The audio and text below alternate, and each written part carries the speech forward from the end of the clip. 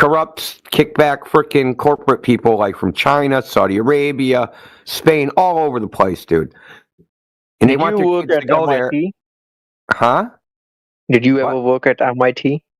I've done work at MIT. I've never worked there What were as you? an What were you employee. at MIT? Like, what position What did did I you do? have? I helped fix one of their robots, for one, and then I did something to their computer system, which I can't talk about. Oh, nice. So you were okay. Nice. But what's that got to do with anything? The point is that they're not smart. They're just they're rich and connected. That's really the deciding thing, is rich and connected. A certain amount of slots have to go to in-state people, but the out-of-state people, the MIT can fucking pick and choose how they want. Yeah, and they that's pick and choose a lot of connected foreigners. I know because I lived in I don't live in that building now, but I lived in the building that a lot of these people lived in. There's no way that they're students, they could afford to live there. We're talking $4,000 a month for rent. Okay, American. I didn't knew that earlier, so thanks for correcting me. It's very expensive to live where I live. There's no way like a college student can just come live here from a foreign country unless their parents are corrupt. Because we're more well off than a lot of foreign countries here. So to go from China, which is like living in like one of the poorest places in America, and to come into the city and live here, it doesn't work, bro. The scale of the money is just fucking way off, dude. You think about all the prices you're used to paying in your everyday life, and then you go to a place where you save up as much money as you can, and then you go there, and everything costs 10 times more. Your savings are gone instantaneously. Hey, what do you have to say about time zones? What about them? Do you want to discuss that? Yeah. If you are comfortable, it's okay. Otherwise, I can go. No worries. There's no question you can ask we haven't heard. Okay, so what do you think of time zones? Yeah, it only exists on a round globe Earth. How can it why is exist that? on a flat Earth? What? So tell me then, why is there one time zone in China? Why is there a single time zone in China? There's one time zone. Yeah, human-made, actually. Oh, so so only humans make time zones, and because humans make time zones, Earth's a globe, and that can't happen on a flat Earth.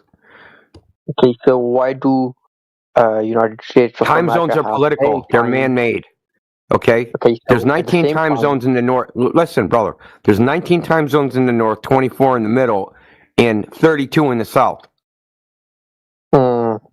Okay, so what do you have to say about that? Look at the time zone map. You can see this.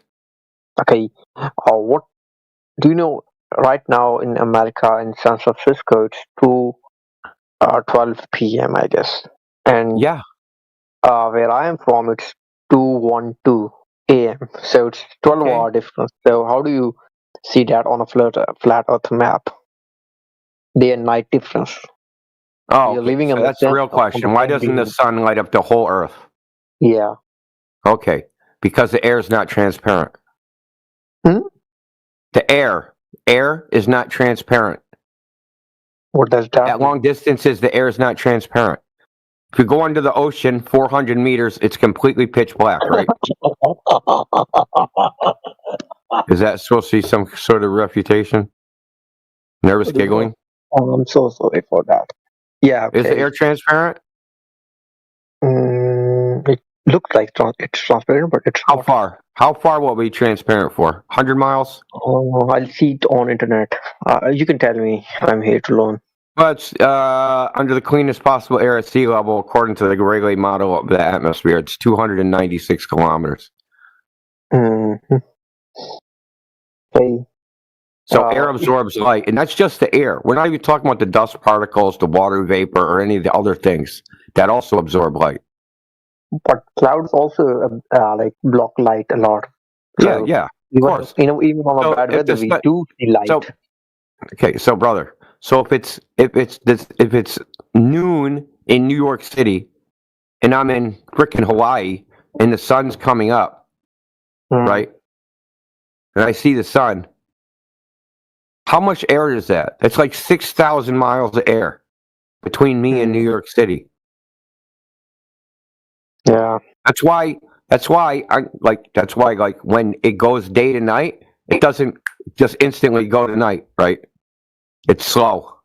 There's twilight. There's civil twilight, and there's nautical twilight, then there's why are you going after me?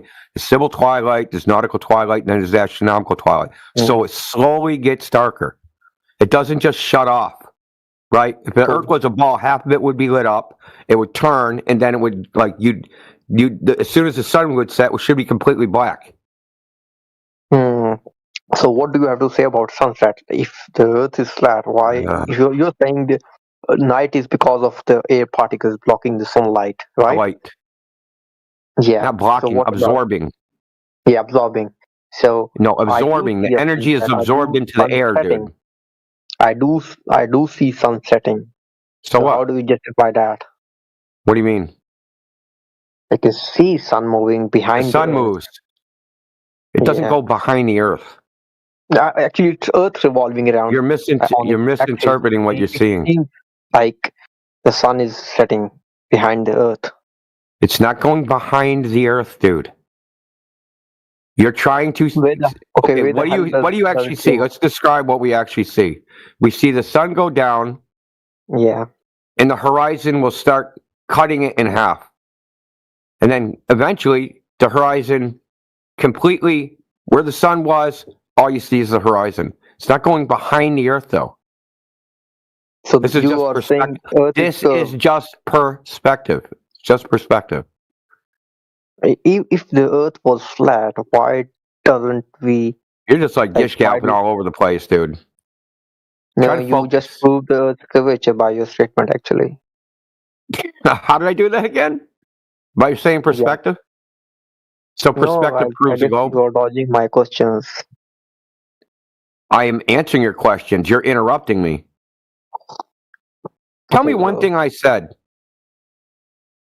I take my words back. Tell me one thing I said. Okay, so you haven't been listening the entire time. You can't say I'm not answering you. I am answering you. You're not even listening to the answer. I'm listening. You just did it again. Every time I talk, you interrupt me. It's crazy, dude. You said it's all about perspective, right? I am listening to you. Yes, okay, perspective.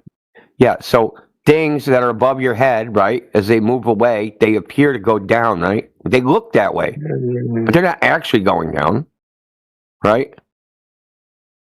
Mm-hmm. If I have a bunch of streetlights, right, and they're all 50 feet tall, and they go down the road off into the distance, the lights will appear to converge to the horizon, and the road will appear to ramp up to the horizon, and they'll all converge to what's called the vanishing point. Just think about an art class, right? You take an art class, they show you how to draw in perspective, right? Everything converges to the vanishing point. Yeah. It's what the sun does. Even if you take an example of street lights, they never get hidden. They just get smaller and smaller. They never hide behind the road. So why is it the case of the Earth? What do you mean they never hide behind? What do you mean they never hide? What are you talking about? Let's take a flat road, okay? You think if you had a 10-mile strip of streetlights, you'd see the the one that's 10 miles away? Yeah, very tiny. No, you wouldn't. Jesus, just stop, I wouldn't, because of the Earth's curvature. After 11 miles. No, not because of curvature. Because you have a resolving limit to your eyeballs. Mm-hmm. You're not going to be able to resolve the difference between the freaking horizon and the top of a street light, which is 50 feet tall, from 10 miles away. Do you know what the angle is? You can just calculate what that angle is. It's tiny. Like 1/10 of the width of a human hair. You know things look smaller with distance, right? Yeah. Okay. Including not the object, right? So if I have a light, and then I have the horizon, and now that space between those two things, as that light goes further and further away, the space shrinks. The apparent distance between the light and the ground, that shrinks. Eventually, you're not going to be able to tell the difference. And also, eventually, the air is going to absorb that light. See, it was okay. I did get what you said. I'll go right now. I'll maybe come later and discuss That's more. ChatGPT. Hmm? Well, you know, I can if ask you nobody more told questions right now if you want. you can ask me questions forever and ever I'm, and ever, dude. I wish you I'm asked just, better I'm questions. just trying so you don't get a tough time. You're just doing what? No, I'm not asking any more questions. I don't want you to get a tough time. I don't know what you. I didn't understand the last part. That's okay. No, I'm saying I'm going right now because I don't want to ask you hard questions that would make you put in a difficult situation. I doubt it. Ask me a hard question, dude. Jesus Christ. You know, you're pretty arrogant for someone that don't know a goddamn thing. I really do respect all the knowledge that you possess, and you are far better than me in intellect and knowledge. I might be wrong about my claims. So, how do No, you explain?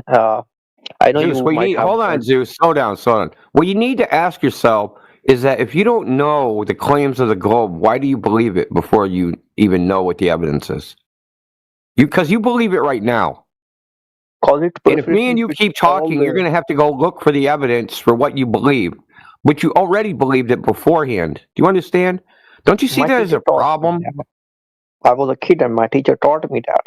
She brought a globe in the class, and she told me the Earth is a globe, so I believed her. Okay. Well, Yeah. you know why she did that? She was told to do that by Yeah, her exactly. instructor. She was the kid in the class too, and her teacher walked in with a globe and said, "Earth is a globe," and she believed her teacher, and her teacher had the Mm. same thing happen to her, and so on and so forth, at infinitum back until frickin' till forever, Mm. right? So this is just an idea that's passed down and down and down like a frickin' like a goddamn Uh, disease. India, That's can what I I ask you think it one is. more It's a thing? disease.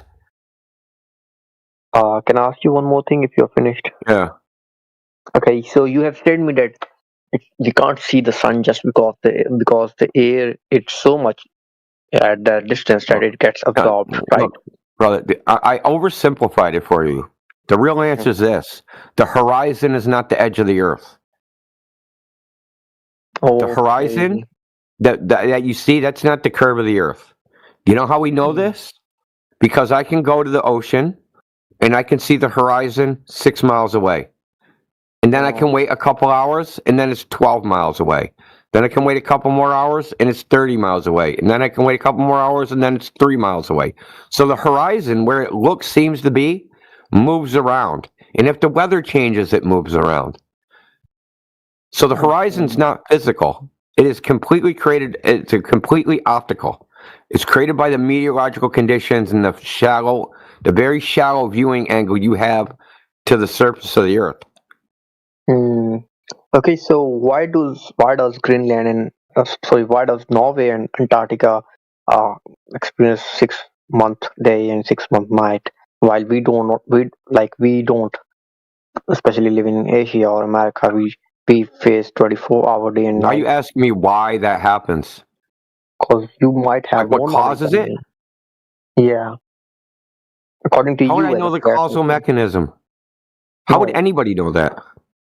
Can you do that no, globals experiment? know that. Like globals say that Earth is tilted 23 degrees, I guess, on its axis. That is why Antarctica. Why do they say it's 23 degrees on its axis? Why do They they have say sent that? they have sent satellites into Earth. That's no, dude. They said it way before satellites existed, dude. You know why? No, I don't know Because why. when they look in the sky, right, and you imagine that the sky is a hemisphere, right, a hemisphere like a dome over you, you have the Mm, celestial equator. And the mm, sun cuts through that celestial equator on its yearly path at 23 degrees. Okay, that's why they say the Earth has a 23-degree tilt. You understand? Is that the yeah. equator and the ecliptic, which is the sun's path against the background stars, they don't line up. They're not aligned. One is 23 degrees off from the other one. That's Mm, the actual observation. Okay, they didn't observe a okay. 23-degree tilted fucking Earth orbiting the sun. Okay. They saw the sun intersect the equator at a 23-degree angle. That's what they saw. So it's all on assumptions and observations. Not that it's wrong. It's that they're reifying a model. They're saying, hey, we have a mathematical model, but that's what exists in reality. We know that is fallacious reasoning. We make models all over the place, which have no ultimate reality in them. Yeah. Okay, great. I mean, it's just the way it is, man. The entire coordinate system, latitude and longitude, are based upon the sky. It has nothing to do with the ground. Yeah, I see very famous people on internet. They also believe Earth is flat. For example, NVS star. Don't care. Don't care what famous people think. Don't care what fucking, politician. I don't care what they think. You know what determines for me and for most of the people in here whether the Earth is flat or not? The Earth. We don't appeal to other people. We go, hey, what is the Earth like in nature, out there, outside? That's where you have to go. It's that you're not going to find it on the internet. You're not going to find it in this Discord. The only way you're going to figure out whether the Earth is flat or a globe is to go test it for yourself, which is easy to do. In the mathematics is third grade geometry. Yeah. That's why we're here, because they make claims. They say, hey, the Earth is a globe, 3,959-mile radius. And just like the other person was saying, he said, I saw pictures from space. Well, you can say whatever you want. We can test all that stuff against what we experience on Earth. And none of it lines up, right? They say all these things, and then we go out into nature, we test. None of it happens. Did you personally test this laser experiment? Did I do a laser experiment? Is that what you said? No. Did you do any experiment in the? Yeah, I go by the ocean. It's easy for me to just go to the beach and freaking watch boats sail away. Okay, so you have verified the claims by John D. Yeah, so you go on a website, it's called marinetraffic.com. It'll give you the position of boats in the ocean, right? And you can observe a boat for a long period of time. So I'll use an example. I did 3.5 hours. I watched a boat. It went 6 miles to 30 miles. Now the globe Earth says that boat should be 420 feet under the horizon. Okay, that's something like in meters. That would be like fucking 127 meters. Yeah, I got under the horizon. But I could see the boat the entire time. It never vanished, never did anything. I got bored watching it. And went home. Whenever I'll go to a beach, I'll try that experiment. Could you tell me the website? Marine, MARINE, traffic, TRAFFIC. Okay, yeah, I got it. Okay. Thanks. This. Okay. And you see, and the thing is, like, it'll give you a map, and you can like go to wherever you're going to be, and then you can click on the boat, and it'll give you the details of the boat, and it'll tell you the boat's latitude and longitude. So then you'll have its position, and then you can calculate based upon the position about how far away it was. So what was your observation? Like, how far did you 30 miles. 30 miles, and you could see all the boat. Yeah, I could see it with my naked eye from 15 feet above sea level. Naked eye. Were you standing on a beach? Pictures with an iPhone. That's how visible it was. It was a container ship. Okay. Okay, could you tell me what's that phenomena where I don't know about that phenomena? There's where it seems like boats are floating above the sea. What's Fata that Morgana. called? Okay, and why is it called? Fata Morgana. Okay, Fata Morgana. Let us see. Search. FATA Morgana. MORGANA. Fata Morgana. Now they'll say that's caused by refraction, but it's actually caused by the water's actually mirroring the sky, so that you can't tell it's on water. Okay, got it. Okay, so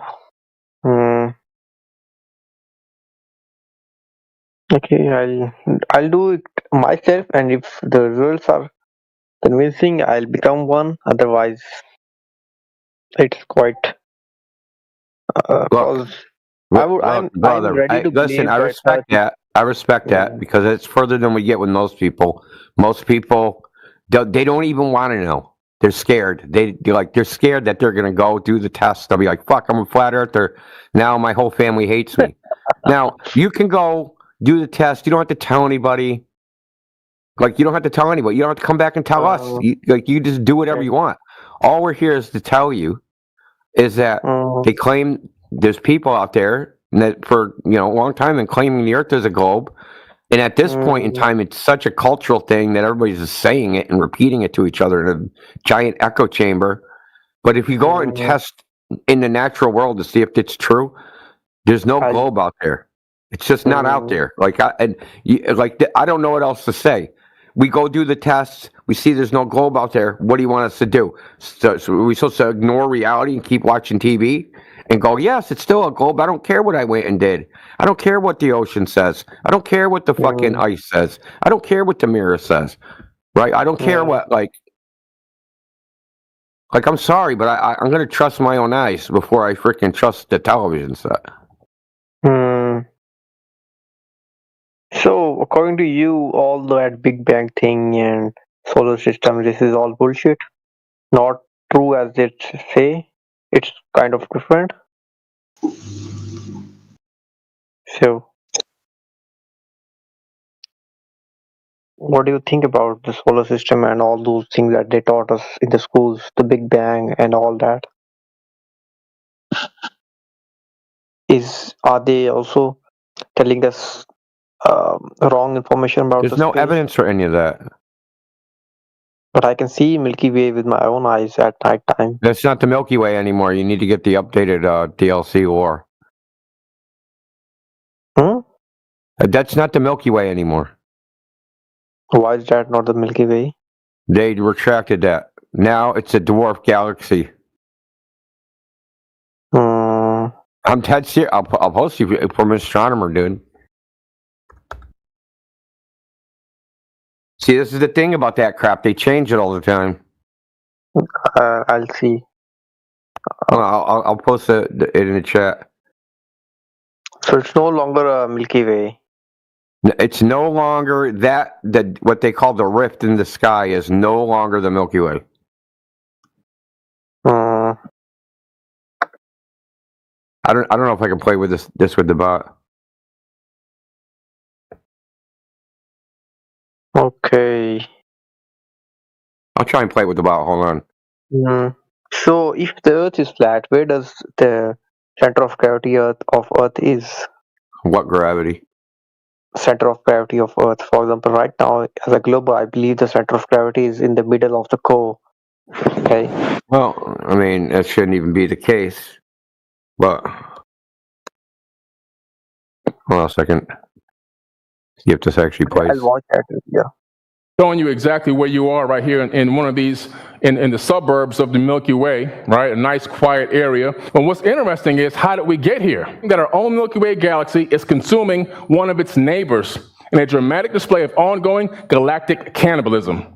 Sagittarius is 10,000 times smaller in mass, and so it's getting stretched out, torn apart, and gobbled up by the bigger Milky Way. So if you ever go night watching out in the night sky, in a nice area with no light pollution, and you look up at the sky, and you see that giant band of stars whipping across, and you go, man, it's the Milky Way. Guess what? You've been wrong the whole time. It's not the Milky Way.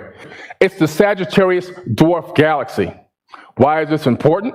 Because right where the Sagittarius dwarf, not the Sagittarius constellation, the Sagittarius dwarf galaxy, right where it actually merges and meets, there's a little tiny dot. I don't know if you can see it, a little tiny yellow dot where it meets and is being swallowed up by the Milky Way.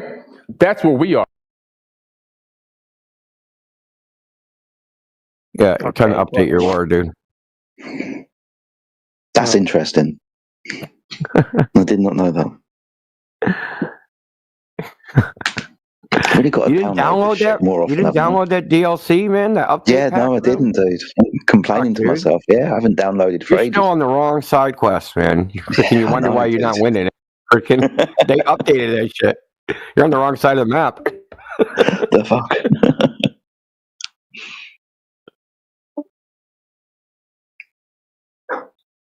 Hey, Indio. Do you know we Yeah. can go from Alaska to United States and Alaska to Alaska is the Russia? United States. All you got to do is stand still. That was, okay, you are making fun of me. You're trolling me. That Oh, was man. I said Hey, it dude, by it's our mistake. state. I'm having like national pride, No. man, when you say, because the Russians are that, trying to but take their shit back, man. So, like, no, you I can't said have it that. back. Hey, I said that accidentally, and you. Oh, hold on. I got a phone call. Okay, so what are you talking about with Alaska? Make your point again, dude. Okay, so you can go from Alaska to Russia, and you can also go from United Kingdom to America. So how's that loop possible if Earth is flat? What? You're talking about going from location to location on a flat surface? Okay, so you can go Not from Alaska impossible. to Russia, and then you can from Russia to you can go to United Kingdom, You and can be again go traveling. to Dude, America. think about it. Think about what you're doing. You're asking, how do you travel in circular paths on a flat surface? How do I end up coming back to where I started from if I go in this direction, east or west? Now that's just a circle, dude. You're asking, how do you go in circular paths on a flat surface? Mm, That's really easy. mm. Not satisfiable also. Pardon? Like I'm not satisfied with the answer. You're not satisfied with the answer? Yeah. Okay, so maybe ask your question again. Maybe put some more detail into it. Which direction are you traveling, may I ask? Okay, I'm traveling in east while going Okay. from Alaska to Russia. Okay, so if you travel east, what is north? If east being a direction around north. Good day. North. Good day. Shh. Okay.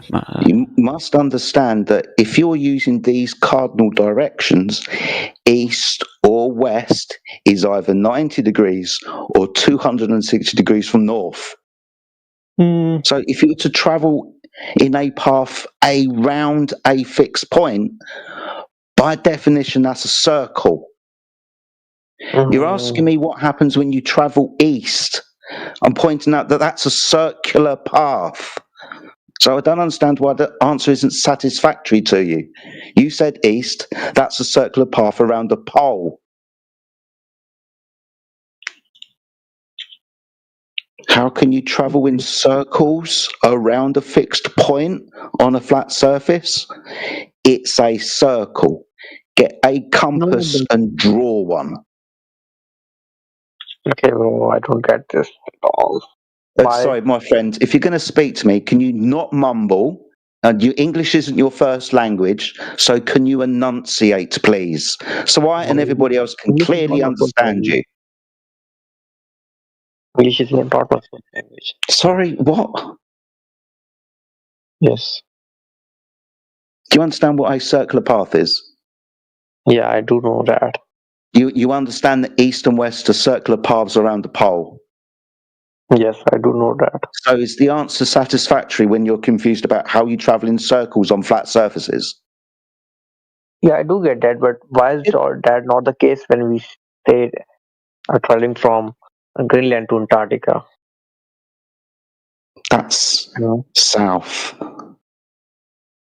And are you going to say that if you travel in this path, you will end up where you started from? For this claim, I need verification. Do you have that traversal of the Earth from Greenland through Antarctica and back to Greenland again without changing direction?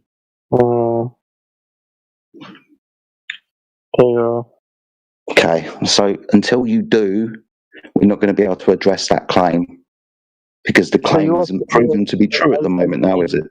I'll refer you. There's a guy, old dude, and he sent a map of the Earth. According to you, flat earthers, maybe I'm from an maybe. So, hold on, excuse me. Someone else has given a map on our behalf? No, Now, in conversation with us here, if you want anything from us here, you ask us. Don't get third Yeah. parties involved. I will dismiss any map that you give me. Okay. Okay. Yeah. Could you see? It's not the map of Flat Earth. Actually, he's I guess trolling. Could you see the GIF in the chat? Is this how you? That's Is this how you're it's not telling me? necessary. It's not necessarily he's not necessarily posting it as a representation of the layout of the lands and the oceans. He's posting that as a representation of how you could possibly navigate, or a compass might point to north on a flat Earth. Right? Oh, yeah. Okay. Got it. So, if we want to uh, go around Antarctica, so how would be possible on flat Earth? How would you travel around a continental island? Hmm? How would you travel around a continental island like Antarctica? The same way that you would travel around Australia or Great Britain. Yeah, but that distance would be quite infinite according to you. No, see, according what? Infinite? I haven't said the words infinite. No, I have no. You didn't say, but I got it in that perspective. I don't understand what you're saying, sir. Okay, I'll come later. Have you Bye. been drinking?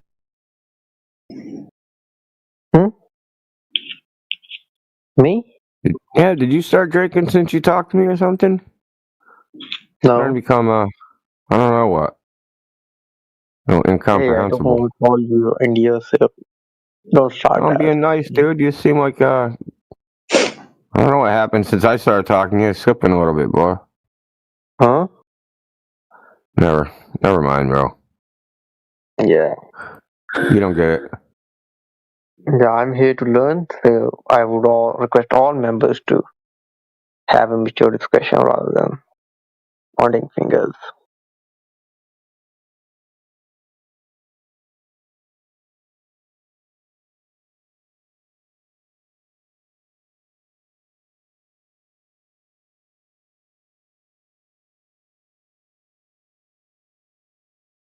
Oh, that was the end. That was amazing. Wow, that was so good. When did that happen? Wow, it was so coherent, even though the guy was totally clueless, but lots of stuff got explained in there. That was really nice. Thank you.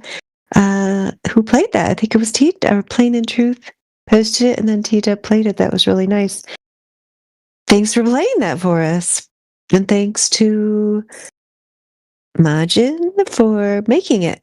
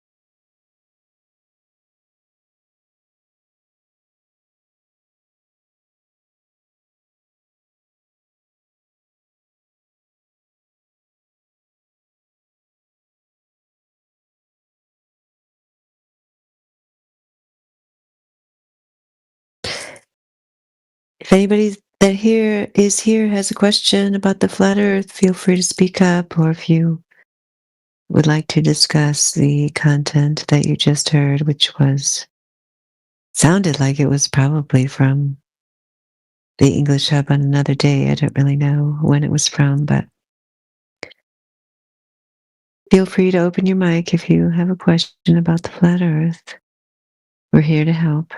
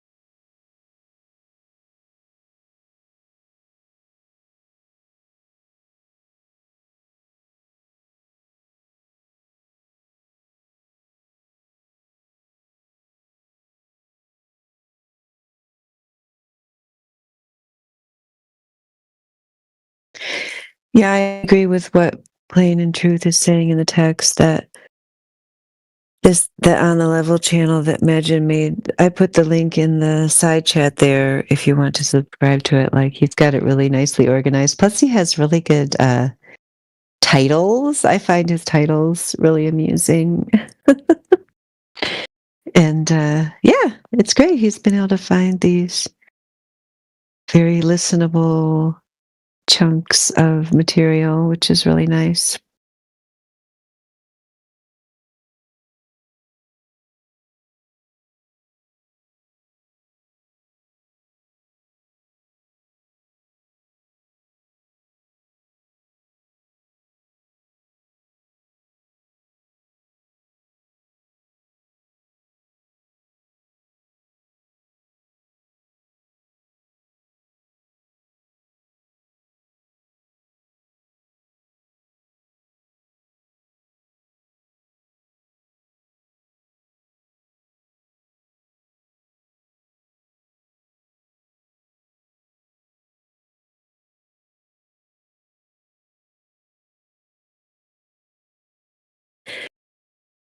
Yeah, I don't know if globe believers realize how ridiculous they sound when they say things like time zones prove the globe, sunsets prove the globe. I mean, I just don't even get where they're coming from. It's just, No, I I don't know. agree. They don't prove the globe. I would just count them as evidence, but not proof. Oh, Matthew Learns even agrees with me. Nice. Yeah, it's kind of I don't know if it's a lack of imagination or just lack of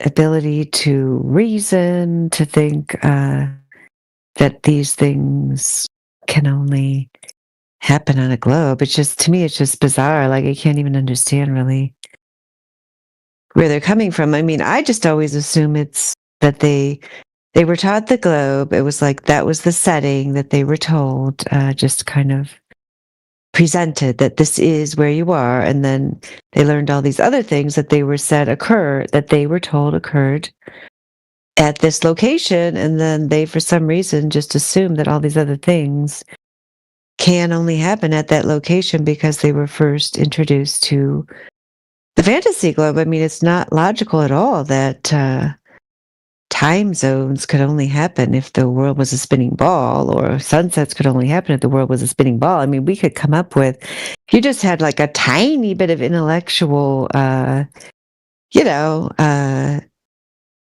curiosity, creativity, brainstorming ability, and so on, you could come up with so many models that would explain this. I mean, it's just anything that's happening in the sky or any kind of like time related phenomenon and so on. It's so unnecessary for it to be a spinning ball. I mean, you could just come up with so many models that could also happen on. I don't know why they would think that it could only happen on this one thing. It's just such a rigid way of thinking. It's unfortunate that people are trapped in such a limited mindset that they would think that something happening in the sky would have any relation whatsoever as to the geometry of the earth upon which they stand. Too much fluoride. Yeah, All I right, guess we would say Kingsley. something like the 24 hours and the sunset is well explained using the globe explanation. Maybe put it that way. Hey, it's Matthew Doesn't Learn. How's it going? Hey, how's it going?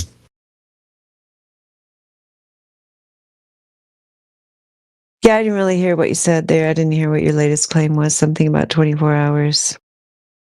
Oh, no, I was just saying that the 24 hours of time zones and the sunsets and nighttime, that type of thing, those are well explained on the globe model. And so that's, I wouldn't say it proves anything. It's just we have a good explanation.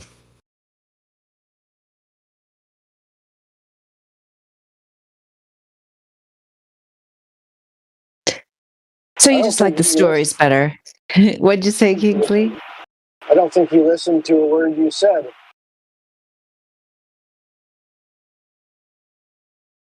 No, I heard everything. What are you talking about?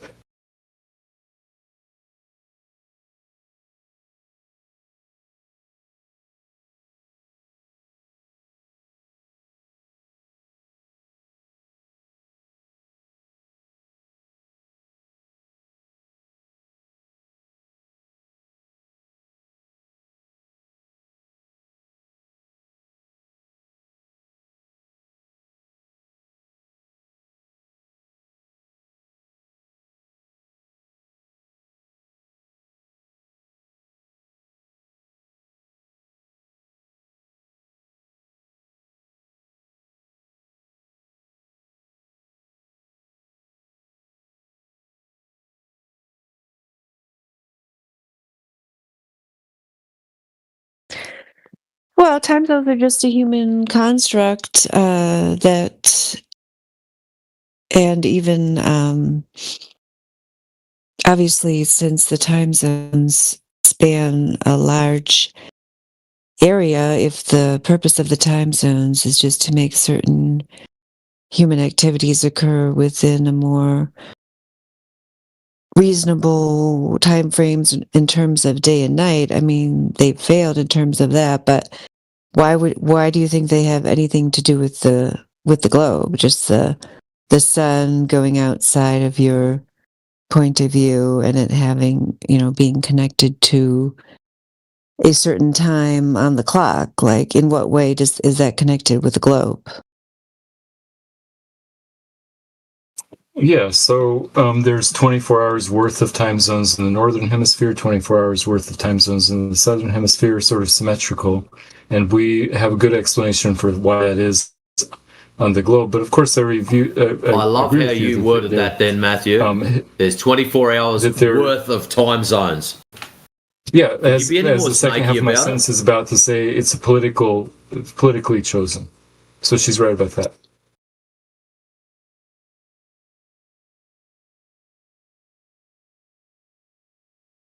So how many time zones are in the top half versus how many time zones are in the bottom half, Matthew? I don't know. I think there's more in the bottom half than the top half, but it's a 24 hours that be a necessity? Of time zones. There's not. Why would that be a necessity to have? They should be the same, Matthew. Like if you're on a ball, if there's 12 at the top, there should be 12 at the bottom. Just when you get close to the equator, they should be fat. That's all. Yeah, exactly. There's 24 Except hours. There's not. Right, because because they're Matthew, if you say 24 hours worth again, I'm going to nuke you. Why are you threatening me for saying certain things? Why do you keep being such a snake about it? Like, seriously, mate. You've got how many in the top versus how many in the bottom? If it's a ball, it should be even both sides. Maybe, here's an idea, maybe they should have got to about 45 degrees and went, hey, it's starting to spread out a bit. How about we have 48 in the middle and then 24 on the outside? So top and bottom has got a handful, middle has got quite a few more because it's spreading out. But no, they don't do that. Nothing common sense about it gets done. And you look at it, handful of time zones, top, and the other bit, there's a shitload of them. Like as if it seems to be getting bigger as it gets further out. Can you copy and paste like a visual of that, like in the chat, so I can see what you guys are talking about? It sounds interesting. Time zones, that's all we're talking about. Yeah, we're just talking about how, Gamertag. Hey, Gamertag, welcome to the Flat Earth channel. Yeah, we're just talking about how time zones are irrelevant to the fact that no curvature has ever been measured on the Earth, and we clearly do not live on a globe. The globe model is a proven failure. It's been proven to have failed thousands of times over in each example of long-distance observations and horizon observations that clearly show that we do not live on a globe, because if we lived on a globe, curvature would be measurable, and indeed, it is not measurable. Is this? But aren't there time zones regardless of, opinion? Like, wouldn't there be time zones both ways, though? Like, if it were flat or round? That's what we're talking about. That's exactly what we were saying before you came in, is that right? Some people seem to think time zones are evidence of a globe, and indeed they are not, because evidence of a globe would be drop over distance being measured on the Earth, which it never has been and never will be. So Gamertag, if you're on a ball, so we're going to put a pin in the top of the ball and a pin in the bottom of the ball, and what we're going to do is we're going to run pieces of string from the pin down the ball. And then we're going to move around a little bit from the pin down the ball, tie it to the other pin. And what you'll notice is if you are using a sphere, at the top, all those strings are very close together. In the middle, where the equator would be, they are spread further apart. Out. Yeah, they would spread further apart. I got that part. Excellent. So if we actually do live on a ball, why wouldn't there be the same amount of time zones, top and bottom? Just where you live close to the equator, they should be just slightly spread out. That's all. And when you get closer to the alleged north or south poles, they should be like very, very close together. Like you should be able to throw a rock across 5 time zones type distances apart. So if I put thought into it, then it would depend on where the sun and the moon are located the entire time. We're talking about a globular, then it would be it would be the same either way, but it's model, which is what we're talking about right now. The sun and the moon have a specific path that they follow. I would imagine that depending on that path, time zones are geared towards where their location is. I don't know. I'd have to look into the time zones a little bit more. Right, where the sun and the moon are. Correct. Now, that would make a difference as far as having more time zones further towards the pole, what you're saying, than the equator, right? There should be more at the equator. So what they do, because at the equator it's spread out, because you're on a sphere, there should be more time zones at the equator, and then as you go further south, they should become less and less and less, because then the distance is so small. They could probably. Well, I'm not sure how they're calculating the time zones. That's all I can come up with political. Is that well, I'm saying that, you know, from what I can gather, it would be the positioning of the moon and the sun on a yearly basis, and the time. I don't know why the moon would have any relevance to time zones. It's to do with the sun. Yeah, like if you actually took a ball and then you wrapped a string around and you went around, it would be an equator, and they would all meet at 2 points, top and bottom. At one point or another, that's just how it would. Why is that? Why are time zones calculated that way? I don't know, because that's what it's looking like, right? It's looking like there's less. It's looking like there's less time zones at the equator, but it's not that they're less; they're just spread out. Why is that? That's what I'm trying to say to you. You must have. I don't know. Is it just me, or is he breaking up, or is my connection up with shit at the moment? No, it's good. I'm just trying to word it in a way that it doesn't sound like you're saying there's less. It's not that there's less. It's the same amount of time. I'm not saying there's less. Spread out. This is what I'm saying, nice and clearly. If big if you live on a ball, you're fine. But hold on, but you don't have to get so passionate and loud about it. It doesn't make either of us right. I'm not getting loud. I did say, why are there? Hey, Game and Tag, shut up for a second. Said there should be I'm more. not getting loud. This is my normal volume. It's about 80 decibels. Well, hold on. Calm down. You said that there should be more. You said that there should be more time zones at the equator. That was going to be my question to you. Like, what do you mean by that?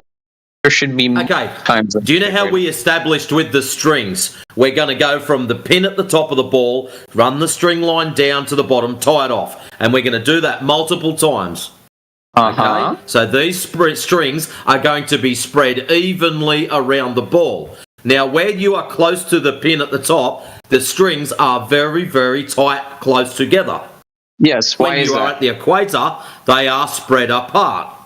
Because you are supposedly on a ball. Yeah, but why are they so close together at the poles, as they call it? Why? Because that's where they're all tied together. You've got a but why are they? Why are they starting at the poles and ending at the poles? Why are they starting at one pole, ending at the other pole? Why do okay, you've lost me. What do you mean by why are they there? We are referencing everything off of the North Pole. You're claiming you've got a ball. So a north and south point of rotation. That's the alleged claims, right? The alleged claims are. But what I'm not saying hold on. I'm just saying the alleged Gamer Tag talking through him is not going to help. It just makes a noise. Yeah, but you at your high voice decibel level, you're very. Yeah, I'm not afraid of anything. All you've got is equal distance spacing around a ball. There should be 24 of them. As you get closer to the alleged equator, they should get fatter. They should get wider if they're evenly spaced. That's all. The problem we've got, we get to the equator and we get further out and they get bigger and bigger and bigger and bigger. Whereas they should be getting smaller and smaller and smaller. They get so big, in fact, they decide to add an extra, 8 of them in to take up the extra space. There's no necessity for that. If we are truly living on a ball, they should all be spaced out, 24 evenly spaced out marks. That's it. If you're at the top, they're super duper close together. If you're at the equator, they're spread out. And when you get to the South Pole, they get tight together again. Oh, you're just monologuing, man. Respect people. Come on. Question. No, let him go. He can go now. He's probably been talking the whole time. You do that, so it makes sense to me. Were you talking the whole time then? No, you were monologuing. Can you show me a picture of the time zones on a flat Earth? I'm trying to see how that works. I look it up here and I can't find it. Holy shit, bro. Look, you just go outside. Just go outside and see what time of day it is. Brother, I asked the question. Just go outside and have a look. Help me figure this out. Show me the time zones on a flat Earth so it makes sense to me. What you're describing is we're only talking about time zones on a globe. Why? Can we talk about them on a... Why? Why not? You make no sense right now. I'm asking you a valid question. Yes, that doesn't make any sense. Show me a time zone on a flat... Okay, go outside and have a look. Yeah, you just monologue and scream over people. You're not right about that. Because you're not listening to my answer or acknowledging it or responding to it. Yeah, but do we not need time zones? Is that what you're trying to say? Like we should ignore time zones or what? No, you can go outside and see what time it is. Do you need a time zone map to know what time it is? You're not answering that. I'm not arguing you. I'm asking you a question. By going outside and seeing what time it is in the sky, where the sun is in the sky. Show me how I can measure time zones scientifically, please. This guy doesn't know. Oh my goodness. By going outside and looking into the sky. Can somebody measure it so I can put it on paper? Everything can be measured on paper. Somebody do that for me, please. Everything can be measured on paper. So tell me how you're going to measure the sun up in the sky on a bit of paper, you clown. Here we go again. Everything gets measured on paper. Planes measure on a flat plane. I understand that. Asking you a question. Everything is measured. Everything can be shown through science. So show me through science how the zone. No, now he's adding the science bit. How about you be silent for a second? The issue I've got, Gamertag, is I can go and pick any map I like. And I can mark out the time zones on it. And then the first thing you're going to do is go, that's a picture of flat Earth. And you're going to use that as a straw man to do all sorts of dumb shit. And that is not what I want you to do. What I want you to do is go outside, and because you globers like putting sticks in the ground, put a stick in the ground. When the shadow is at its shortest, that will be noon. And you can go from there. You don't have to worry about what time your politicians tell you it is, because you'll know that'll be the truth. The sun at its zenith. Dick, it's a sick way of talking, man. I asked you a valid question. You didn't answer it, man. Can somebody who knows flat Earth educate me on how I can look at the times? Gamertag. Pro tip. When you're muted, don't bother talking. No one can hear you.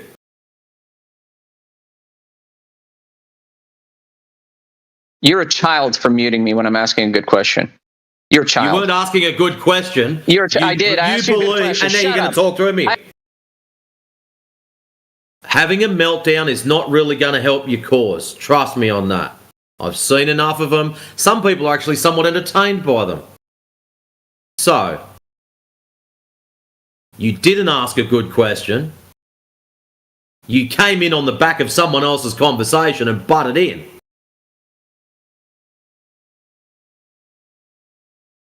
Can someone please answer my question? My question is, can I see the time zones on a flat Earth? I did. You can go outside and see if it's daytime or nighttime. No. I want them on a map, though. I want to see this so I can educate myself correctly. Why? Because I'm trying to educate myself. What's your answer? Oh, well, why don't you go do it then? Because I'm asking people who know. I this subject. Who said we know? I said I don't know. I said no, I can't. I'm not giving you a map. Well, yeah, okay, you can't. And then drawing social political lines on it. Or social, political, economical lines on it, because that's what time zones are, right? Because do you mean time zones as in where it's daytime and nighttime? Because otherwise, you could just go to timeanddate.com and have a look. Hey guys, I'm asking someone who's educated in flat Earth if you could please give me like a map or a drawing or something. What do you mean by time zones exactly?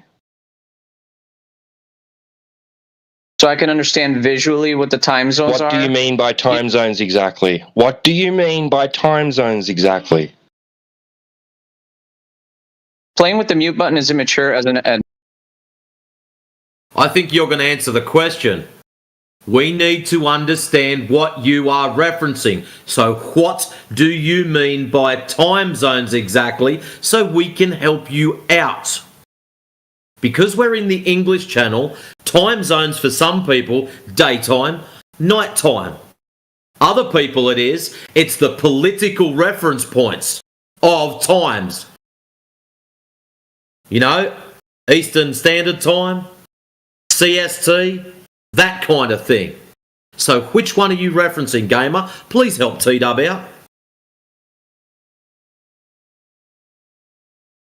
Again, can someone please educate me on... Educated. Done. You don't want to be educated. You just want to be a fucking nuisance.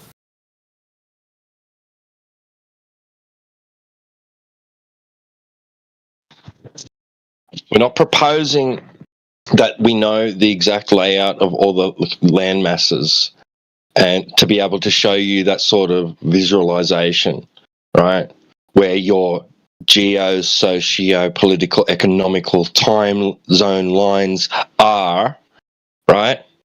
And what it looks like, because we're not offering you an overall view of the entirety of the Earth.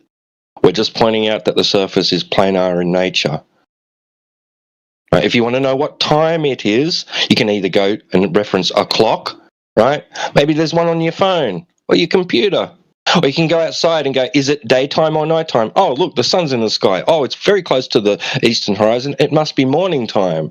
Oh, it's very high above me in the sky. Maybe it's around noon. Oh, it's very low towards the horizon in the west. It must be the afternoon. Or it might not even be visible. And in that case, it'll be nighttime. You don't need a freaking map. Doesn't invalidate or validate flat Earth or a globe Earth. It's not what we're talking about. And it's not what we're here to offer you or educate you about.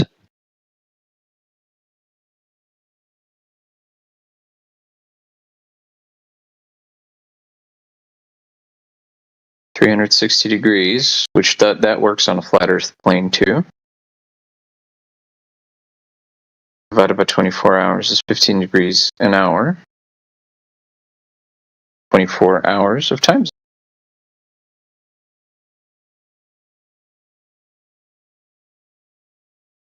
So confused.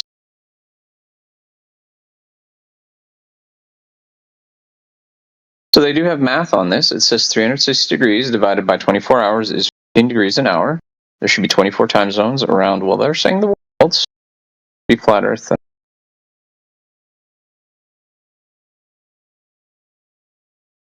There isn't even that for the globe, world bro. Really means globular. China has one time zone. The entirety of China is covered by one time zone. But I know you're not listening and you don't care. You don't want to hear any responses. All you're looking for is a gotcha. You guys don't even have a fucking map. What is it that you're looking at, Gamertag, that you're reading off there? Well, I'm doing my own research because I asked justifiably to, have somebody who understands. Now I'm going to stop talking now. You asked me a question. Go ahead. Yeah, I understand you're doing your own research. No, I didn't answer. Go ahead. So I meant, what is the citation of the thing that you're looking at? If you put the citation in the side chat, then we could all look at it together.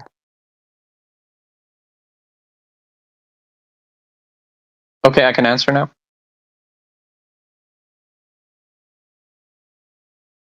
So I just Googled, explain to me how time zones would work on a flat Earth. So I've got a bunch of links that it gave me, and one of them says time zones in the flat Earth, answers in Genesis. I don't know what that. I'm just going through it to try to... Answers in Genesis is a fraudulent... Well, I'm just responding to your first citation, which you didn't post yet, but you just gave it verbally. I was still talking, but it's okay. But go ahead. But what is your point? So that's not a good place to look at? I won't look there. Where should I look then? I don't know what that is. I just clicked on it. Answers in Genesis is a fraudulent deceptive organization. I don't recommend it as a source. Okay, so what source do you recommend then? I've been asking for the past, I don't know how long I've been here now. But all I've gotten is people talk over me, interrupt me, call me names. I've seen the chat how educated people are. Shut the fuck up, cakes, uneducated people. I mean, I don't talk like that when people ask me questions, but I guess people here do. I'm new to this VC, really. So I didn't expect to get that sort of, You're not new to this VC. You're lying sack of shit. You've been here before. I didn't disrespect people like that, so please.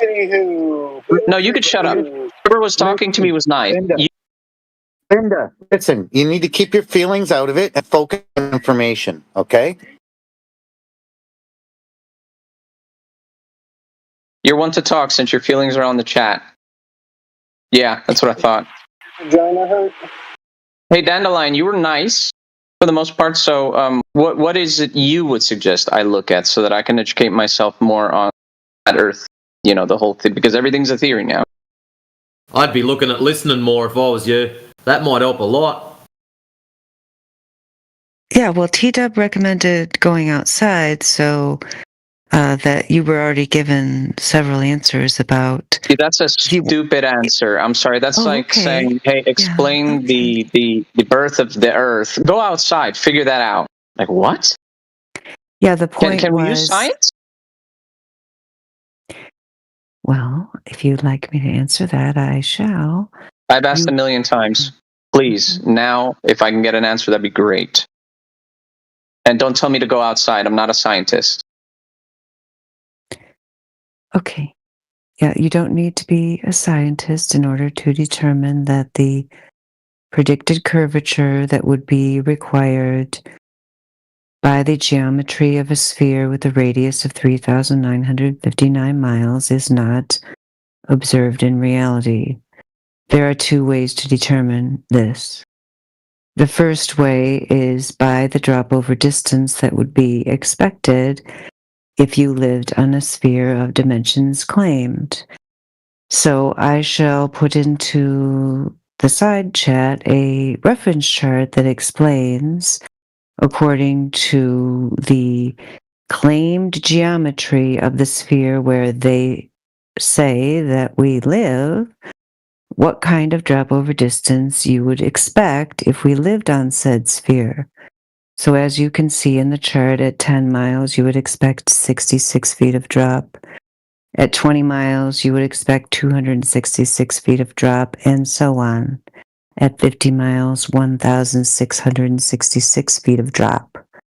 In reality, this drop over distance is never measured, and we have multiple long-distance observations that show the absence of this. So in this case, it is a mathematical question. The mathematical conjecture is, if we lived on a sphere with a radius of 3,959 miles, then the measured drop over distance would be increasing at a rate of roughly 8 inches per mile squared.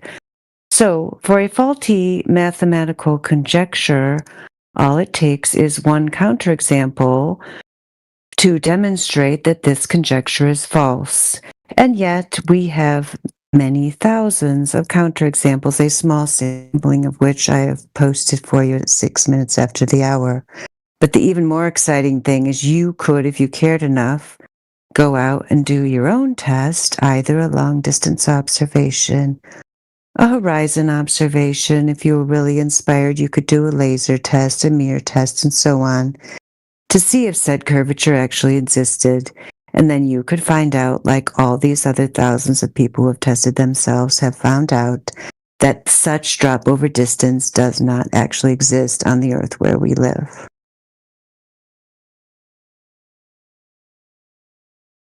Yes.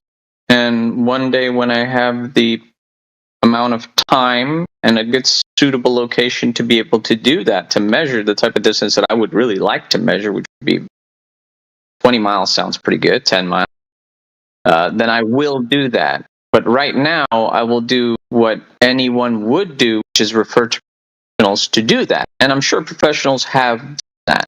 So even before we get into any of that conversation, again, I just got into this VC and was immediately That's what we're here to cancel talk about. cultured by immature moderators who mute me and to my concerns and my questions that I have, and try to Stop actually whining. answer them. Boo-hoo. And that didn't happen. We're not here to talk. Yeah, I have no idea what you're talking about, Kingsley, because it happened and you're just sitting here just denying it. That's called lying. Time zones is not that doesn't included justify anything. in what we wish to discuss, right? Other I didn't people come in disrespect here anybody, like but I you. was disrespected. Oh my goodness, has he got me blocked? I mean, that's not cool. Has he got me muted? He's got me muted. I know that. All right, just stay on mute, dude.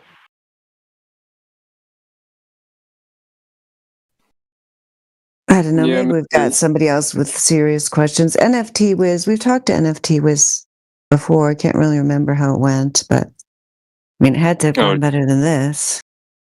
I was just going to say, sorry, Dandelion. Mr. Gamer, I don't know if you caught what the other guys were saying, but you don't mute mods in here. So if you're going to unmute Matrix or T-Dub, maybe we'll consider having you back on. Until such time, sit the fuck down. You can post your updated status in the text. If you choose to.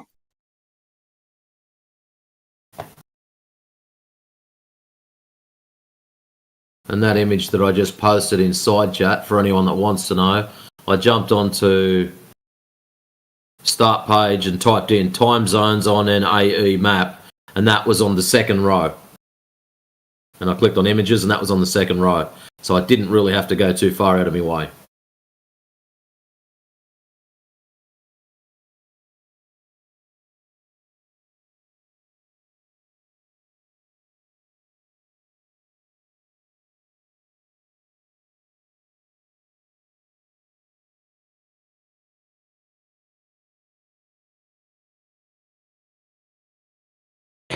Hello, NFT. Yes, thank you for your amazing greeting there. Have we talked to you before?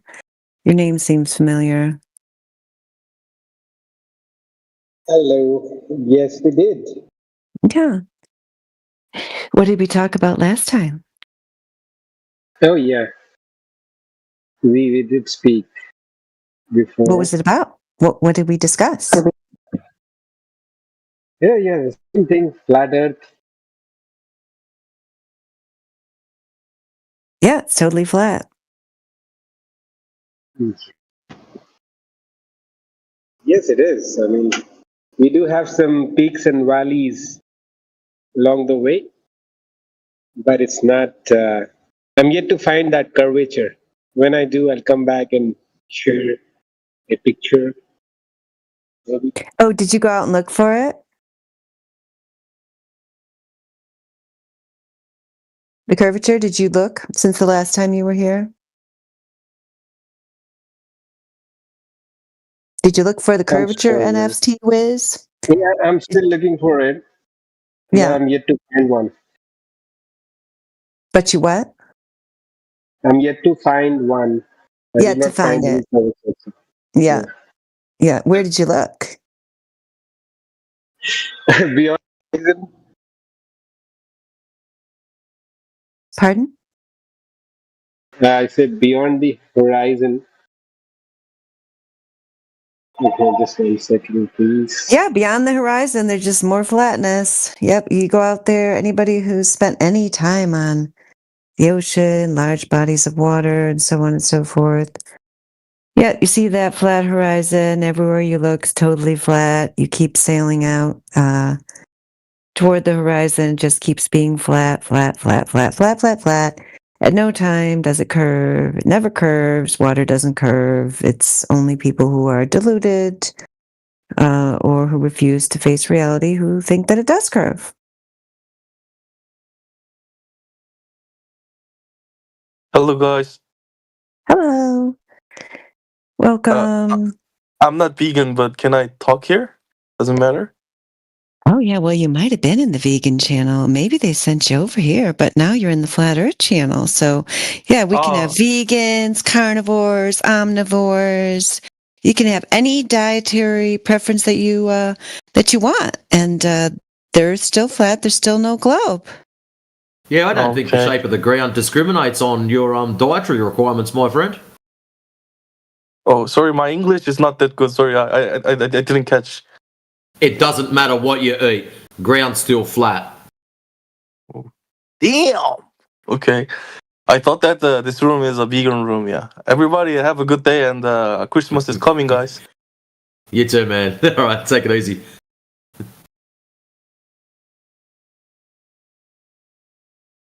What is that song that goes, Christmas is coming, the goose is getting fat.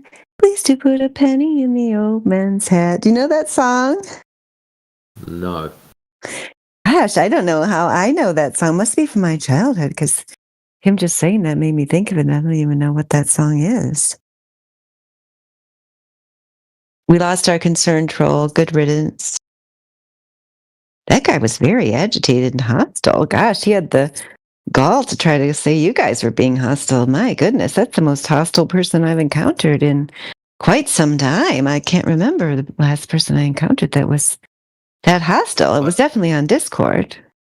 You love the whole passive-aggressive bullshit.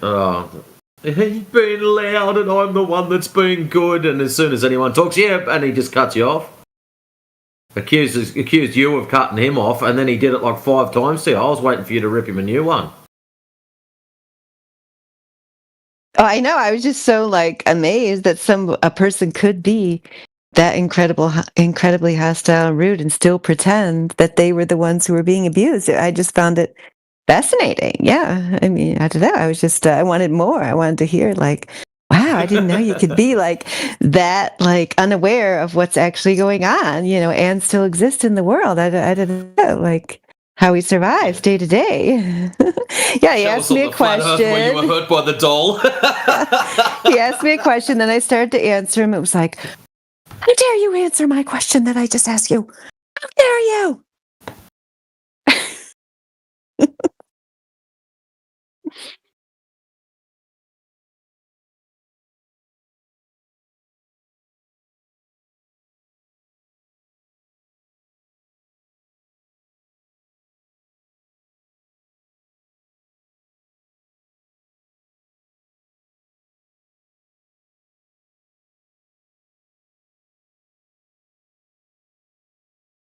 He actually changed what he asked for too. He asked for a time zone visual, and then he asked for a, was it scientific validation of time zones?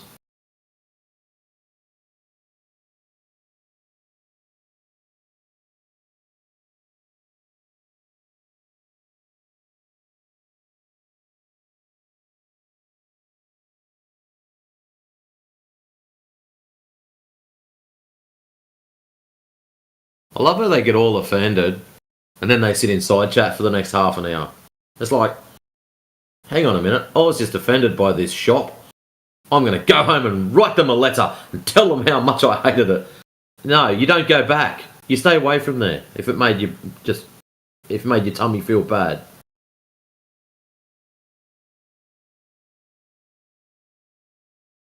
May I suggest the vegan channel?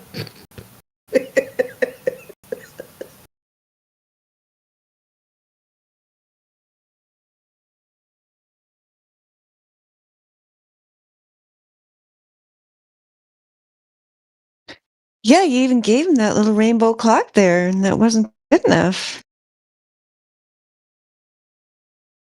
The sad part is, I just chucked that shit into Google, time zones on an AE map, and I didn't want to give it to him, and the reason for it is I know what these he's been in here before, I've seen his name before. These little slimes will run around now and go, Matrix said that this is the shape of the flat earth.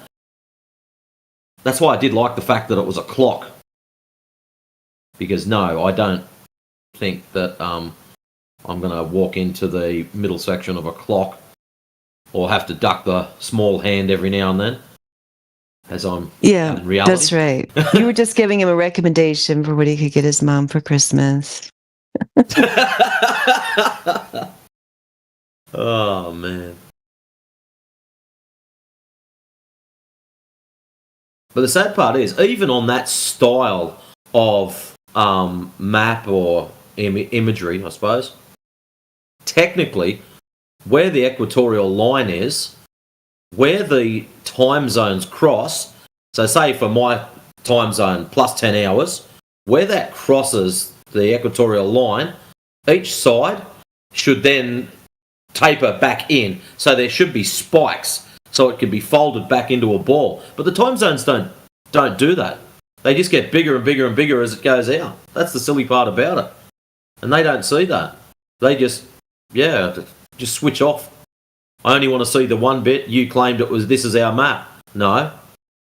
You wanted time zones on a flat piece of paper.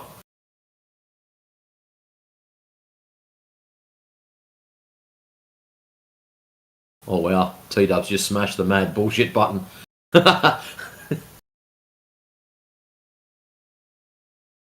he gave him what he wanted. I mean, yeah, you should be his best friend now. I mean, that's all I wanted, Matrix.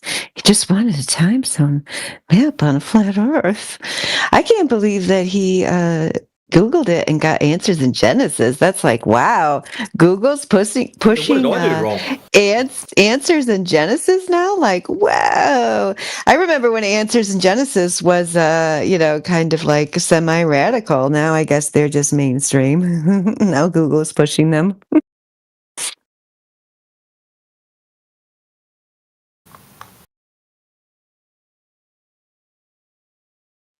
Of course, yeah, if somebody's looking into flat Earth, of course they'd want them to go to Answers in Genesis because they're anti-flat Earth. They're anti-flat Earthers.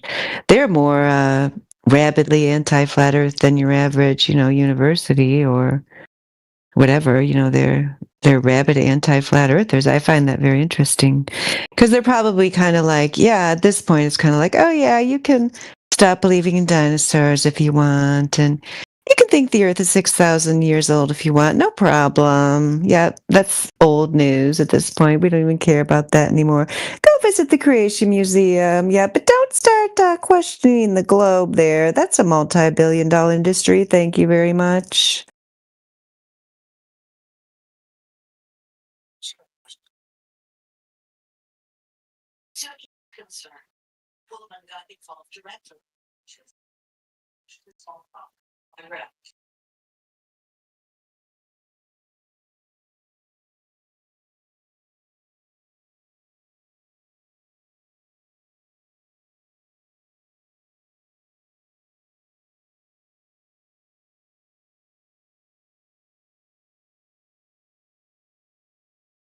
Welcome to the new people that have arrived. And goodbye to those that just left.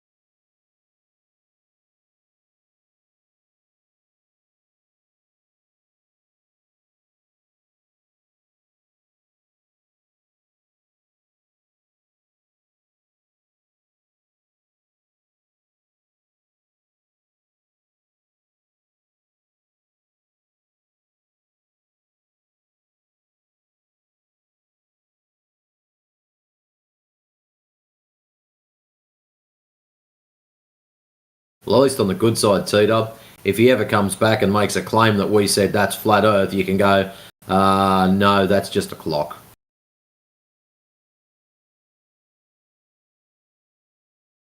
Yeah.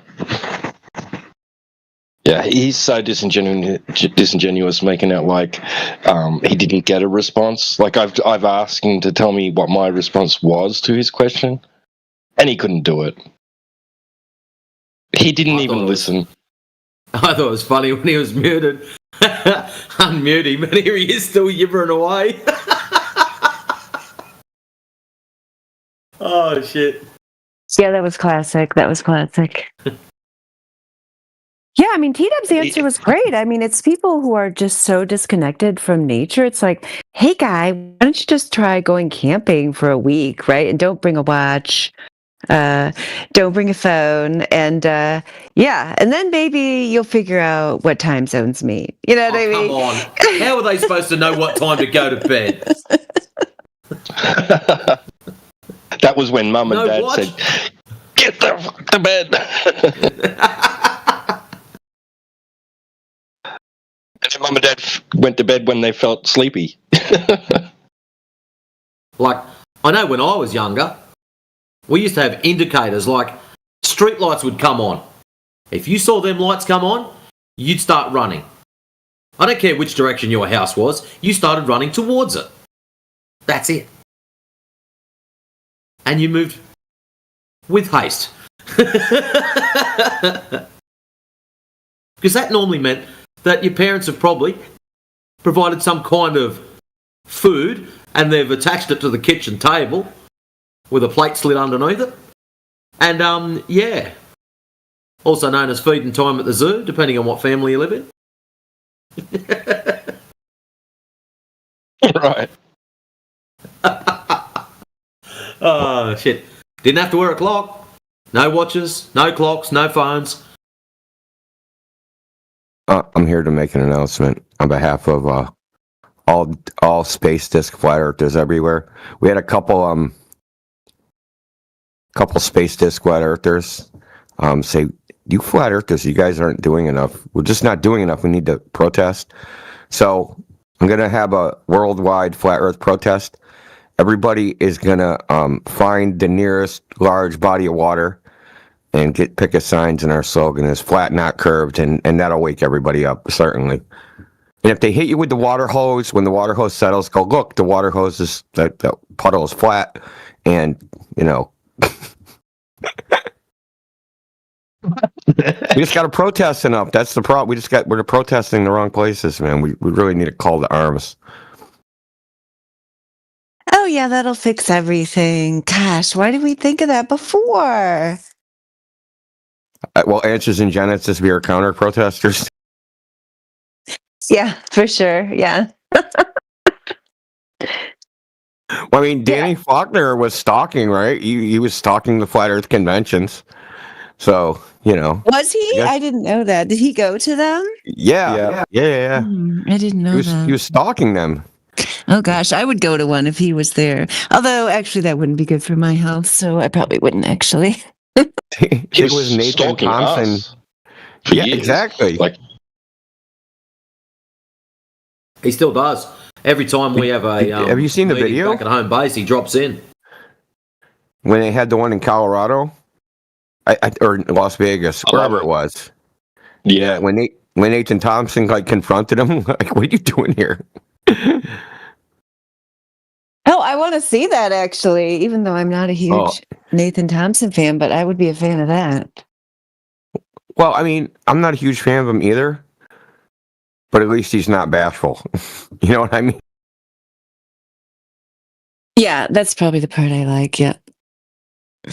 he approached him and said, "How can you have gas pressure without a container?" And he just sat there silent. Right now, he claims that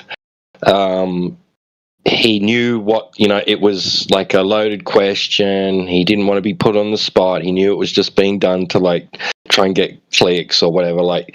So therefore, he chose not to respond, even though he has a response. Yeah, it's a trick question.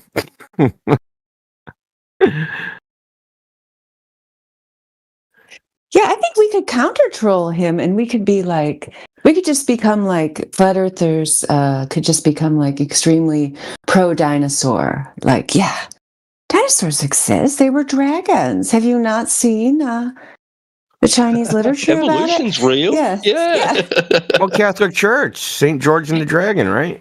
Yeah, that's right. It would be just dinosaurs exist. I'll go to the next Danny Faulkner event, with a big sign that says, "Dinosaurs exist. I love them. Don't take With them your whole away." dragons thing, Dandelion, have a look at is it the Russian coat of arms?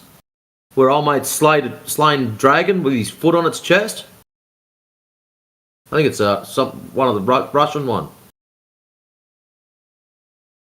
Yep, Yep, 5 C. Danny I found Faulkner. the That's what video. we're going to get into. Yep, we're going to get into all the verifiable, testable, repeatable evidence of dinosaurs. That'll be great. That dragon on the Russian thing is the old Tartarian dragon from the Tartarian flag. Just for a weirdo, non-related thing. Nice one.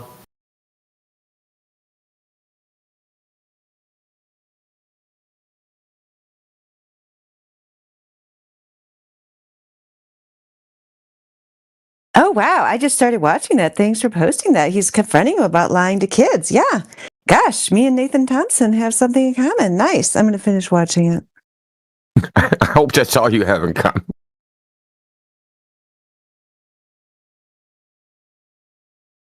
Yep, I think that's it. No, I like Nathan. He's a little out there. That's kind of like what I like about him. He's like a fascinating thing to like watch in action. I mean, I wouldn't bang on anything he says regarding flat Earths, but you know, he's entertaining. Can't give him that. Yeah, it's the thing you like about him and don't like about him at the same time. It's fun to watch sometimes, but at the same time you're like, ah. He can juggle three things and recite Eric Dubay's 200 proofs at the same time. It's pretty cool. Yeah, that is cool. Dude, he's like one of the skinniest heavy beer drinkers I've ever seen in my life. Like, it's unbelievable. You ever seen, like, he used to do these videos, like he does like some sledgehammer weird thing where you touch the sledgehammer to your chin or something.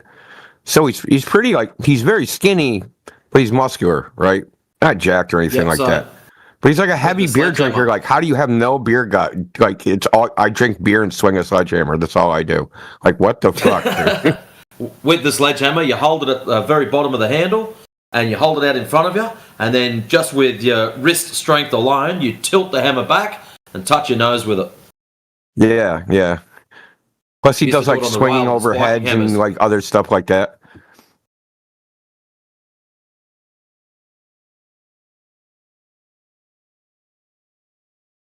Pro tip for young players, make sure you're pretty fit when you do it or you'll break your nose. Dude, Zoomers nowadays couldn't even pick up the sledgehammer. There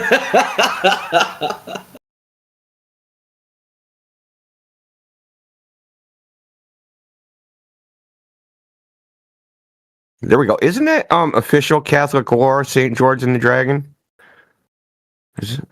Isn't that Catholic dogma? Of course, yeah. I have multiple children's books about St. George and the Dragon. What is it, like canon? Is it like Danny Faulkner like forced to believe that? Did the Pope say he has to believe this? I'm asking for a friend.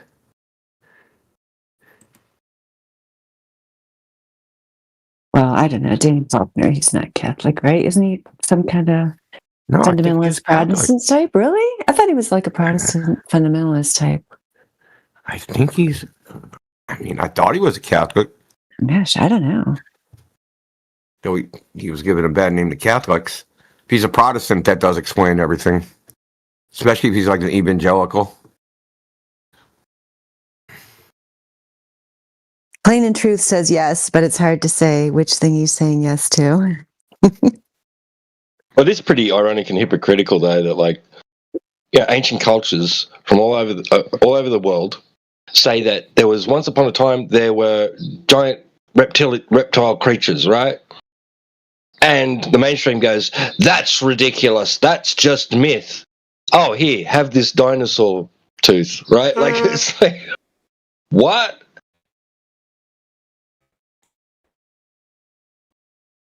Well, have they ever found fossilized wings?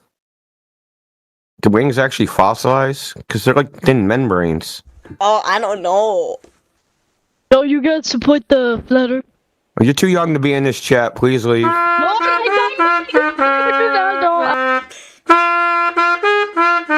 like that song. I think he was playing that live, don't you think? That sounded like he just Yeah, had were you his playing it little... live? Did he have his little trumpet out there or what? You playing that live, Luke? Yep. Play taps because you're done. Play taps. Dun, dun, dun. You're done.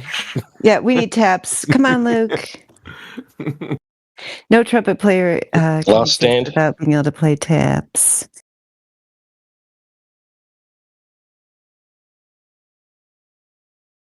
At least that was original. See, that's how you got to troll. See, that's good trolling. Why does it take the little kids to have to be the expert trollers? Oh, I know. Like, totally. You have they're an brilliant instrument and you're trollers. actually playing it. Like, we need a clarinet next. Yeah, please. They're natural trollers. This solo guy. Well, I mean, yeah, they grew up on the internet. Maybe they just do it better. How about this solo dude? Is he worthy of being unmuted? Or is he a spurg? Why don't you try? They've got two toucans there. I mean, bird lovers. So solo. Yeah, I'll mute him. Oh no, he was manually You put keep, in. we're fighting the mute button, bro. I mean, No. In the side chat, Indio, he's this user must be unmuted manually via the bot. So that means a moderator has got hold of him and not just a normal mod, a high end one, and said no. If it's permanent, we won't be able to undo it, but we can try. Oh, he must be a real winner.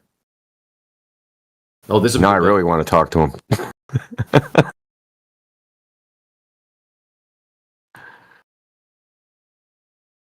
Here we go, T-Dub's on it. We're trying, Solo. We're trying to help you out here. And Is free it you from your unfun prison. mute? It's Was it unban? exclamation point F. I don't know. Mute, yeah. There's I'm fun gonna mute, so is to take it off unfun mute? Yeah, probably. Yes. I'll try. F unmute. He calls it fun mute, man. Stop being a no fun zone. Yeah, fun mute. I like that. Fun. Sorry, F unmute. Yeah, so it's fun mute. He's a right. perma. Yeah, fun mute. Did someone get it? He's perma. Yeah, he's perma. Yeah, right. There you go. What did you do? What did you do? Tell us. He must be very bad. So he's a good boy, a very good boy. Doubt. No. Sorry, my brain's not with it today. It's F mute and fun mute. Yeah. Just add the F in front of whatever. Right, yeah. They ban him because he's Indian. Get away. 2/3 of the guys that come in here are Indian. Roro, why are you crying, man?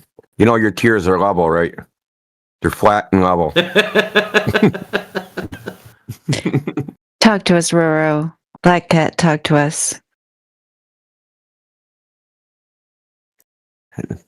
Isn't Black Cat so an old hat? Lack of glow proof is not prejudice. Why do we think the Earth is flat? Because it's flat. Because it looks flat. Because it measures flat. Because we use it as flat. And there's no globe outside. If you go out into nature, you can't find the globe that they talk about. The only way to even conceptualize it is you got to see it on TV. Explain what? Explain that the oceans are flat and level? I mean, go to the ocean, go to a river, go to the lake, look around, climb top of a mountain. Oh, Trumpet Man's back. I'll unmute him. He didn't say explain, he said, okay, Epstein. Oh. He has a fixation. That's probably why he's permanently muted. Probably goes into the P zone. Luke, what's up, dude? Do you do anything besides play the trumpet? Do you have any other skills? Can you measure things? Do you have a ruler in your house? Luke. That was too scary. Maybe he can only communicate via trumpet. Perfect.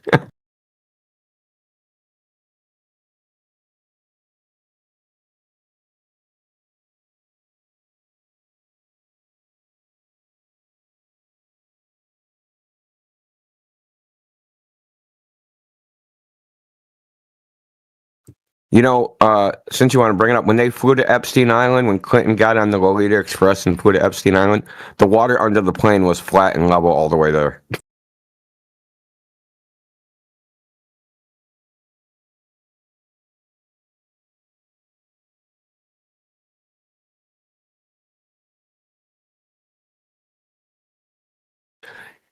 Starting to think that this Epstein thing is like the people are constantly talking about it. They're like closet pedos, and they actually just want to hear details of the sickness.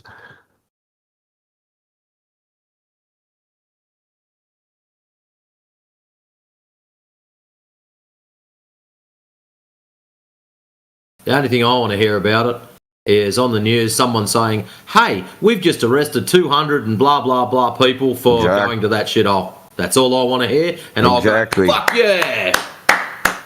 The authorities have just made a 50-state, 10,000 suspect arrest simultaneously. They're all going to be stuck in Guantanamo Bay or on a prison barge somewhere.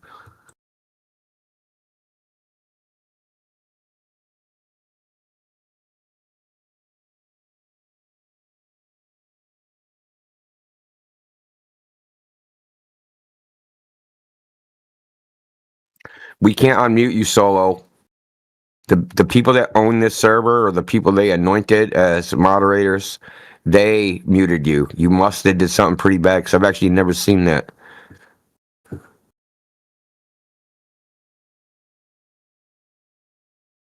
It's not up to us. We tried to unmute you, dude. Like, are you blind? Didn't you read the chat?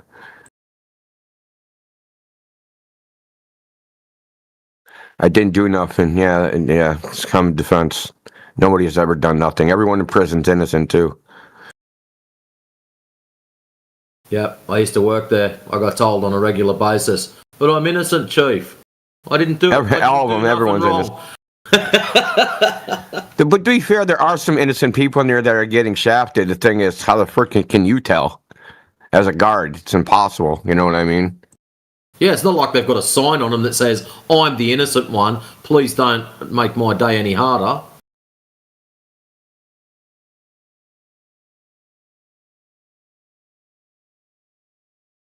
I just used to like some of their crazy stories that they had. One dude actually stole a plane. He broke out of Minima, and there was an airport nearby, and he actually got into a plane, got it up in the air, flew for 45 minutes, and here's the sad part, because he's a numpty, he landed, what was it? He said it was only about 15 Ks away from where he took off from, because it was getting dark and he couldn't see, he didn't know how to turn lights on. Flew in a circle? Just flew in a big-ass circle, landed. Just fly straight, Matrix. Just find the end of all he had to do was fly straight and you would have found the end of the earth. That's it. Yep, that's what I said to him. You do realise the time you're up in the air, from where you took off from, you could have landed in Sydney or got out of the state. And it's just like, yeah, but, and it was like, dude, you just messed up. And it's like, how come you did it? What was the go? And he said, oh, look, I had 3 weeks to go. I was just over it. I wanted out. And so the result was an extra 9 years. For escape and stealing and theft. Because he knocked off cars. When he got out, he knocked off a car, belted someone to get a set of car keys. So there was like other cars involved. And he ram-raided something and ran into something else. Dropped the airport, nicked a plane. There was a whole lineup. He's lucky he only got 9 years. Well, this guy, he was telling me he was 52, and in his entire life, so basically he was in jail as a juvenile. He spent 5 years out of jail. So from when he was 16 through to, I think he said he was 52, he's only been out of jail 5 years. Yeah, you just explained to me why he stole the plane. Fuck, I can't deal with that shit out there. How can I stay here? Oh, well, I'll just freaking go steal this airplane. They'll throw me in here. They'll throw me back in. Funny part is, unlike a lot of the other guys that are in jail, like they've all got mad, crazy haircuts. bits shaved on their head to symbolise what gangs they're in and all this sort of stupid shit. He was actually more civilised and better spoken than 90% of the Globers we get coming through these channels. Like, if you sat him down and would have put not green clothes on him, you wouldn't be able to tell that he was a inmate. Well, I mean, are you saying that the prison education system 30 years ago was good? The prison has an education system? Well, he must have if he's been in prison since he was 18, right? So there must have been some sort of education system. They can't get diplomas or anything? Yeah, they can. Well, he learned how to fly a plane. Yeah. He does now. How do you learn how to fly a plane, Matrix? Now you said that, now I'm really curious. Like, how do you learn how to fly a plane? Well, he didn't fly it too good, did he? No, he didn't know how to navigate. Just him landing is a freaking feat. Yeah, well, that's what he. I was just blown away when he told us about that, and it's like, wow. How do you know how to land? Doesn't that operate like with pedals and shit? He said it was only something little like a Cessna or something like that. It wasn't anything crazy. Yeah, you got the stick, right? But then you got pedals for the ailerons that move you up and down, right? Like, I thought that takes some skill. Like, you got to be pitched like at the right angle. You know what I mean? You got to be coming in at the right glide slope. Or you're going to smash into the ground or fly over the runway. Like, I want to know where he learned how to fly a fucking plane. I don't think his landing was soft somehow. Oh. Why was a piece of propeller sticking out of him? No. He said, he got put in hospital and that after it, and he's in there for a week, so he must have hit pretty hard and shook himself up. Yeah, it was funny because it was a stinking hot day. Like, I was down in the engineering shed, stinking hot day, and that's what I said to all the boys. I opened up the back doors. All right, let's go and sit out, because we had all the steel racks and everything sitting out the back. And it's like, yep, let's go and sit out the back. Let's get out of this sweat box for a while. So we're sitting out there. All right, tell us a story. And then he just pipes up and starts telling everyone. So there's probably about 20 inmates there. Then he starts telling everyone about this plane adventure. And it's like, you're freaking joking. Everyone's just cacking themselves laughing. They thought it was hilarious. It's just stupid adventure of knocking a plane off and putting himself back in jail, and he was just about to get out. And they're all asking him, why did you bother? Why wouldn't you just put up with another 3 weeks of stupid? Oh, I don't know. I just wanted out. All I saw was it was just tunnel vision, and I wanted out. And he said, I didn't give a shit. Come hell or high water, I was leaving that place. That's not what happened, dude. He was scared to be out. If he's been in jail, he's never taken care of himself as an adult. So he would have to get out, get an apartment, get a job, do all the grown-up stuff. Or he can just walk away from the minimum and steal a plane and be taken care of for another 9 years. I mean, it is what it is. Some people, they can't function out. Like, is that like a Shawshank Redemption shit, right? Can do it. It's true, though. Right. Some people can't function out. They don't know how to. And you've actually got to be careful in some of the Maxo jails, because it's known that some of the inmates will, knowing that they've only got a week to go or 3 or 4 days to go, they will actually assault officers just so they get kept in longer. So, you have to be somewhat cautious around them. Or, you might get a bop on the chin or a shiv in your back, especially if you're a smart-ass officer. There's quite a few of them out there that rate themselves highly. What do they do for after prison? How do they integrate people back into the street? How does that work? It's like get out the door, you buy. They open the door, see you later. Yep. That's it. Broke, no money. They give you a bus ticket. They give you anything. They'll give you, if you're not local, they'll give you a bus ticket back to your local area. Don't you get a bunch of money too? Like, don't you have like a bunch of money? They can't leave you broke, dude. There's no way they can kick you to the street broke. Yeah, well, while you're in there, you're supposed to be working with liaison officers and counsellors and support workers and all that. So, prior to your release, you know, they've helped you set up maybe somewhere to go and live, you know, and all that sort of shit. You know, so it's like, but it's up to you to sort of like turn up to the meetings and all that, because if you don't give a shit, well, they're not going to give a shit. Well, but that's the rub, right?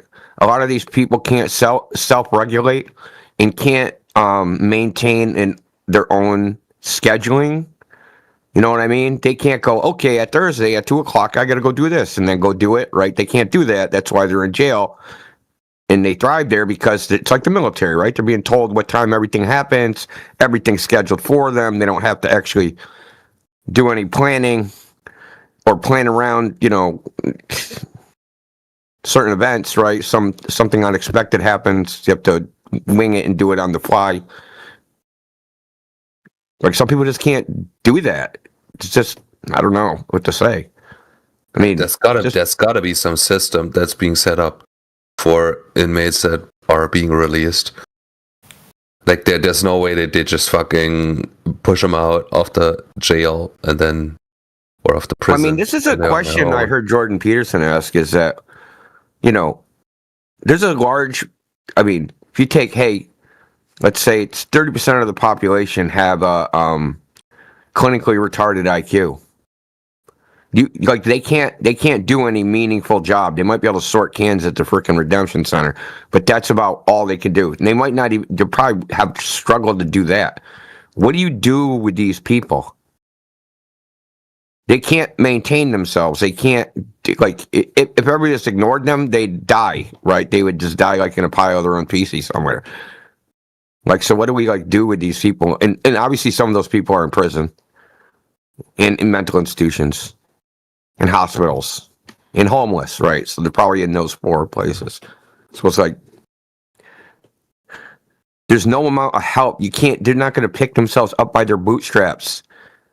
They got Velcro fucking sneakers, bro. Like, there's no picking themselves up by their bootstraps. Yeah, there's an old drunk in our town. He's been a drunk since he wasn't old, right? Like he's been just a bum, right? And so, like a few years ago, they helped him out. They got him cleaned up a bit. And they put him in a house, right? Basically paying his rent, indigenous, right?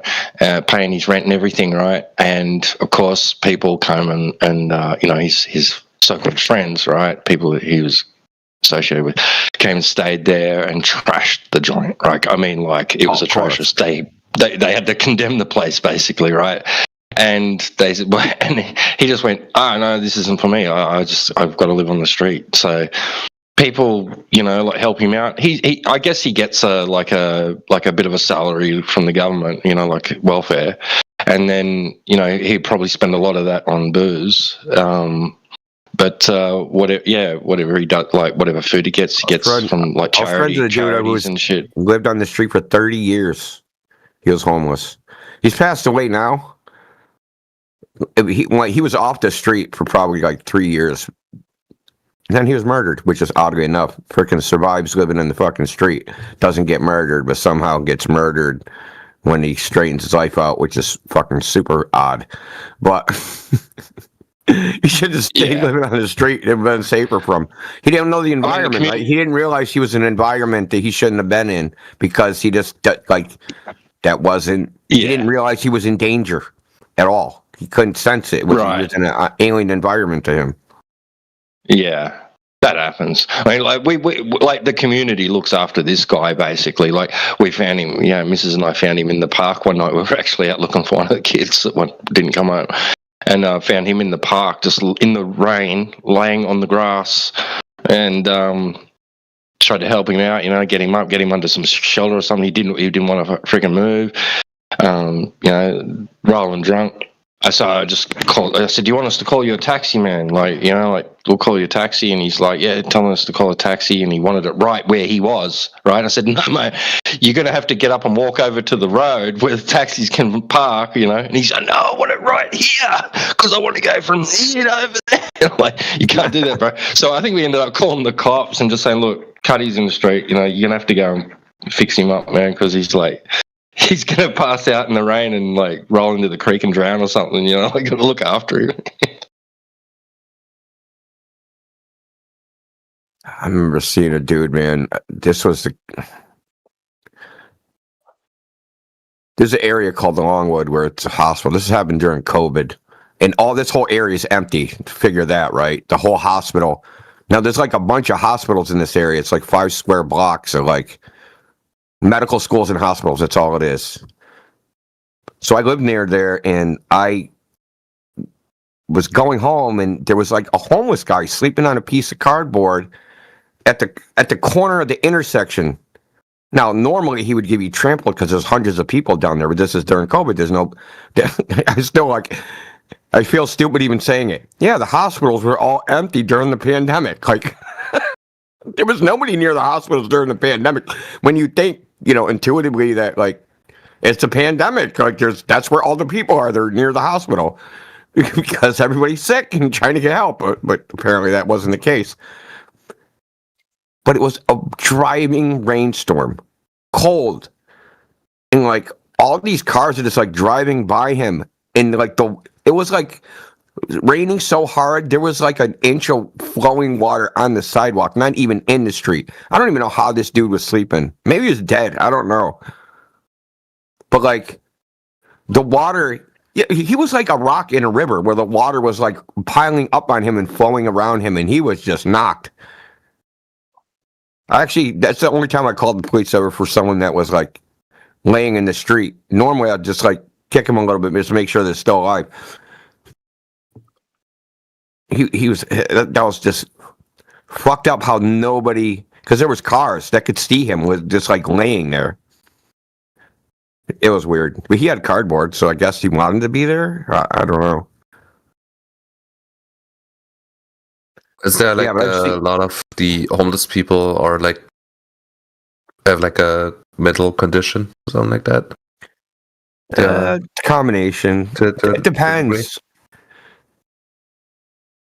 I would say a significant portion have mental illness. I know that a lot of them are there, or some of them are there because of their like own volition. That they choose to do that. Choose to live that way. I mean, there is a common denominator, I would say, because I've talked to a lot of homeless people. I actually have a good friend. He's homeless. I mean, but he likes that for some reason.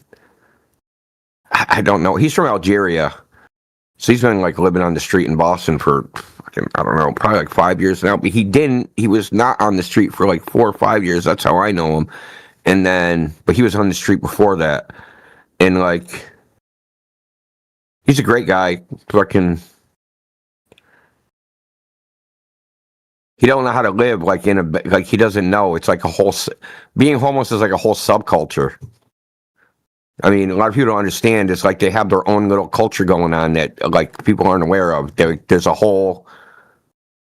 society within the society that people, it's all cash. It's like, all the homeless people know each other. They like, it's a whole thing, dude.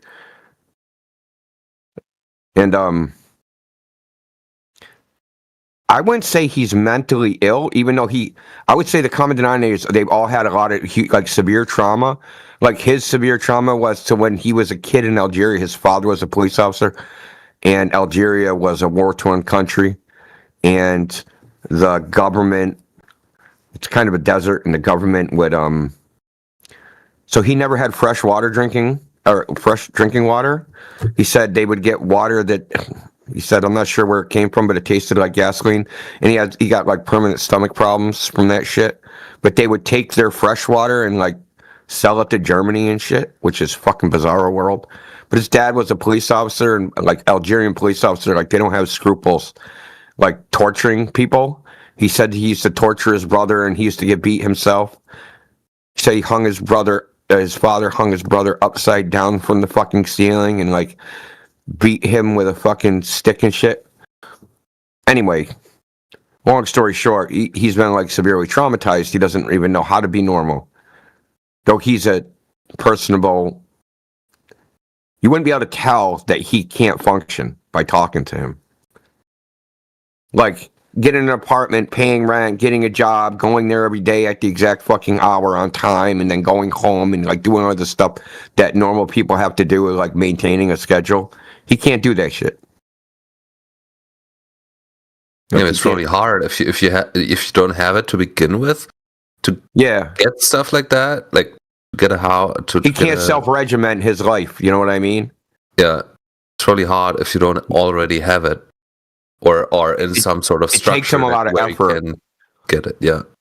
Well, I mean, he used to live with another friend of mine, and do work for him, and it's like you can tell, like if you said, "Hey, dude, I need you to work these 10 days." For the first 3 days, it'll be fine. But it just gets worse and worse. Then he'll show up an hour late, and then he won't show up at all, and then he'll frickin', then he'll do a shitty job for 2 of the day. You know what I mean? It's like they can't maintain a consistent level of performance. You know what I mean? Yeah, I know that. They're like one hit wonders, right? They can do something a couple times, and then after that.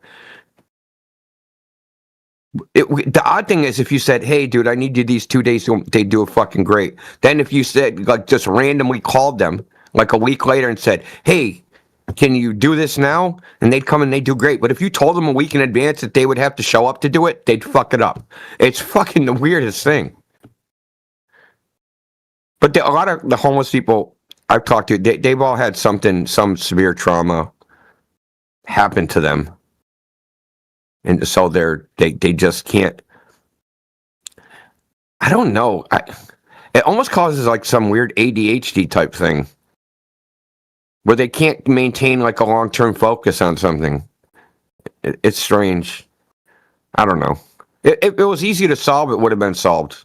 You know what I mean? Yeah, it's probably like at some point also, like if you're homeless for like a really long time, at some point you're probably so used to it that you can't really get out of it. Or you don't even know. That's what's called urban camping, bro. It's like camping, but in a city, right? Without a tent. Yeah, and you don't even know like the ways to get like a apartment or whatever. Well, now, like, you tried to do it here, it's so hard, dude. Like, even for normal people with good jobs, good backgrounds, and are well put together, good luck fucking finding a place to live. Yeah, that too. But even if it's available, it's probably like even if there is some like housing space or like there are like homeless shelters and stuff like that, right? But even some people don't even take those. But those homeless shelters got stupid rules, right? You got to be there by 9 o'clock, and can't drink, have to prove that you haven't taken drugs or some shit like that, right? They don't make you do that because they don't make you prove you haven't taken drugs, but they basically do say no drugs on the premises. And if you get caught with drugs, they'll kick you out. But it's from what it's been described to me as like the drug dealers are homeless people too, because like if you're a drug dealer, what better place to fucking sell your drugs than inside of a homeless shelter? You got a captive audience. I just saw a video of some motherfucker handing out like bottles of vodka taped to a machete or something like that. Taped to a machete? Or like a machete taped to a bottle of vodka to homeless people. And I thought that was the most evil shit ever, man. What a holy shit. Yeah, bum fights. Remember that when they were freaking having homeless people fist fight each other? Now, the one thing I hate about this topic is someone goes, "Oh, this is how homeless people, dude, all they have to do is this." Like, that's the stupidest thing, bro. They've been trying to solve homelessness for fucking goddamn 100 years. Like, you're the genius that just came along with, like, you have the solution? Come on, bro. Like, no. You don't have the solution. There is no solution. Some people like it. I mean, they just like it. It's no responsibility. Rufus. Yeah, that's not even like a... Oh, dude, bum fights. Oh, yeah. I almost missed that reference. Is it? Stunt bum. You know, when bums lay down their cardboard to go to bed at night, they lay that cardboard on a flat earth. Yeah, sure do. but there's a certain amount of freedom of not like there's a whole but like all the things. It's like a trade-off. There's things you can have to worry about. Oh, am I going to pay my rent? Am I going to make my car note? Am I going to do this? Am I going to do that? Well, if you're homeless, you don't have to worry about any of that shit. You don't have to pay your you don't have to pay your cable bill. You don't have to pay your electricity. You don't have to pay the freaking rent. You don't have to pay the freaking water bill or the mortgage or the freaking car insurance. You don't have any of those problems. Your problem is really simple. Where am I going to sleep tonight? Where am I going to piss and shit? And where am I going to get food? And if you're, that's if you're a sober freaking homeless person. I mean, your problem really starts when you're a freaking drug addict homeless person, because then you got to figure all that out. That's like an added problem. But if you're just like a normal, if you're not a drug addicted homeless person, you have a very small set of problems. And you can there's community help like over here. If you're in a big city, you can at least get one meal a day, at least. Like, because there's just churches galore that have like little rooms that open up at lunchtime, and you just go in and they feed you stale or bakery bread and stuff like that. Like, you know, it's really like really watered down soup and shit. But, you got it here, though. You get, like you could get something. Dude, there's obese homeless people here. Okay, they're fucking obese. There's a chick. She's been sitting down Harvard Square for fucking since like the late 90s. She sits down there. She's got a fucking sign that says, "Fat people need to eat too," and takes money from people. She's fucking morbidly obese. You know what I mean? But like, people will give you money. And if like you're only spending on food, how much money a day do you actually need for food, for subsistence living? $10? $20? If you eat $10 worth of food a day, you won't starve to death. Now you'll be skinny. But you can get easily $30. And then, like you said, the food that they'll give you, right? You can be a fat fucking homeless person in Boston, dude. Like, seriously. You're not starving to death in America, that's for sure. That's why I was like split on the food stamp thing when they like cutting food stamps, and they're like, "Oh, they're not going to pay food stamps." Like, that's kind of like, nobody in America's fucking skinny. Like, maybe they should do that, thin people out. We just do it for 3 months, do it a forced fucking diet. I mean, it might seem me, and then freaking people like Josh are like, "Well, what about the children?" Well, the children are fat too.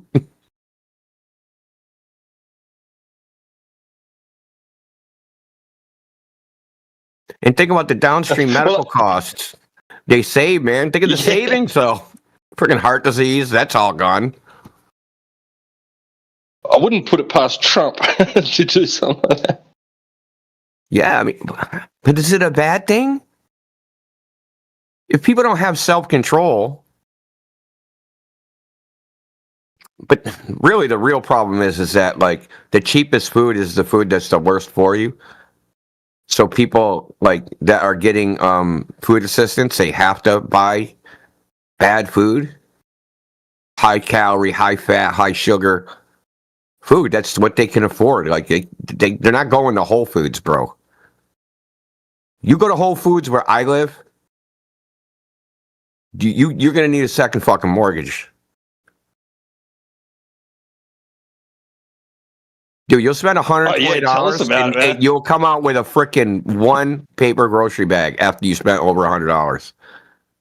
Right. Yeah, exactly. Our supermarkets are pretty much like that now. I mean, like they've got you got the option of your mass-produced fruit and veg, right? And it's all shit quality that's been in storage for months, right? Or you got your nice, freshly delivered organic shit that you're gonna pay like. You're gonna like pay $10 for a zucchini or something. It's just stupid. It works a little different here because a lot of our food that we get is like shipped from. Depends on the time of year, right? For produce, so we get a lot of stuff from South America. So they ship it. They're plucking that shit when it's not ripe, and it ripens on the ride here. You know what I mean? It ripens in the freaking 6 weeks it takes to go from Chile to freaking Massachusetts. So that's what you'd get in like a regular grocery store, though Whole Foods is better quality, but super expensive. Like super expensive. They're supposedly better quality. Let's just put it that way. Meaning the only difference in quality is they don't sell junk food. That's it. The regular stores have the same stuff, but they also sell garbage. You can't get like, Chef Boyardee ravioli in Whole Foods in a can. You can get you can get all that shit in the junk food, all that. Like that's the only difference of Whole Foods and these other stores is that they just don't sell the shitty food. Yeah, we used to have a few of those around. We called them food co-ops. They were pretty much community run. They were non-profit, and they'd have all your hippie shit, the hippie food in there, like your healthy shit. My friend ran one back in like the 70s. Same friend I was telling you about that my other friend worked for. Yeah, when he was younger, he ran a food co-op, and for whatever reason, they freaking sold the building or something, and everyone had to fucking bounce out of there. It's like a giant building.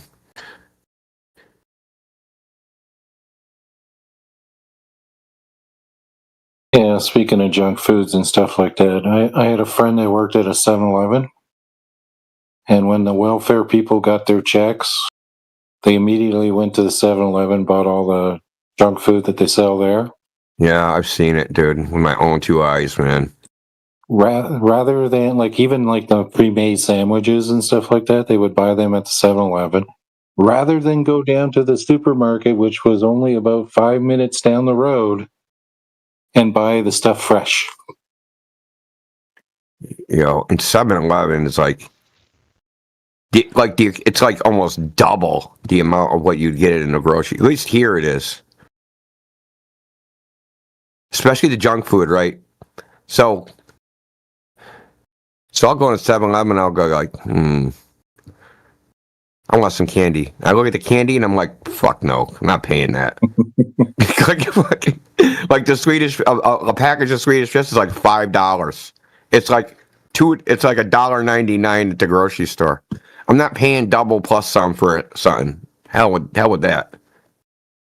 It's exactly the same here, except chocolate has gone up something shocking, bro. It's like $7 or $8 for like a 125 gram block of Cadbury. You know how weird that is to me, man? Because when I was a kid, the candy is what they attracted people into those places in the first place. The candy, the big gulps, all the junk food. Now the junk food's so expensive, it's like you don't even want to go in there. I still remember 25-cent candy bars. Dude, I remember penny candy store when I was like 5 years old, man. Yeah, but you're old. I'm not that old. I was like 78 or something. 77, 78. That's when food tasted good. Food tastes like ass now. I was 5. I was a little kid. Dude, they had all the shit, dude. They had the fucking coins. They had the fucking ice cube. They had all the stuff, dude. Remember the strips of paper with the freaking hard candy dots on them? It'd be like a spool. I don't know if you guys had that in Australia. I remember when I was 9 years old, I could buy cigarettes on the convenience store. Yeah, you could buy the fake cigarettes. Popeye cigarettes. The gum cigarettes, man. Bro, we were in the shop yesterday, and at the counter they got the lolly section, and then here's this big Boss Dynamite or something that's freaking called, and I went, and they're like those long cigar sticks, used to, and it's got a picture of this like mafia looking dude on it, like in this old fashions, and he's holding a bundle of like sticks of dynamite. I said, so it's not okay. Kids can't pretend that they're smoking a cigar anymore, but hey, here's some pretend dynamite and go blow stuff up. Like, what the heck?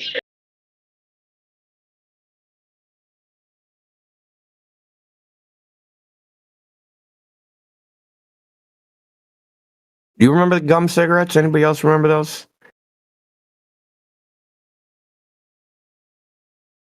They were one shot, so they had like powdered sugar inside. So if you blew into it, it would blow out the powdered sugar and it looked like you're smoking. Yeah, they sold it to kids. Yes, I remember that. Yes, you even could get those trick or treating. Yeah, of course. Yes, Oh, we were not so fragile. We were not so fragile. We had a product that was called FAGS, right?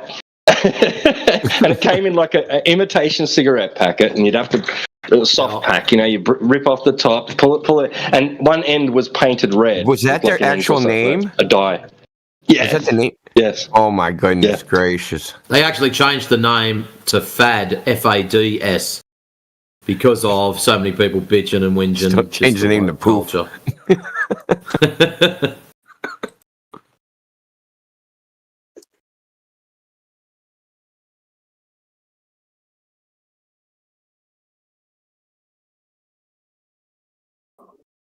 I'm trying to find a picture now.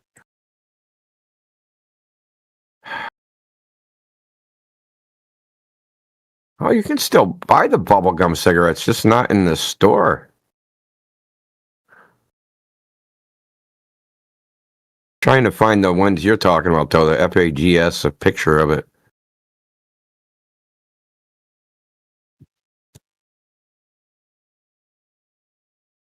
Dude. Yo, I can't believe it. Oh, here we go.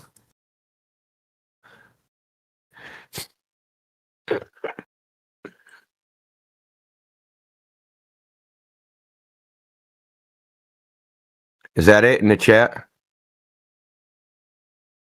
That's him. That's him.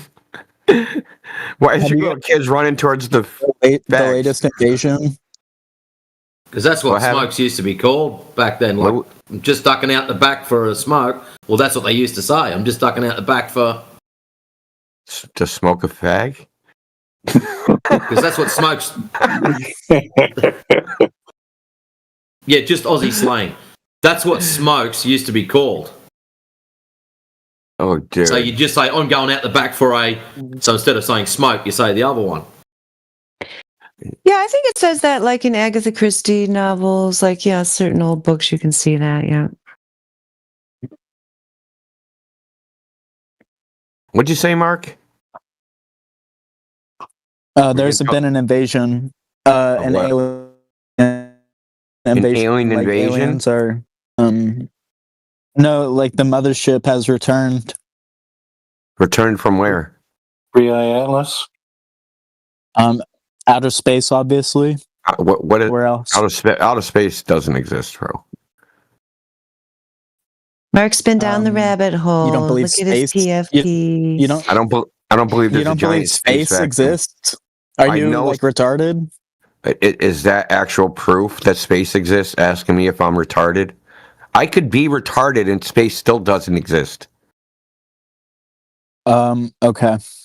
Okay. All right, I'm muting this guy because he's clearly mentally. No, you can't mute mods. No, you need to listen. This is not just a claim. This is a claim with evidence, Hey, or Mark. more clearly, a lack of evidence of your outer space fantasy. You're the one who's living in a fantasy realm.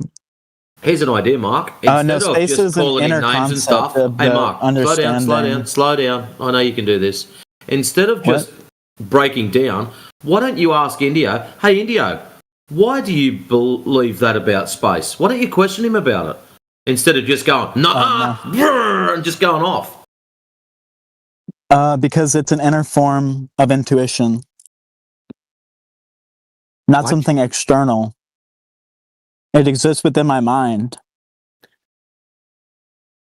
Okay. So, Have for the fun with rest of that. us, it's not real. Awesome. Have fun playing make up, believe. No. That's all great, man. It's a necessary condition for the possibility of experience. Have you read Immanuel Kant? Oh my God! Are you familiar with the Philosophy works 101 of the German philosopher Immanuel Kant? Mark, am I muted? Do you got me muted? Yeah, Mark's leaving. Can you hear Mark, Indio? Can you hear Indio? Mark, am I muted? You're not muted, Indio. We can all hear you. Unmute Indios if you want to keep participating. Mark, can you hear All right, Indio so are you talking? familiar? Yes. Are you familiar with the works of German philosopher Immanuel Kant? Critique of Pure Reason. Have you read it? Hello? India, I'm talking to you, man.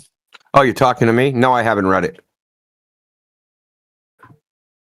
What's your justification for prioritizing the internal world? So, if space did not exist, the idea, okay, then experience. All that, the foundation of we need to go with what's epistemologically true in the first place, right? So you're not going to get a free lunch here, and you're not going to get any sacred cows. So, oh, okay. So, what epistemology are you using? The foundation of this is idealism, right? Yeah. What epistemology are you using whenever you say things like space? I asked you a question. You're not asking me a question. I asked you a question. Oh, okay. But you're not going to answer, right? Yes. Yes, you are going to answer. Yes, you're not going to answer. No, I said yes. Yeah. Just go on fucking. I said yes. It's a form of idealism. Yeah. But I asked you a question before that. What's the justification for prioritizing the internal world? Because it's a necessary condition for the possibility of experience. Yeah, you already said that. That's a claim, dude. Yeah. Okay. Yeah, you going to elaborate on your claim? Like, what's the evidence for it? Just claiming it's a necessary condition isn't enough. You have to actually demonstrate that it's necessary. How would any experience be possible if you didn't have an inner life, like a subjective experience? How would experience be possible without experience? Doesn't require any experience of what? Evidence. Experience of what? Experience of the world. Well, let me ask you something. What do you world? Believe that cars the internal exist? World or the external world? What world are you talking about? Those are the same thing. But do you? No, they're not. No, they're not the same thing. If they're the same thing, they'd be the same word, and they wouldn't have different definitions. Oh, okay. My bad. See, the thing Kant didn't know, there's the things that Kant didn't know, and all the idealists didn't know at the time, like Plato, that the senses can exist independent of the mind. Like which ones? All of them. So there's people that are in permanently vegetative states where their mind is not working, in which they still experience and respond to external stimuli. Oh, okay. So this is external world independent of the internal. No, it means that that the external world is independent of the internal world, and you can still respond to external stimuli without any thoughts whatsoever in your mind. That means the internal world is not dependent. That means the sensorium that we all experience is not dependent on our internal perception of such. It exists independent of our perception. Do you really believe conscious that perception? That's what I should say. Our conscious perception. I mean, okay. Yeah, sure, I guess. Yeah, everything that they said was horseshit because they didn't know about this. Who? Plato, Descartes, fucking Malebranche. Have you read Plato? Yes, dude. I went to frickin' 7th grade. What did you read? Well, the Dialogues of Timaeus for one, the Allegory of the Cave for two. You read the Allegory of the Cave. What book is that in again? I don't remember. I'm 50-something years old, dude. And then it sounds like you don't know what you're talking about. Yeah, that doesn't address anything I said. See, this is a little trick. You're trying to make me the subject matter. I'm not. Yeah, I'm not the subject matter, and I don't care whether I know what I'm talking about or not. Doesn't say anything about or address anything I just said. Okay. All right, man. So you're going to need a new gimmick. Like, go back to the politics server and sharpen your tools, because that shit ain't going to work here. All right, dude. Just chill. I am chill. So you're going to try and make me the subject some more. Because you have nothing of substance. And this is how all you guys are. What do you mean by substance? Your fucking substance. Actual substance. Actual like what? Evidence of shit. Substantive claims, dude. See, there's claims, and then there's claims with substance behind them, meaning that there's some evidence that supports the claim that isn't the claim itself. So what evidence do you have that space doesn't exist? No, that's not how it works. Okay. What? So space wasn't discovered; it was invented in the minds of men.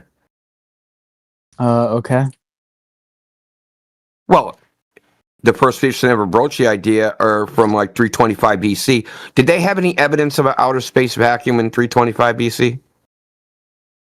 You just said we need evidence. Did they have any evidence of an outer space vacuum in 325 BC? Was their idea of an outer space vacuum based on evidence?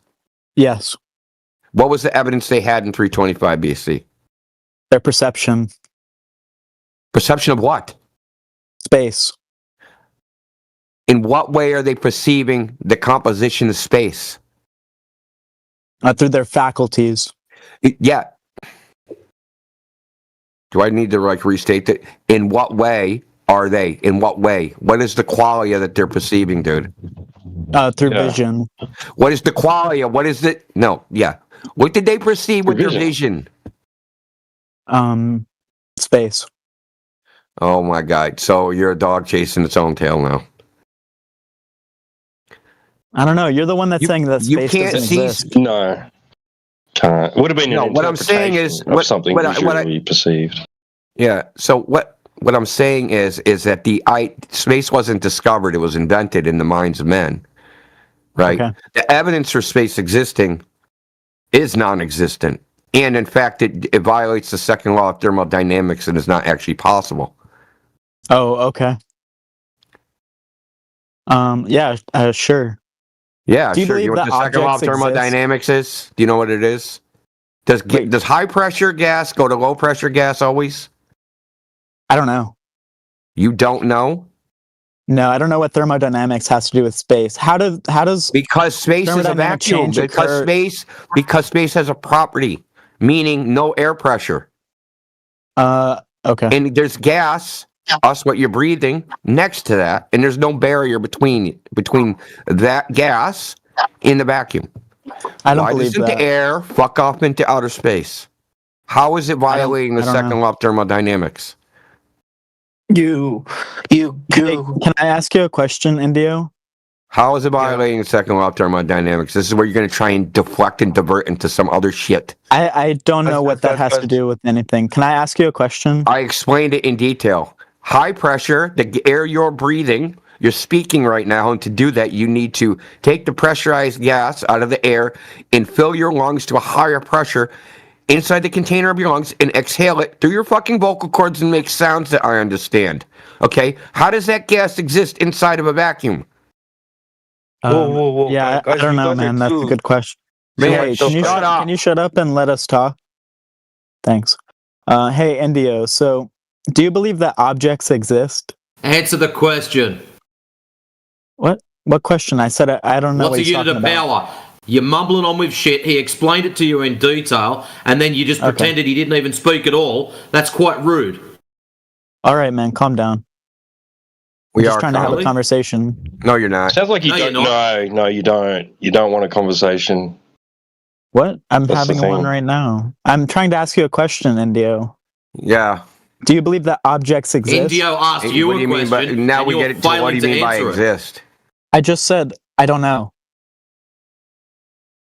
You don't know. Maybe what part don't you know? You don't know what the second law of thermodynamics is. You don't know what air pressure is. You don't know what space is. Like, I thought space doesn't exist. How would I know about it if it doesn't exist? Oh, unicorns. You know about them? Do they exist? I have Stop playing games, dude. Okay. This is amateur shit. All right. You're not gonna be clever can I ask you a question, trick us. You're not really answering my question. I told you I don't know what the fuck you're talking about. The only reason you said I don't know what I'm talking is so you about. can jump to your question. How are you breathing, Mark? I don't know. That's a good question. Yeah. So do you You're believe not that breathing. Oh my God, he stopped breathing. I can't hear him anymore. Yeah, he left. So we'll give banana kimchi. That sounds fucking gross. Banana kimchi milk. Have you ever had that? Is that a thing?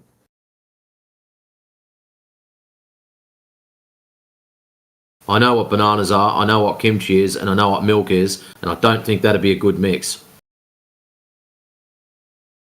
You guys are just trying to cool down. But you're interrupting. But no, you're not guest mod, though. You're not a guest mod here. We don't need you to come in to start modding as a guest. No, okay?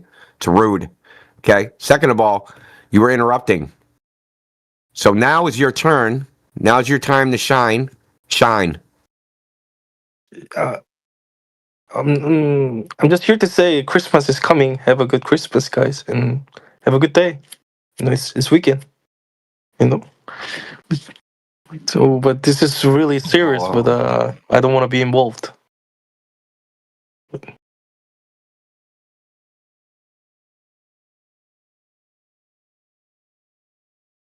Did you say Christmas is this weekend? No. Christmas is coming, and I'm just saying it's a good weekend. So have a good weekend and have a good Christmas. Okay, cool. Thanks, Santa. So you getting coal or presents? You think you're gonna get coal in your stocking? Yeah. It's you on the naughty my list? country is already cold, so I'm just saying. No, coal. The little black rocks that you burn for heat. If you're bad, yeah. Santa puts coal in your We don't use stocking. that. We don't use coal here. Why not? Yeah, he probably wants to have a barbecue. Maybe he wants coal. Maybe that's on his list. Yeah.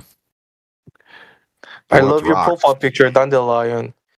Thank you so much. Everyone have a good day. Bye. Yeah, thanks for coming us. Yeah, great. It's the second time you did that. Oh, he did it earlier? Yeah, he'll do it again.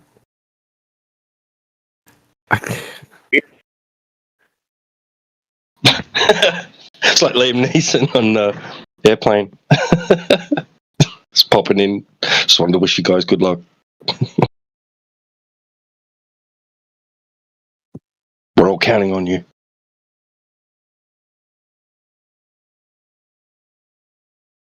Oh, sorry, not Liam Neeson. What's his Leslie Nielsen. Yeah, Liam Neeson. I know why that happened because he made the remake of the movie with Leslie Nielsen. Police Academy, or not Police Academy, what is it called? The one that O.J. Simpson was in. Oh yeah, 33 and a 33 and a third. Naked Gun. Yeah.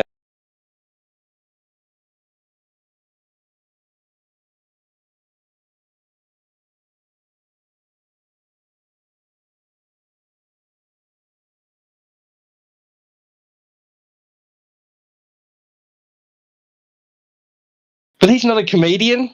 I know. Is he? Not really. I guess he can. He wasn't originally, but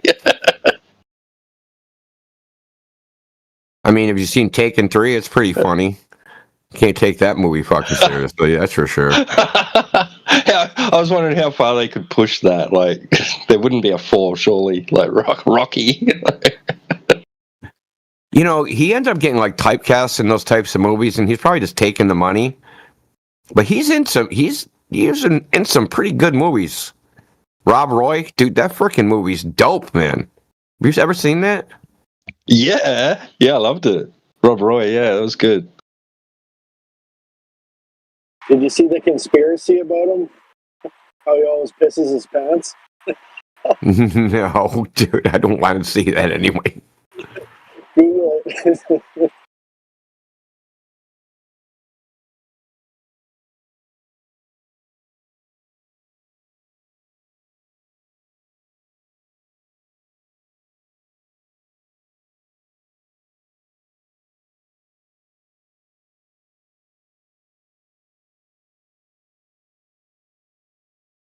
Yeah, I liked some of the stuff he's in. There was one where he's in the plane, and he's like the marshal but he's just like been called off duty or something. And he's trying to solve this crime on the plane. Nobody believes him. What was that? That was a really good one. Yeah, and what was the other? There's this other one where he's like wakes up in this hospital and he's got no memory. Like he's just got really vague, hazy memories of his past, and he doesn't know who he is. It turns out he's like this secret spy dude, like that's in some European country, like to put on some mission, and then adventures ensue. But yeah, he's in some top movies. I love his acting, actually. Even though he can't do accents for shit, he's stuck with that one, like Arnie. Americans are so stupid. Arnie plays the Russian, and he think the freaking German and Austrian accent's a Russian accent. He doesn't even have to change it. It's so stupid. Right. The fucking Americans are the fucking worst. And I'm in America, dude.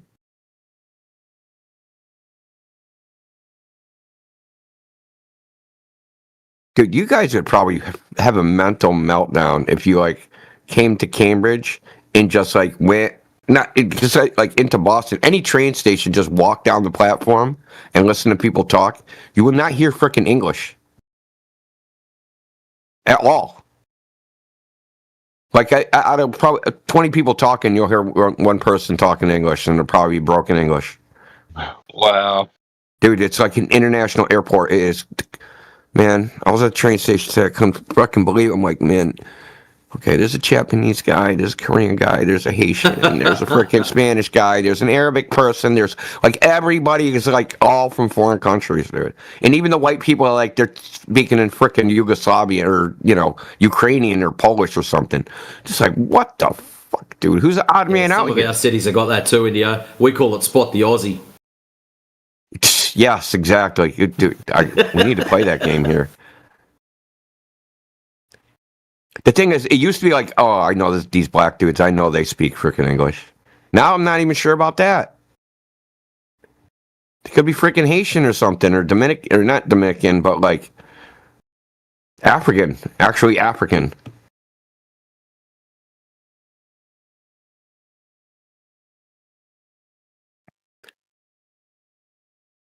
Now, I don't have anything against them, dude. But it'll be... Now, think about it. Say I went to Spain, and all I heard was other languages other than Spanish. I'd be like, what the fuck?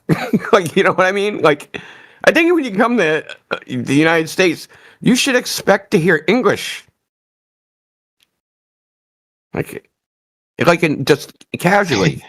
The only time you hear, you have to go to a store and talk to somebody and hear freaking... No, you're going to hear Spanish in Texas. You're not going to hear no English. Right. Shit. Well, where do you go? Where do you go? Is there a state that you could go to and it'd be less like that? I'd say you go to where Dandelion is, go to Michigan, but then you hear Canadian, so they don't speak English.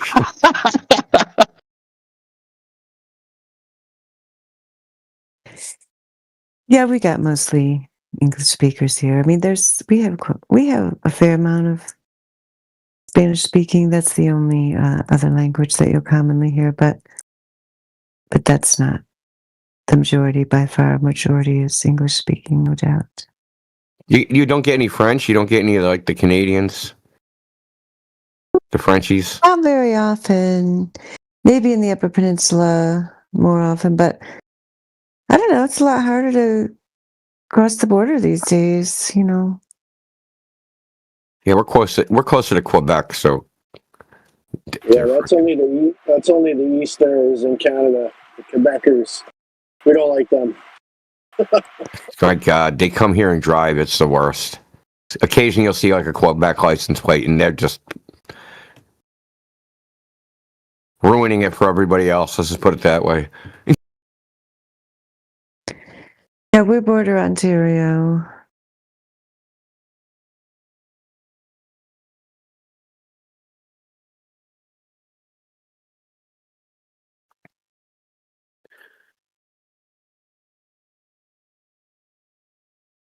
Anderson's here. Welcome to the Flat Earth channel, Anderson.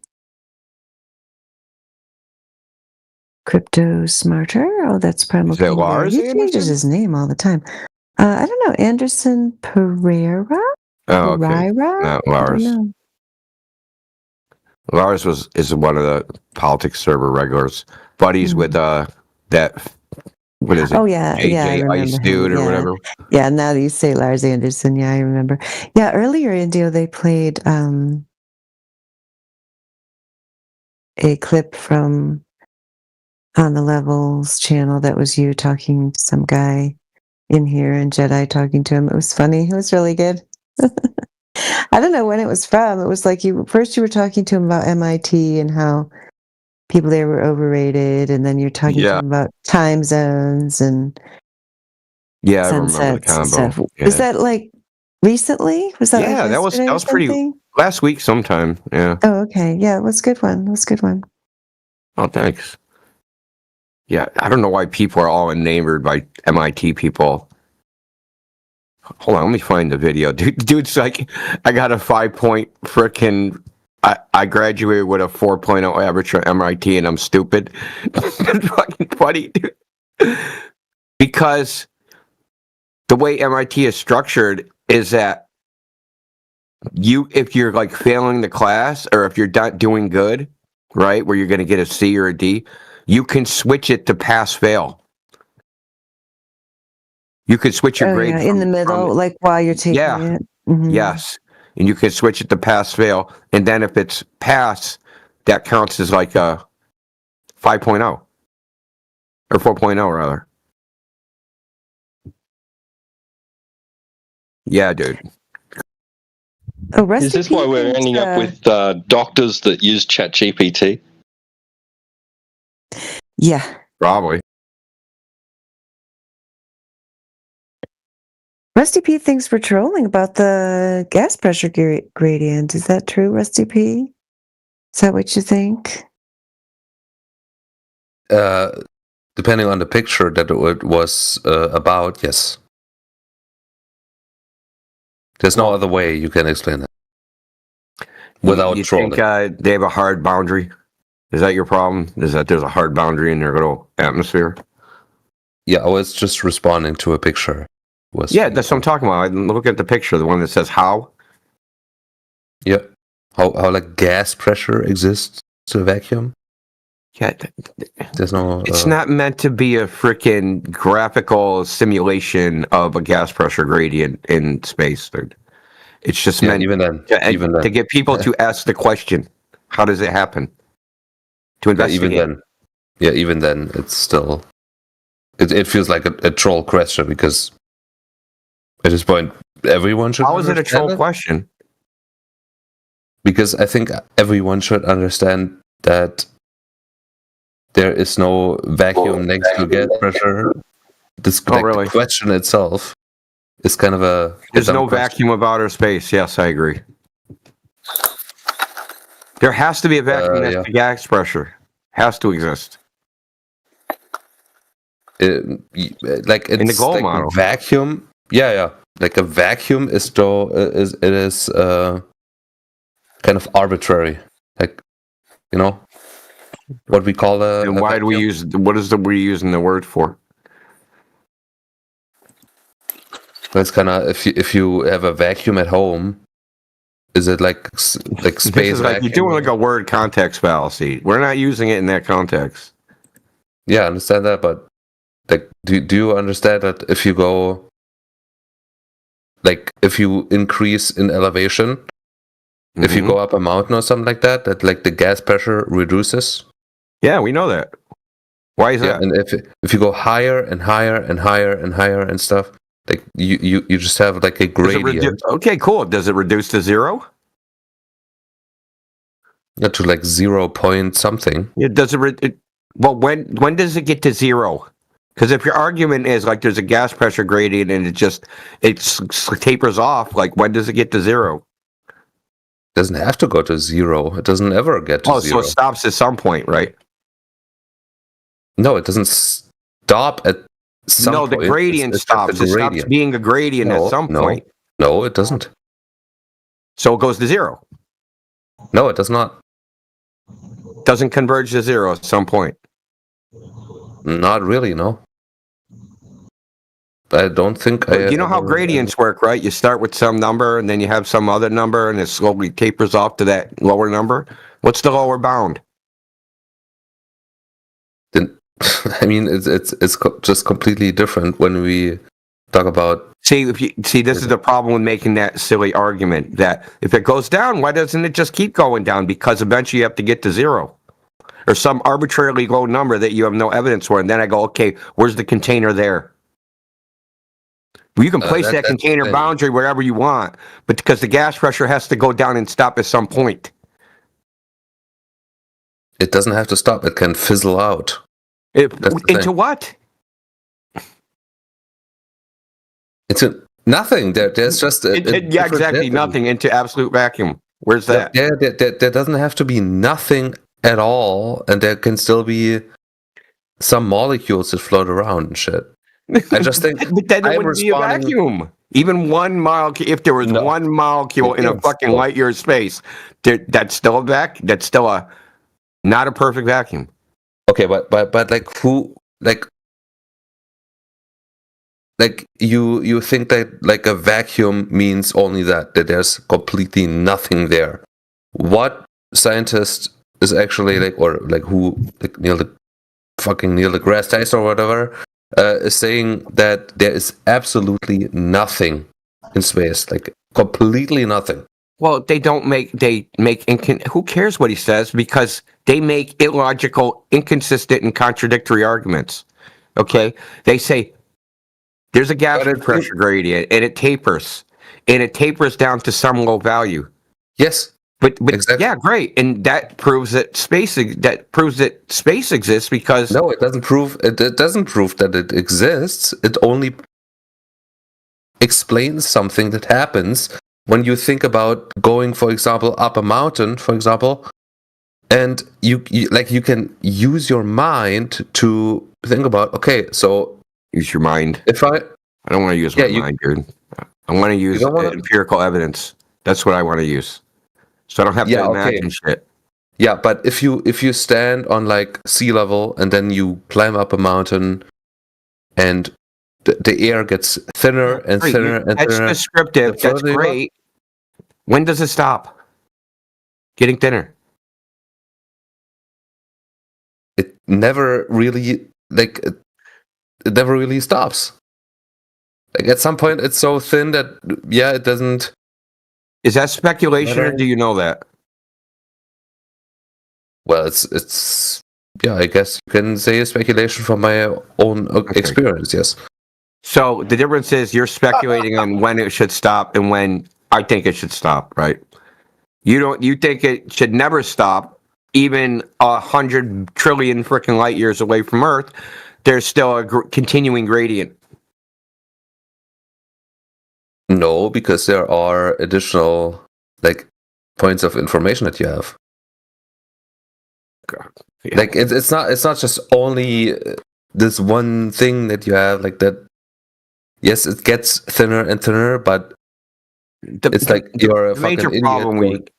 The major problem that really exists is the fact that we can talk about it, but nobody can demonstrate it. I can't do this experiment, okay, and insert gas into a vacuum chamber, and the gravity of the Earth hold the gas away from the vacuum at the bottom of the vacuum chamber. Okay, that doesn't happen, but that's what they say is happening on Earth. And I could take my little vacuum chamber and stick it on the surface of the Earth where the gravity is the strongest, and it's not going to hold the gas from the top, away from the top of the chamber where the vacuum is, to the surface of the Earth. I'm not going to measure more gas molecules at the bottom because of gravity. There's no, it's easy to talk about, right? That, hey, we have some gas pressure gradient and it tapers off into whatever value you want to think, 10 to the negative 22 or for deep interstellar space. Great. That's fine. But experimentally, you can't demonstrate any of this shit. That's the problem. Because science, when you guys just keep... you guys really need to get this. And this is why you guys constantly gets smashed by us, dude, to being honest, is because science is empirical. And you can come up with all these hypotheses. You did say something empirical. When you go up from the sea level to the top of the mountain, the gas pressure gets lower. So what? What is your evidence that it just goes down to some level that you can fly spacecraft in? Or that there's fucking planets in fucking whipping around in a vacuum?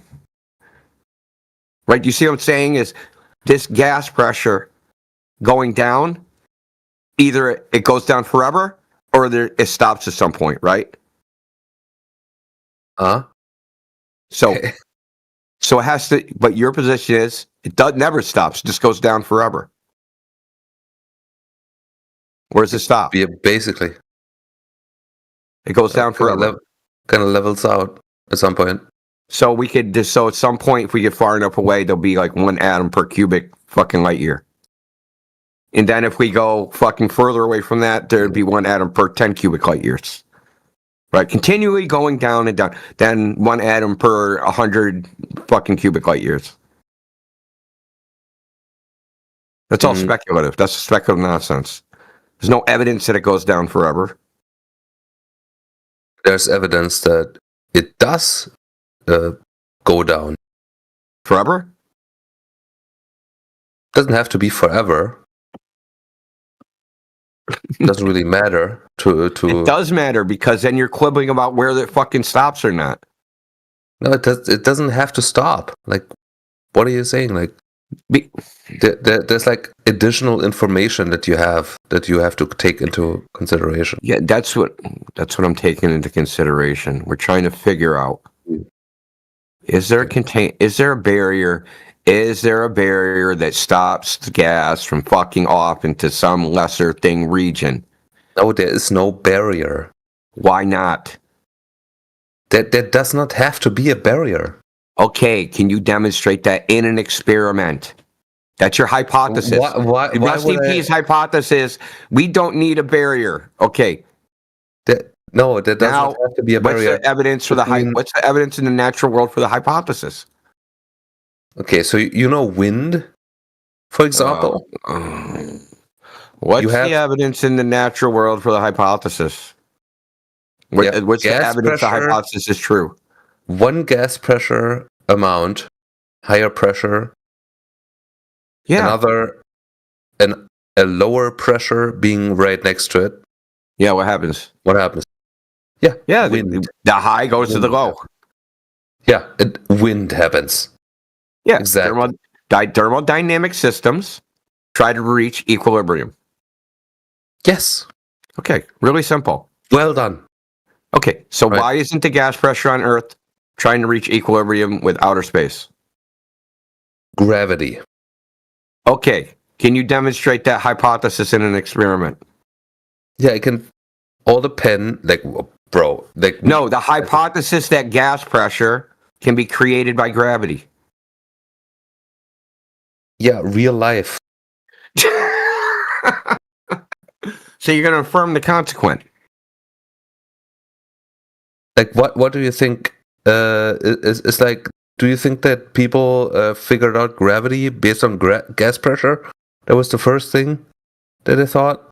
Oh, we can't figure this shit out, but... They didn't figure out gravity, okay? There's 2 values. There's little g and big G, right?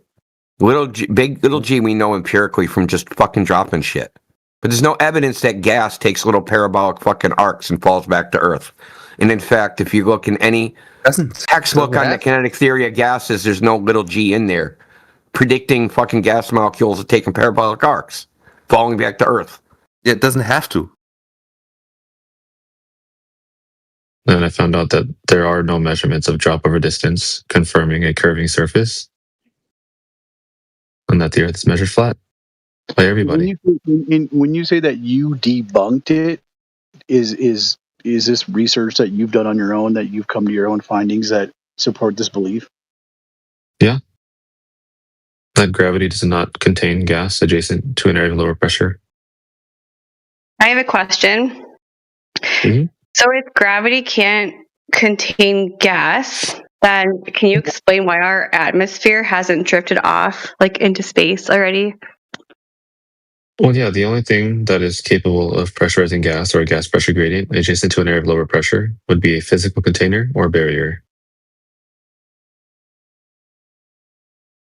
So Earth has an atmosphere, correct? Yeah. It stays here. Okay. So it stays here. So there's gravity there, right? So gravity exists, correct? Sure. Yeah, you can claim that it exists. Yeah, that's fine. Okay. So do you believe that Jupiter exists?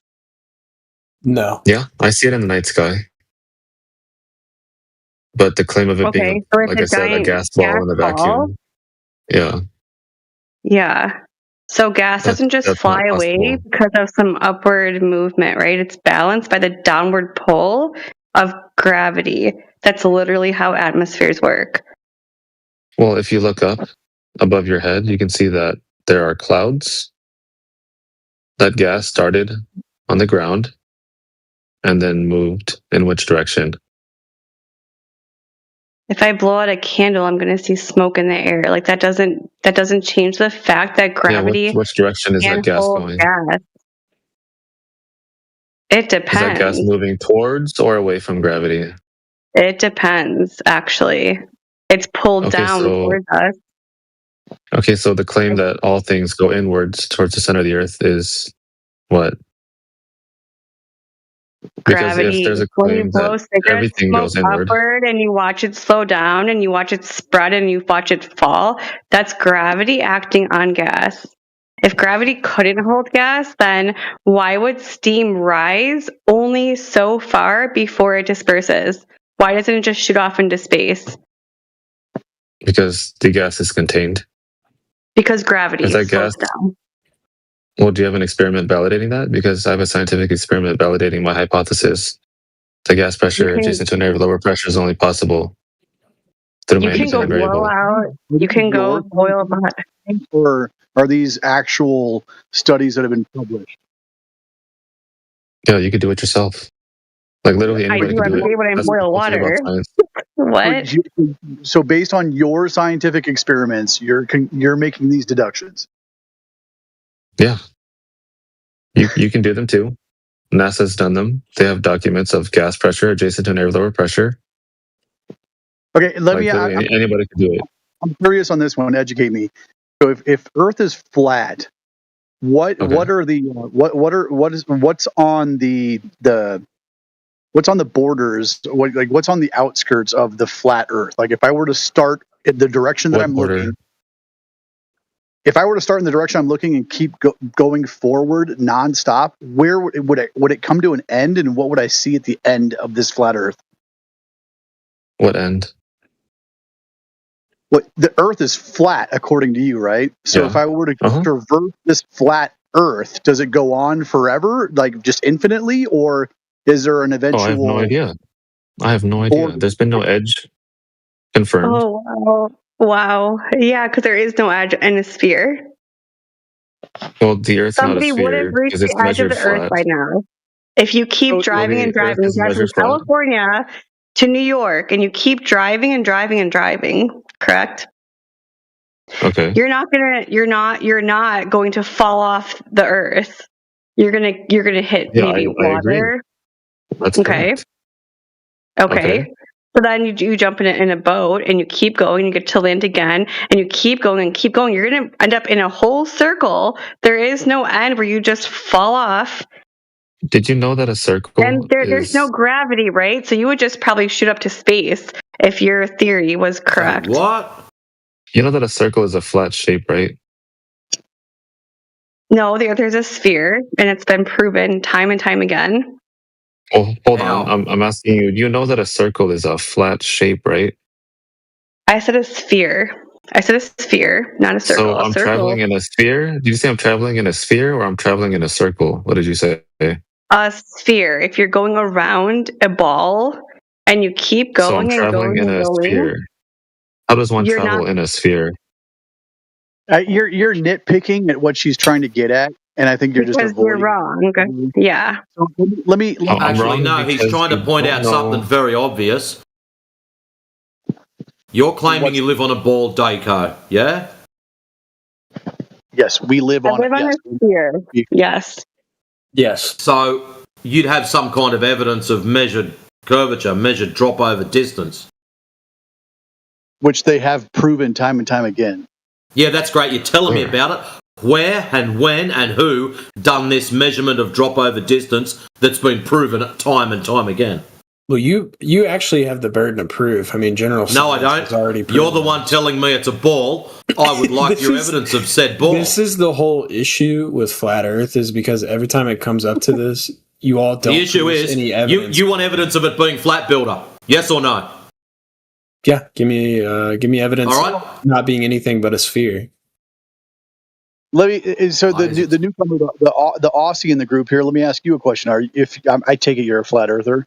Is there an end? Are there borders to this flat Earth, or does it just go on infinitely? I wouldn't even ask that. They have the burden of proof. They need to answer what is a sphere. I just want to hear their yeah. I don't think they have a model though. Well, That's in usually my what just lifetime, allows well, it. that's called poisoning the well builder, so shut up.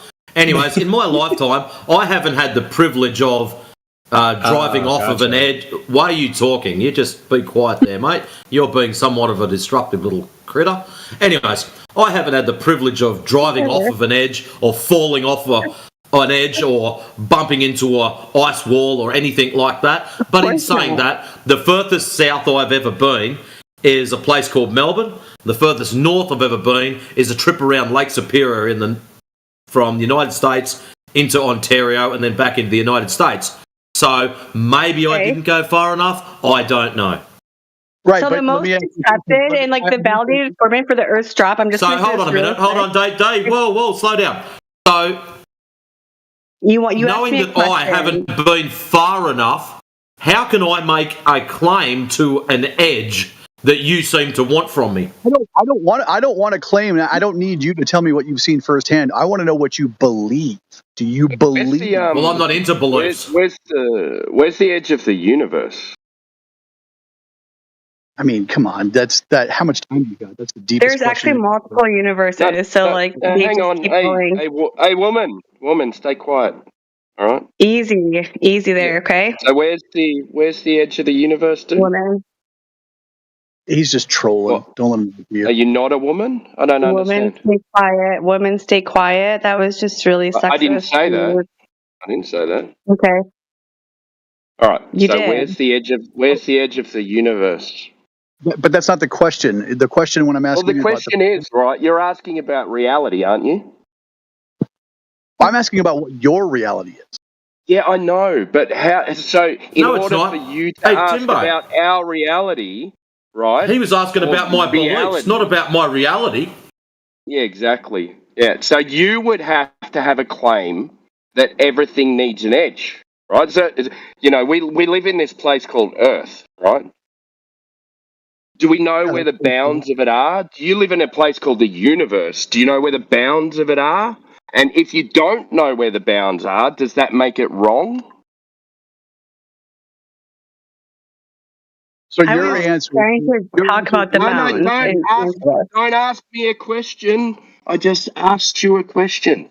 I know, and this is my answer to you. So your answer to my question about the flat Earth theory having a boundary or a drop off is to come back to me and ask me if the universe has an end. So you're going to answer my question with a question.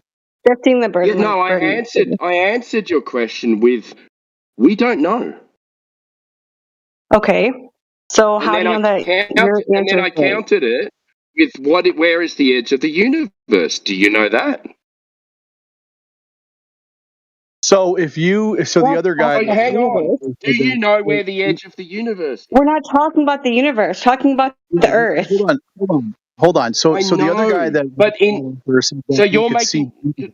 Right, you're saying the Earth can't be flat. Don't talk over the top of me. I'm not going to compete for voice. All right. Your claim is because the Earth is flat. If the Earth is flat, there must be an edge, right? That's what you said. If we don't know there's an edge, then it mustn't be flat. Right. Correct? So the other flat. Okay. So no. I'm trying to use the other flat earthers' logic here because the other flat earthers. No, you're Let me not. just You're not. now. Hold on, dude. hold on. You're not engaging with me, man. You need to realize something. Shrimp on the Barbie. Give me a second to finish this. Okay? We don't eat shrimp. We eat prawns. You numbnut. So if the other flat earther said that he acknowledged that he could see Jupiter in the night sky. So yes, we all see a light in the sky called Jupiter. Who cares? Would I just like transition over to Jupiter? Would I just now I'm on Jupiter if I just continued in the same direction? What the shit are you talking about? This guy's lost the plot, man. I think you broke him. He actually hasn't. You just don't. You know that he's making sense. Hey, Daiko, shut up. It's hard enough understanding him. We don't need you talking too. So the guy that just said you walk to Jupiter and then keep on walking past it is making sense to you, is he? I was still trying to answer the whole And they both talk at the same time. How about we fix that? Now you can talk one at a time. Oblivious, please. What are you trying to say? What I'm trying to say is, by the other flat earther's logic, when he acknowledges that he sees Jupiter, which is another planet in our universe, in the night sky. He didn't say that. I heard what Lat said. If I were to continue on the trajectory, lady asked him a question and said, "Do you believe in Jupiter?" Has he got me muted? I don't know. He just likes talking through people, and he doesn't realise it just turns into garble. You can't hear what he's saying. You didn't even let me finish my statement. Both of you guys. Yeah, I know because I needed to correct you before you finished your statement because you said something wrong. So in the spirit of letting somebody finish what they're saying, you're going to interrupt me. So why did you take the necessity to strawman him? I doubt Lats would have said it's a planet. No, if this guy is quiet, I'll tell you what Lat said. The lady said, "Do you believe in Jupiter?" And he said, "Yeah, there's a place up there. There's a light in the sky called Jupiter." Yeah. Yeah, fair enough. So you don't believe in Jupiter if you're just going to call it a light. That's fair enough, right? It's there, isn't it? There's a light in the sky that everyone calls Jupiter. Well, when we say Jupiter, we mean something that is not a random light. We're referring to something specific. So prove that Jupiter is what you say it is. Prove Jupiter's what you say it is. Go ahead. Oblivious? You're calling Jupiter a planet? Yeah, Jupiter is a planet. Okay, prove it. My proof is in the photos of Jupiter that I've seen, and the data and the information that I've been given by experts in the field. Okay, can you share that data? Can you share that data with us? Dude, Google Jupiter and look at a photo of it. Well, have you though?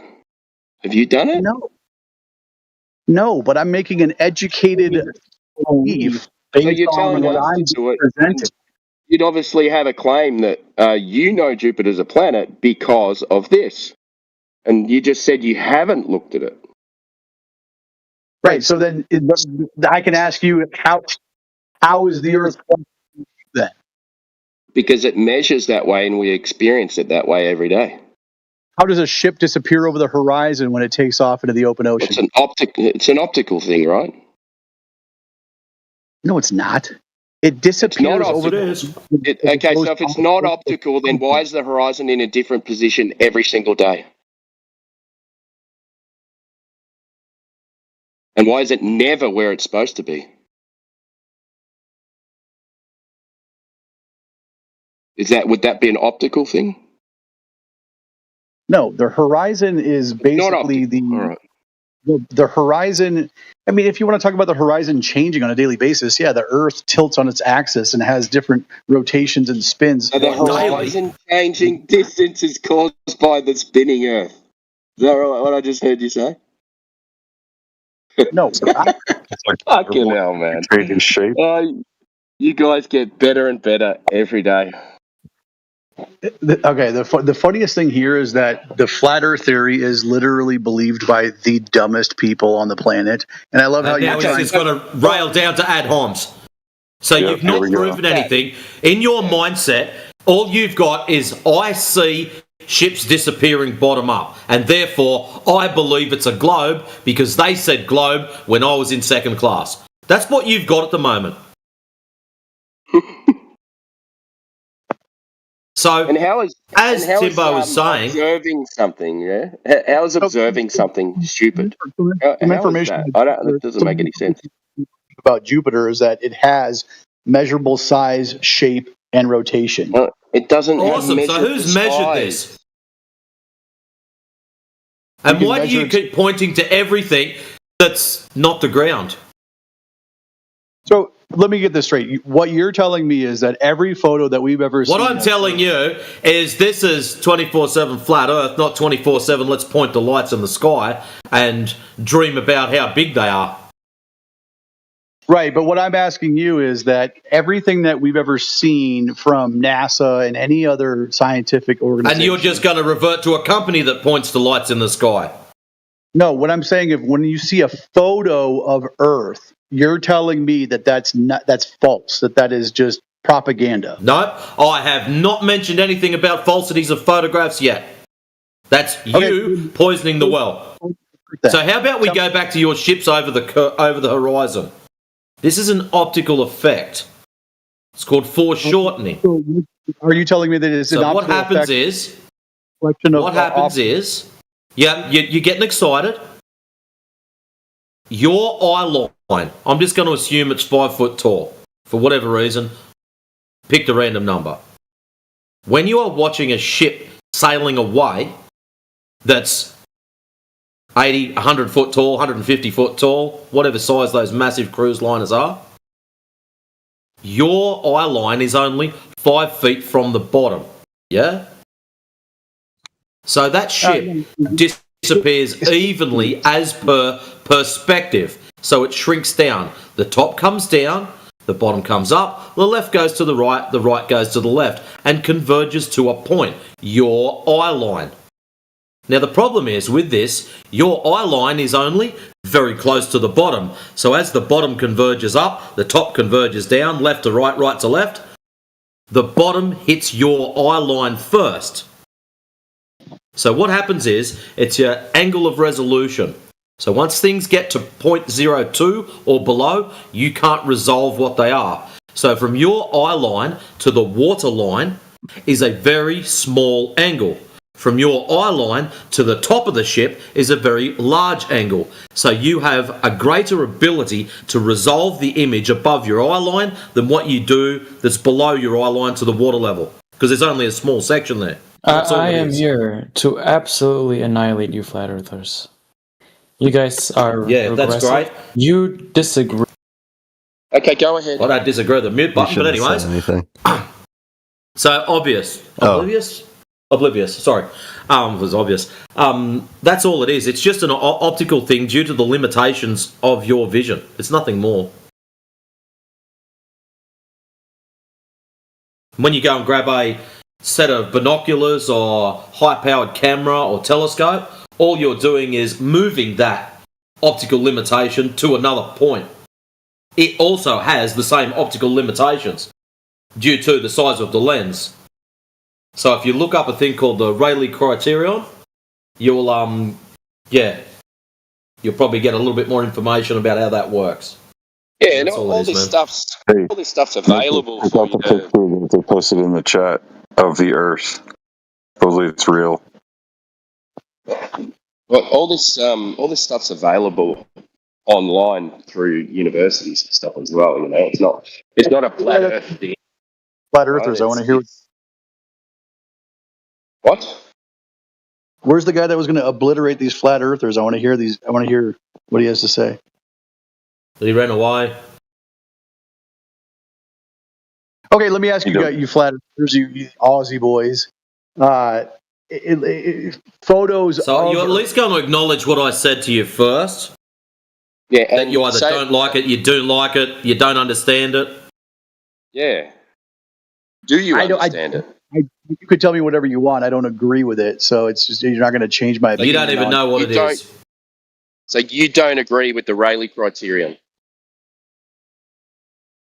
What's the? I don't know. Saying? What's the Rayleigh criteria? So you weren't listening then. Matrix just gave you a scientific way of explaining how light works and what we see, right? Uh-huh. And did you take any of it in? Yeah, I heard what he said. Yeah. Okay, what did he say? It was, it was a valid effort, and what did he say? It still doesn't change my first. It doesn't matter. No, what did he say? It doesn't matter what he said.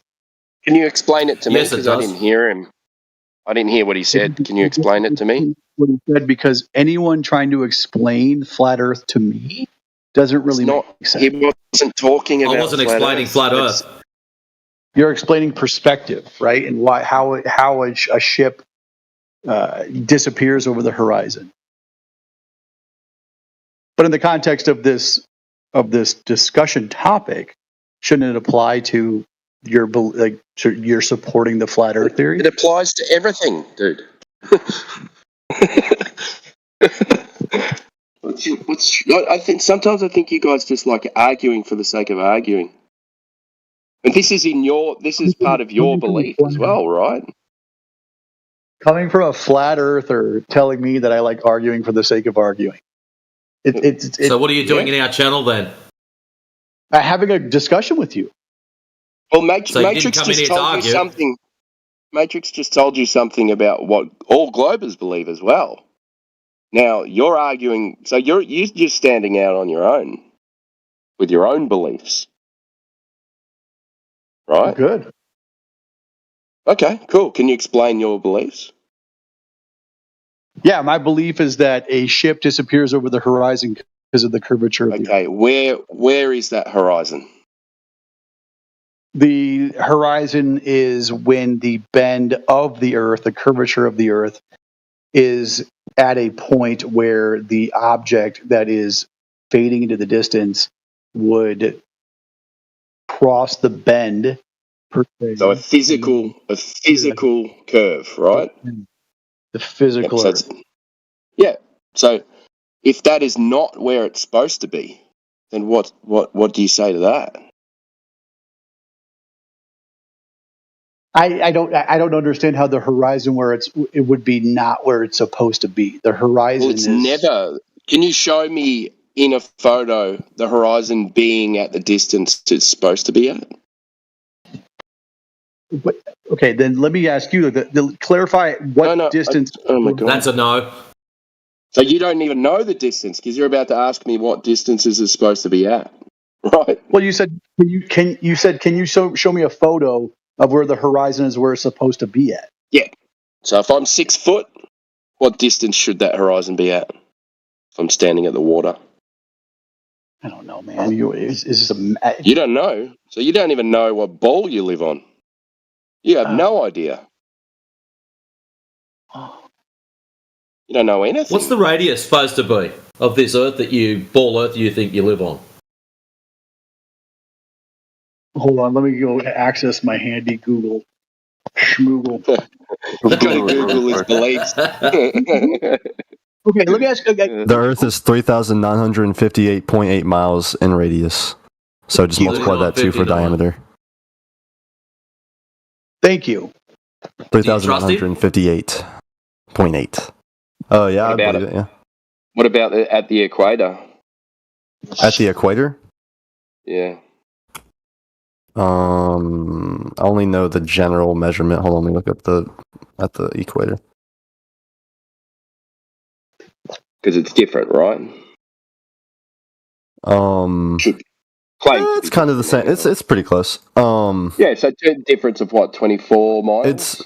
All right. It's like a difference of like 24 miles. Yeah. At the equator, it's 3,963 miles of radius. Who measured that? You measured that? Yeah. Why does that matter? Well, in order to get a number, you'd have to measure it, wouldn't you? Yeah, but why does it matter who measured it? It's a measurement. Anyone can do it. Well, where does that measurement come from then? I'll ask it differently. It doesn't matter who measured it, but where does the measurement come from? Probably a space organization, or a or a so geologist. They didn't know how big the Earth was until they left the Earth. No, you can measure the Earth. I mean, that's why I also mentioned it might have also came from a geologist. Okay, how do you measure? How do you do that? Why are you shifting the goalpost? I'm not shifting the goalpost. It's part of my. It doesn't have anything to do with what you were asking originally. The size of the Earth. So measuring the size of the Earth has nothing to do with the size of the Earth. It has nothing to do with what you asked. You asked what was the radius or the diameter of the Earth, right? No, that was me. So I asked what the radius was. Yeah, and then you said. Well, someone asked, right? So I gave the radius. Yeah, and I said it doesn't matter who measured it. It's a measurement. Okay, so you just don't want to have a conversation then? No, I am having a conversation. It just doesn't It doesn't matter. It doesn't matter to what you asked. Okay, it doesn't matter then. So why? It's just a random number then. That's what you've done. It's not a random number. It's the radius of the Earth. Okay, so how was it constructed? Where did they get it from? How was it constructed? They probably. Where did you get that number from? Probably a geologist. Okay. Probably a geologist. You guys my flat earther Aussie boys. Can you not? Do you not comprehend what a geologist is? Yeah, I did geology at school actually, but anyways, we'll leave that alone. Give me some my god! Insight into this. So, why would a ship that's disappearing in the horizon disappear hull first and the mast last? Wouldn't, if it was a flat Earth, it disappear from top to bottom? I don't want to be rude, oblivious, but I explained that shit to you earlier. The way the Earth is not a parabola, so 8 inches per mile square is. Okay, nobody mentioned 8 inches per mile anything. Shut up. Yeah. So tell us the difference over 100 miles then of your equation, and we'll use 8 inches per mile squared, and we'll see where we end up and what the difference is.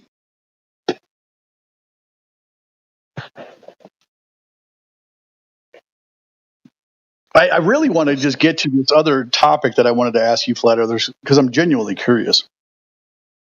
Genuinely, yeah.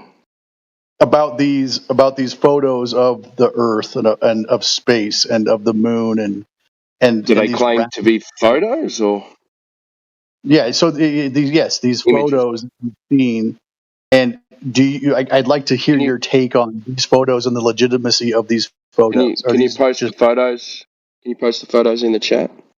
You're asking me to post a photo of Earth. Yeah. Well, we need to reference something, don't we? Empty Bowl put a photo in there. Check his out. They look pretty real.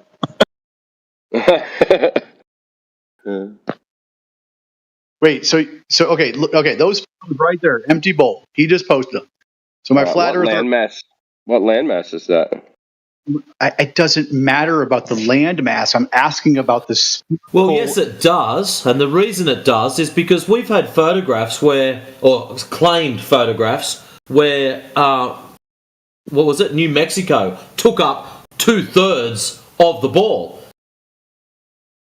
No, yeah, what? Why is this one shaped like an egg?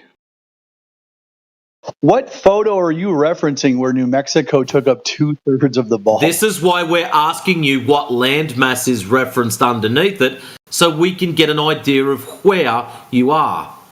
Because if it shows New York taking up the entire ball, I'm going to say that's a problem. You get what we're talking about now.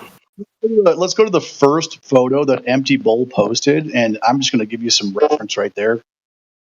Oh, geez. What does that look like? That looks like Eurasia, India.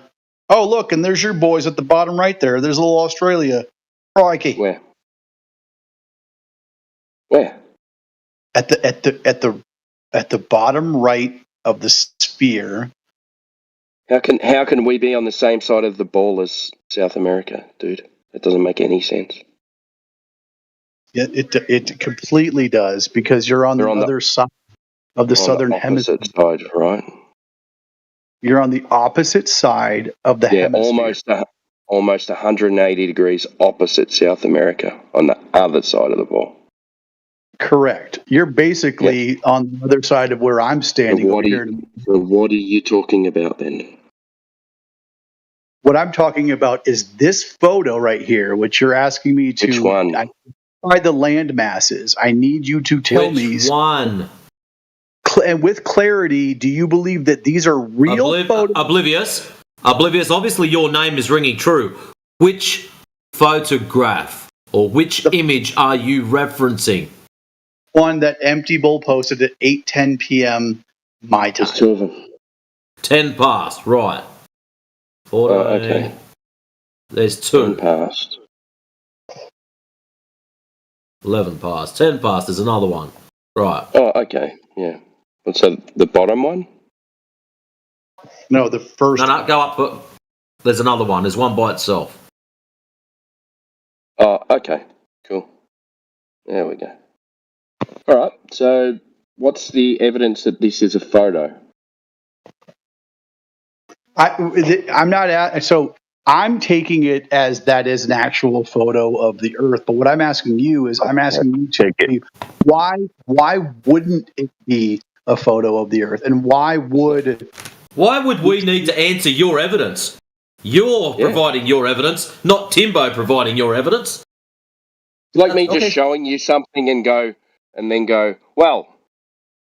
Okay, so here's my evidence. My evidence, obviously, that there was a satellite in Earth's atmosphere orbit that took a photo and sent it back down to us. Are you sure about that?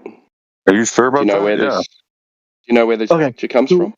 Then you just answered my question. So you guys are questioning what we're being given. Where does the picture come from? Hold on. Empty bowl. That's where we know the picture comes from. Yeah. Aussies, they're not funny anymore, are they? Empty Bowl's got a satellite in space. He's taking these photos for us. Thanks, Empty Bowl.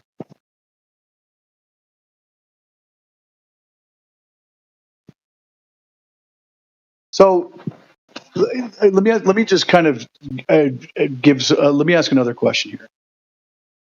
If you guys are flat Earth believers, what benefit? I don't know, like every other credible scientific organization in history have. What benefit would they have to convince the people that Earth was round? Scientific organisations? I don't really think they care, because this is a question of geometry, not a question of science.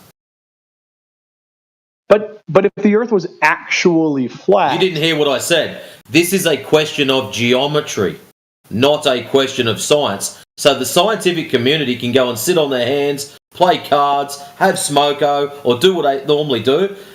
It's not their problem.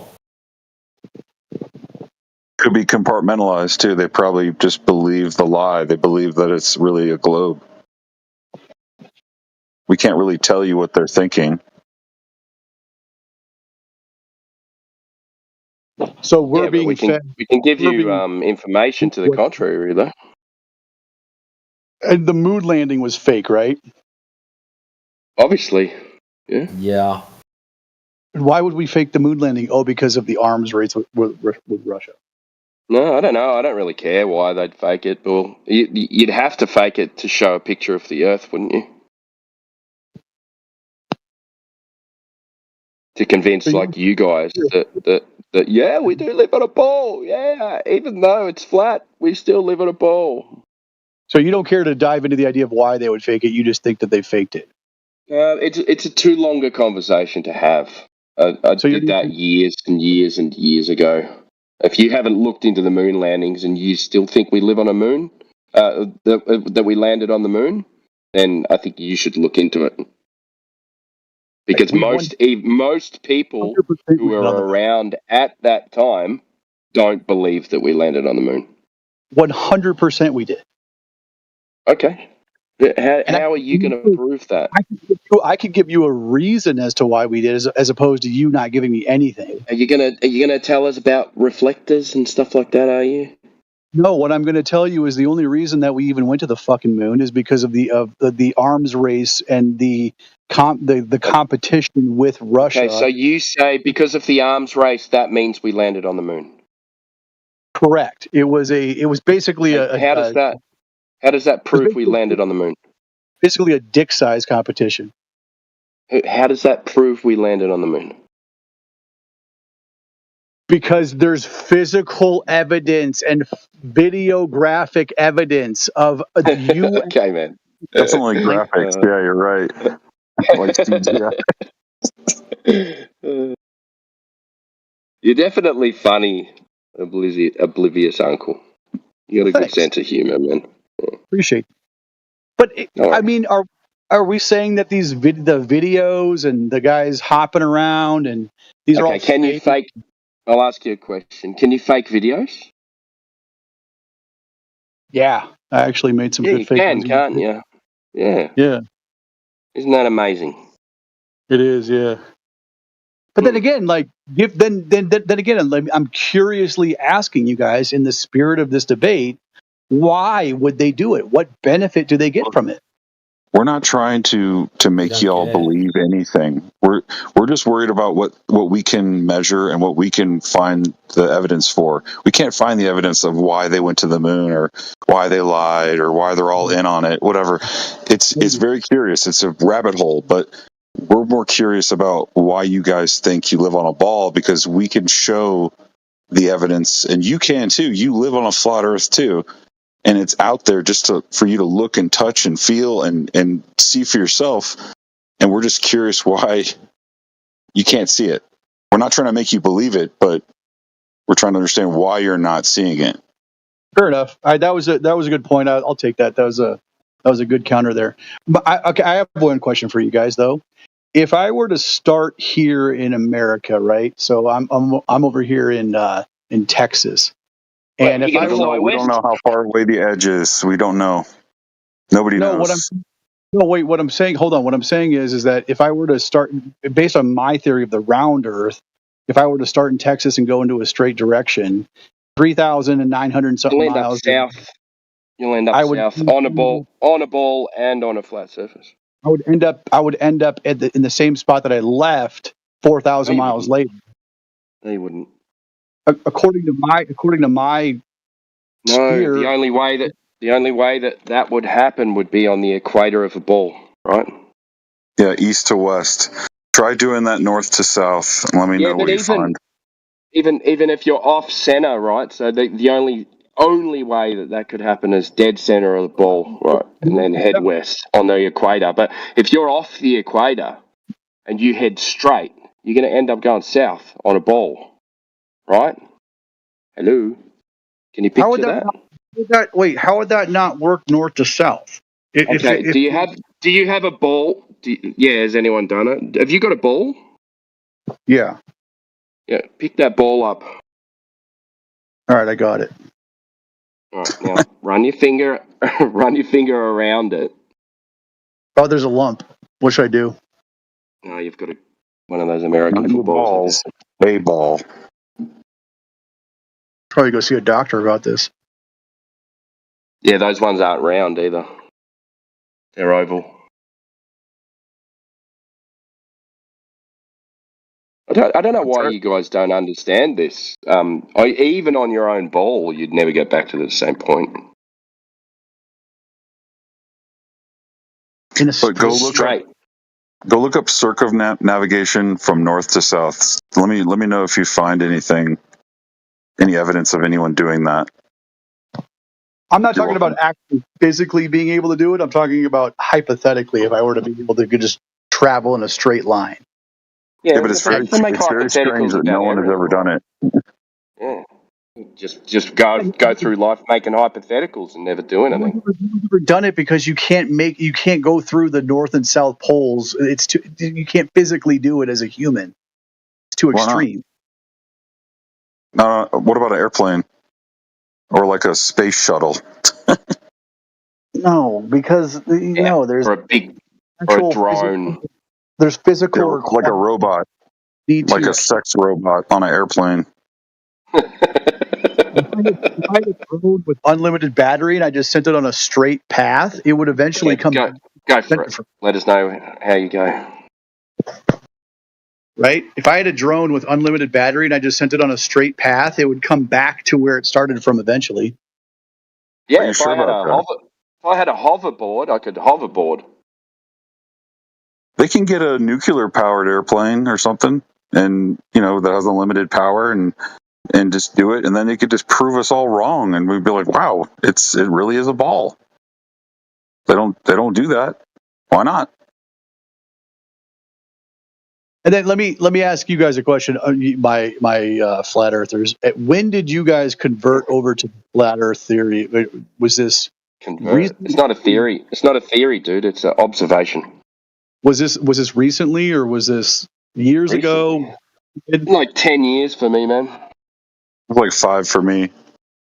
Nice. Do you guys ever go to the flat Earth conventions? No chance, mate. No. Why not? Silly. They believe in ice balls and shit like that. Fucking retarded. Okay, so within your sect, there's retarded people that are within the flat Earth group. Well, it's people making claims they can't prove, right? That's the problem. That's what gets people in shit. There's an ice ball surrounding the outside of the Earth. Okay, prove it. Right? So you guys aren't in the theory that we live in like a snow globe type thing that the some of these other flat earthers think. Well, snow globe, but I don't know about that. But there's got to be something keeping the gas pressure in. Otherwise, you wouldn't have gas pressure. Wouldn't that be like? Would you agree with? Would you agree with that though? There's got to be something holding it in. I do agree with that, and then based on that theory, wouldn't that be like ends of the flat Earth, like kind of bookending each other? I don't know, man. I have no idea, but there has to be something containing it. So that would make sense, right? Because the only time you can have gas pressure is with a container or with containment, and that's scientifically proven. There's no way to prove that you can have gas pressure without containment.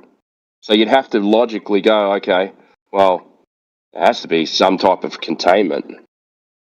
Yeah, you guys would say it's gravity or something, but yeah, you saying that to a flat earther is like us saying, well, the moon looks round, so we must be living on a round ball. Like that's like doesn't make sense.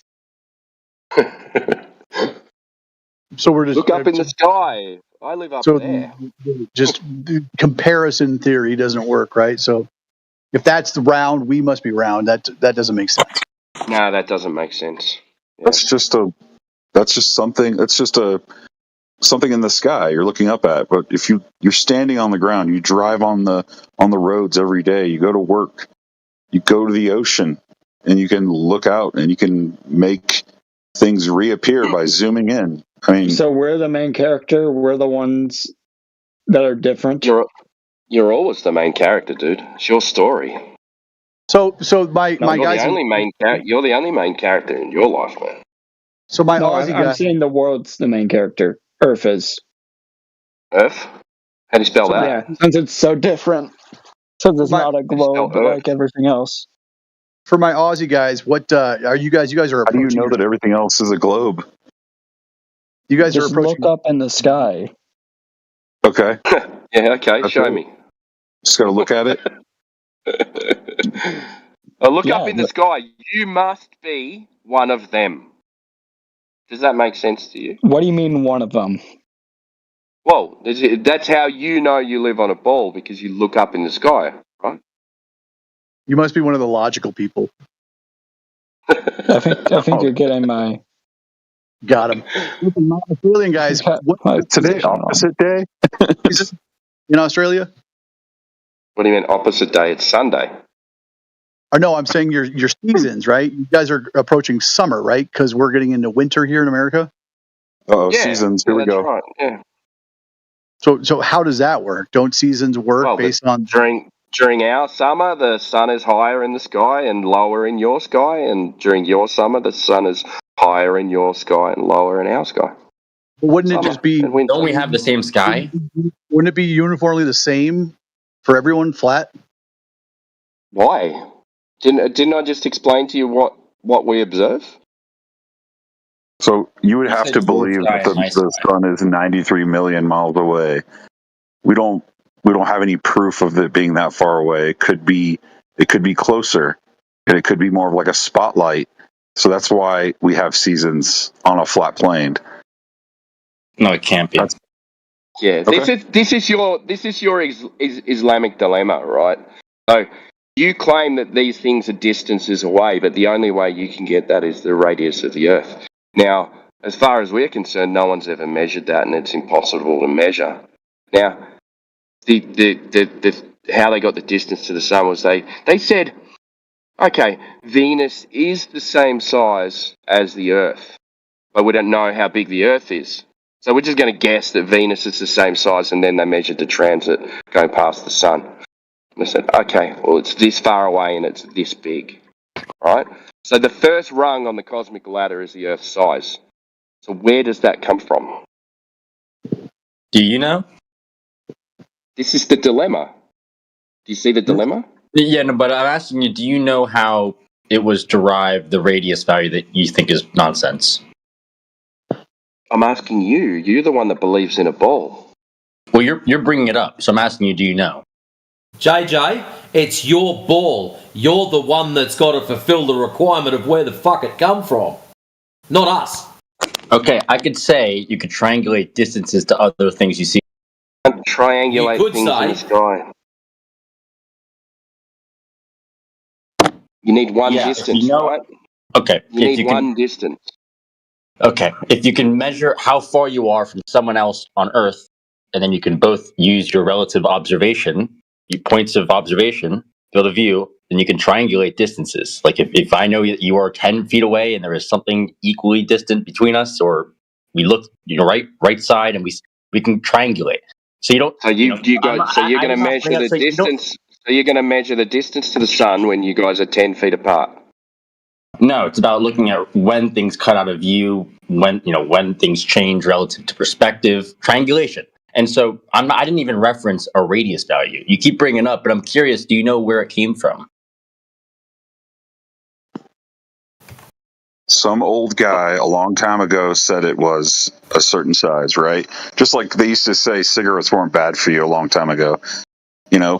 You start to realize that the things they're telling you, you try to go measure it for yourself, it doesn't add up. So that's why we don't believe any of this shit. We're just going off of the evidence that we can find. No, I understand. If they're saying it's this big, then we're like, okay, where's the curvature? Where's the horizon? The horizon should be here. It's not there. It moves all the time. Like, that's what we're trying to say here. Doesn't matter who said it. You tell us who you think said it. Eratosthenes or whoever. I mean, come on. Okay. So I was just asking you if you know where it came from. Clearly not. So the first place it came from, first person to give a radius value was Eratosthenes. But that's not the value that we use today. Like the radius value that is used by people today, it is not like, oh, what did Eratosthenes say?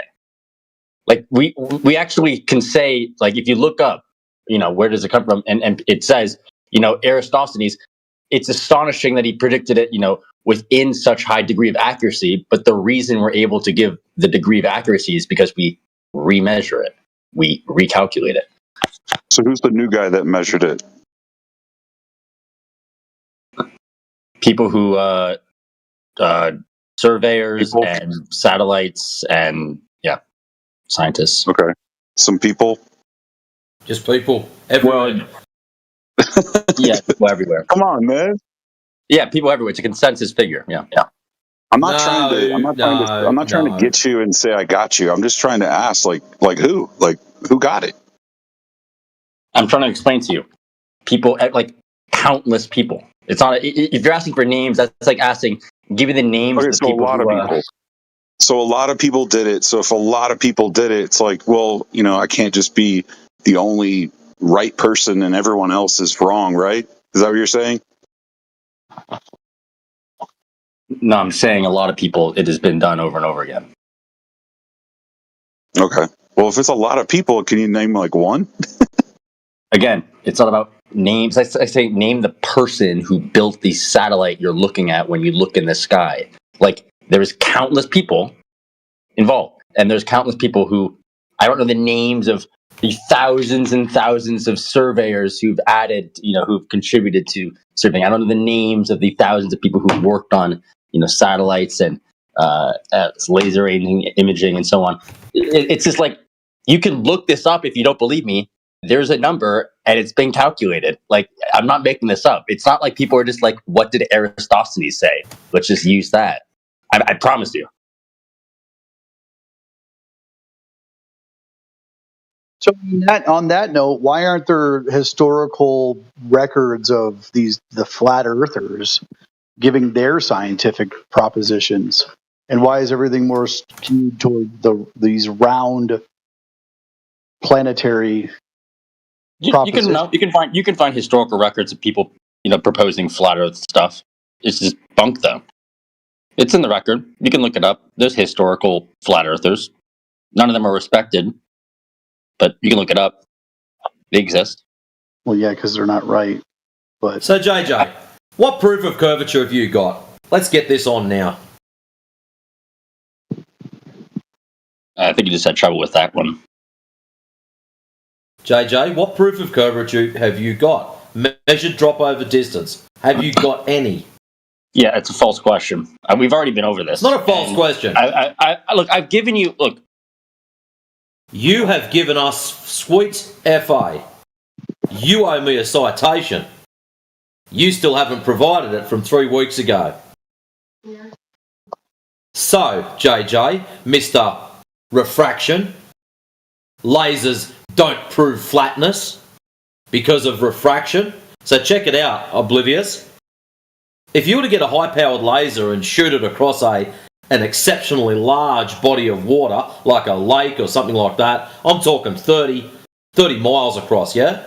Notice how JJ just muted himself? So he doesn't have to listen to the truth. So next time he comes in, he can just do a full hard reset and not have to matter.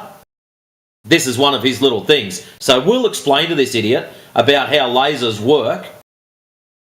And all of a sudden, all his response is refraction. Refraction makes the lasers bend around the Earth. So check it out, Oblivious. At 10 miles, if we were to shoot a laser, it would need to drop, measured drop over distance, would need to be 66 feet. At 20 miles, be 266 feet. At 30 miles, 600 feet. And at 40 miles, I think it's 1,066 feet.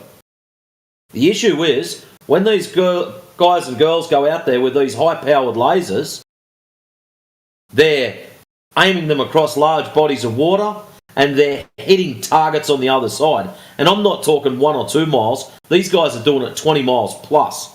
So there should be 270 feet of drop. And the lasers up about 6 feet, too. So one of the tests they did, they set the laser up at 5 foot, and at the other end, they hit the target 1 foot lower. So they hit it at 4 foot. Like, totally not possible on a ball tard. Like, seriously. And all JJ comes back with, refraction. So what he's claiming is that lasers naturally conform to 8 inches per mile squared. Isn't that crazy? That someone could be that brain dead and think that lasers naturally bend in order to hit a target. Yeah, I don't believe that lasers bend. I think that whatever point you direct a laser from is going to continue on a straight path, and whether that hits a target that wherever you're aiming it towards down in the distance, or it just goes straight off into the sky. It doesn't. That's not, these laser measurements of the curvature of the Earth don't really apply, because lasers don't. The Earth's spherical nature doesn't apply to bending light and lasers. The curvature. Well, you better tell him that then. Yeah, he's not too sharp when it comes to things like that. So all they're doing, when they do these laser tests, all they're doing is they're making a tangent next to a curve. That's all they're doing. So if it is curved, it should stand out. It's really, really easy. It's not like you have to bend your brain or anything like that to try to understand the simplicity of it. Straight line next to an alleged curved surface. If the curved surface is true, then we should be able to measure the deviation. It should change. The claim is it's a ball with a radius of 3959 miles. So we can calculate what the drop should be, and let's go out and check and see if it's true or false. That's it. Nothing more to it. Yep, it's that simple. And refresh my. I know that you had just said it. In these laser studies, what's the distance that that have been tested? How about I post a couple up for you and you can see for yourself? Sure. I mean, if we're 5 miles, 10 miles, 20 plus. That's insignificant compared to the 4,000. Well, at 10 miles, you should still have a 60-foot drop. So if they shoot the laser and there's no drop, you should at least be questioning that. There's no 10 miles. There's no 10 miles should be a 66-foot drop. Not at all. Not at all. That's what it should be. You're comparing a mole to a mountain. Okay, a molehill to a mountain. 66 feet is a 7-story building. 10 miles on a sphere that's 4,000 miles. Oh no, 4,000 miles, 10,000 miles. Let's throw a big number at it so it sounds impossible. The radius claim is 3959 miles. At 10 miles, it should be a 66 feet drop. You're not at all. Look, this is going back to JJ's point. He's saying, some people or a lot of people are saying that the Earth is this big, right? So we're just taking their claim of it being this big, and we're doing the experiment with the laser, and we're like, okay, it's 66 feet drop. Where is it at? Why we could still see our laser? If you're saying that you think it's bigger, then why are all these smart people that JJ is talking about? Why are they saying that it's 3959? Is it bigger? If it's bigger, then we'll do another test.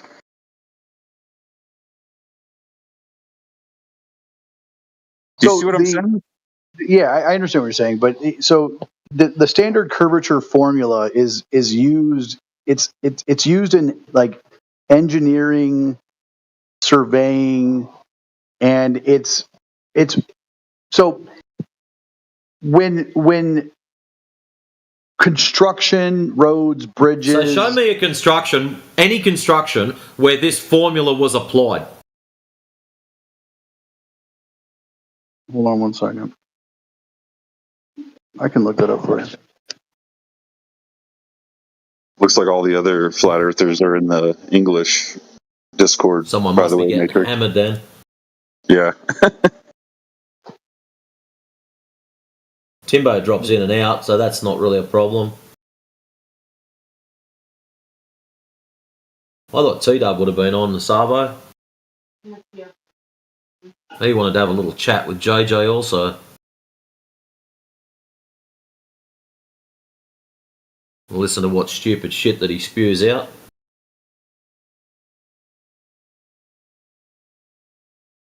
See, it's quite interesting. Oh, he found something?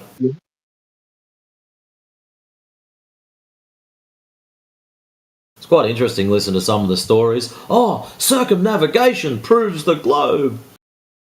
Okay, so show us the north-south one that's happened. And then about a week later, they might sneak back in. I'm sorry. I haven't slept for a week. I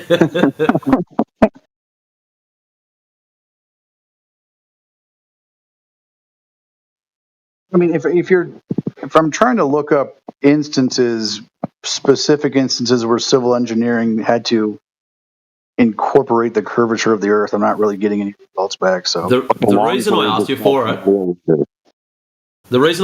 it, Oblivious, is we get a lot of people that come in here and just claim stack. So they'll make a claim and then they'll cover it by making another claim. Then they'll cover it by making another claim. We call it claim stacking. So in order to break that cycle, I asked people to back their claims. So if you're going to say X, Y, Z, then just back it. So you said to us that it's required in engineering.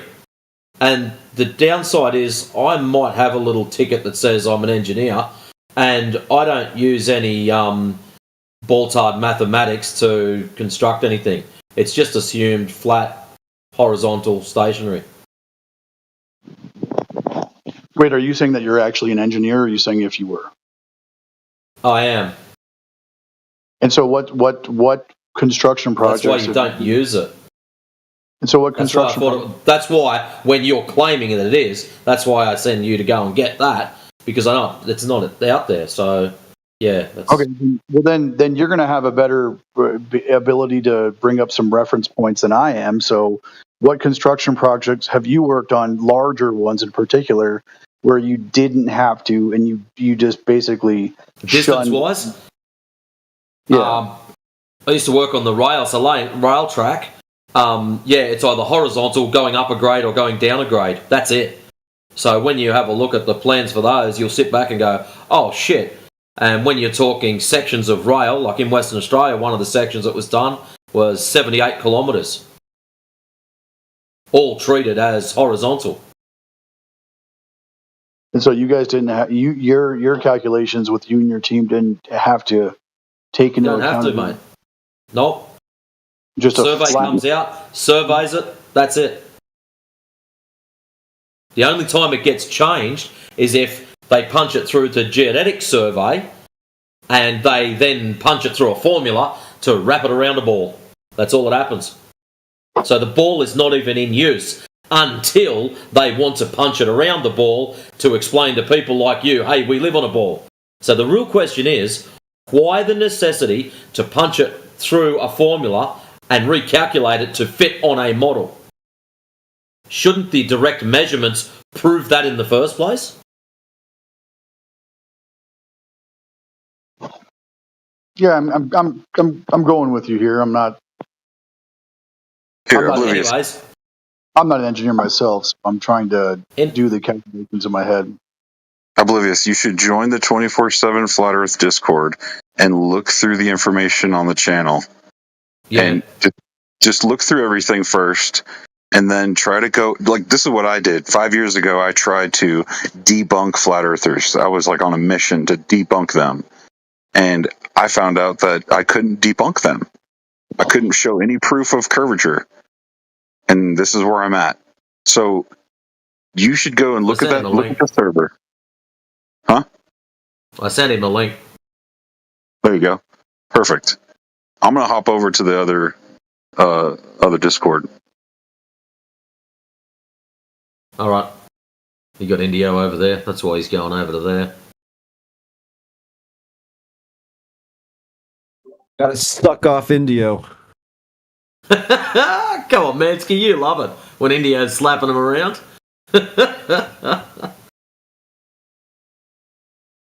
Well, it's been a good debate, guys. I can see where you guys are coming from. I still don't believe it. Flat Earth to me is a ridiculous theory, but it was a good back and forth. I tried to learn. The reason a lot of people see it as ridiculous is because you've been programmed to. You have a look at all the bullshit they put on the news and media. Flat Earth is just a biscuit in space. It's a flat little piece of land on the back of elephants, on the back of a turtle flying through space. It's all these shit propaganda. And then you get sites like, what's that other Flat Earth? FlatEarth.ws, Flat Earth Society, that are all just create straw man stupid shit. So a while ago, if you were to type in Flat Earth into the internet, the first thing it will pop up is Flat Earth Society. So let me get this straight. You've got a media outlet, a web page, constructed and run by Globers for the specific purpose of leading people away from Flat Earth. So people who go in there, read some of the stuff. Oh, there's penguins with laser eyes that guard the ice wall? That's freaking stupid. Flat Earthers are retarded. I'm out of here. That is what the intended purpose was to steer people away. They don't want people checking shit out for themselves.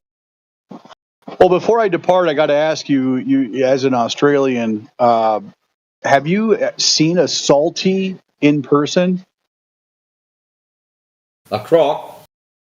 Yeah, but I was on one side of the fence and he was on the other. I wasn't going near any closer than that. Those things are huge.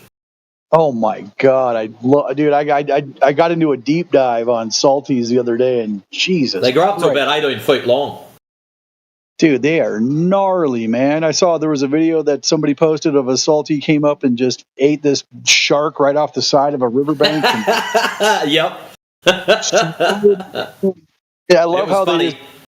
A few years ago, I went over to the United States and I was going through Omaha Zoo. They've got a nocturnal section there, and you go through all this, walk along, checking all the animals and whatnot out. It's great.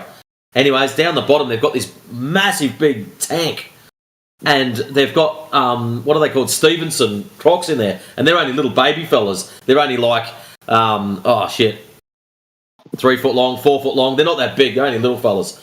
Anyways, I'm sitting there looking at them going, you got to be kidding me. They got the smallest ones there, and there's all these tourists, people there, and there's this one American family in front of me. Oh my God, I thought they were bigger than that. And I'm sitting there behind them going, yeah, they are, mate. You've got no idea how big crocs are supposed to be. That's not a crocodile, that's a toy. Those great white have off your Australian coast are just nothing to be messed with either. Nah, we got some pretty gnarly stuff here. Well, and the box jellyfish and all those venomous. Yeah. I mean, everything in Australia is trying to kill you. You hear that so often. Everything's trying to kill you. No, it's not. They get bored easy. You know what I did hear is that I got a buddy of mine from the States, and he went to go visit Australia, and he said that the Australian women love American boys. Yeah, the accent. The same thing happens when I go to the States. It's just like, oh my God, you're from Australia? Yeah, mate. You want to hear a funny story? So I was in Los Angeles at a farmer's market, and I met this Australian that was selling some CBD oil. And I said, man, I love your accent. And he goes, you want to learn how to speak Australian? I'm like, yeah. He goes, all right, it's really simple. He goes, English people speak from the front of the mouth. He goes, Americans, they speak back from the throat. He goes, but Australians, you just keep your tongue right there in the middle. Just let it fucking hang out. You're fucking golden. Well, what do I tell people is there's no spaces between the words. Just let it flow. Oh, just rapid fire? A lot of people speak, like the whole enunciation, you must have a space between each of the words. No, it's one word, you just let it all go. Just stream of thought. But the funny thing is when he taught me the trick with the tongue is, yeah, sure enough, like when I leave my tongue right there in the middle and just put a little Australian twang on it, it just fucking hangs out right there. You're not really too much in the front, not too much in the back. You're fucking good. Yours is probably one of the better accent attempts I've heard. Hey, thanks, man. Hey, it was a fun debate. I know that we had a little back and forth, got a little heated, but you know what, man? You know, Godspeed. At the end of the day, whether it's a flat Earth or a round Earth, we're all just people trying to get the fuck along. Cool. But go and check that server out. That's our home base. And there's an additional information section down the bottom. And yeah, there's probably a lot of things in there that would answer some of your questions. And sometimes it's just a lot easier to go through. Check them out at your own pace. You don't have to worry about other people like Ice JJ and clowns like that interrupting and making it harder than it really needs to be. So, yeah, check that out, man, in your own time. And please enjoy yourself. Yeah, and then just some feedback for me as far as a debater. Did you feel like I was pretty cordial? I didn't get too heated or start getting personal or taking attacks? Look, I'm not into the whole debate thing because in this channel, in politics server here, we get a lot of what we call debate bros.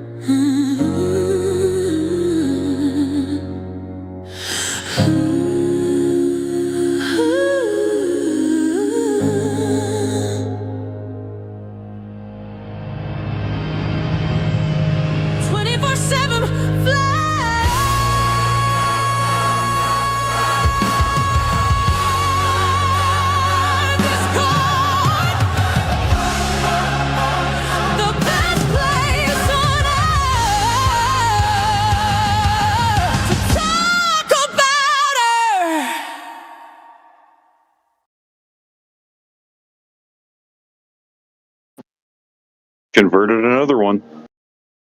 Well, as long as he goes to home base and has a bit of a look, that'd be pretty cool. He might get in there and just go, oh wow, these guys have got some pretty gnarly stuff all lined up.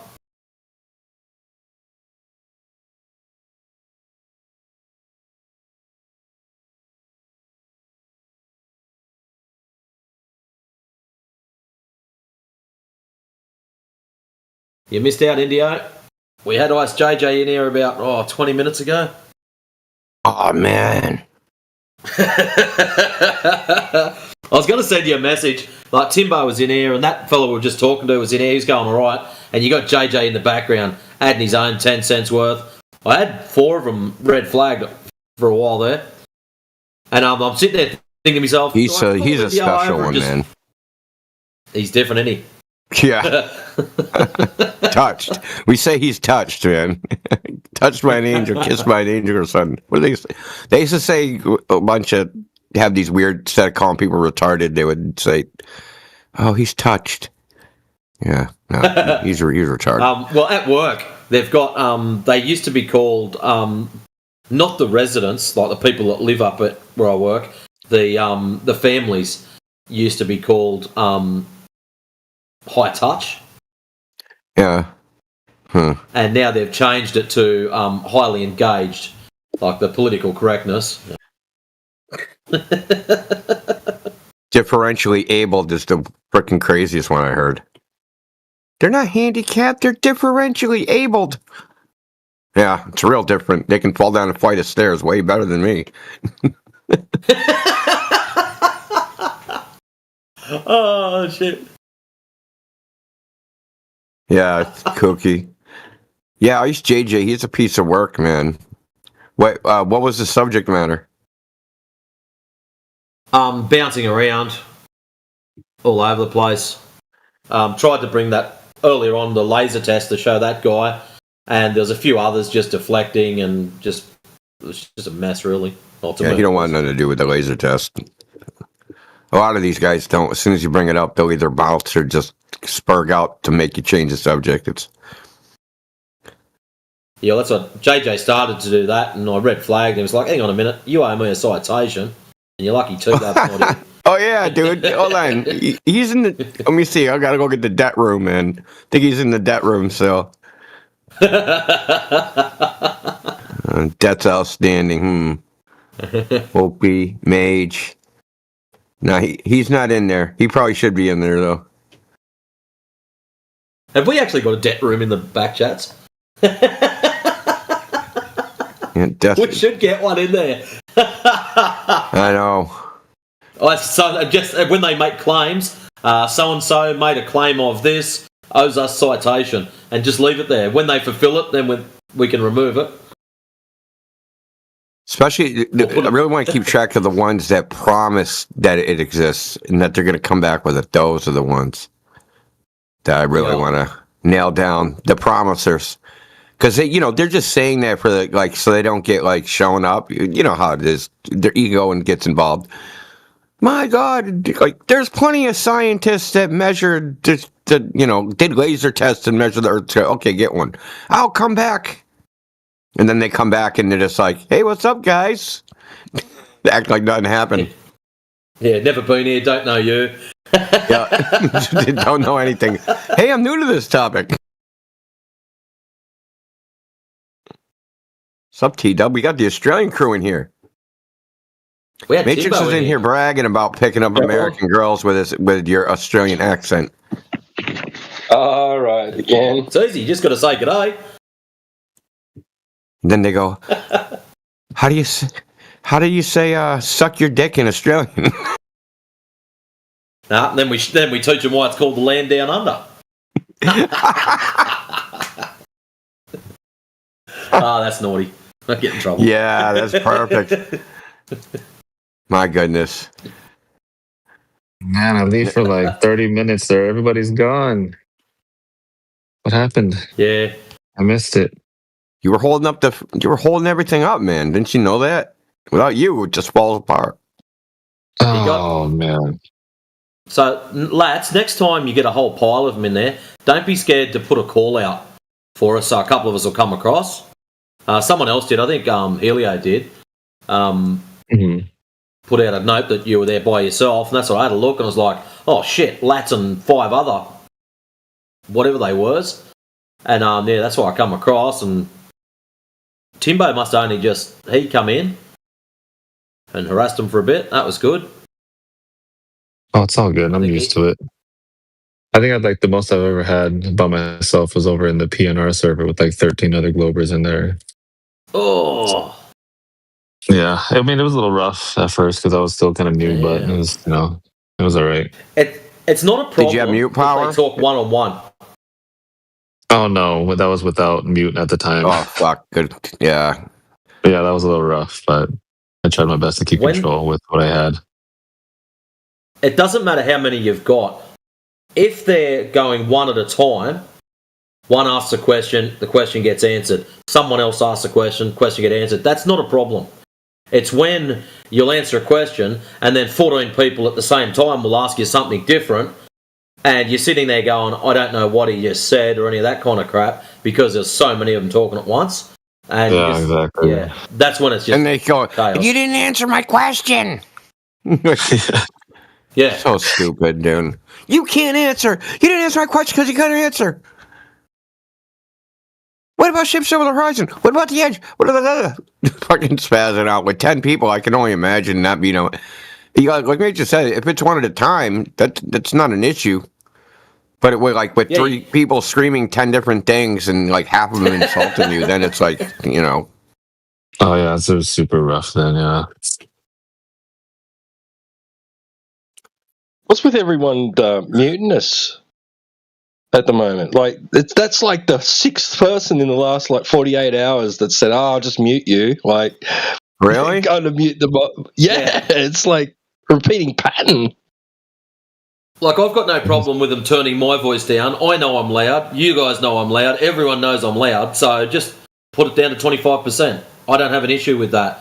But when you turn around, you're halfway through a conversation and you don't like what the other person just said, I'm going to mute you because I don't want to talk to you and I'm going to talk to someone else, and they say it out loud. Like, if they just went, yo, bro, your voice is like a megaphone, I'm just going to knock you back to 50%, I'd be like, yeah, do it, man. Please, save your ears. I don't even understand why you would do that. Like, why would you even, I'm going to go into a bar. There's a bunch of people talking, and I'm going to mute a couple of it and pretend that these people aren't even here. La, la, la, la, la. I can't hear you. That's oh my goodness, dude. Yo, Matrix, I got you blasted all the way up, dude, on my side. Really? Posted up. Oh, yeah, in the side chat, bro. I got you turned all the way up. I got them routed to other speakers to blow out the neighbors. Got you right. Yeah, I've got you full volume. Oh, so you're actually starting to turn mine back up. That means I've leveled it down pretty good then. Yeah. Slowly. It's actually funny. I think you and Indio are actually coming at the same volume. I have Indio at 100. You're at 200. T-Dub, I got at 110. So why is it you've got me at 200%, yet that sook that was in the other channel, he's loud. Yeah, me. Saying anything like a man to those guys is frickin', you're angry, you're loud, why are you emotional? Like, bro, they're not used to hearing, people talk like men. Like, you know what I mean? Yeah. And dude, I heard a guy on the train, man, and he had 2 kids, and I'm like, he looked kind of old for them to be his kids. But the questions he was asking, they must have been, he was taking them for the weekend or something.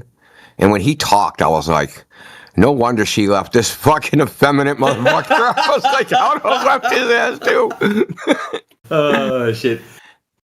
Yo, bro, they've got a special on soy drinks down the street. Yeah, like, I don't know.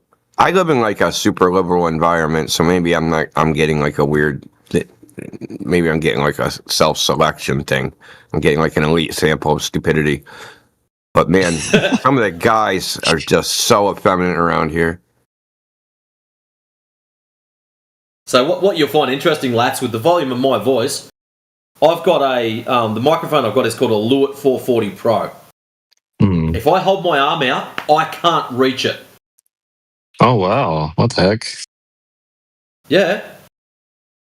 That's really the problem is you're direct. That's the problem. They don't like people talking direct. They want you to beat around the bush and say maybes and have 42 qualifying words in every sentence. You can weasel your way out of it. No, I've with all the places I've worked, you can't frig around. So basically, put it in English, you can't stuff around. Like if you're on the radio doing radio work, you make the point clean, clear, concise, and as efficient as possible. So if someone else has a problem, they can use the radio for emergency gear. So when I was on the rail, I used to spend a lot of time doing what we call safe working. So when I wasn't welding, I was doing safe working stuff. So you'd be the one who was organising the shutdowns of sections of work, of track, so there'd be no trains running, and you had to make sure your message got through, your message was understood, and it was done with the minimum amount of time and fuss. So basically just no frigging around, get it done correctly, get it done right the first time. So there's no beating around the bush, it's direct. Get it out, get it done, and get on your way. Sorry. You got high-speed rail there? You got high-speed rail in Australia? I wouldn't call them that, but they still get along quite well. What's their top speed, you think? 180, I think it is. Yeah. Yeah, that's probably out in your kilometers. Out in your yeah. Oh shit! We're sucky too. We suck too. That's sucky, bro. The freaking Chinese built like fucking 20,000 fucking miles of that train that goes like 200 kilometers per hour. And they built it all in like 2 years or something, dude. They're fucking crazy, dude. The shit they've been doing. People, no one can. Oh my god. Shit. There we go. Fucking Jack. Talking away. No again? Yeah, that happened to you. Yeah, but Jack. Yeah, it did. Yeah. We're still behind, man, with the rail. Like way behind. So are we. Yeah, 180. Yeah, I think it's like about 180 out on the stretches. Like, you know, straight $1.80, yep. Oh yeah, that ain't bad. Yeah, but about 120 max within your city areas if they get a chance to get it up to that far.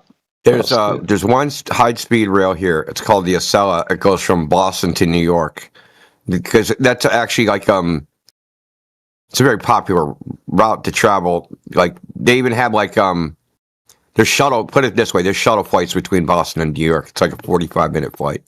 So they were like, hey, we're going to make a high-speed rail, Boston, New York. We're going to fucking, it's packed all the time.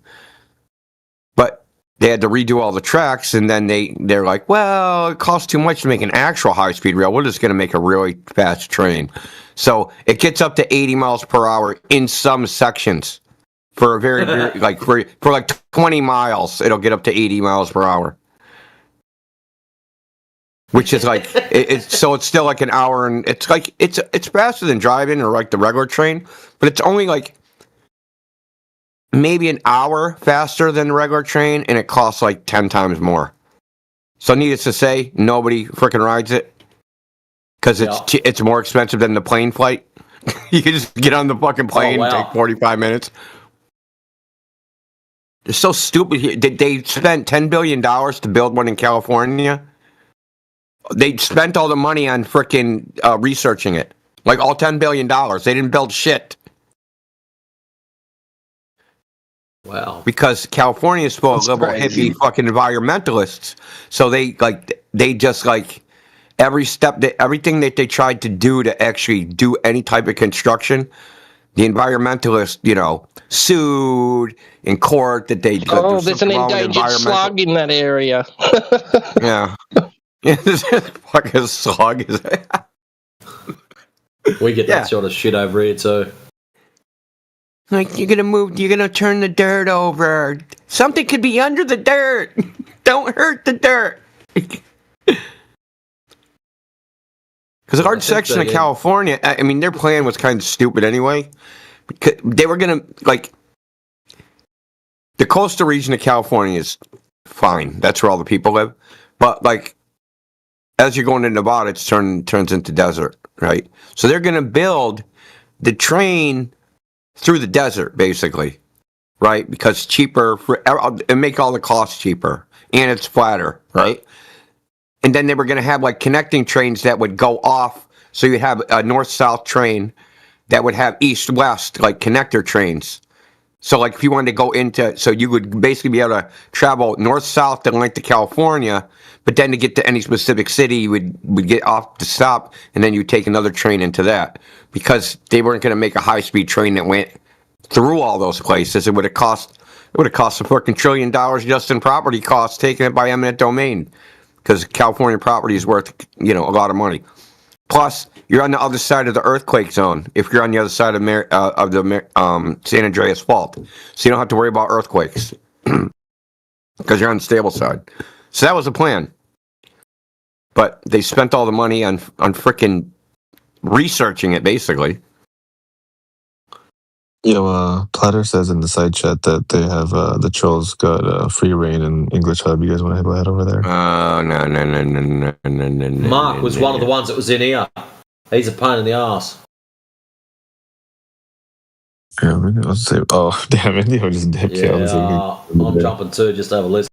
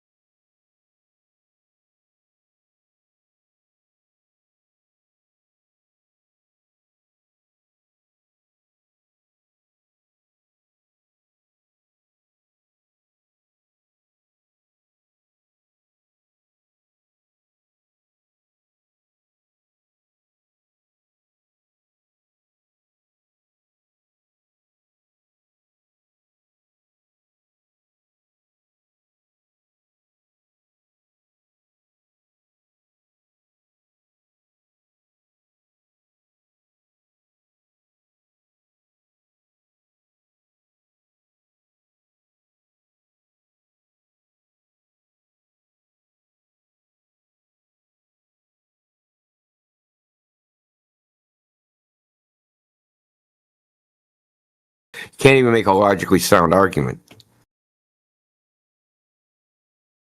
Because you don't have the requisite evidence. Yeah. Okay. Well, you need to start somewhere. Where do you start? Where's the starting point for the Earth being a ball? No one thinks it's a ball, buddy. Yeah, everyone. Well, what do you think it, dude? Yes, they think it's a ball, right? Why do they think that? Because they're told that. And okay, are you confusing the word? Listen, this is the thing. When we say ball, yeah, they are morons. They never thought about it. They just believe what they were told. One. It's not a matter whether I'm enlightened. I decided to reject the claims of others that can't be substantiated. Dude, you're a genius. It's not about being genius. It's about stop being gullible. No, you are. Like, everyone I'm thinks not a it's a genius ball, to observe the Earth as it is. It doesn't take genius. No, dude, everyone is being tricked, but you've got No one is being tricked. Wait, what? Look, everyone believes it because they think everybody else believes it. And it's a giant fucking echo chamber of everybody saying, yeah, Earth's a ball. And yeah, they do think it's a ball because you're confusing the word. You think sphere is the proper word, but it's actually not. Sphere is a two-dimensional surface. Not everything has a shape, dude. Wait, what? What's the shape of a rock? What's the shape of a rock? Listen to the nervous giggling. What's the shape of a rock? Dude, wait, what? What's the shape of a rock? Yeah, it does. What's the shape of a rock? It's a Riemannian manifold. What's the shape of a rock? I just told you a Riemannian manifold. Okay, that's not a shape. Yeah, sure it is. No, it's a surface. So, what shape is a rock? I just told you it's a manifold. Okay, a manifold is just a surface, okay? It's not a shape. What's the shape of a rock? Doesn't you don't have believe an rocks idealized have shape? They have form. That doesn't mean they have a shape. Oh my god, you are literally retarded. Of shape? Yeah, so your mouse shape, just man. fell off, Mark. Define shape, man. Me define shape? Yeah. Shapes are typically like in the form of the Platonic solids or the non-Platonic solids. So we use that shape as usually. This guy is literally how come your only arguments are like incredulity and not incredulity and incredulity. No, credulity. No, incredulity. I'm telling you something. Not joulity. I told it's not you. Joulity. That's not even how the word is pronounced. Incredulity, dude. As in, you can't believe it. No. Someone is incredulous. Not. Oh my god. No, it's Do you need a thesaurus? Oh, you ran away. What the fuck? Don't sell yourself short, Indio. You are a genius. Well, yeah. I don't need his affirmation. Dude, a retard telling you you're a genius is no achievement.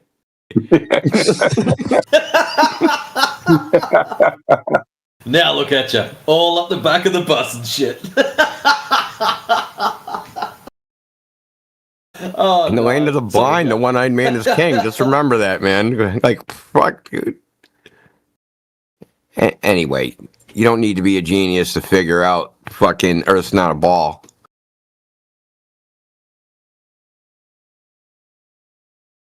They just can't figure out they're being lied to 24/7. Not about the shape of the Earth, only about everything else. Not the Earth. That's what they tell the truth about.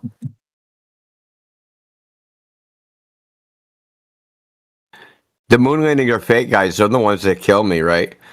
The moon landings are fake, but Earth is still a ball. They're still going to space. They're just faking that part.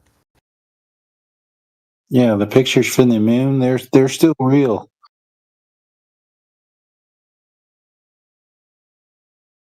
Yeah, they have the negatives. That's all. They have the negatives in behind some vault.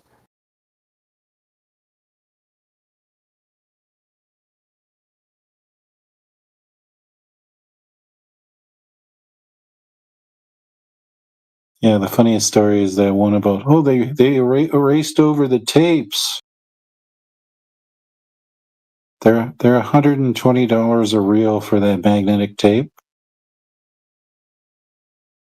And NASA had what, a $25 billion budget for Apollo. It's only $12 million for 100,000 tapes.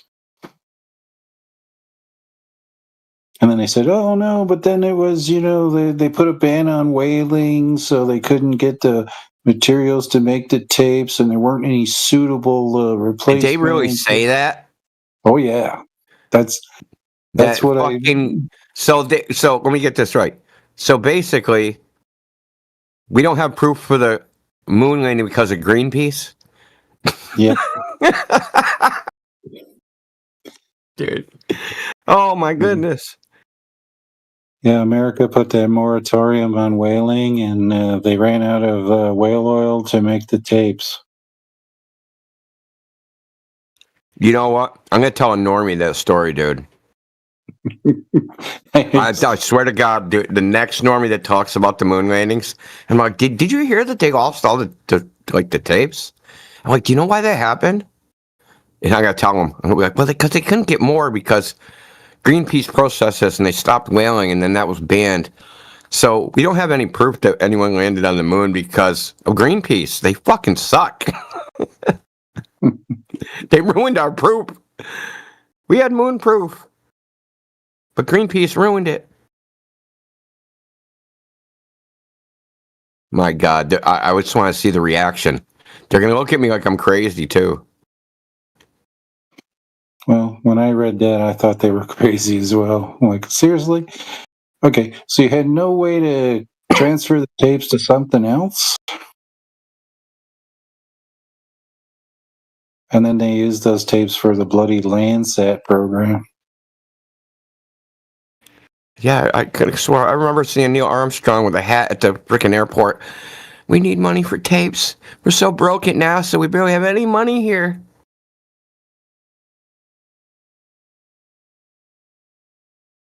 Wow, that's crazy, bro. I love telling normies shit that's absolutely 100% true that they can go look up, and then it's just so outlandish that just watch their face. Because I know they think, oh, this motherfucker's off his rocker. Like I was telling you guys, I told two normies I know, I'm like, did you know that Donald Trump turned NASA into a spy agency? They're looking at me like I'm crazy, dude. And the thing is, I'm like, yeah, you can just look it up. He signed an executive order, and I just told him what the executive order says. And I'm like, why did he do that? And they're just like, they have no answer, right? They're just like looking at me. They can't even respond. They're like locked, like loading screen shit. Fucking hourglass is fucking spinning, right? They like locked. It's crazy how you can lock up human beings like in real life, like as if they're a robot, and you just like click the pause button. It's fucking a little spooky, man. Quite honestly, because they're Trump haters, you know. That was my edge, right? Because they do, like, I live in liberal Massachusetts, so you know it's a pastime to frickin' badmouth Trump. If you don't have nothing to say, just badmouth Trump, and everybody just like, you know, it's almost like a cheer. Everybody does. Just start badmouthing Trump. Talk about Trump if you don't have anything to say. So they pulled one of these where they started talking about Trump, and I'm like, here's my fucking window. That fucking Trump, he turned NASA into a spy agency. I fucking hate that guy. Why would he do that? Right? Here's a fucking thing of beauty.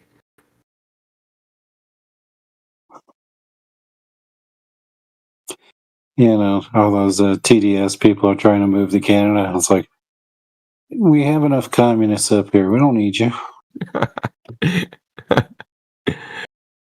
Like, you're not communist enough. Go back.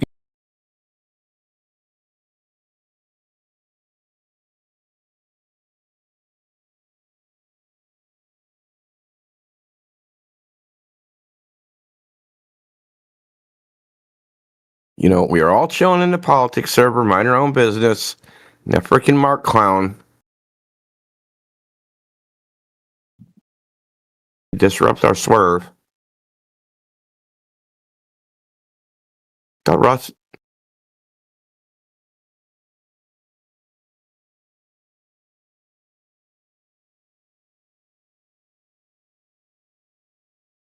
Who we got in here? We got Rick.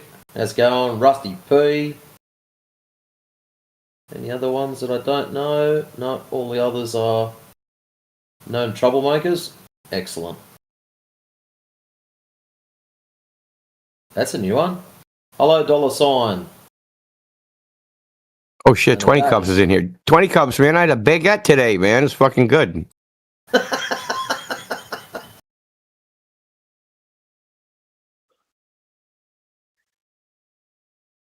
What's up, Daz?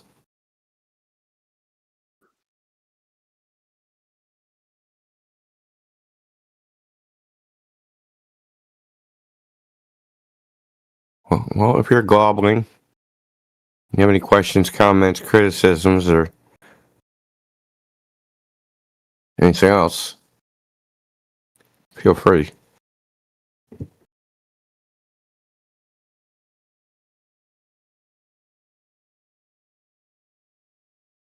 Looks like the only Glovers are in here a music spot and fucking Rusty. I was just thinking up cool ideas for Discord. You know, like when you get trolls that come in. When you mute someone, instead of them being able to go, they should be locked in that channel whilst they're muted.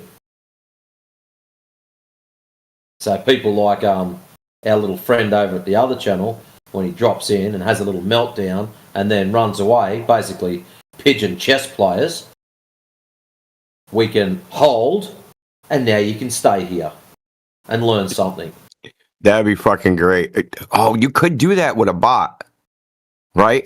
Just auto moves them right back. Oh, that'd be funny. The only way to get away from it would be to drop out of Discord altogether. Yeah, you gotta disconnect. Well, they have to, on their side, they have to connect to BC, but once they're connected to a BC, right? And then you just have it freaking monitored. As soon as they connect to any BC, just auto move them to the channel.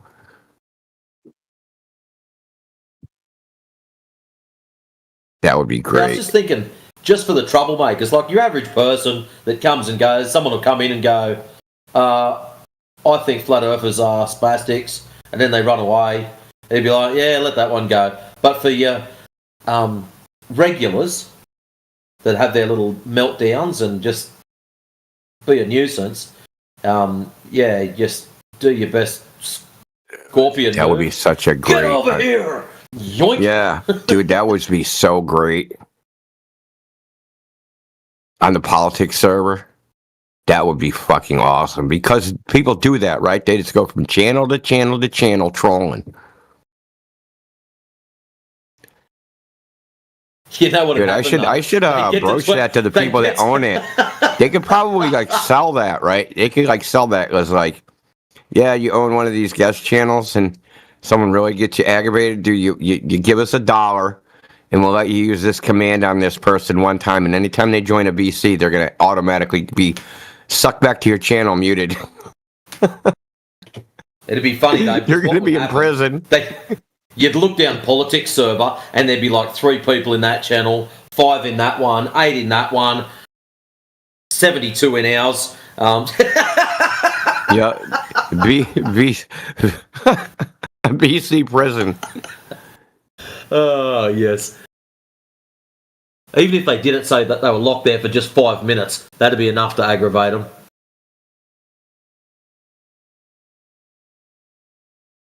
Oh, man, that could be trouble. Got it. I'm gonna do it. I'm gonna make the bot. Fuck it. I just want to see it can be done.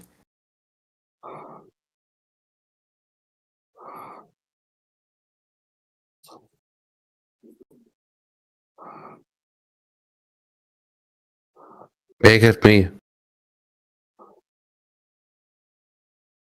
Take me and make me the bot.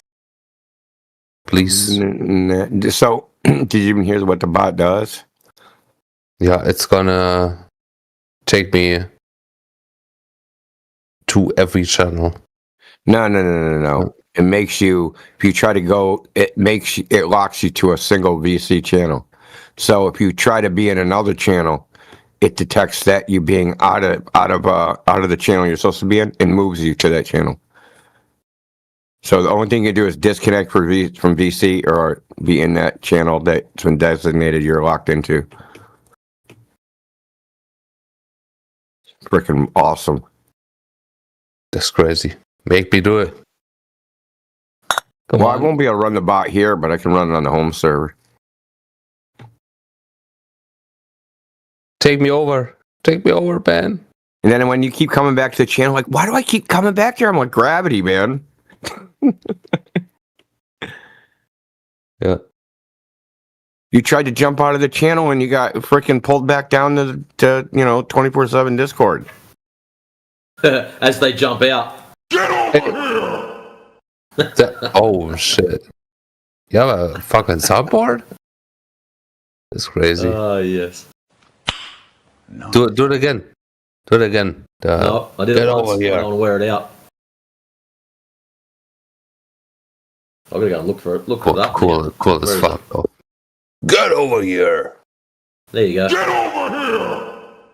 That's cool as fuck, man. Damn. By the way, is there still like a separate Discord with the like 24/7 shit, the flat Earth stuff? Yeah, Discord GG/Flat Earth. Yeah, I thought that was gone or something. Actually, that's been switched over now, Indio, hasn't it? I'm banned from there, so. Why are you banned, dude? What'd you do? Fucking rusty. Here, let me look why you're banned. I think someone here probably knows. Okay? Don't tell me you didn't do nothing, dude. You did something. You guys all do something. Y'all say, I didn't do nothing. Yeah. I didn't say I didn't do nothing, but unmute, unban. I think you were. I banned you. Why'd I ban you? Yeah, I don't know why.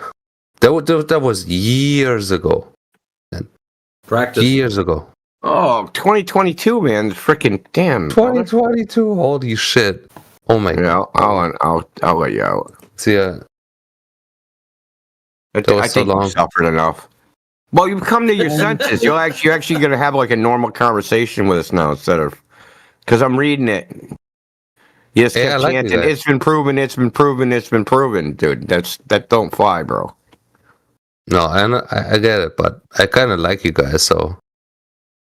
Yeah, you seem all right, dude. We like you too.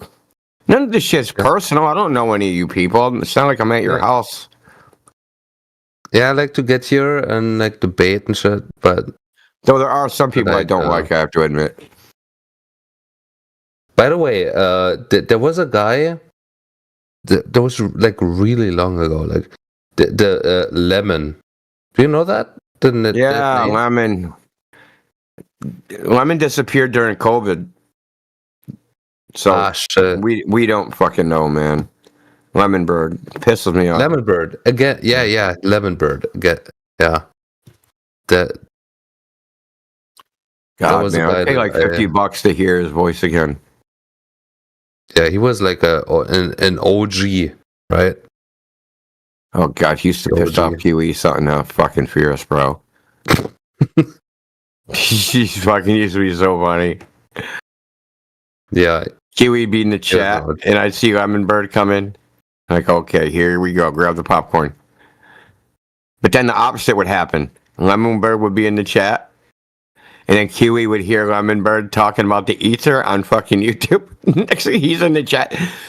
You fucking fucking no fucking ether right now. Prove there's an ether. Wasn't he in a debate with like Fight the Flat Earth guy or Lemon? Yeah. Team Lemon's Skeptic debated a few times. Lemon's debate. I think Lemon debated. That was almost near the last time I Heard from them, like debated on modern day debates. Oh, that ways. Yeah. It's kind of weird. Like he was like Rusty, you just got time served. What? You just got time served. I don't know what that means though. What? Google sorry, it. Yeah. But no, never mind. Like the lemon guy, like Lemon Bird. He was like a guy that would actually debate the like YouTubers stuff, right?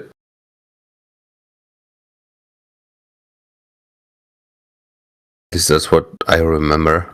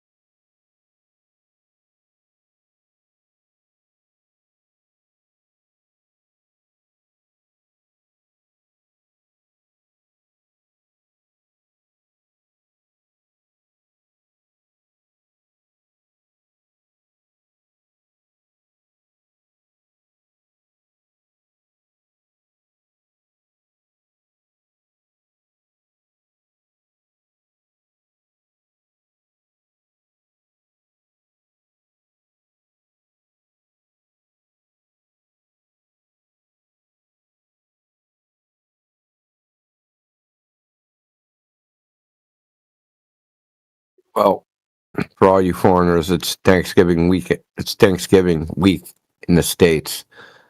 So it'll probably be kind of chill until Thanksgiving.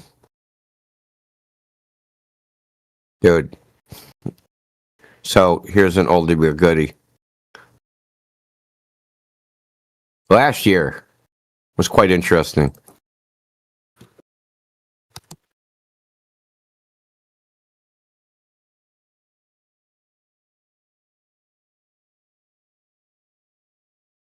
That's right.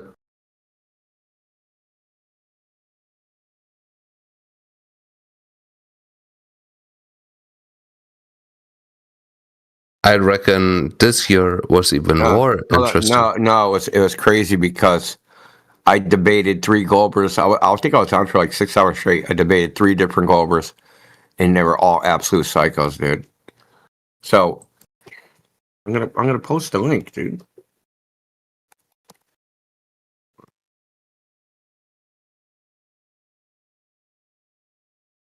It is an epic recording that. Epic. Yeah, we were streaming it. Epic.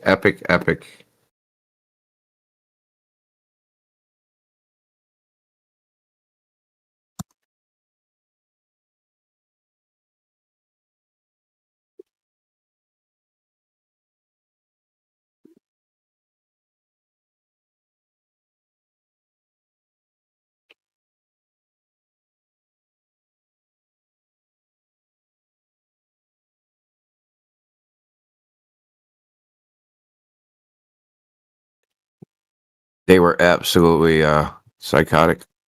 Close to the wrong server.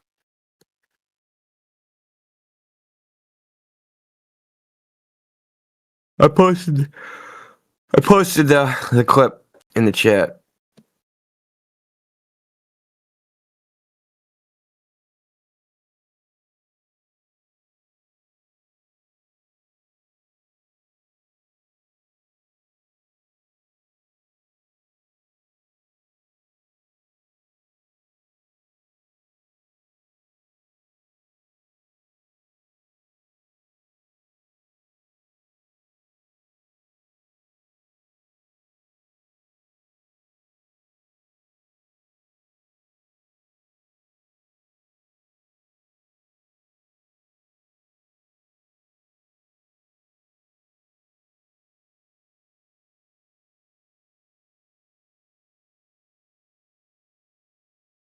There was like 3 hours, man.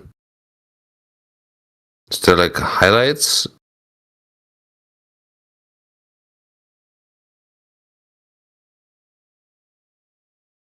Highlights? I don't know. Yeah, I could probably do that though.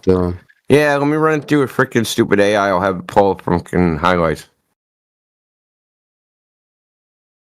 There's like no one's gonna listen to the whole 3 hour conversation, right? Oh yeah, dude. It's just not. Dude, it's super entertaining. I don't know what your idea of entertainment is, dude, but I think it's freaking hilarious, the whole thing. They're just saying the craziest stuff. I don't know if they were drunk, high, but it was like 3 different people. It was pretty nutty. But I mean, I really have this. This is because we have podcasts, like on Spotify, where I clip stuff out. So I don't know. See how many people listen to it on.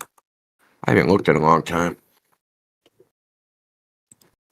You got a link for that podcast? The Spotify? Yeah. Yeah, give me a sec. Sweet, thanks. It's just nowadays, like, no one listens to a 3 hour conversation anymore, right? I'm going to. Well, why isn't Joe Rogan broke then?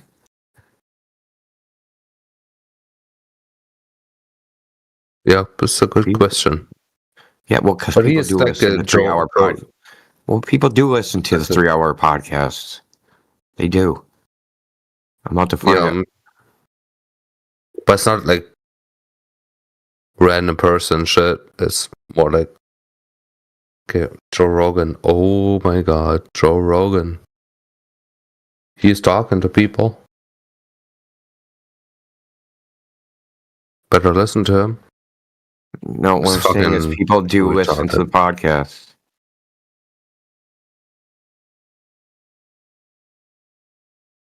Yeah, and it's more about the subject matter, not Joe Rogan, I think. No. Okay, so this podcast, I'm looking it up on just on Spotify. So this is just Spotify. It's had 666 plays. 476 consumption hours, and 279 people watched at least 50%, listened to at least 50% of it. That's the engagement, right? So, yeah. They do. It's actually pretty funny if you watch it, but you don't have to. It's up to you. I didn't even look on, what do you call it? The other one.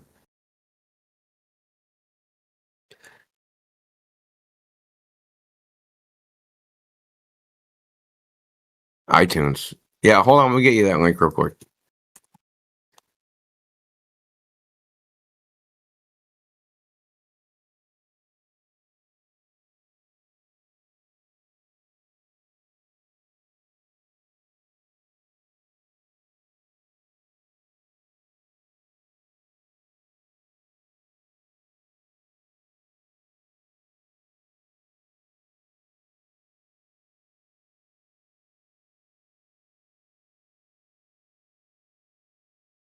Here we go.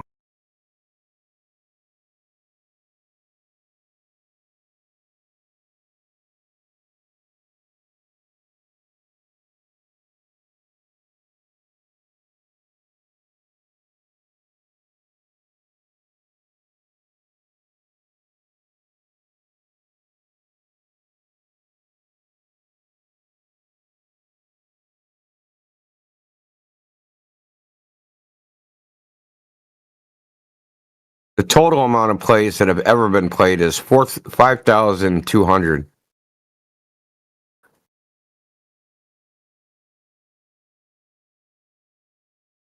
What? Yeah. Because I host it on archive.org, so archive.org records every time.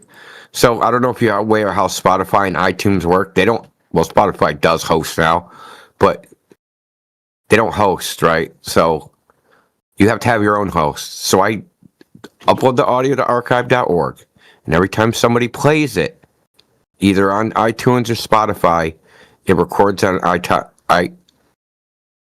Internet Archive.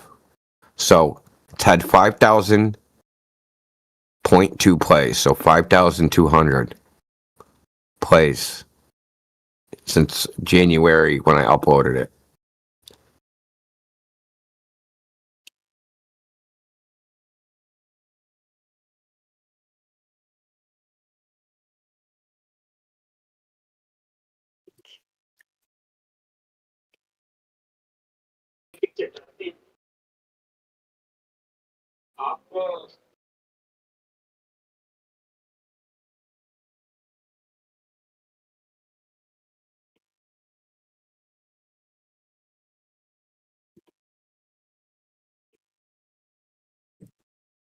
Here, I'll post a screenshot. You don't believe me.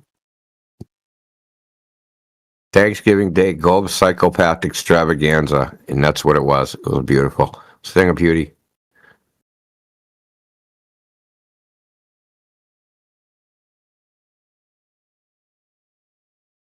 We do pretty good for being shitty self-promoters.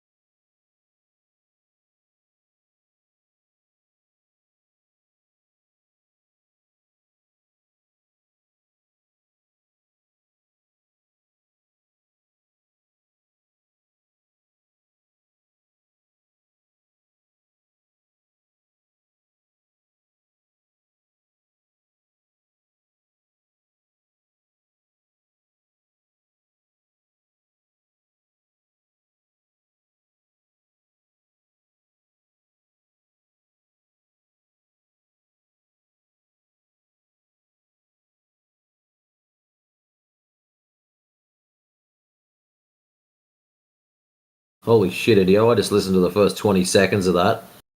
Like, what was there, some kind of special on soy drinks or something that day? I don't know, man. Dude, it's fucking... Bro. That's as polite as I can word it, man. Seriously. If the bot wasn't in here, I'd probably say what I truly believe. But, yeah, I have to word it like that. Look, I'm only going to say this. It is correctly titled. It is not a clickbait title. Wow.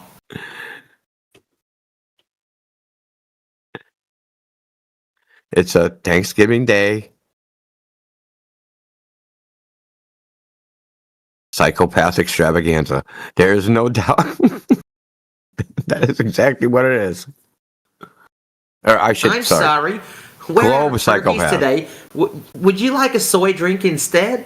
Like, holy shit. Yeah, he drank his turkey flavored freaking soy shake. Oh, wow.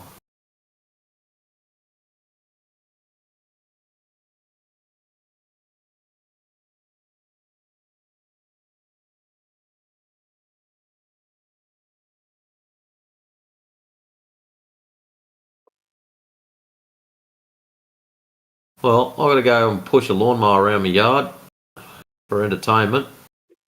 And I might come back and have a listen to that. So if I don't see yous, because yous have dropped out or gone to bed or whatever yous do at this time, I'll catch yous later on. God, enjoy mowing the lawn, man. Happy summer. It's not that hot today. It's humid for some reason. It's really weird. We were supposed to get about 20 mils of rain yesterday. Didn't happen. But we just got humidity instead.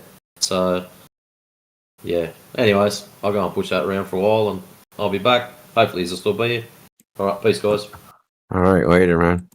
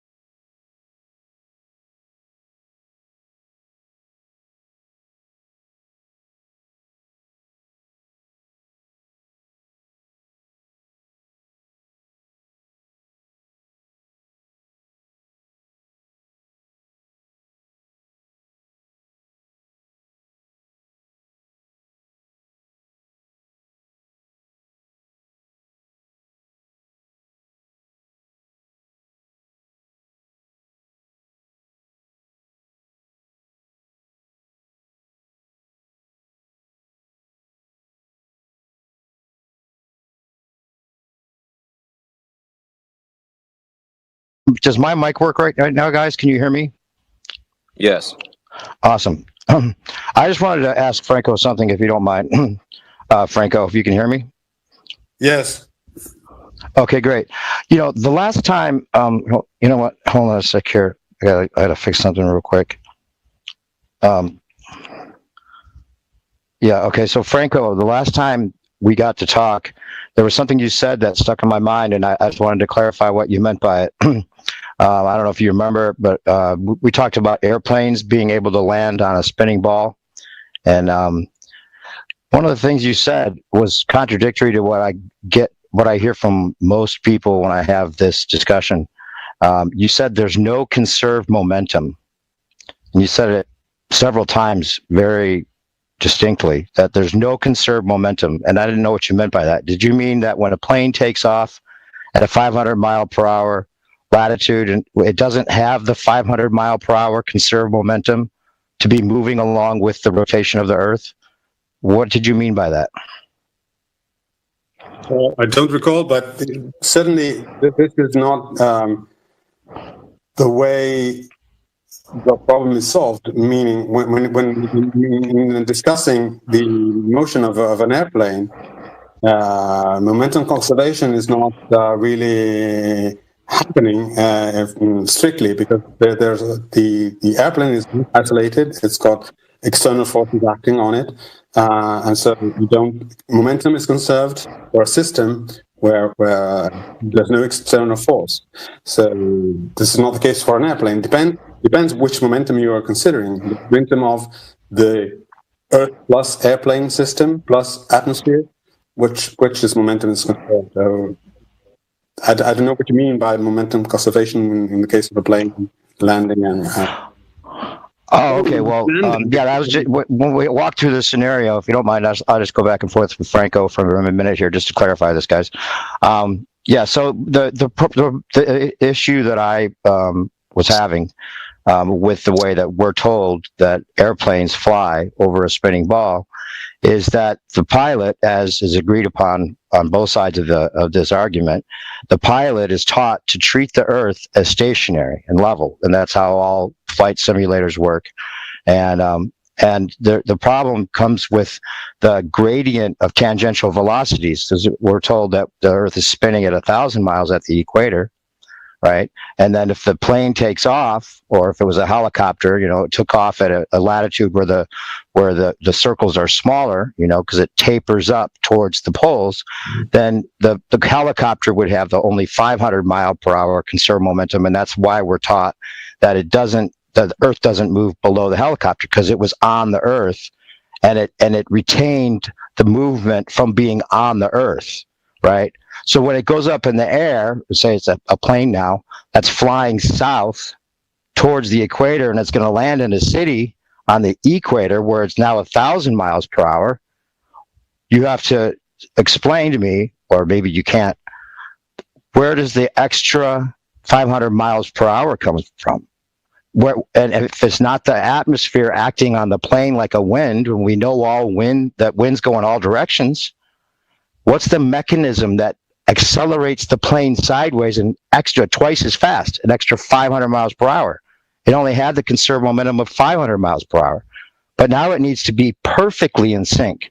I mean, it can't just be somewhat, or overall, or almost, or generally, or any of these estimation words. It has to be so in sync with the Earth that the pilot can always just assume to treat it as stationary when it's landing. And not only that, but it would have to continue to keep up with that extra acceleration with the Earth, eastward, sideways, as it's trying to land in a perpendicular direction and come to a stop.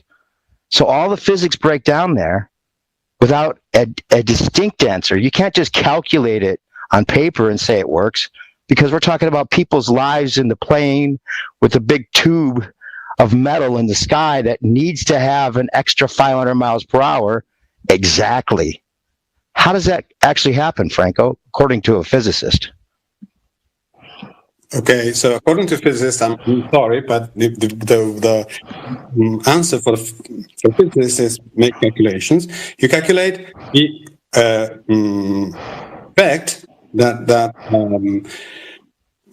this takes this into account, which is the Coriolis force, and you compute the difference in tangential velocity for a rotating system is exactly what is taken into account by the Coriolis force.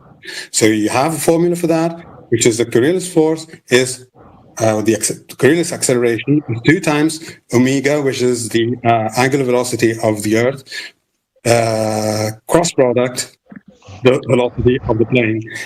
You compute that, you compute how much that is, and you see that this acceleration is tiny compared to the 9.8 meters per square second a degree, not degree, 9.81 gravitational acceleration downward that the plane has to contrast anyway. And also it's tiny compared to the wind force. So if you want to, it's not the actual calculation, but if you want to make an estimate of what this acceleration is, you just take the speed difference that you are mentioning, you take that, I don't know how many miles per hour you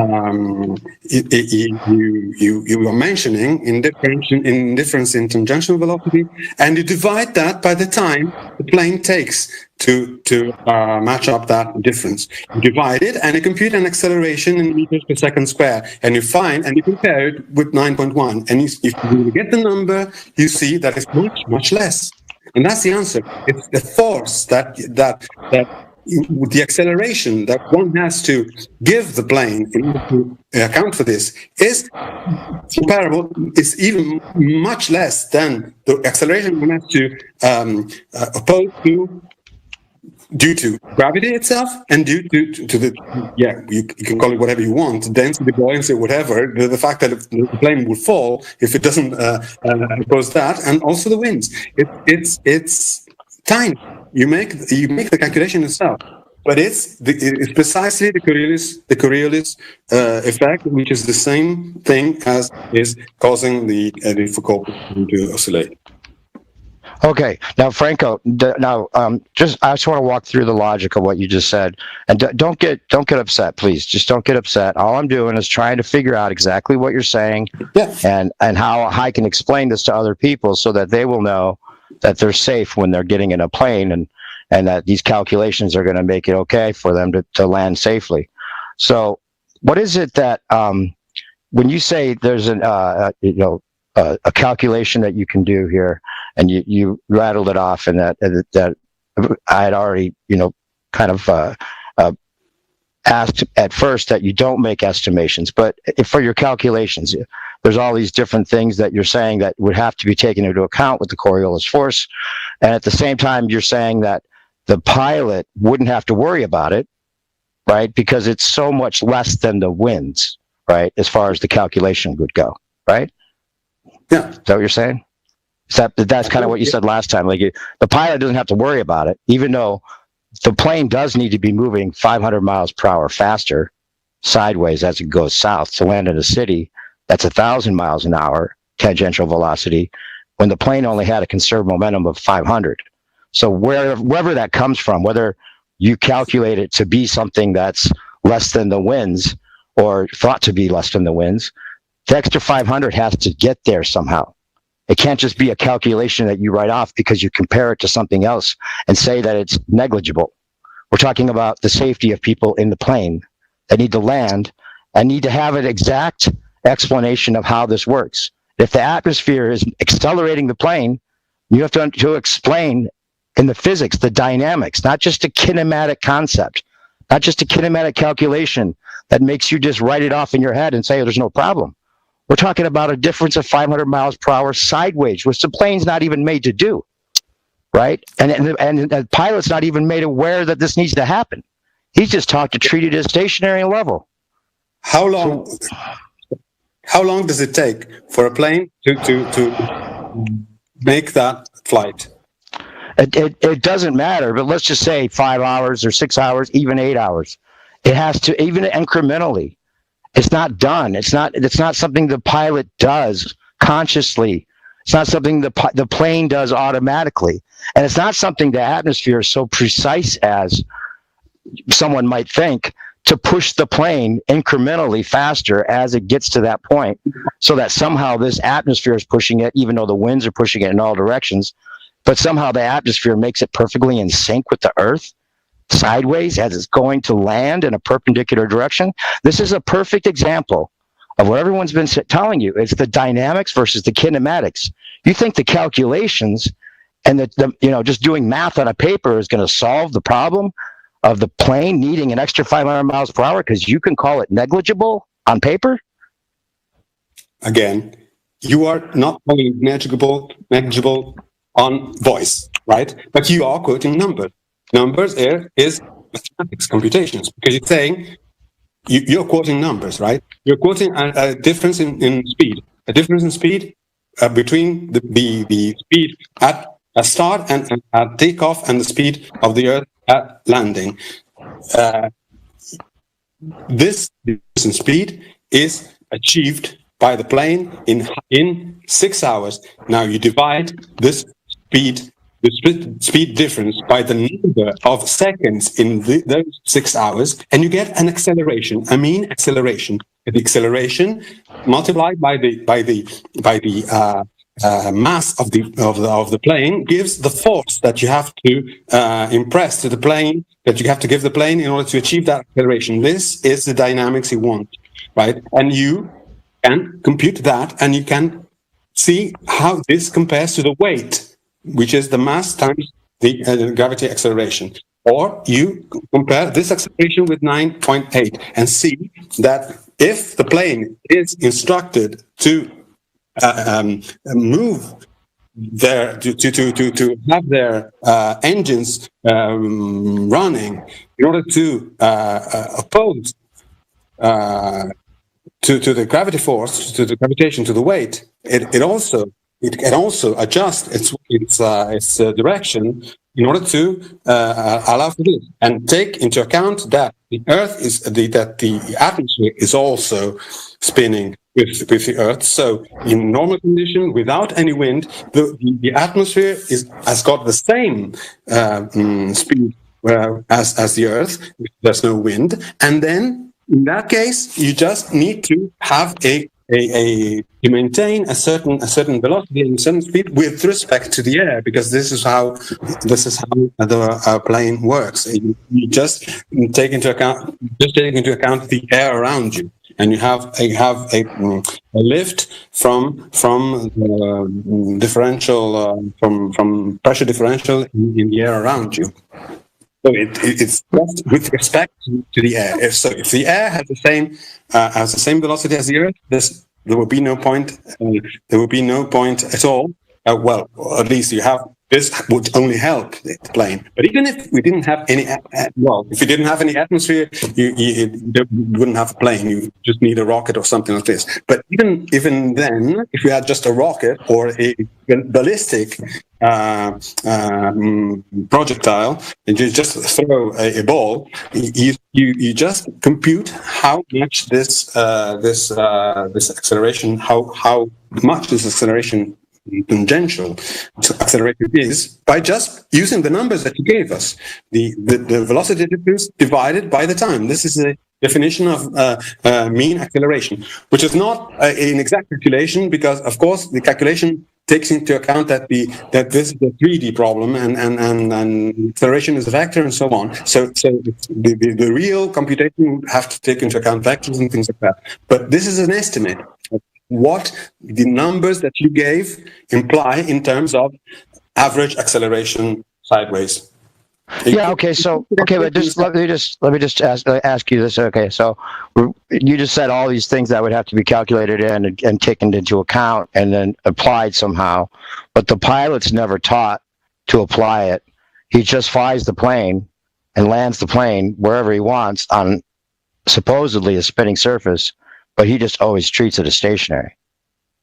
You don't think there'd be any dynamical difference between flying and landing on a stationary level surface as opposed to a spinning ball surface? All those things you just talked about are just out the window, right? If you're just treating it as stationary.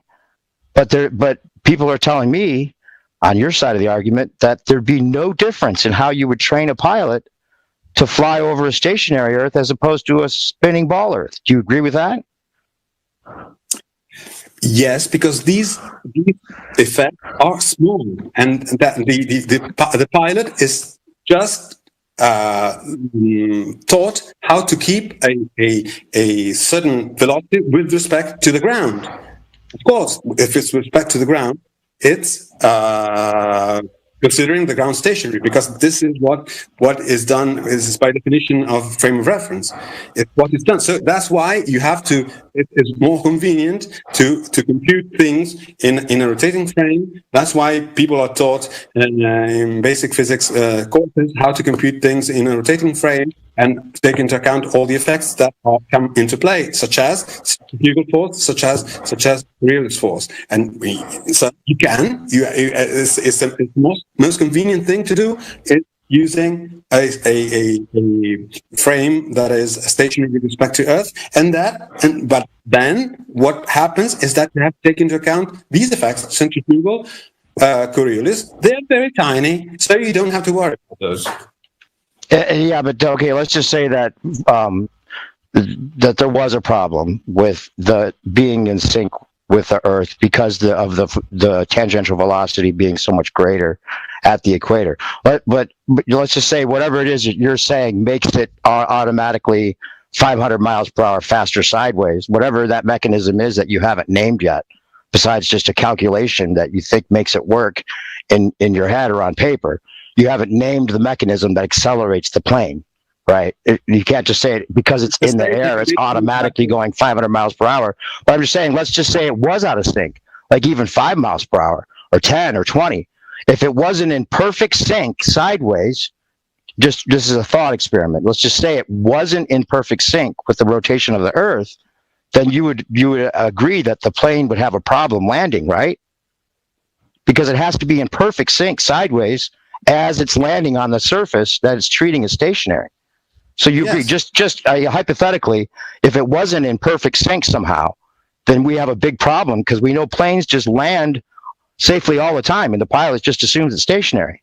So where is this mystery mechanism that's accelerating the plane sideways an extra 500 miles per hour from where it took off? Name the mechanism. Don't tell me about the calculations or some kind of kinematic concept. Tell me, what is it that accelerates the plane? An extra 500 miles per hour, twice as fast. Why? Engine. How? Oh, so the pilot is using the engine to make it go that fast? How? Oh God! It's not making it go that fast. It's making it go that fast in how much time? That is the important thing. It's the acceleration. Acceleration. Okay. So the acceleration you compute it, and it's tiny. So how does the plane react to some wind? To some tangential wind? Forgive me for saying it this way. It's not about 500 miles per hour is 500 miles per hour, whether it's incremental or not. Name the mechanism, Franco, that accelerates the plane. Calling it tiny doesn't accelerate the plane. Sideways, he's saying, Franco. Sideways, 500 miles per hour, twice as fast as where it started off. It needs to be going in perfect sync, and it needs to continue to spin with the Earth that extra 500 miles per hour as it's slowing to a land in a perpendicular direction. How is that possible? Again, how does the plane react to tangential wind? Is it carried away by the wind, or does it have some mechanism that can adjust? If the shear wind is shear wind, yes, the plane will be moved by the wind. You can see it on YouTube. You can see almost crashing it. So even a variable that changes in mid-flight can crash a plane. Well, yeah, but see, that's the problem I have, Franco. 5 miles an hour. Yeah, the problem, Franco, is that we see planes landing dealing with winds, right? And that's difficult for them to land dealing with winds going in both directions, whichever direction, right? Now, if they had to deal with a moving ground below the plane, 15 degrees or 1,000 miles an hour or 500 miles per hour faster than the original conserved momentum of the plane, that would be two things to deal with, not just the winds, but the surface that it needs to be in sync with as well. And if the winds are pushing it in all directions, how are you claiming the atmosphere is pushing it perfectly in sync with the Earth? Because atmosphere is moving in sync with the Earth. The atmosphere is moving in sync with the Earth, except for winds, right? So you have to take that if in absence of wind, you want to talk about ideal experiment and thought experiment. In the absence of wind, of local winds, then you have that the atmosphere is totally in sync with the Earth. And if the plane has engines that move it with respect to stationary air, right? So the air has this motion, which is the same as in the first approximation. In the absence of wind, it has the same velocity as the Earth. So if you move with respect to the air, then you just achieve that sideways acceleration automatically. Just make sure that you move with a certain velocity with respect to the air. That's it. Yeah, this is an interesting concept. I know what you're talking about. It's the not wind, right? You call it a not wind, or there's no wind, right? Or you can call it no wind, right? You're saying when there's no wind, then we know that the atmosphere is in perfect sync with the rotation of the Earth, right? Yes, or you know, conceptually, you could admit that when there's no wind, it could just be a stationary Earth. And then there could be, because it cancels out. That's like a way of canceling it out kinematically, in a kinematic concept sort of way. You could be like, oh, there's no wind. That means it's in perfect sync. But when there is wind, that has nothing to do with the rotation, actually. It's just the winds have, because they go in all directions, so we can't claim it's the winds that are causing, are caused by the rotation. But we're going to say that when there's no wind, then it would accelerate. So you're saying the no wind is accelerating the plane. Now, does that make sense to you? The no wind is what makes the plane go faster 500 miles per hour sideways when there's no wind? Yes. How? I mean, this is a physics. You're a physics person, right? I mean, that it makes no physical sense that the plane is accelerated by no atmosphere blowing it. No wind is blowing it. What's the mechanism that accelerates the plane rather than just the concept that it's in the air? And since we know the air is moving faster at the equator, then it must automatically be in sync. That's just the concept, Franco. That's not naming the physics. You can't just calculate this one out. We're talking about people's lives. You can talk kinematically and just theoretically about virtual particles, because that doesn't matter as much as this. We're talking about the lives of the people in the pilot's hands. And he needs to know exactly why his plane is going 500 miles per hour faster. And he needs to be concerned that if it's not exactly 500 miles per hour, that he might be out of sync with the Earth and kill everybody on the plane. How is he so sure that this not wind or the no wind is going to accelerate him? Whether you say it's incremental or not, you have to have a mechanism that pushes the plane. Yeah, that's my question too. Are you proposing that it's gravity that is doing this, or? No, he's not saying gravity. What is this? I don't know what he's saying. What are you saying, Franco? I'm asking him specifically. I'm not asking you. It's like, what is it? I don't know what his answer is. I'm saying that that what you do, what the plane does is to grant an a velocity with respect to air, right? So in the no wind explanation, in the no wind hypothesis, it just goes straight with a certain velocity with respect to the ground and the air, which are stationed with respect to one another. So this is what happens to the plane and to the pilot. Then the explanation in an inertial frame, which is outside of the Earth, seeing from outside the Earth, seeing that the Earth is rotating, you see that the air is also rotating with the Earth. And then the acceleration is just provided by the fact that the air is pushing. You have pressure. You have a different velocity of the air with respect to an inertial frame in different positions. So if you move with respect to air with a certain velocity... Wait, you said the air is pushing? You just said the air is pushing the plane? Yes, because the air is moving. If you take this example, you have to cross a river, right? This was an example that was in high school books, right? You have to cross a river, and there's a stream, right? And you just your boat, you row, and you have a velocity which is in the direction perpendicular to the river flow, and you just provide a constant velocity with respect to water. And then what happens if the stream of water has different velocity in various parts? For instance, the velocity of the speed of the water is lower close to the banks, and then it's higher, which is normally happening in the center. What will happen to your boat is that your velocity with respect to the ground will not be constant. You will have a constant velocity perpendicular to the water, and then you have to sum vectorially. You have to make a vector sum of the velocity with respect to water and the velocity of water with respect to the ground, and get the velocity of the boat with respect to ground, and then you integrate that in time, and you get the path of the boat, which is not a straight line, which is very strange, but you can perfectly compute that. And what has caused this boat to move in that very strange way is the water pushing it.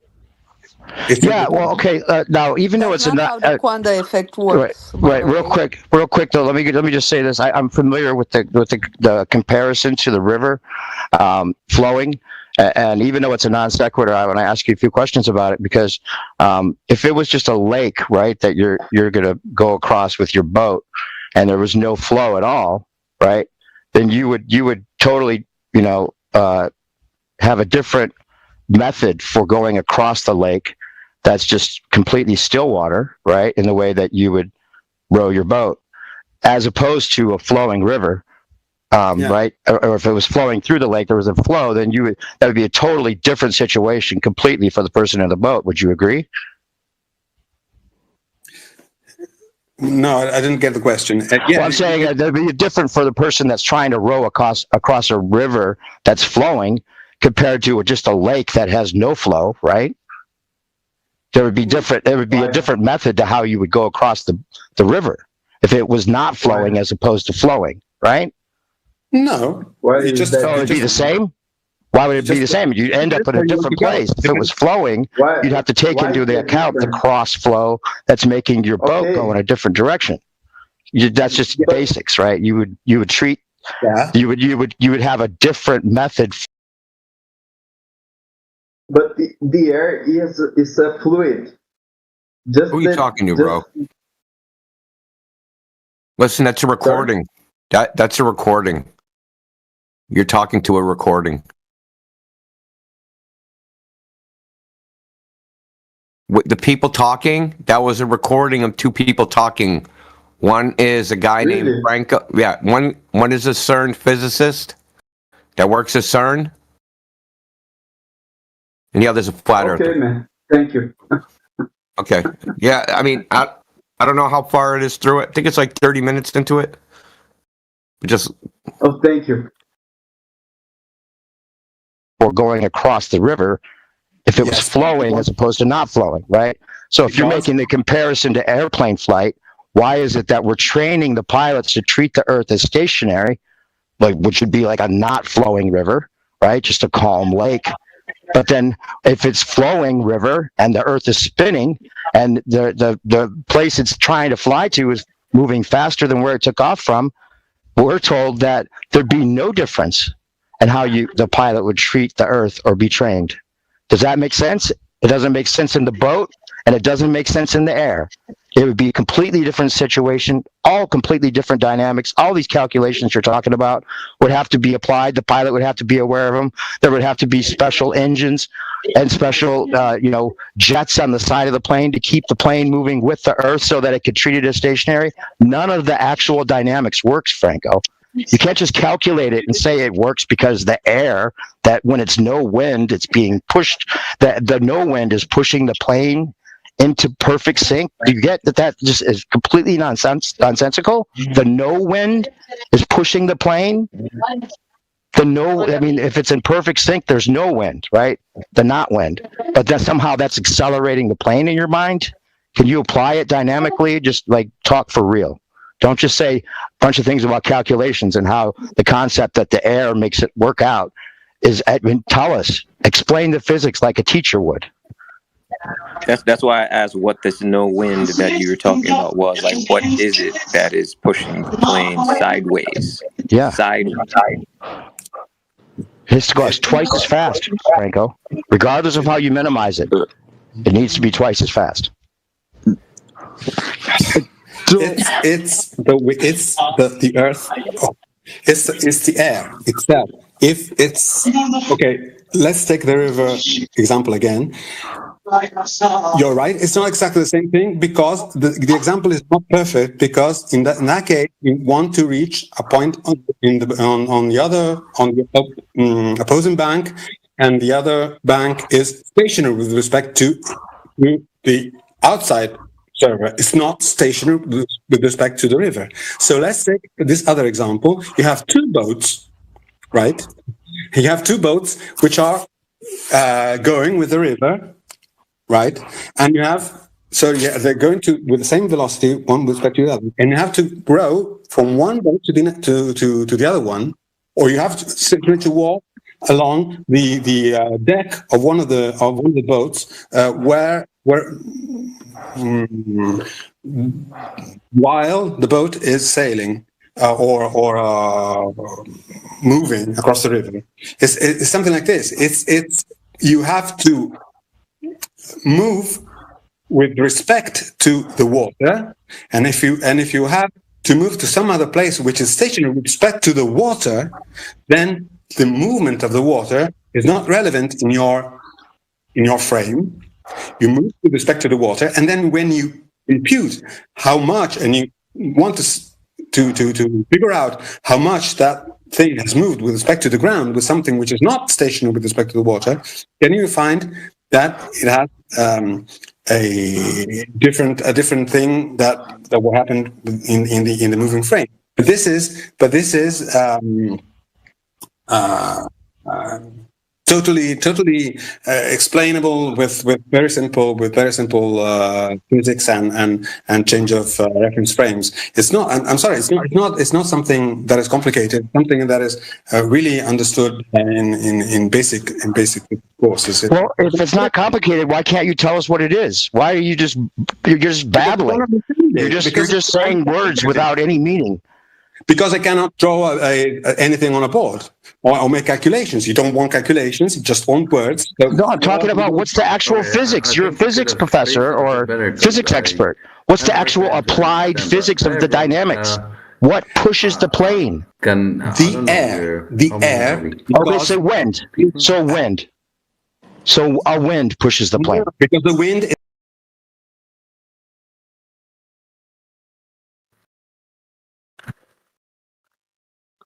Yeah, what's wrong with Shams?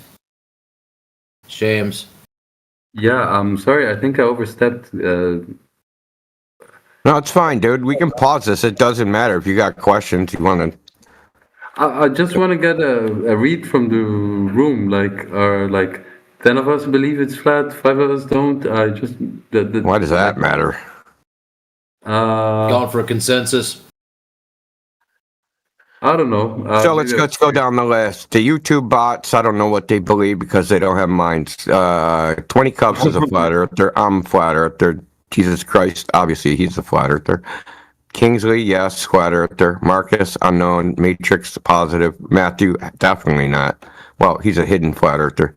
He knows it's flat, just won't admit it to himself. We got the Muses bot. Currently a flat earther unless we play Goldberg or stuff. Relay Criterion, flat earther. Shams? I don't know what your status is, Shams. SpaceX? I believe it's flat. I can't prove it, but I believe it's flat. You can't prove it? No. Why can't you prove it? Maybe you're a much kinder audience that I used to have, but I don't know. I've been in Hangouts and People don't agree with you, and your brand. Yeah, but hold on. Those are two different things. Whether they don't agree with you, that's one thing. Whether you can prove it, that's another thing. Proof doesn't matter if they agree or not. I worked with satellites a bit, and I know we got images that are basically black with different depths, and we got to color them. We got images that are flat. What does that mean? No. They were much smaller. There were images of the Middle East, and basically we were doing studies on the River Nile, and the images came fully black, and we had to. They say. They said, what did they call it? Like adjust the data, which is literally we color them. So I know there's a lot of fake data given because we only have a black image with different depths, and the deepest black is the river. You get how editable that is. So I know that there's a lot of room for people to play with data. Yeah. I mean, but pictures wouldn't prove anything unless those pictures are somehow like verifiable. Like I could show you a picture of like Santa Claus, right? There's lots of pictures of Santa Claus. Yeah. But how do we verify there's actually a Santa Claus? I don't know, but I remember. And that's not just a guy in a Santa costume or whatever, right? Yes. Yeah, bro. Are you from China? No, I'm not from China. Oh, you think that's the Avatar? That's from the movie Kill Bill. Ever seen it? I don't think you're old enough to watch it. I don't think Lime was old enough to watch Kill Bill without parental supervision. But anyway, the only way you can prove what the Earth is measurement. You got to measure it. You can't just fucking look at it. Looking at it isn't good enough. Like you wouldn't like take a house, right? Mm-hmm. And build it and take a photograph of it and go, look, man, this house is a square or a cube or something. That wouldn't prove the house is a cube. You'd have to go like take a tape measure and measure it, right? The house. That'd be hard to do. Well, that's the only way to prove what it is to measure it, right? Yeah. The photograph wouldn't do it. Yes, you got that right. Perspectives. Okay, so that's what we're concerned with. We're not concerned of people claiming that Earth looks like that or looks like this, because we could just say the same thing. Hey, I took a picture from the Bolivian salt flats and the Earth looked flat. I mean, so what? I mean, it doesn't matter. So what you can do is you can measure. The Earth is supposed to curve, basically, right? So it's a curve at roughly 8 inches per mile squared. So if the Earth isn't doing that, then it's not a ball. At least not a ball the size they say it is. I mean, the model of the ball doesn't work with 7 heavens and 7 earths. It just doesn't work. The model of the ball don't work at all anyway. works in people's minds, because that's the only place where it exists. It exists in the mind only. Doesn't exist out there in nature. That's really what we try to tell people is that, you can think that Earth's a ball, you can think it's whatever you want, but eventually you have to go out into nature, into the natural world, right? And demonstrate that, whatever that ball or shape is supposed to be, that's what it actually is out there, not on a piece of paper. But if you think about it, that means Galileo was wrong, and he was the only one who was wrong. Like there existed a time where the majority believed it was flat. Galileo thought comets were optical illusions. Can you say that again? Galileo thought that comets were optical illusions. Okay, so he was obviously wrong. He was wrong about a lot of things. Interesting. I remember the beginning of a scientific thinking course. Well, they tested a lot of some stuff he did, right? They tested like the rotation of the Earth, like at Galileo's time. But the way we hear it now, is like everybody just believed it, and they're like, "Oh my God, Galileo, you're so smart." But people at the time of his time didn't buy it, and they did things to prove him wrong. And they did prove him wrong. Like, you know what they did? They took like a cannon, and they stuck it like in the back of a wagon, and they would shoot it straight up in the air, and the cannonball would land back into the freaking cannon. Now, if the Earth is spinning, how's that possible? Good point. So they like all sorts of these tests were done. This is back during Galileo's time. So the thing about the globe Earth thing is that like the only thing you'll hear about are the things that work. But there's lots of things that don't work, but you'll never hear about them. The only way you're going to hear about them is if you're in here, because you're going to hear them from us, right? The globe is like a used car. Oh, I want to buy a car. Well, here's a car. The engine's good. The tires are awesome, brand new tires, and the stereo's mint. What they don't tell you is the brakes are failing, the clutch is gone, there's a hole in the gas tank, right? They don't tell you all that stuff. They only tell you stuff that works. That's what the globe is like. They tell you the stuff that works, and the stuff that don't work, you don't even know it exists. Yeah, at some point. But why do you think governments and like scientific institutions wouldn't admit that, or do you think they don't? They don't know any, because they don't know. They don't know any better. Wow. Think of any scientist. Which one do you think, out of any scientist that you can think of, actually tested whether the Earth is a globe or not? It's actually went out and did an experiment. It's such a primitive idea. You wouldn't actually think of that every day, but I would point. Okay, yes, you answered your own question. Why do they think this? Is because they think it's already been figured out and they don't need to test it. Yeah. If you get your point. Yeah, I don't need to test that. Somebody else figured it out. They'll say ships over the horizon, air dots, and all the stuff from 2,000 years ago. But if you actually analyze what they're saying carefully, right? So ships over the horizon. Okay. What does that mean? Ship sails away, it disappears hull first, and then the mast, and then the top of the mast, and then it disappears because it went over the curve of the Earth. Mm-hmm. Well, if you actually analyze that a little closer, you'll find out that the horizon moves around. So one day you'll go out and it'll be 5 miles away. Another day you'll go out and it'll be 3 miles away. Another day you'll go out and be 30 miles away. So when you see the ship disappear and the horizon is not actually a fixed location, what's the ship disappearing behind? An optical illusion? An Earth that's changing in size? Because how can it be the curvature of the Earth if it's changing? Is the curve changing? No. Someone told me that that's the projectile of your eye, and that light can bend, and that's why it happens. Like you see the curvature because of gravity, not because it exists. No, I'm talking about the horizon. You know what the horizon is? Yeah, it's like the end of your sight. Yeah, it's the end of your sight, but people think that's where the curve starts, the curve of the Earth. Yeah, and that person was trying to explain that that curvature exists because you see... That's not curvature of the Earth, though. That's what I'm trying to tell you. It can't be. And I told you why. Because it moves around. Yes. Okay, so if that's the curve of the Earth and it moves around, does the curve move around? No, it doesn't.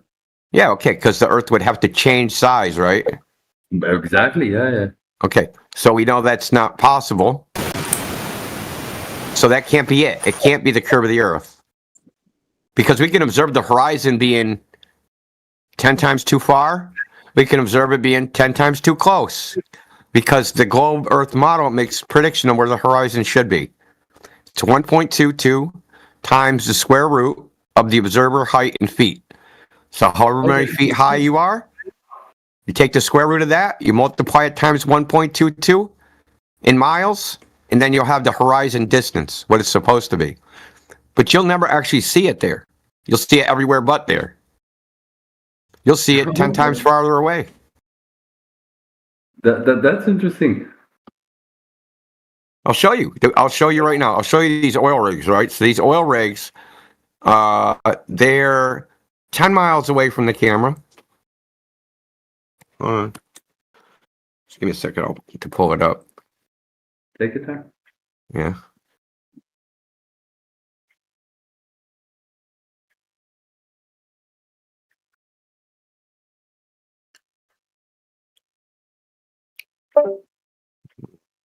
I had a friend though, like he made a statement that I don't find too extreme. I'm not sure what to believe at this point, but he told me. So just hold that down for 1 second. Look in the side chat. Yeah. Okay. So this camera is 8 feet above the ocean water. Now the Globe Earth says that the horizon from 8 feet should be like 6 kilometers away, something like that.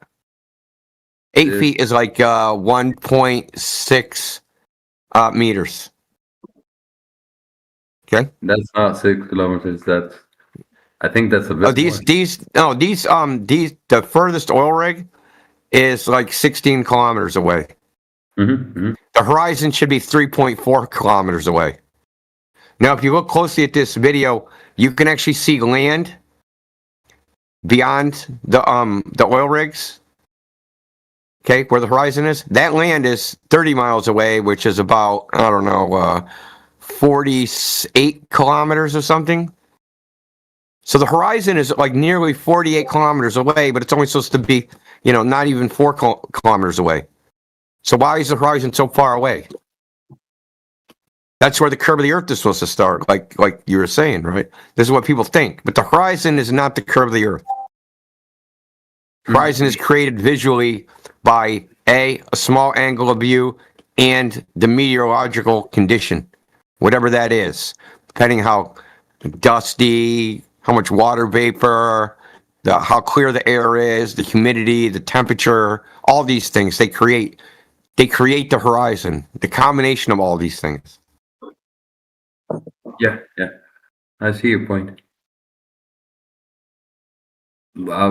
So I'm just saying is if you take an average scientist, right, and they think, oh, is the Earth the globe? They go, okay, ships over the horizon.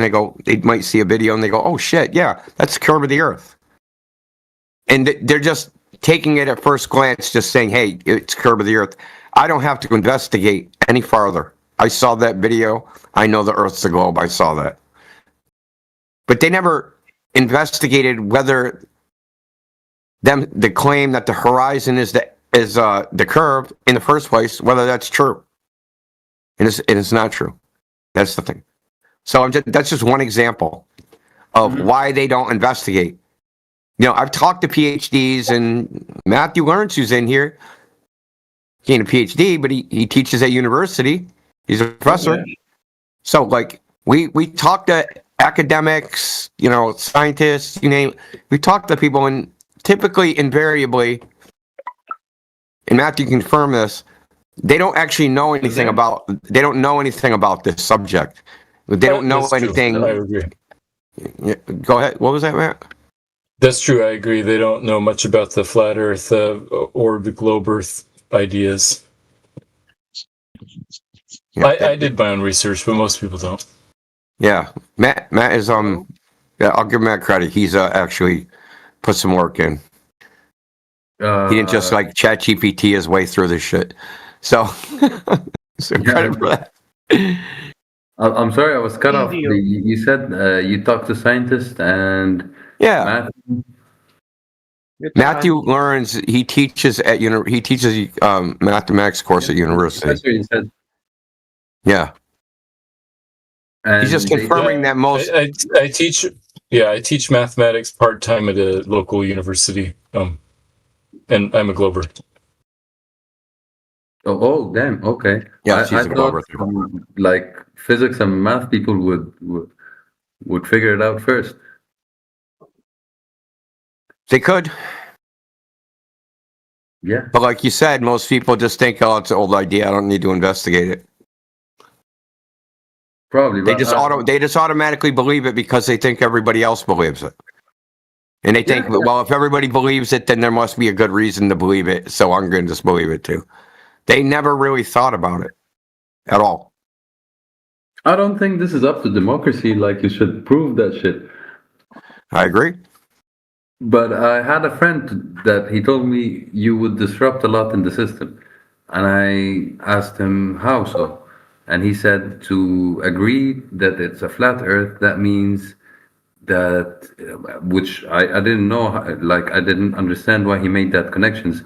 But he said that means that we're not revolving around the sun, and like the planets will be revolving around the earth, and also discredits the moon landing. And he kept, like, he jumped from one point to another, and I did not understand why is that related. Does that make sense to you? Yeah, there's consequences to saying that the Earth is flat, because now it's not a sphere and it doesn't spin on its axis, and it's going around the sun, and the moon is in orbit around the sun. It changes the whole cosmology. Yes, he referenced that before Galileo, it was not a heliocentric design. Actually, the Earth was the center of the design. And you have the sun on, like... To be fair, so hold on, to be fair, okay, you're talking about the West, okay? But you're not talking about the world. So the world did not think the Earth was a globe. So it started in Greece. So some Greeks thought the Earth was a globe. Okay? And then as time progressed, some Persians and some Greeks thought the Earth was a globe. And then that kind of permeated through Europe. But the rest of the world thought the Earth was flat. Until the West, people from the West went to their countries and, you know, I'll be nice and say they introduced it. Though they introduced it with cannonballs and fucking gunpowder. Yeah. Shared it. It's one way of progress. Like, yeah. They painted the cannonballs with globes and then shot it through their teepees or whatever.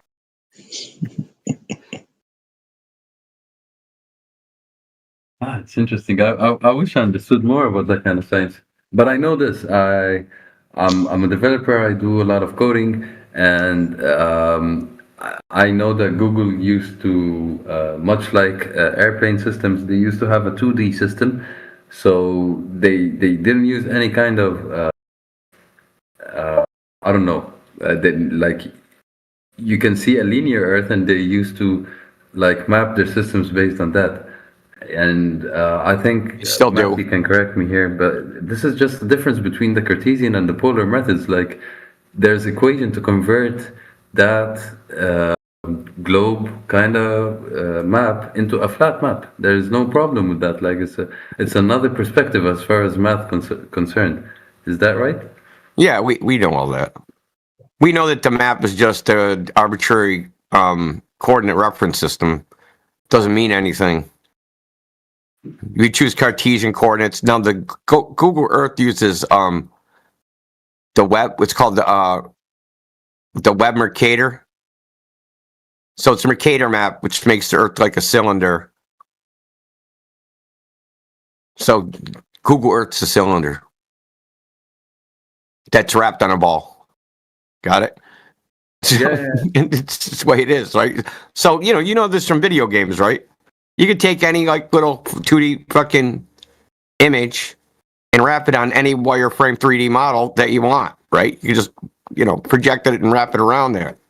Exactly. So it doesn't, none of that crap, like, but people, what we get a lot of is like, hey, dude, if I look at Flight Aware 24 and it shows a plane flight, the plane's path is curved, so the Earth has to be a ball. Like, no, you're looking at a Mercator map, and if you put a straight line on that, it's going to appear curved. If it's traversing the coordinate system that they chose, this dual pole coordinate system, right? When you do that transformation, the geometric transformation, that's the way the line's going to look. And then I have to show them, right, a polar coordinate system, literally from pilots in the cockpit of an airplane, that shows that they're taking a straight line. right? So in that projection, it's a straight line. You switch it to Mercator projection, it looks curved. But they think the plane is actually flying a curved line. They take that idea, right, that mathematical construct, and they reify it and think that that's what's happening in the real world, right? As opposed to just having like arbitrary coordinates assigned to places. Well, they're not arbitrary; they're based upon the celestial sphere. But you know what I mean. That like that shit is not real. There is no objectively true map. There's only choices of coordinates. That's it. And you can place things relative to some other thing following some rule, and that's all you can really do. But I'm sorry, can I like highlight a phrase you just said? There's objectively no true map? No. This is called the map territory problem. You ever hear this?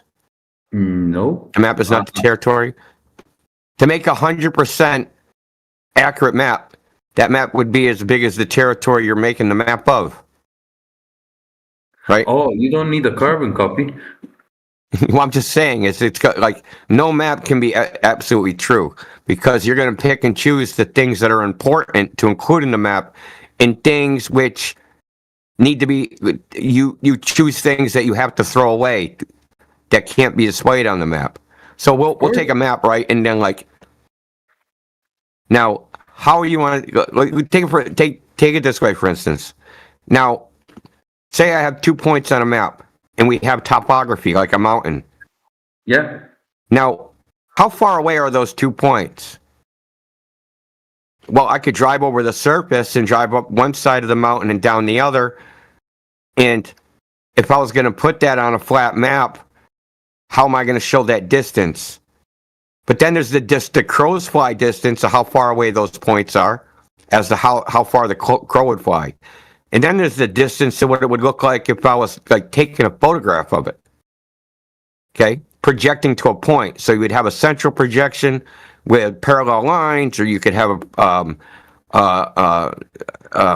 single, a 1 point observer perspective, like taking a photograph. And then how I make that map, like how I display those distances, is going to be different for each one, right? So you're arbitrarily choosing how you want to display the map based upon what you want to show. But none of those maps are wrong, and none of those maps are true. They're correct for their purpose, but they're not correct for all purposes. You understand? Yeah, like you can have a right map, but it's not as accurate. Does that make sense? Yeah, well, I mean, you're going to throw out, like, if you don't want to display the topography, like the actual ground distance, the surface area, right? If the ground is lumpy, you're going to have more surface area than if the ground is smooth. But my map, my piece of paper is smooth. Mm-hmm. So how am I going to show the ground distance, the actual surface area of the terrain, and how far you would actually have to travel if you walked or drove a car? Because you're going to walk according to the, say you have to go up and down hills. Be different if I was walking, like, say there's like I said, a mile between points and it's flat. That's just a mile. But if there's up and down hills, I might have to walk freaking 2 miles to move along that 1 mile, right? So we're choosing what we want to display. That's the point. I see. And does it have to do anything with the moon landing? Well, the moon landing is just bullshit. I don't even know what to say about that. Hold on, Ray. Should I bring it up? Should I bring up the fucking Greenpeace? Yeah, I mean, get the lights out in the shadows. I mean, the only real relevance I can see. No, did you hear that earlier, Jedi? No, why they couldn't do the tapes anymore? The moon tapes. Why they had to tape over them and they lost all the moon tapes? Oh, because they couldn't. Because to make the tapes, they had to hunt whales. What the fuck? Because the material, like some substance, came from whales to make the tapes. So they banned whaling. Oh God! Okay. So so Greenpeace is the reason we don't have the evidence of the moon. That's fucking brilliant. Oh wow! And the thing is, I'm not joking. I'm actually being serious. I know you know. I know I you can't know. wait to drop this on a normie, dude. I'm like, man, the moon landing's fucked up, man. Hey, they lost all those you guys tapes, the still evidence. there? There's fucking Greenpeace's fault, and they're gonna look at me like I'm crazy. Like, Greenpeace? What's Greenpeace got to do with the moon landing? Well, let me tell you something. Yeah. So they lost all the moon landing tapes. You know that, right? The one that was all the tapes. I know there was a case that was advertised on TV where 3,600 boxes of tapes gone. Oh, tapes. Okay. Tapes. So like all the recordings, the evidence, the proof they went to the moon, the dog ate it. Okay. I'm dead serious. You can go read the NASA report on like what happened to the tapes. Oh, we just lost them. We taped over them. We did this. We did that. We threw them away. We lost them in the couch. The dog ate it. It's all the stuff with all the computer readouts that are recorded, all of the telemetry data, right? All of this stuff that was recorded on tape. It's gone. Magnetic tape. Yeah. Yeah, it's according to IBM, they're still considered the most lifelong or like long-lasting form of storage so far, and I don't think not if you can't find them or tape over them. Yeah, but I was done when I heard about the case, like the court case from the, I think it was the guy was from Texas and he was the congressman and he was killed and his wife and a lot of people in the case, and I was like, okay, this is enough evidence for me. Oh, the NASA guy. I know what you're talking about. The one that was investigating Gus Grissom's murder. Yeah, I think so. I can't remember the names. Yeah, but I know that's what it is. Yeah. He was murdered for investigating a murder. Mm-hmm. But the thing is, the proof that they went to the moon, which would be the telemetry data, which shows you where the rocket actually went. You know what I mean? Yeah. That would prove the moon landings happened. They lost it. That's what they say. They lost it. They taped over it. They lost it. It's gone. I remember we were invited to a conference once, and we were watching drones race or like having a challenge of who can. They were not drones. They were like RC cars, yeah, and they were challenged to run for 1 kilometer on the surface of the moon, and I was like, how come? Like, how can you get the RC cars there? And if you check the project with the font of a size 4, I guess, because you have to squint to see such font, it says that the space conditions and moon conditions are recreated on Antarctica. So this is all on Earth, but with the smallest font. With the biggest headline, 1 kilometer race on the moon. You see how deceiving that is? Yeah. Wow. It's all propaganda and bullshit to keep the narrative alive and in people's minds. But I get it. Like I get why they had to fake a moon landing. It was a space race between the Russian, Soviet Russia. You don't want to appear as like less. You want to be the more advanced country. I get that, and we did reap the benefits a lot. Like a lot of internet technologies came from that space project. I have to admit that because the internet came from DARPA. Didn't have nothing to do with space. Had to do with the Cold War and not wanting communications to have a single point of failure. But what you said about the United States, we got the documents, bro. So when NASA was formed, they said the classified documents on what their motivation for forming NASA are public information now. They said that they just wanted the rest of the world to think that we were technologically superior so that no one would attack us. Mm-hmm. Yoder, he's a flat earther. He's one of us. I don't know. It might be in my DMs. He might have sent them to me. But he's got the actual documents that show it. What they said at the time. They used to be classified. They're not anymore.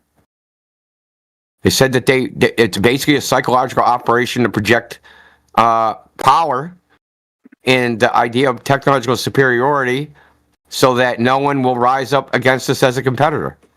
Basically, Hasn't President Trump moved that agenda along recently? Saying that NASA's like a spy and surveillance agency and a few other things. Yeah, that makes a lot of sense. But still, they have like I understand why this is happening. Like this, I consider this some kind of political scheme, right? But when it comes to flat Earth, like what do you benefit from it? I'll tell you. The lie. Like what do you benefit here? Oh, what do you benefit about the lie? I don't know. There's lots of things, dude. Right. Do you think if we knew, we would tell you? We'd be freaking in on the grift, dude. What are you talking about? Getting my money. I don't know, man. I had a friend, and he was like the very same friend that was making the link with the moon landing and the Earth being in the center and stuff like that. He said the same bullshit is happening with genetics, and I told him how come, and he was like, the idea of us evolving from the apes and stuff like that. And I said, there's a lot of scientific papers written based on that. And he was like, yeah, I can write a paper opposing that, and I can find people to endorse it. That's no problem. But he told me, as a religious, or like he follows the Abrahamic faith. So he tells me the Abrahamic faith has a start. There is Adam, there's Eve, and this is how humanity started. So you have kind of an alternative story, a fake one. And still I asked him why, like who would benefit from that? And I'm not sure at this point. I believe him. I don't believe it started from the Okay, I'll tell you, dude. The idea of God. Yeah, so your friend, assuming it was a friend, he is. Well, listen, he has a point, right? So the current cosmology, they have a creation story, right? How reality was created. Does the Bible? Yes. Right? Is still there? They say the Big Bang created everything. They have a story how man was created. The Bible says God formed Adam out of the dust of the earth, and their creation story is man arose by evolution from a black fucking goo slime pond that got struck by lightning or some shit. Right? I'm sorry. I was cut off. You said your friend, and I said he means well. Can you repeat that? I'm sorry. No, what I said was the majority of what you said, though. Yeah, so I'll start from the beginning. They have a creation story in the modern so-called science. The Big Bang. Yeah. That created the universe, just like in the Bible, God created the universe. In the beginning, the words God said, "Let there be light." Yeah, blah blah blah. Okay, right? So, yeah, they have a creation story. The science have a creation of man story, how man was created. Yeah, we evolved from apes, right? And in the Bible creation story, God created man out of the dust of the earth, right? So they both got that. Okay, so the claims of the Bible, can you figure them out yourself, or do you have to rely on priests and prophets? Yeah, right. You get like in the Bibles, prophets that tell you the word of God, right? Yes. Okay. Who tells you the Earth is a globe? Can you do that yourself, or do you got to rely on other people? Mostly. You got to rely on astronauts? Yeah. Because they're the ones that claim they've seen the Earth as a globe, right? Everybody else is just believing on them. So it's the same thing, right? There's these special people, they have the special knowledge, you don't, and you can't get it. It's the same thing. It's all the same, right? And as far as like why would people want you to believe that nonsense? Is you got to think of where it leads to. It leads to freaking nihilism and solipsism, that life has no meaning, and that you're a small speck of dust on an infinite, uncaring universe, right? And on top of that, you have to believe this other thing, which is particularly insidious.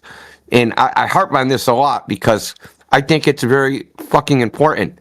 That you have to believe your entire experience of reality is an illusion. So when you go to the ocean and you observe the earth to be flat, that's an illusion. It's actually a giant fucking ball. And you can't see the giant ball. You only see something flat. But that's not the way reality really is. It's some other way. So you can't rely on your eyes to determine where you are. And then they say the earth is spinning. The sun's not moving. You're moving. The stars aren't moving. You're moving. The moon's not moving. You're moving.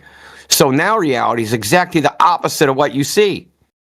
Exactly. You can't trust that either. So what do you trust? That you can't trust yourself and trust your senses. So you get the drift. So let me tell you something that happened for real 2 days ago. Kid came in here. He said, give me a credible source that the earth is flat. I said, you.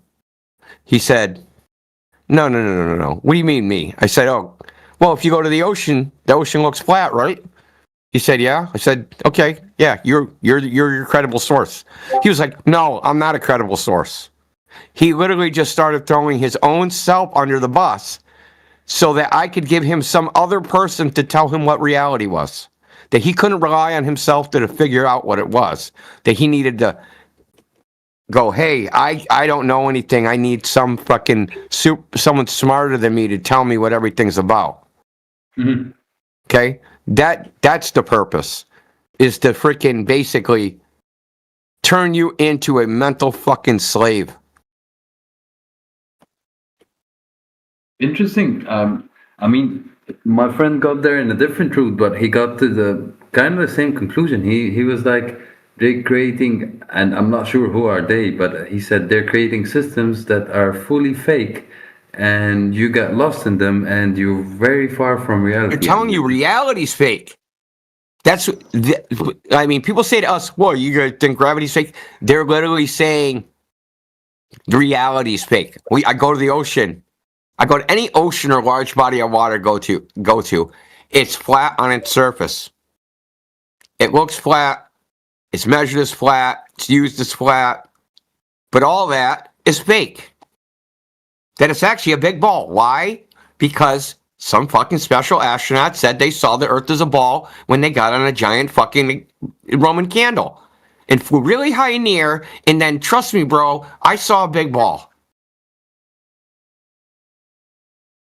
Or I can just rely on myself and go, well, I didn't see a big ball. I have no reason to fucking trust your bullshit. You're a fucking government agent. You're in the military, sworn to whatever they want to swear you to. And no, I don't have to believe that bullshit story. Exactly, yeah, exactly. So that's what people get confused, as if they're being forced to believe that the Earth is a globe, and people say, "Oh, who's hiding the flat Earth?" It's not being hidden; it's right out there in front of your face. You choose individually to go, "I don't believe. I want to believe something else." Someone said the Earth is a globe. I see it flat. I don't care about that. I want to believe what this person said. Instead, they choose that. Maybe they chose it when they were a little kid, when they were 5 years old in kindergarten. They chose it then, and they never revisited the idea. But at some point in time, they chose it. They chose to believe that because they sure as hell weren't shown any evidence that it's true. No one showed you evidence in kindergarten the Earth is a globe. No one showed you in first grade, second grade, third grade, fourth grade, whatever grade. Nobody showed you anything. Yeah, I mean, if you're taking that perspective, they feed the other, like the global idea is fed through movies, through schools, through everything. It's everywhere. It is everywhere. That's the default, yeah. So let me tell you this: when I first realized the Earth was flat, that was literally the first thing I noticed. Is to how much globe, astronaut, space, imagery, propaganda, stories, how much it was surrounding me. It's everywhere. It's like you can't get away from it no matter where you go. You turn the TV channel, go on the internet, read a book, go in the bookstore. It's everywhere. You're completely surrounded by it. And I never realized it before. It's like think about it like this. Say you're in a secular country, and then you go to a foreign country that's like really hardcore into some religion. And like they have like, say they're like Buddhist or something, and everywhere you go there's fucking little Buddhas everywhere, and mandalas and fucking prayer bowls and all the stuff that goes with that religion, and it's everywhere, surrounding you everywhere. Of course you're going to notice, because you're from another country, you're not used to seeing that. So I'm from America, I'm used to seeing like globe stuff and all that all around me, and I never noticed until I realized all that was nonsense. And then I'm like, oh my God, I'm underwater in this stuff. It's like in bro, that movie. I walk by a van. Puts the glasses on. Yeah, exactly, Matrix. Exactly. It's like freaking They Live, man. And like, I go by like a place, it's a plumbing store, and it's like Global Plumbing. What the fuck does plumbing have to do with a globe? I don't know. You see what I'm saying? It's like people use it in advertising because they think, oh my God, people. Well, I know what we can do. I want people to think that we're modern and high tech. So we'll throw a globe on the side of the van. We'll call ourselves Global Plumbing, and people will fucking call off the hook, dude. It's like advertising. But it's synonymous. Like they can call themselves international and will give the same idea. They don't have to use the globe. They could call themselves quantum too. They could call quantum plumbing, right? You'd be surprised people do that. Yeah, I know. I know. That's why I brought it up. So they could call it scientific plumbing, right? They could call it any number of stupid shit that's like that's in modern society. Mm-hmm. Evolutionary plumbing. That would be cool. How about dino plumbing? Plumbing dinosaurs. Freaking. I mean, everything has an AI tag these days.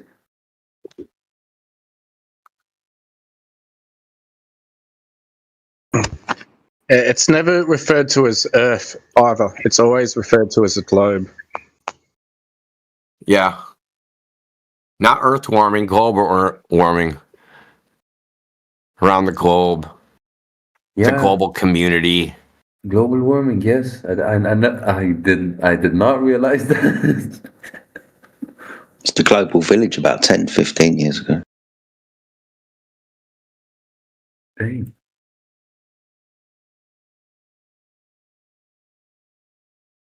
Everything's branding these days, right? They want to sell it to you. It will sound cool. It might even sound in these instances with scientific, like it's comes from some type of authority, because they can slap words around it. Even with like the letter I, these days we get sold a lot of things, right? We get sold this dream, but yeah, it's the propaganda tools everywhere. True. I used to believe in scientific papers, but I know that they're not all accurate. Like, they contradict each other and have different ideas.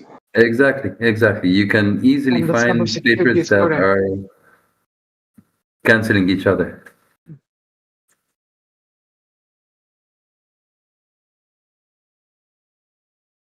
I mean, modern science is in crisis. I think everybody knows that. It's falling apart. The wheels are coming off that wagon. I think people who got to like go through further studies realize that, but mostly, like the most people would believe modern science still. Like they don't know how much, like how credible the papers are or not. They think this is a product. Well, hey, let me tell you, what was the last great actual scientific achievement? An actual one.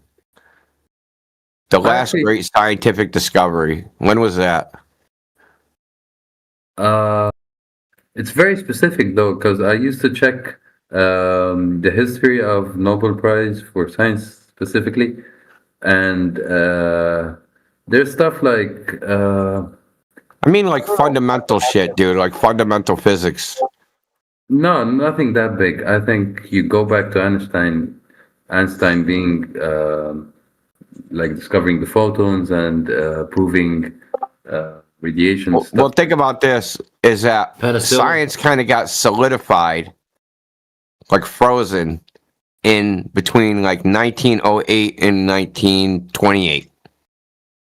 Like all the ideas, quantum physics, relativity, special relativity, all these ideas, they come from that, like a time period. That time period. And since that time period, and they came up with those ideas, there's been almost no actual progress in fundamental physics. Now, they've added freaking bells and whistles to the standard model and, you know,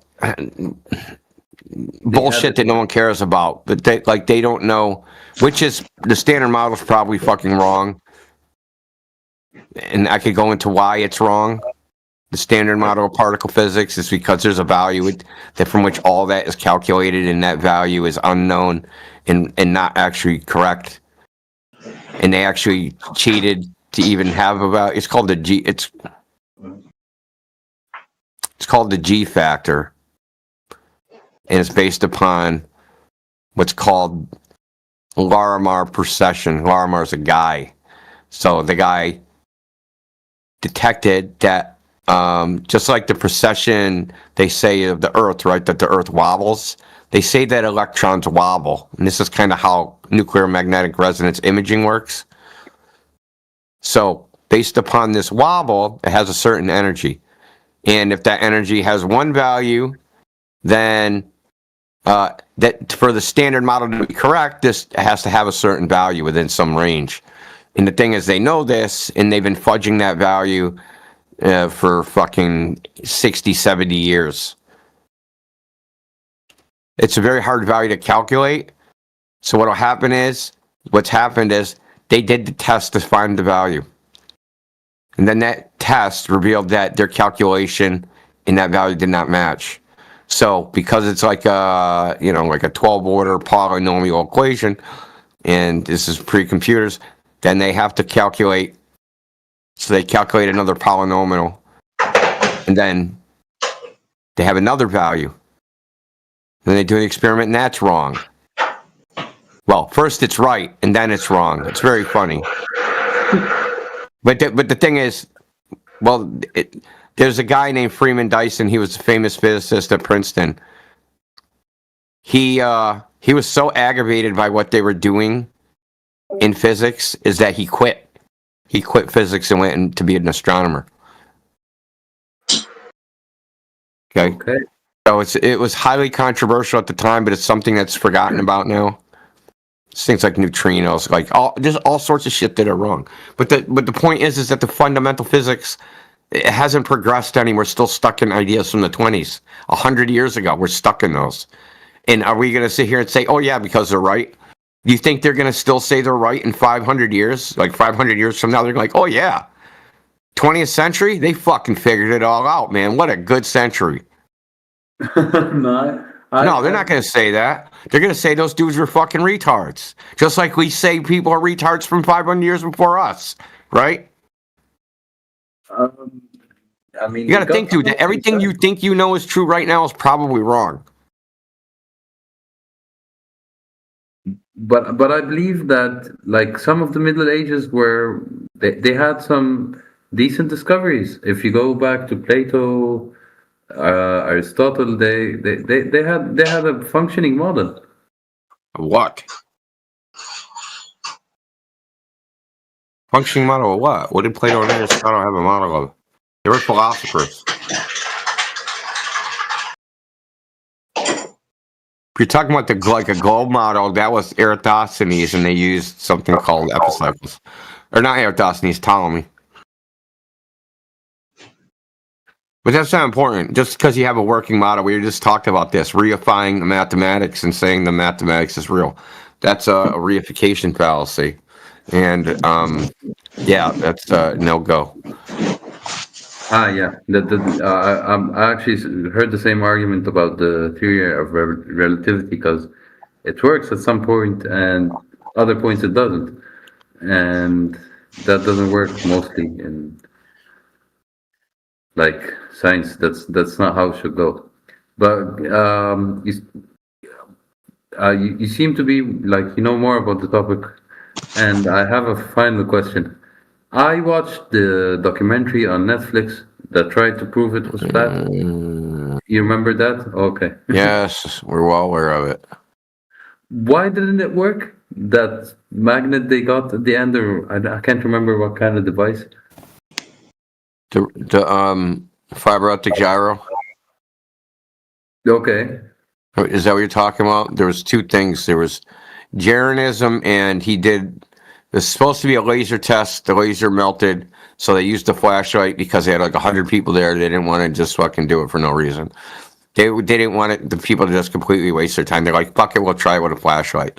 And obviously it didn't work with a flashlight. And couldn't have worked, and probably wouldn't even have worked with a laser because it's too hard to actually accurately line up the holes. Think of how hard that is to line up holes that are like 1.6 kilometers apart, that are 8 inches around. As long as the divergence rate of the light beam wasn't too big, they should have been able to do it with a laser, as long as it was strong enough to go that far. Yeah. Like if it was only a pissy little laser, then you just go, yeah, nah. But if it was one of those high-powered bastards that they're using to go across lakes and shit like that... Maybe. I mean, maybe, but you know... Right. And the gyro didn't work because... well, first of all, Bob, the person in that place, he never did the test. He never actually owned a gyro. It was other people. And the results he said they got are not what they got. He was misinformed. So that gyro was owned by a person named Rick Zimmerman. His name on YouTube was Seventh Day Truth Seeker. They nuked his channel during COVID because he spoke up against that shit.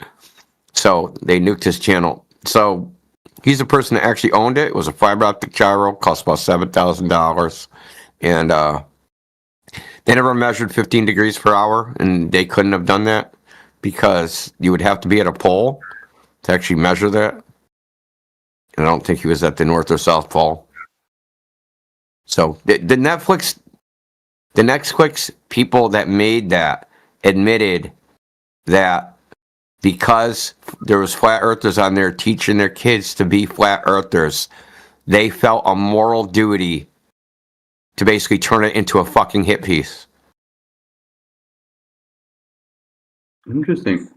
But doesn't the flat Earth model assume there's only one pole? Like if you have the North Pole, you don't have the South Pole. There's no flat Earth model. Yeah, there's no flat Earth, and the pole thing is just a reification, dude. You can freaking take New York City and say this is the North Pole and create a whole coordinate system based upon that. Okay. The pole is not the Earth. The pole is the stars. Understand? Not really, but let me ask you this. Okay, what's it? How would you know you're at the North Pole? With a compass. Let's say you're lost. You don't know where you are, and you want to go to the North Pole. How do you know when you got there? Wouldn't you test that with a compass? No.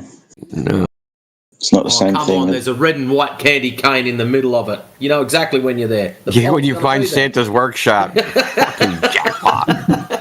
The altitude of the sun doesn't change. We're looking to get to the North Pole. There's a star called the Pole Star.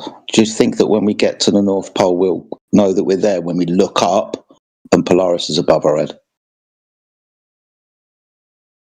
Okay, so the South Pole doesn't mean that we are on the like a line on the other side. It just means that we're on a star Under some different stars. Yeah, we're just under some different stars, dude. Interesting. I did not see it that way.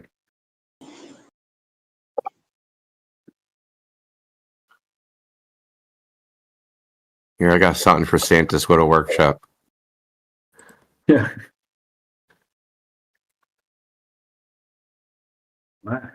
Dang. Hey, Matrix, Thank look you at for the chat. explaining all of that. I mean, it's a lot clearer now.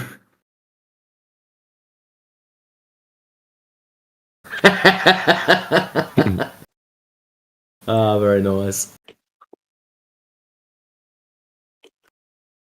I had AI make this. Santa must have delivered that to the wrong house. New gun manufacturer, Santa's Workshop. You'd have to name the gun Santa's Little Helper. You got it.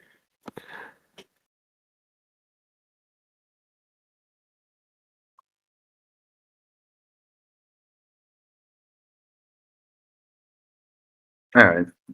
I think I should bounce, but Okay, so listen, hey, just to tell you, this isn't our main server. This is kind of like a road trip thing we do. So our main server is 24/7 Flat Earth Discord. The invite is discord.gg/Flat Earth. We have information channels there in alphabetical order, A through Z, everything you could possibly imagine to think of has been covered there. Right? So in the information channels, they're not chat channels. They're just information channels. So you can basically, they have videos to peer-reviewed sources, they have videos to academics, they have all sorts of shit, dude. Like, you have to see it. They cover every possible aspect of this topic and then some. that'd be really cool. Flat Earth is just written Flat Earth. Is it? Yeah, one word. Yeah, one word. Discord.gg/Flat Earth. No capitals. No capitals, no. Right. Also, if you go into Discover, like server discovery, and type in Flat Earth, you'll get it. It's the one with the most people on it. I found it. Yeah, cool. Awesome. Perfect. I'm gonna check that out later. All right. Good talking to you. Yeah, likewise. Thanks a lot, man. Jedi too. Right. See you around, buddy. See you around.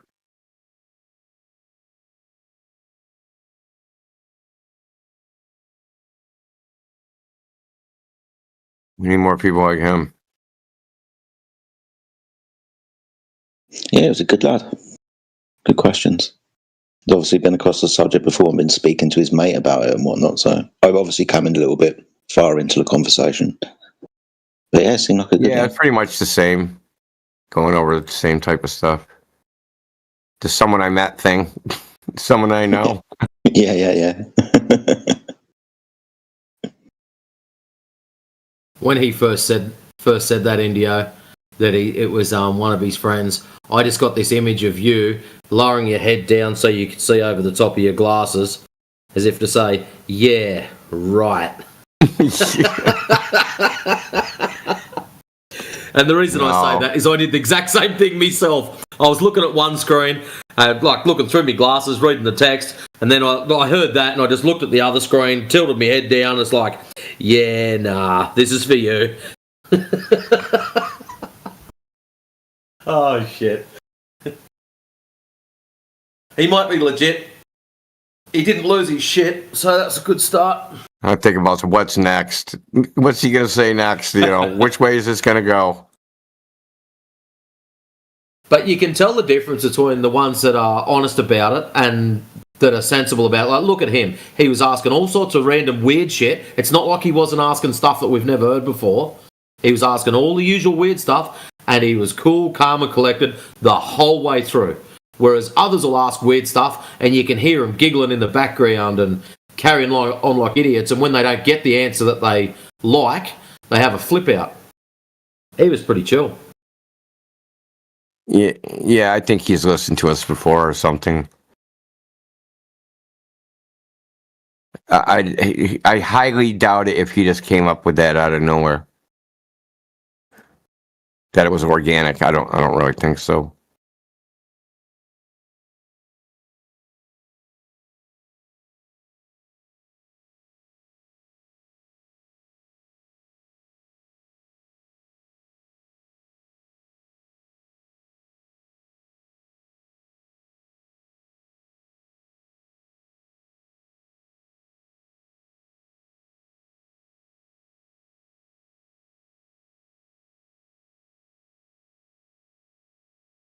We've been joined or not joined, depending how you think about it, by Schrodinger's cat.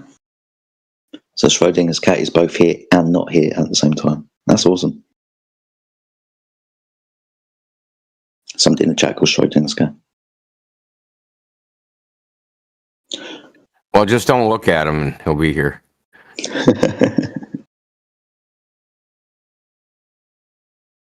Or is that the other way around? I can't remember.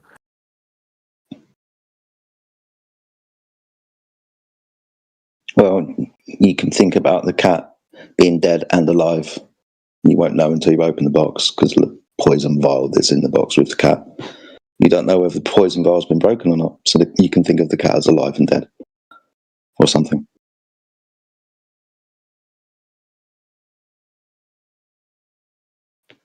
That's sort of similar to how quantum computing works. So when all the computers break down in a few years' time and all there is a text message across your screen, I hate cats, you'll know why.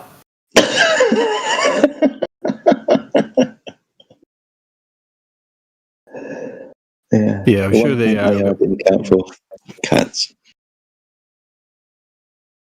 I'm sure computers are pretty sick of being primarily used for looking up cat pics and stuff. Yeah, that's true. Can't move for cat memes.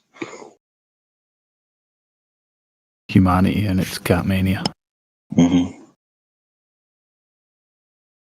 Got to say that last conversation was thoroughly enjoyable to listen to. Hope that guy comes back around. Thanks, man. I was thinking about clipping it, man. Got to have at least one nice conversation out of freaking nightmare. You should probably clip it, mate.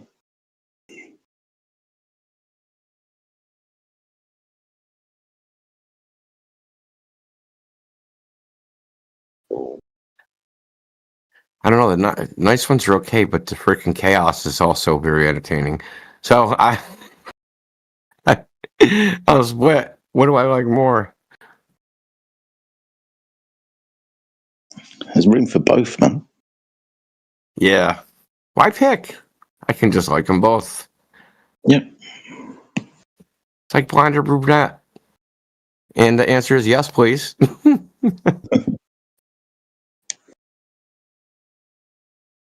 I'm sure your chaos will be around the next corner, and you don't worry. Well, I was posting the last year, and you guys probably may or may not know this, is Thanksgiving week.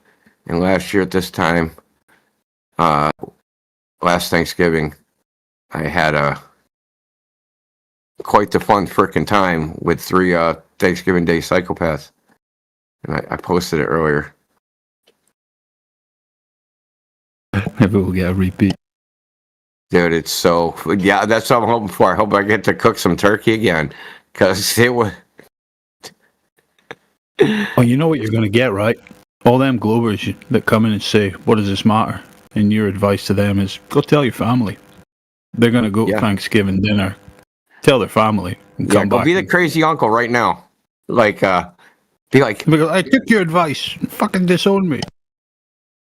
Like, bring your cup, bring your glass. Ding, ding, ding, ding. I have an announcement. I know we think Jack is the crazy uncle, but I'm going to outdo him. Mom, Dad, I'm a flat earther. Get out of the house. Don't ever come home. That's how it would go. We start throwing food at him. For sure. No, it won't be getting kicked out of the house. Oh, so you want a sex change, dear? That's lovely. Flat earther? Oh, shit. Why can't you just get a sex change like all the normal people? Mom, Dad, there's 82 genders. Oh, that's nice, son. But the earth is also flat. Ooh, get the fuck.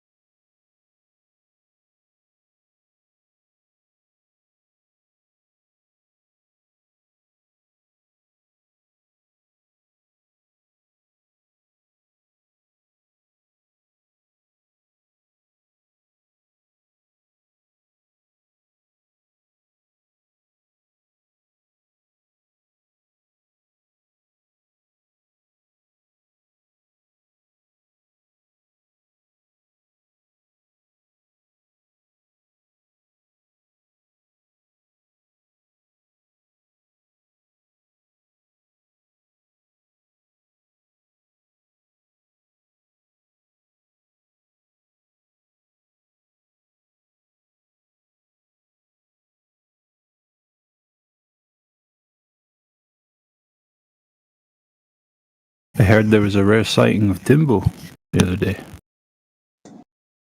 Yeah, man, he's back. What? Nice. So why did you capture it?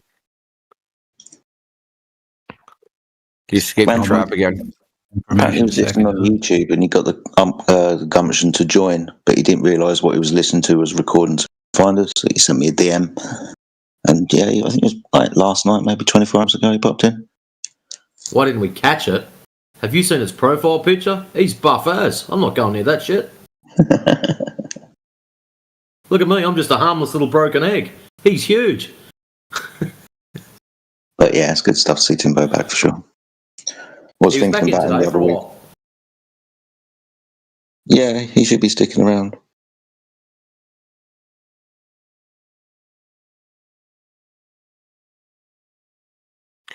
Good, man. I miss him, man.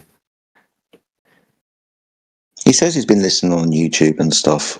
He hasn't like really left or anything. He just kind of got, a bit angry with people sometimes. So concentrated on a bit of life, but he never really left. He's always been listening on YouTube, like I said. You might be listening now. If you're listening now, Timbo, get your ass in. Yeah, what are you doing, man? Just because you're Australian doesn't give you like, no, get in here. You no listening. See, we say this is a no listening panel. Get in here.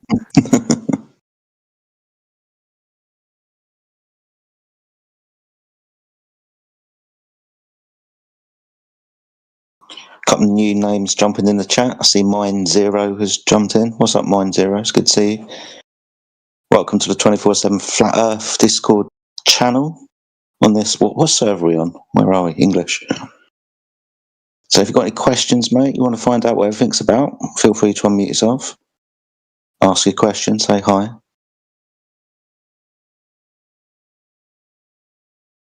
Who else have we got in here? Hey guys. Hello, my friend.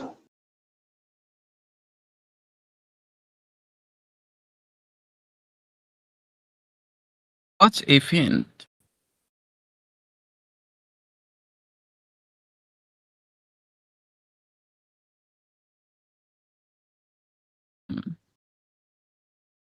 What's event going on? Sorry, Mine, can you speak a little bit clearer, please? Okay. This topic we are speaking or share something. What topic are we speaking about? The Earth, where we live. Whether it's flat or whether it's a sphere, globe. Okay. You're beginner here? No. We got invited from our home server, 24/7 Flat Earth. Most of us are native English speakers.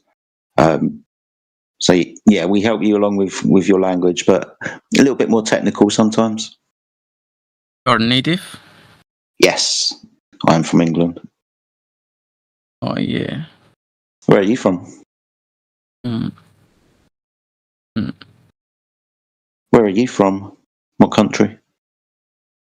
What is it? Okay. Egypt. Oh, Egypt. Wow. I've been there once before.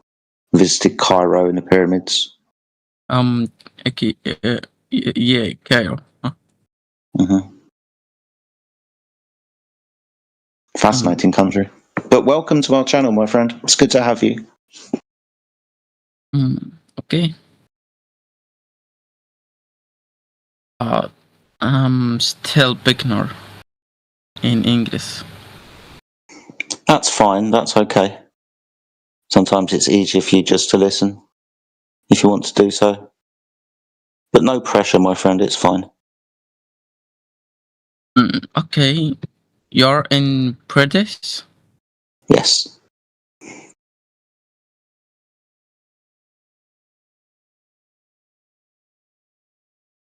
British accent.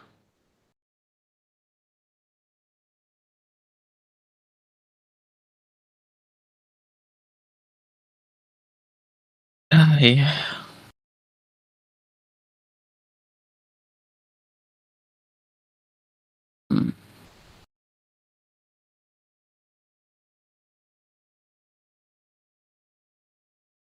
Okay.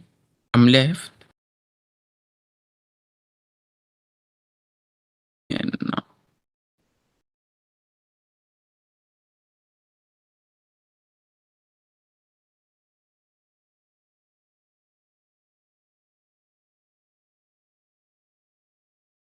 Hello. hi. Yeah, yo, Andy, are you there? What? Yeah, man.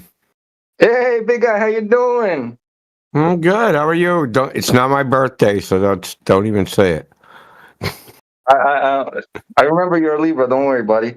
Hey, listen, I'm here I with knew a you were gonna fucking say that.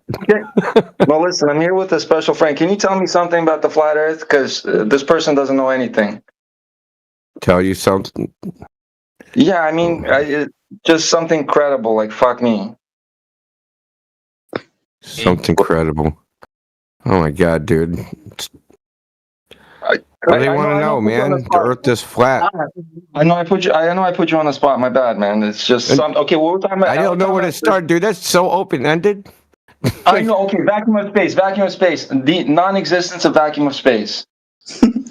Okay, yeah, okay, that's easy. I know. Space was never discovered. It was invented. It was invented in 325 BC by a guy named Democritus. He didn't have any evidence for there ever being outer space, obviously. They hadn't even invented a frickin' zero yet. So I don't think he knew that outer space exists. So the people then invented certain ideas. Outer space, atoms, people on the moon, people living on the sun. They invented all these ideas. This science fiction. Okay? There was actually no evidence for it. Outer space is just the concept people had philosophically. Doesn't exist because it can't exist. Because of something called the second law of thermodynamics. Okay? That states that, hold on, I'm not going to be too technical. States a high pressure will go to low pressure. So I got high pressure in a tire.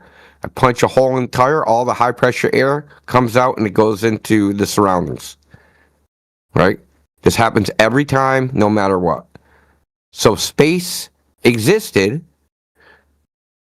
How can a vacuum, right? There would have to be a barrier between the Earth's pressurized air and the vacuum of space, because otherwise all the air would try to equalize thermodynamically with the vacuum, right? And all the air would be sucked away, for lack of a better word.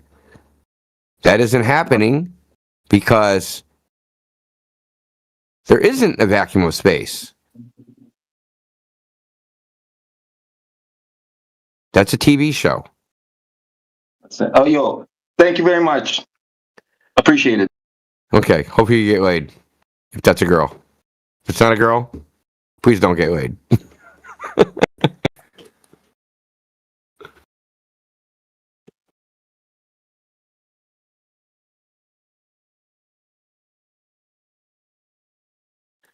I hope that wasn't a girl. You're gonna have blue balls tonight. Anyway.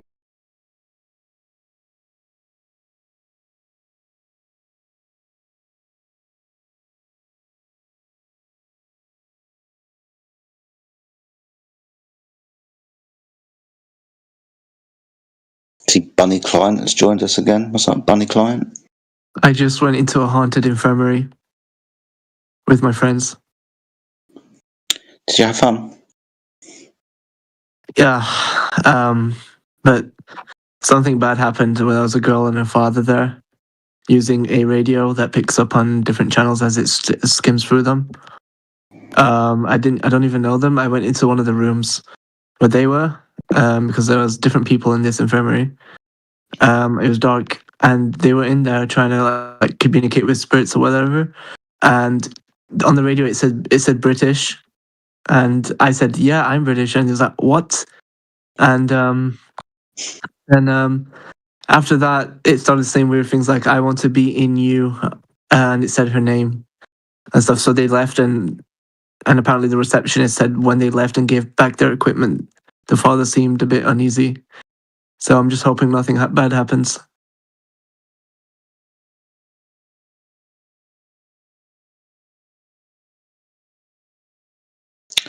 Yeah, it's kind of fucked up. So next week's episode of Doctor Who. You know what I should ask? If I should ask the spirits if the Earth is flat or round. Yeah. What will you do if they say it's round? How the fuck would they know? They can fly into space. Still Space Ghost. Dude, like the Space Ghost argument. Jesus Christ. They're stuck on Earth. Space Ghost. That's awesome. I thought like ghosts were like locked to like where they died, and that's why they're haunting them. Like it was painful if they got further away. No, demons can LARP as other people. There's no such thing as like spirits of people. There's only souls, but they go into Hades or heaven. But demons can dwell. Fallen angels, they used to.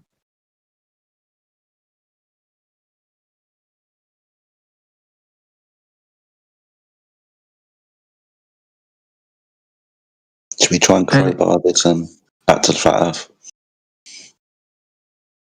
What? Should we try and crowbar this back to the flat Earth? Well, I'm gonna go to sleep anyways. Okay. Don't have any nightmares. I'm not scared of nightmares. I was walking in the dark. Everyone else had a torch. I'm not scared of nightmares. Jesus Christ. Then it wouldn't be a nightmare. Yeah, well, I know it's a bad dream, but I wake up, go back to sleep. Okay. Hopefully you wake up and the ghost doesn't get you to the radio or whatever happened. It was called a spirit box, but it's just a radio.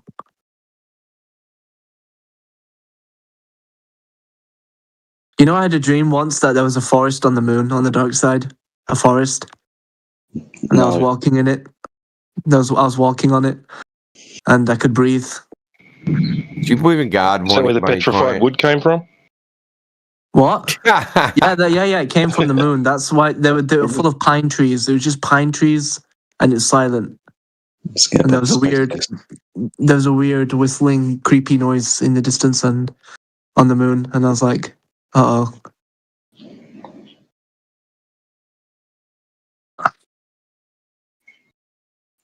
This is therapy for you now. You just come and debaggage all of your recent events and dreams and whatnot on us. Yeah. Start charging for this shit. Uh-huh. Yeah, he's trying to drag us into his fantasy world. I have recordings of the infirmary. It's not like I didn't go there.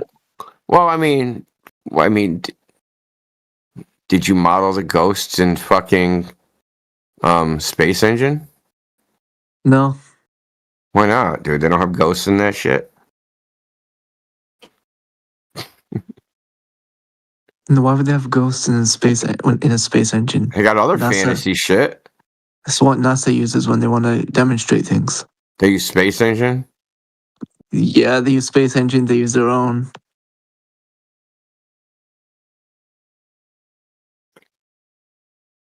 There's also a thing called Cow Engine where you get to just stare at cows all day. There's also Goat Simulator. There's also an Indio simulator. That's impossible. You don't have enough compute. Someone tried to do that yesterday, apparently. It must have been you. What? It was 2 days ago. I did Doppelganger. Here, when was that? Obviously, be freaking DM me. Is it better to have November 21st at 9:13 a.m. I have to go back and you know when you're talking about women yesterday to me, is it better if women have curves or if they're flat? I'd say curves because women that are flat don't have enough body fat to have periods, and therefore they're not good for baby making. Awesome. And plus, I don't like feeling freaking hips clack. So, yeah. Because their hip bones stick out when they're too skinny. Yeah. Fucking gross. Or cushion for the pushing. Fucking hip bones are not cushion, okay?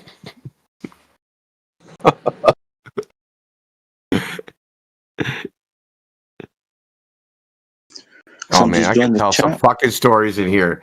Good thing this is a Flat Earth channel. I was thinking of this girl. She's dead now, so I can talk about her. She passed away quite a long time ago. Wow, that was a long time ago. Holy shit. She got hot-shotted back in the 90s in Springfield, or Hartford, Connecticut. Anyway, she had a scrapbook where she had the wrapper from every condom she ever used in her life. Oh my God. Yeah. Oh wow. And she was super skinny. At least she fucking used them, I guess. That's a start. Yeah, I mean, yeah, exactly. Thank freaking God. She did have a kid, so at least one time she didn't. Maybe that condom broke. Maybe she did have the wrapper to that. This is the condom wrapper from the condom that broke. That gets a special place. Conversation I'm down with. Goddamn. That's like taped to the cover of the fucking scrapbook. The one that didn't work. At least it's the wrapper and not the condom. Hey, India, thanks for the help there, hey, bud? You finished already? Bloody hell. Why, what's up, Vlad? She didn't believe you? He just sounded sarcastic. No, sorry, what'd you say? I missed him. I pressed the Bluetooth. Are you being sarcastic? You being a wise guy? Did I help you or not? No, you did. No, hey, it was no, because I'm talking to this girl fucking about entropy and fucking no vacuum of space and shit, and you know it's going over her fucking head. She's a liberal arts fucking student, right? So I'm like, you know what? Here, maybe like people on this channel where I fucking talk to, they'll fucking explain it a little better. But you went pretty into history and all that shit, which is even better, you know? Yeah. Yeah, good. Dude, I helped out. Did you get any pussy? Yeah. I always get this pussy, bro. Why do you always think about dirty things? All the time you think about dirty things. I've been smashing if I this say girl for years. pussy, I'm not thinking dirty, dude. What kind of girls you going with? I don't go near girls. Well, that's what you sound like it. If you think their pussy's dirty, definitely I don't know why you would default to pussy dirty. Like, I don't know why. Bro. That body part of a woman is only for making kids. No, man, it's for having fun. Shut up. It's not for having fun. That's not what it was designed for. It's only for making kids. Yeah, right. Yep. It's for fun, buddy. Okay, that's the fallacy of the single cause. Okay. Yeah, that's a fallacy. No. Good try though. This guy doesn't get any. It's all good, friends. I love how I'm just walking home. Dunning-Kruger pretender clowns think they can defeat being called out on logical fallacies by muttering fallacy. Dick and Frost. You must have it in or something. My God, what the hell's wrong with you? I'm saying his name. A fan. Someone's a fan, friends. Yeah. Hey, Indio, I showed you the picture of this girl before, no? Yeah, I think so, yeah. Yeah, she's a super hot one there, you know? Fuck. Super hot and super stupid. Look for her on OnlyFans. I couldn't find her. No, I can't. She's not. She's not an OnlyFans. God deal with you. God loves me. You know why God loves me? We deal with all of you. Do you want to know why God loves me? Justly. You don't want to know why God loves me? God brought me this woman, stupid. That's a funny. Speaking of God, see how stupid you are. You don't know nothing about God. They preach God. Yo, so there was this moment in my life, right, where I'm like fucking celibate for like 8 years. Willingly, I'm not an incel. I get fucking bitches coming at me. Funny's a virgin. You're talking to the wrong person. Oh, okay. Anyways, but I've been smashing bitches before that 8 years of fucking just cutting bitches off, right? But I had my reasons to cut bitches off. But then at this one point, after I made everything happy in my life, I was financially stable, I'm physically fit, everything's fucking like going really well in my life, right? The only thing that's missing, I'm like, yo, God, and I'm just walking home from work. I'm like, God, man, I need a bitch now at this point. Like, really fucking, like, I need my bitch, not just some fucking random hoe. Wait, I need my Frost. bitch. And guess what? 2 weeks later, I'm having the craziest fucking sex with this girl. We're talking the best sex of my fucking life. Yes, hold he on. can't, Deccan, he can't relate with what you're saying. Oh, my bad. I wasn't kidding that he's a virgin, though. He's like bragging that he was a virgin. Deccan, did you have sex before marriage? Did you have sex before marriage? Yes or no? A million fucking times, bro. The fuck are you talking about? Do you want to know what that means? What does that mean, Brendan? It means that God never gave you that girl. It means that God never gave you it. It means that God never gave you that girl. No. Yeah, God gave me this girl. Trust me. She's my soulmate, 100%. That's why we're having. God wouldn't give you a girl to have sex with before marriage. How do you know what God would do? Yeah, exactly. Who the fuck are you to tell me what God would do for me? I know. Refer back to the scripture. That's what you have to do. Yeah, well, see, the thing is, I do not follow fucking dumb scripture like you do, especially when it's written by fucking men. Then you don't do anything, but you worship what? Hey, stupid! How do you prove to me that you worship idol gods? You worship gods that you worship gods that need to help, that you need to help. Stupid! Prove to me that God wrote your book. Gods. You worship gods that are dependent. Who wrote your book? Who wrote your book? God? Millions of different people. Yeah, so it's not fucking God, stupid. It's not fucking. Yeah, see, this guy's a fucking moron. Please. No, not millions is an exaggeration. Different prophets and different traditions. Yeah, so some assholes that got high and fucking wrote on a fucking scribbled some lines on a paper and you believe what them. they wrote, Bunny? No, because how do you know what they meant? What they wrote? How do you know? Because 3 different locations, they all said the same thing, and these were remote locations and remote scriptures. Yeah, but how do you know whatever word you read some sentence? How do you know what that sentence means? You can judge by the other scriptures. And you can judge. There we go. You can judge. Have fun. Have fun, You're buddy. Judging. Wait, are you an atheist? Are you an atheist? No, I am not an atheist. But I know that like any book, any scripture, anything listen. has to be. Listen. Why are you using atheist arguments? Listen, dude, has to be interpreted by you. That's literally it has to be interpreted according to the people that wrote them as well. Friends, how you get? They're dead. So tell me something. There's something called a chain of transmission. Do you know what that is? Yeah, tell me something. You're not Goku and doing instant transmission. Do you know what a chain of transmission is? From this person to that person to that person to that person to that person. So you have apostolic succession. That's what we believe. Telephone syndrome. So you have a chain of transmission, unbroken. From who? Starting with who? Starting with Christ to the disciple, from Mark all the way up from this guy to that guy, from Polycarp to Ignatius, this guy to that guy. Yeah. All the way to Tawatos to me. I'm at the last line. So you're Orthodox? Even Catholics believe that. Yeah, I'm Oriental Orthodox. I'm not Eastern Orthodox. Oh, you're a clown then. Even the guy Luke, you know your mod called Luke. Antioch Church doesn't have a fucking apostolic succession. Actually, it does. It's called the Syriac. It's called the Syriac Church of Antioch. Did you know that? It didn't even start until 400 AD. How they have apostolic succession? It's not. It's called the Syriac Church of Antioch. Yeah, but they started in 400 AD. No, they didn't. Okay, hold on. I don't know the guy's name. He's like Mammonite or something like that. Nope. Hold on. He started with Peter and Paul, and then they went to Rome after that. There's the Syriac Church of Antioch. There's the Coptic Church of Alexandria. Friends, all this to say that none of these men are God. That's none of these men are God, first of all, and everything you're doing is interpreting some other people's fucking word. Right. Well, I'm directly talking to God, so go fuck yourself. Your God is an idol statue. Your God is a statue. My God is not an idol statue. No, I'm talking to the one, the only creator of this fucking whole entire universe. Okay, and I'm talking about this flat Earth universe. Yeah, well, this encased fucking firmament fucking universe that we're in. This fucking matrix fucking place that we're fucking, designed by the one and only fucking creator. That's the one I talk to.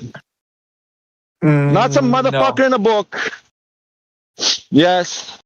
How'd you I come don't talk to to know no of God? fucking Elijah. I don't talk to no fucking Talmud shit. I don't talk to no Bible shit. I'm hold talking on. about the only one creator. Okay, wait. How do you know it's the one true God and not a demon? Because he has connection to all of us, and if you actually look deep inside you, you'll fucking talk to you too. Cool. Right. Cool. Right. That wasn't my question. Right. How do you know it's not a demon? Because he never fucking ever did anything wrong for me. Demons don't have to do things wrong. Demons can give you what you want. But Sure. how do you know it's? Yeah. How the fuck do you know what a demon is? That's another fucking man-made creation. Yeah. We come to know what a demon is through scripture. Yeah. So how do you know it's exactly? not Now you're demon? gonna interpret shit through fucking books again, like an idiot. Okay, cool. How do Good you for know you, it's buddy. God? You're stupid as fuck. You come to know of God. You're stupid through the as fuck, scripture. boy. You're stupid as fuck, boy. You come to know of God. You're stupid as fuck, boy. You don't have basic epistemology. What proof of curvature, out of all the things that both of you have just said, what proof of curvature or flatness have you got out of all that shit? I already told him. Flat stationary matrix plane that we're under. I thought. I told him. I said exactly what I said. Yeah, Deccan, how'd you know it's not a demon? Because ain't no fucking demon. Demon is a man-made creation, like you fucking did again. Stupid. So then God, according to you, is a man-made creation. No, that's what you're saying. I never said that. No, that's stupid. what you're saying. No, I said the one creator, the one only creator. How do you know it's the one and only creator? Well, because you created me. How do you know that? Well, you think a demon created me, stupid? No, I'm asking you a question. How do you know that God created you? Trust me, I know. Okay, where did you come to know of God from? Where does it come from? Because I know better than you, buddy. That's not what I asked. Where did you come to know of God? Where does it come from? Shut up, dude. Just shut up. This guy's a fucking moron. What did No, that's the thing. When the more I ask questions, the more they get stumped What out. did the scriptures say? Where you find God? You come to know of God through the scripture. No, that's not what it says in the scripture. No, I didn't say that. I said you come to know of God through the scripture. But that's not what it says in the scripture. You don't need the scriptures to know I never God. said it says that in the scripture. Because what happened? What about before the Bible? Bro, the Bible is a compilation of books. Bible? What about the Bible's before the Christian? The Bible's a library. Are you shut dumb? up, buddy. What about the before Bible's a library? There's no such thing as a Bible. Shut up, it's not a universal book. Shut up, dude. Last warning. Before the Bible was Bible's a library of canonized. books. There's no Before the Bible was canonized. Oh, he fucking left, bitch. Yeah, he's scared. What the fuck did Christians read before the Bible was canonized for 400 years? Anyways. That's a fucking, what do you call him? A zealot. A religious zealot, friends. No, he's a fucking atheist pretending. Whatever. 100% that dude's an atheist pretending. 100%. Oh, he's decided to return. So, okay, buddy. So here's the question. What did they read before the Bible was canonized?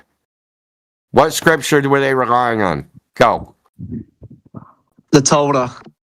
The Torah. Mm-hmm. Is that your final answer? The Tanakh. Yeah, the Tanakh. Talk about the Hebrews. Final answer. Yeah. You know what lectionaries are? What do you mean? Why is it? Yeah, you don't know what they are, do you? To do. You have no idea what they read before the fucking canon, okay? No idea. Oh, they read the Tanakh. The Tanakh. That's what the Hebrews read, the Jews. What about the Deuterocanon? What about that? The Jews read the Deuteronomy. They followed the Deuteronomy law. What did Paul say to read? Huh? What did Paul say to read?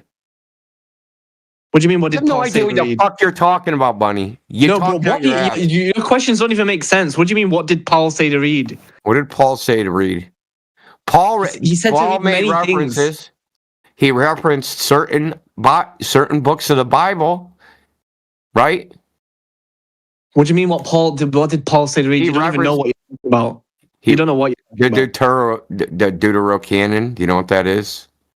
Yes, it's the book of Deuteronomy. No, it's a section of the books of the Bible. No, it's not. It's not simply Deuteronomy. No, I don't even read the same Bible you're reading because the Bible's a library of books. It's different. Oh, where did you get that? Where did you get the Bible from? How did you know what books went in it? From the Apostolic Succession. Yeah, No, how did you know? So how did they decide what books went in it? Who decided?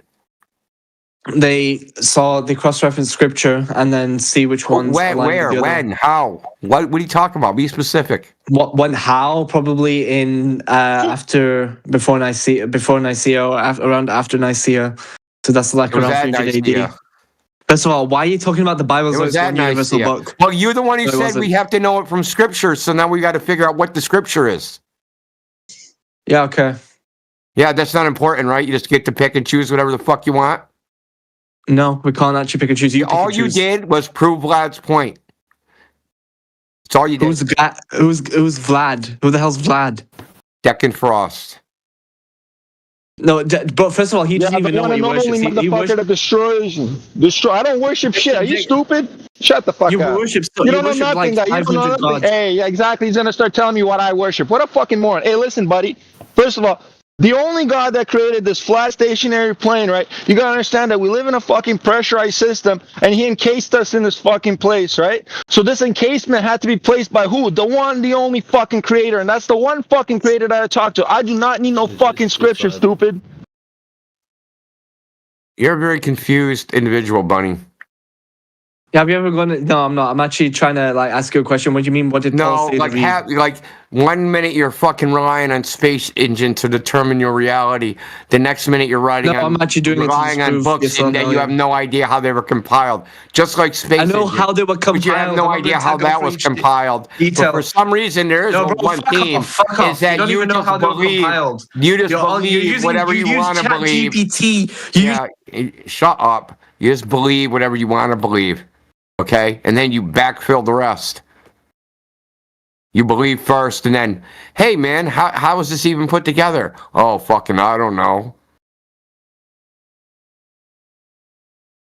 And tell me I use ChatGPT.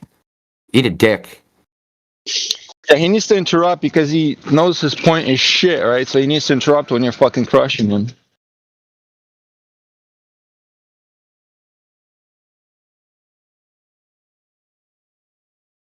What did they worship? What did they read before the scriptures?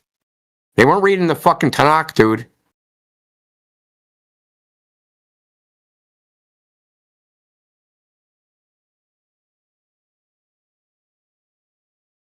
But friends, What man, did they let's read? go, man. It's so hot. Oh, so they were scripture. The Tanakh is scripture. What Bibles are the Tanakh? What do you mean? What Bibles? Bible isn't a universal book. It means library. What books? You're such an idiot. Fuck you. You're such an idiot. Oh yeah. The next minute he's trying to dictate Christianity. Idiot. No, I'm demonstrating. You have no idea what the fuck you're talking. Your brain is flat. It's not even round. It's flat. Oh, your mask is falling off, Bunny. Are you hurt? Do you have a hurt feeling now? It's done. Where does your pussy hurt, dude? He's a virgin, remember? Oh yeah, sorry, that's dirty. Piece of shit. No, it's not dirty. You're a fucking pussy. You're shit talking internet pussy, bro. Yeah, walk in the dark in an infirmary. Go on. Oh my god, I'm so scared. Yeah, until you do it, I want to see you do it first. Look, bro, I live in a fucking city. You think I'm scared of a fucking infirmary? I grew up in the 80s. Dude, why don't you go look up the fucking murder? You grew up in the 80s and you're in a Discord arguing with little children, you weirdo. Oh, you're a little child? I'm not, bro, I'm young, I'm 21, and there's other children You're a little child. Bunny's a little child, you confess. I didn't say that. Dude, just stop talking and stop cooking yourself, dude. Just bro, stop. your breath stinks. Brush your teeth. Oh my god, just mute him. I know you are, but what am I? He's just acting like he's in a fucking playground. Jedi, shut the fuck up, you piece of shit. Yeah. I mean, it sounds stupid, but just leave him at me.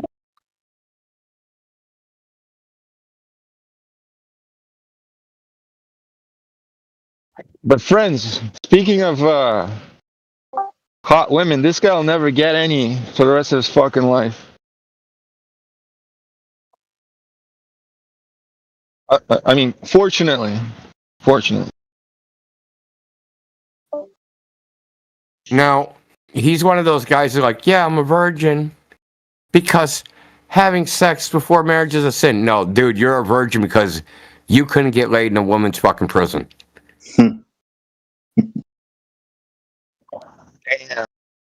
Freaking dude saying,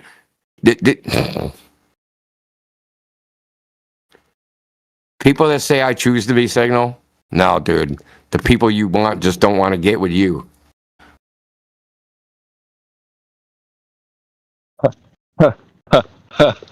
That's what it is, dude. No one chooses to be. I mean, there are some people that choose to be Signal. I wouldn't. But there's always somebody out there that could make you change your mind. Yeah. Especially when she's a hot fucking half Serbian, a quarter Italian. No woman quarter with any French. class would be seen next to me. Is that like an alt account? Deep thoughts? If you don't unlike and confirm you're not that other idiot, I'm banning you. You got 30 seconds. It's already in the fucking chat bubble, dude. The only chance.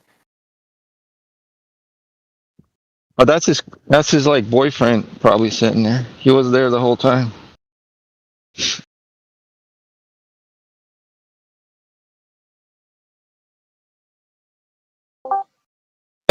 Hey, speaking of 40-year-old virgins, Matthew Learns, how the fuck are you?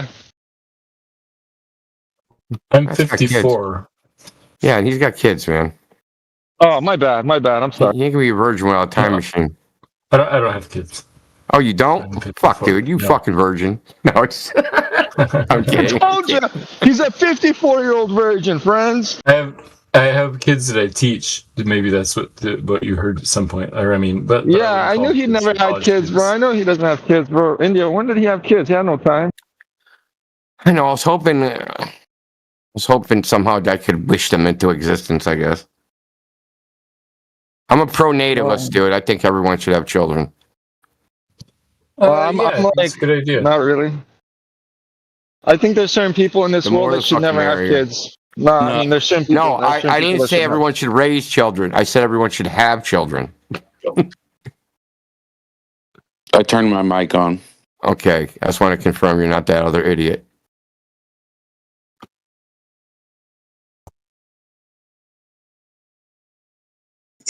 You're your own idiot. There you go. Yes, be your own idiot. Don't be the other idiot. Hey, friends, is this Speculation Sunday right now? No fucking way it is. Hey, that's like my time to shine, friends. So, what day do you guys celebrate killing all the Indians in Canada? I don't think we do. I'm not in No that Thanksgiving shit. in Canada? Well, I mean, I never celebrate that because I don't really care. Honestly, I don't. Yeah, even I'm do, gonna I ask don't if even you do care. Christmas. Do other people celebrate it? I guess maybe. You don't. How long you been in Canada? You don't know Thanksgiving's a holiday in Canada? No, I know it just comes at those days where it's like I don't really remember that day at all. Like, I mean, I know American So American you do celebrate Thanksgiving by getting drunk? No. Okay. Hey, bro, That's why I you didn't don't drink remember. for like friends. I didn't drink for so long now, and I've been sober for like a month, off of weed, off of cigarettes, off everything. I'm actually like sober. It's crazy. I've never been this sober in my life. It feels good though. I'm taking a long walk because this girl lives like 12 kilometers away from me. So I'm walking 12 kilometers home. It's like almost 3 a.m, but you know, I'm down. Dude, I love walking. Awesome. Yeah. Dude, you shouldn't be talking to us. Your phone's never going to make it. No, I'll make it. I got a Samsung S25 Ultra, bro. Yeah. I'll make it, trust me. It's only an hour from me. Like, I walk How many miles is that? That's like, what, 7 miles? 6 I think so, miles? maybe. Something like that, give or take. Oh, it's just going to take you like 3 hours. Nah, man, I do it in an hour. You don't walk 12 swear to God. kilometers in a fucking hour, man. I do, bro. That's my... Bro, I keep my pace. I'm 6'5". My legs, my stride is huge. Yeah. It's like I'm speed walking almost. Dude, I speed I've done walk. it- No, I've Dude, done it in an come hour, on, man. an hour and 15, bro. I swear to God, I've done this many times. I've been smashing this girl for over a year now. I do it in the winter, and I've done it in an hour and 15, 100%. I timed it. So, because I usually do 8 kilometers to work every day, Dude, back and forth. I can boy, do that in 45 minutes. how's that time effective, man? You walk 12 kilometers, hang out for fucking like 4 seconds. No. Put your we clothes leave back work- on. No. We leave work together. I just finished work. She works with me. Gets there all sweaty. No, man. It's not like that.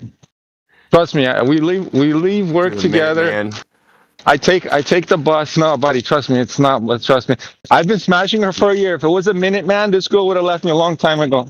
Friends, come on. You guys know how I look like. I'm a superstar. I'm athletic and fucking I can go for hours. You guys shouldn't be talking shit. Dude. I got receipts. I got fucking receipts, Oh, friends. fuck that. You're a fucking 3-second hero. Fuck that shit. I wish there were times where I had to give up because I couldn't finish. It was like going too long. I'm like, fuck, I'm too tired. I can't do this no more. That's especially when you smoke weed. I smoked so much weed, I got so numb that I couldn't, you know what I mean? So it happened. Damn, yeah. It's like whiskey dick or something. Well, yeah, but it's still hard. It's not fucking soft, trust me. Don't worry. Well, I mean, there's 2 versions of whiskey dick. Well, I mean, can't hey, start trust and me. can't finish. Right. There you go. I've been there too. Don't worry. I've been there. That's why I don't drink anymore. Right. And the reason why I quit is because, yeah, sometimes smoking really fucked everything up. So I stopped smoking too. I'd rather have great sex. You know what I mean? I'd rather quit all drugs and just focus on having great sex. That's it. I'm just like that.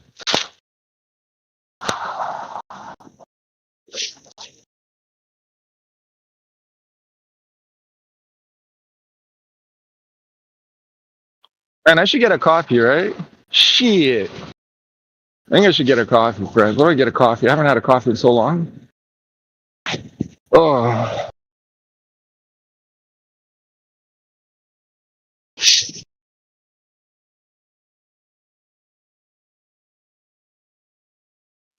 But yeah, if you guys ever wanted to know, yeah, there was this time in my life, and I wanted to finish the story before that cocksucker fucking interrupted me with all this demon talk.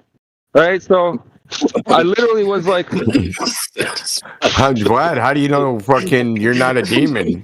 That's right. I mean, fuck. I got possessed by a demon and I met this girl. Crazy You're shit. like the one plum dump, man. Yeah. The one plum dump is just like, ah. That's it. Friends, there is no fucking. I might as well get an iced coffee. Shit. How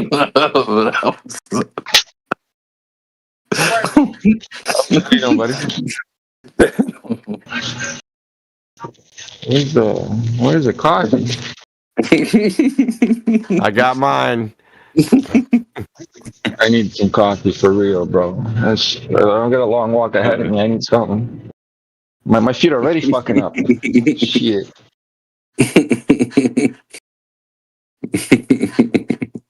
Oh, you didn't get off? Oh, here's some money for batteries. Hey, friends. Guys, what's the story about? I'm curious. Oh yeah. I'm gonna no. Let me buy my thing, and I'm gonna start my story as I start walking, friends. Hold on, I'll restart it. Okay, Hold on. who's this crazy guy laughing, bro? Who's this? I don't know. Who the fuck is this guy? We're having a good joke, man. Deep thoughts. We're having a joke about how to satisfy your girlfriend. So he said it. So he's satisfying his girlfriend. Deep thoughts. You gotta mute yourself. You're laughing too much. Oh shit! That's why I keep my microphone off. I'm sorry. Let me turn it off. Yeah, well, I don't even know why you're laughing. It's funny. Tap it up. So now, what brings you to the was channel? hilarious, dude. Yeah, it's funny, but we got to be on topic. So, Narcom, what brings you here? I don't know, but I just want to hear an interesting story. Oh, interesting story. Oh, I went to the beach Yeah. and the ocean was flat. Wow. Oh my God. Yeah, so The fuck? if you go to the beach where you live Yeah, I don't. and have you a look beach, out, bro. and you're also going to see the ocean's flat. Right. And you know what? If you could walk on water all the way to my house, it would be flat the entire way. You'd never have to go uphill or around a curve or anything like that. And then stay at the beach till sunset and see what happens to the sun as it sets over the ocean. Oh, here comes Matthew. Bro, it goes up and down in the Himalaya, the Karakoram. I live in the Karakoram. You live in Karachi? No, Karakoram. It's in North Pakistan. Karachi is literally the most south point of Pakistan. You're in Pakistan? Yeah. I am in the Karakoram. How's it living there, man? Bro, super hot, bro. The mountains, they are like right now it's like -4. It will go to -16 at night. Jeez. Yeah, bro. Who runs that place now? Is it still the Taliban? Or what? No, there is right now it's the Pakistan like army government. But it's peaceful, bro. Actually it's much peaceful than Karachi. Like there is too many robberies in Karachi and Lahore. Yeah, it's better than these places, bro. But who runs that place? Edub says the Taliban. He says no, the army. It's the same fucking thing, man.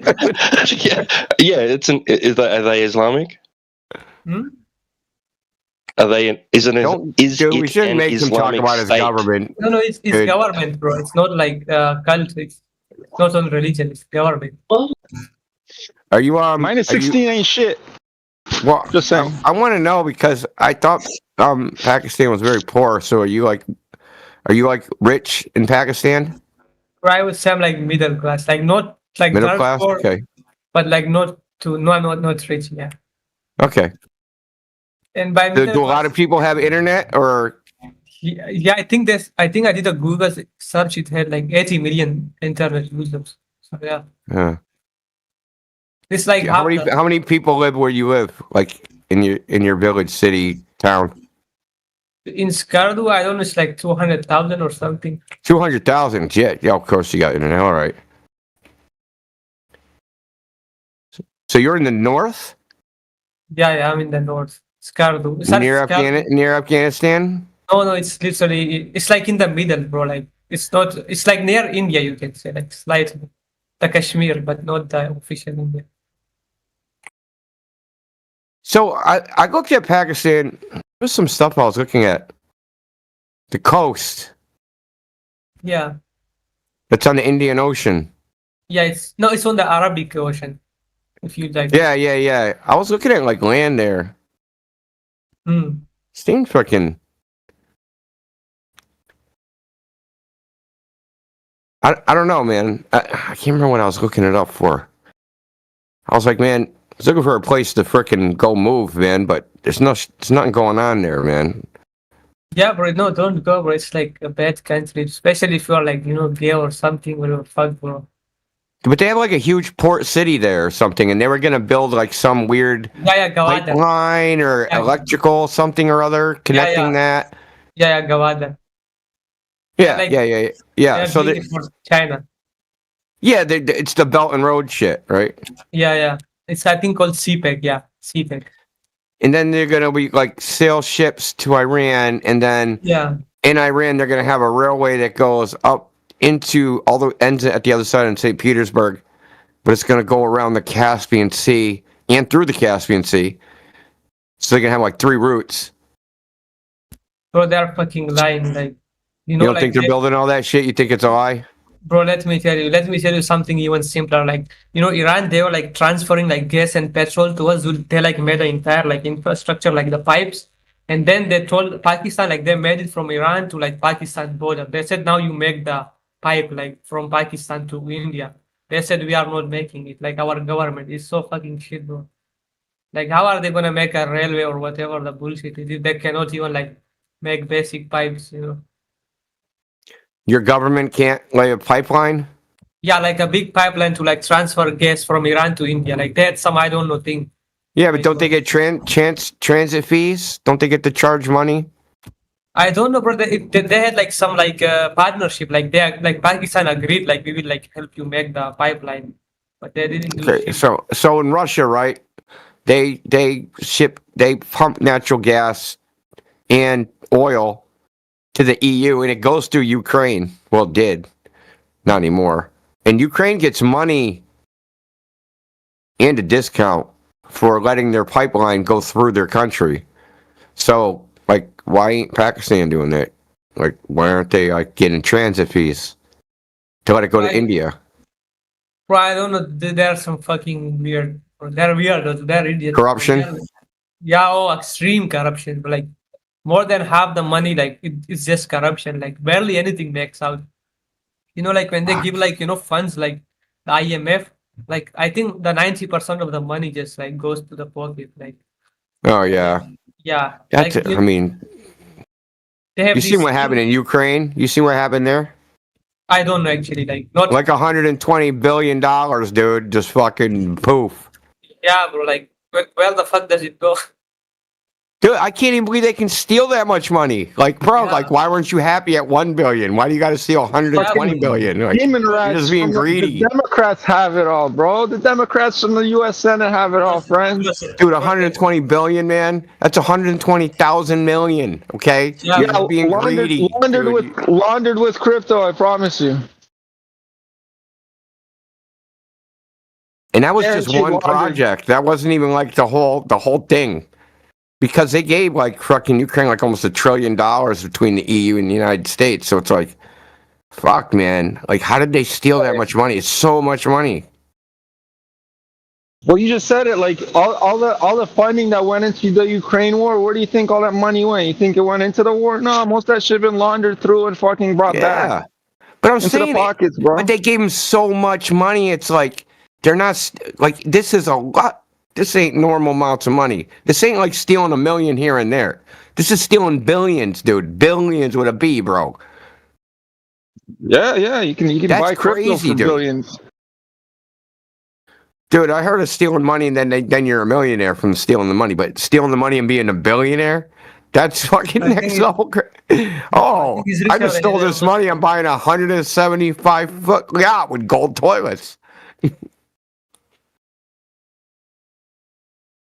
I'm just not. I wouldn't be surprised if it all fucking went divided into all these fucking greedy pockets. It is what it is, Yeah, I mean, Vlad's got a point. So it's not just your country that's corrupt. Like the IMF, right? They're not going to deal with your country directly. There's always going to be some Western fucking go-betweens, right?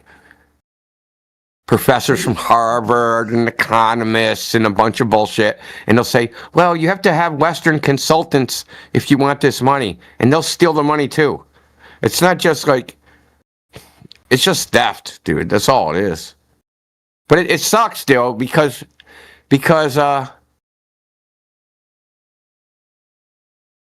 dude, Pakistan to me has like all this potential, man.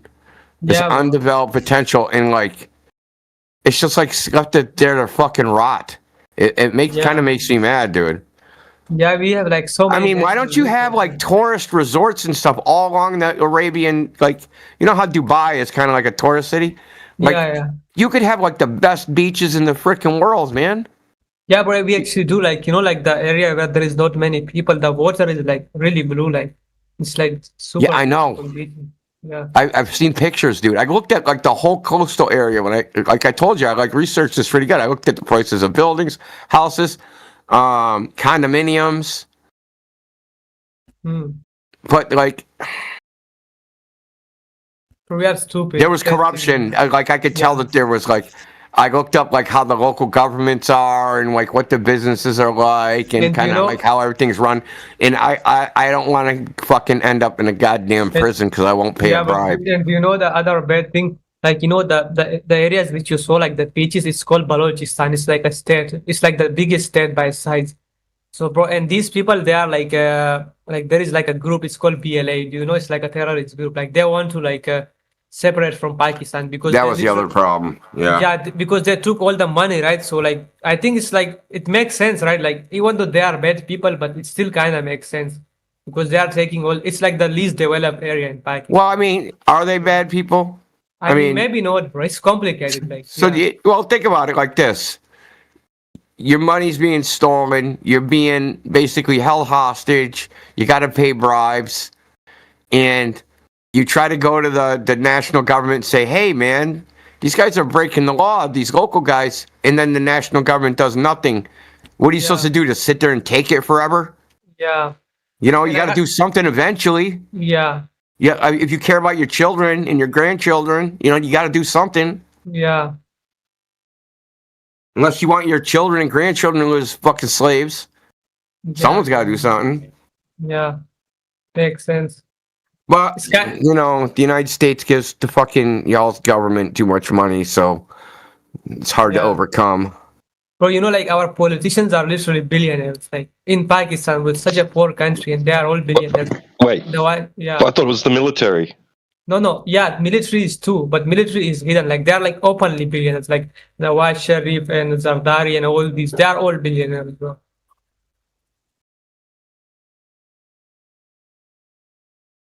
And the military might be even richer, bro. They they have like all the power. Yeah, what is it? Gwadar? Yeah, Gawadar, yeah, it's the port. Yeah, that's what I was looking at, dude. Like that area. Yeah, it's beautiful. I mean, it seemed okay. But I was just about to say, listen, anybody got any fucking news on them Epstein files guy? Because this is kind of related. You know, where did all the money go? And who did it go to? That's all I need to know. Are there sharks in the ocean there? Oh my god, look at this fucking ocean. I don't know if there is sharks. I heard there are some whales, but I don't know about specifically sharks. There was this fish. It's called, like, you know, the fish which will, like, if you like try to kill it, it will like release this like some sort of like poison, like so you cannot see, like it's some purple like thing it releases if you like attack it. Yeah, there were a lot. I was watching the video like some like jellyfish or something. It kind. That's not a beach. That's rocks. Ain't no fucking beach. I didn't say it was a beach. Look at the color of the water. Yeah, I mean, it's live on the Atlantic Ocean, dude. Anything freaking better than green is fucking impressive to me. Yeah. The Atlantic Ocean's trash, man. Well, I mean, dude, what's wrong with this? Come on, it's man. not that great. It's not. You ever been to the Caribbean oceans? Like they have some nice water there. There's just some water pictures there. But anyways, yo, dude, I'm looking for alternatives, dude. I'm looking for alternatives to the regular tourist traps. Look at this shit. Go cliff jumping there. Right. But anyways, yo, India, I know you've been up to date. Are you up to date or no? On what? On the Epstein shit, man. No, I'm not up to date on that, dude. Oh man, are you serious, bro? You know how much people are being releasing all the files, right? That's what I heard. No. The names actually are being dropped. Like that's why the president of Harvard College or University he resigned completely because he's all over that bitch. You know, and all these like the fucking people that were like having personal phone calls after the fact that he was convicted as a pedophile, right, and was fucking put in jail. And all these demon rats that are fucking still calling him up and having email fucking conversations and trying to get money off this motherfucker. Like, they're all fucking exposed, like, literally exposed. You didn't know any of this? That's crazy. Nah, dude. Bro, just like the fucking, the black, what's it called? The black guy, the Obama 2.0 or the Obama 0.2 version from fucking New York. That guy that was talking so much shit. Release the files, and now his name's all over that motherfucker. Now he's like, oh yeah, Hakeem Jeffries. He's all over that motherfucker. You didn't know this? That's crazy. Oh, this is gonna be great. You don't understand. It's great. What's coming out is great. It's fun shit. It's just watching them squirm is fun. They're all in the Senate saying, I didn't know. Yeah, bitch, you did. Everybody knew. Oh, it was just one of my constituents. I didn't know. It's fucking crazy what they're doing. Trust me, a lot of people are going down now. It's crazy. That's what I'm trying to say. Like, yo, bro, if you haven't seen that, that's crazy. That's crazy. I just haven't been paying attention. All I saw was Marjorie Taylor Greene quit because of Trump or something. Yeah, well, that bitch was a plant by the demon rats, man. MGT, fucking garbage, bro. She fucked her own shit over, bro. And there's a whole list of what she did and who she was. Though. Regardless, she's probably fucking controlled opposition. Now she looks so fucking stupid. She had to resign. You know what I mean? She has a fucking egg full of face full of egg shit. So that's why she's all out of that motherfucker.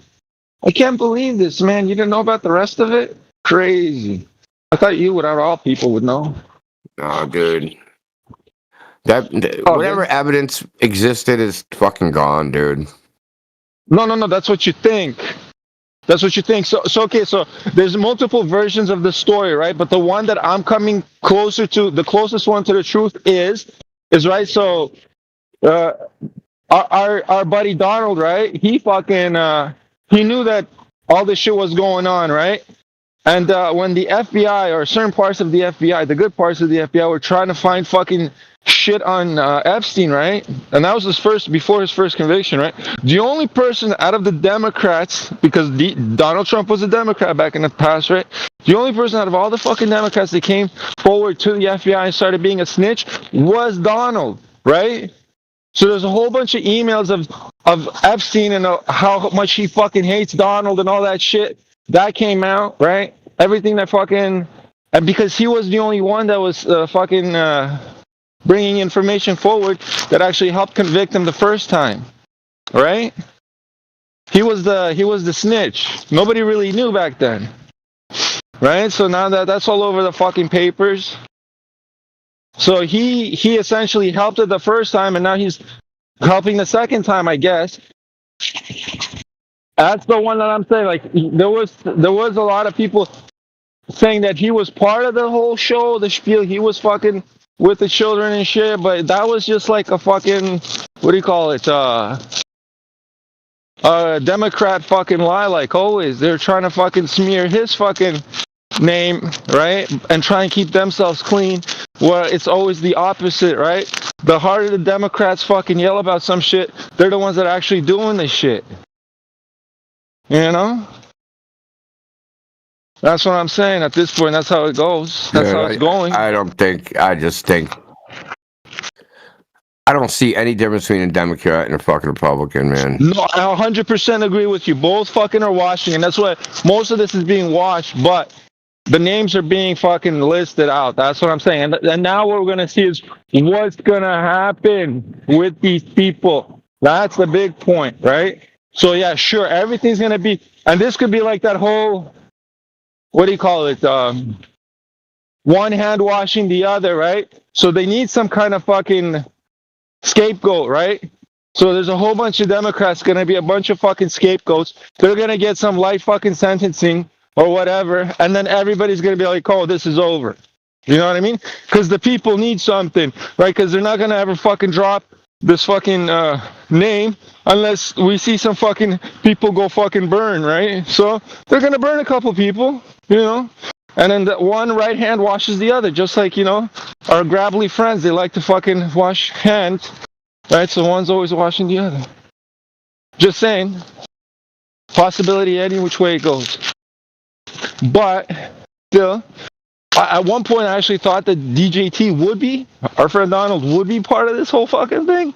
But now, since what Marjorie Taylor Greene did, and the whole fucking, all those emails about how fucking Epstein hated him, you know what I mean? And how he was the snitch originally, kind of makes me seem that he's not, you know what I mean? He banned him from Mar-a-Lago, all that shit, you know? So, maybe he has nothing to do with anything.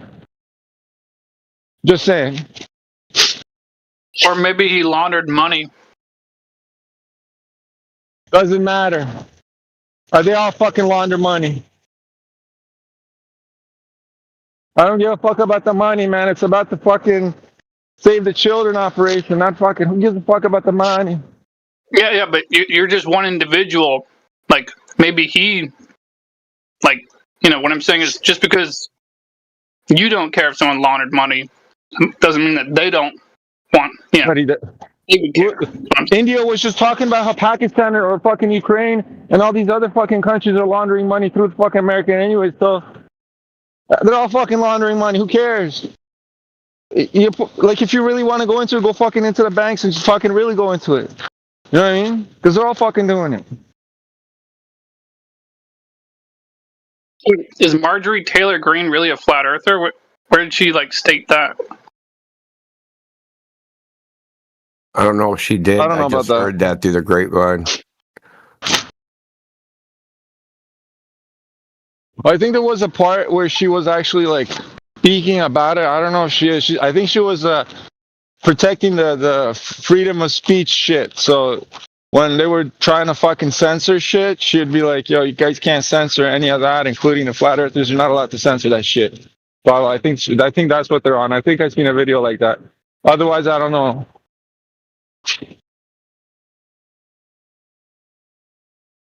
Well, if that's the standard you go by, then Alex Jones is a flat earther. No, Alex Jones is a piece of garbage, bro. Alex Jones is a complete piece of trash. This guy is literally just what do you call it? A fucking oil snake fucking salesman. Snake oil salesman. Yeah, that's what you call him. Fucking snake oil fucking I pusher. actually like the toothpaste. Huh? Like, I've bought his toothpaste before. It's the best toothpaste I ever used. What, fuck it, dude, he sells products, whatever. There's better products out there. Who gives a shit? He's just a fucking snake oil salesman, man. That's it. And I'm talking about information. Half his information is bullshit. He's still a fucking NASA fan. He's a NASA shill. You know what I mean? And this is the crazy part. So yeah, this is where the fucking stupid part comes in, right? So all these motherfuckers are working together to push the fucking globe lie, right? So Donald J. Trump, I think he appointed fucking Elon Musk the head of NASA right now, I think. That's the recent one, I think. So now fucking Elon Musk has all the space agencies. Well, what's up? Anybody heard of that? This is the one hand washing the other. And then if you want to make money with these people, it's called World Liberty Financial Coin.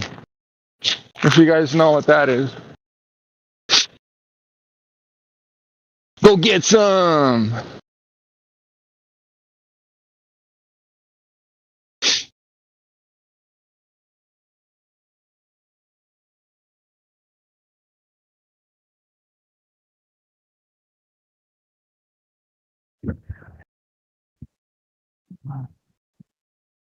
Which is the crazy part, you know, if I guys, because crypto's tanking, right? And if you go look up World Liberty Financial, that motherfucker went up, never went down. It just keeps going up now. And it was it started maybe like a few months ago. It got put on the exchanges. It's a brand new coin, and yeah, oh, bro, friends, it's making money. Oh, friends, it's making lots of money. Oh, shit. While everything tanked, that motherfucker stayed up. Crazy, eh? And then go look what that is, or who made it. It's Donald J. Trump involvement, 100%. That's why I had to buy it. I was like, no fucking way. There's no fucking way. He has a fucking podium with the symbol on it. He goes to like these speeches, and his podium is the same fucking symbol as this coin. Like, what the fuck? A golden eagle, friend.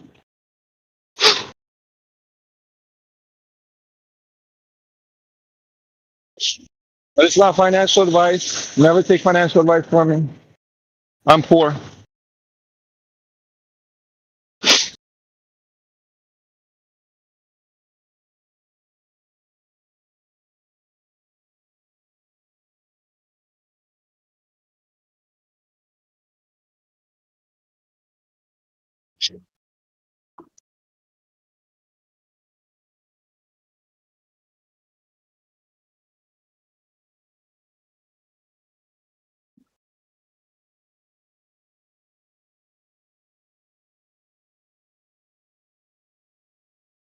We got a Glober in the house?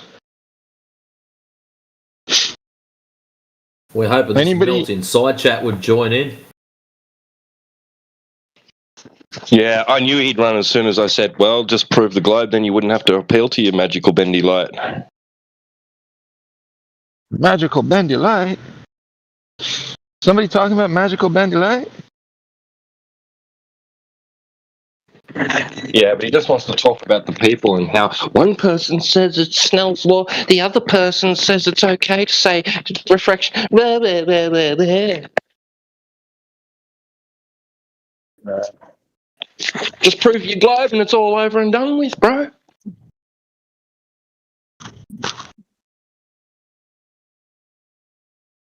And the Earth looks and measures flat because of refraction. So have a read of this.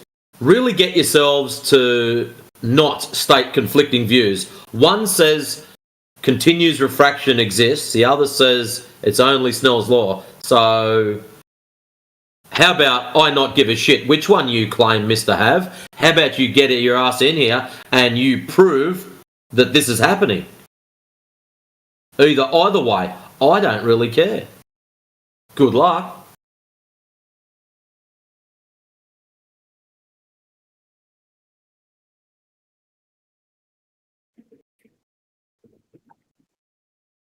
I think he'd melt down if he come in here.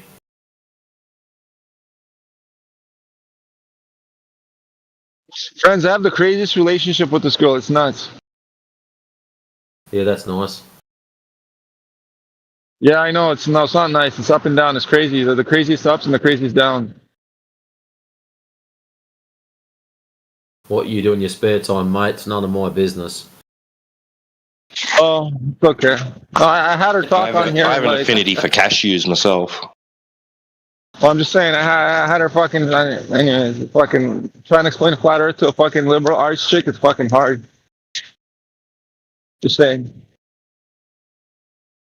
But I think once I get through to her, everything will be better. I think. I'm not sure. But Just say, bitch, what's our orientation right now? No, but see, she wouldn't even understand what the word orientation means.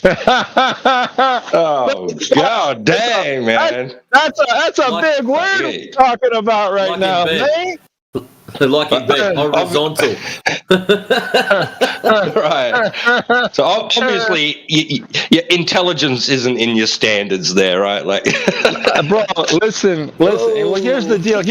No, but that's fine. I don't think most women are that intelligent anyway, so it doesn't even matter. So yeah, intelligence is not part of the standards. I'm all about the fucking looks. I'm a it's fucking all right. No, because you can actually be intelligent without being knowledgeable. So not knowing what a word means doesn't mean you're not intelligent. Well, I mean, no, she's smart as fuck. Well, I mean, she's cunning as fuck. You know, she can manipulate the fuck out of anybody. That's for sure.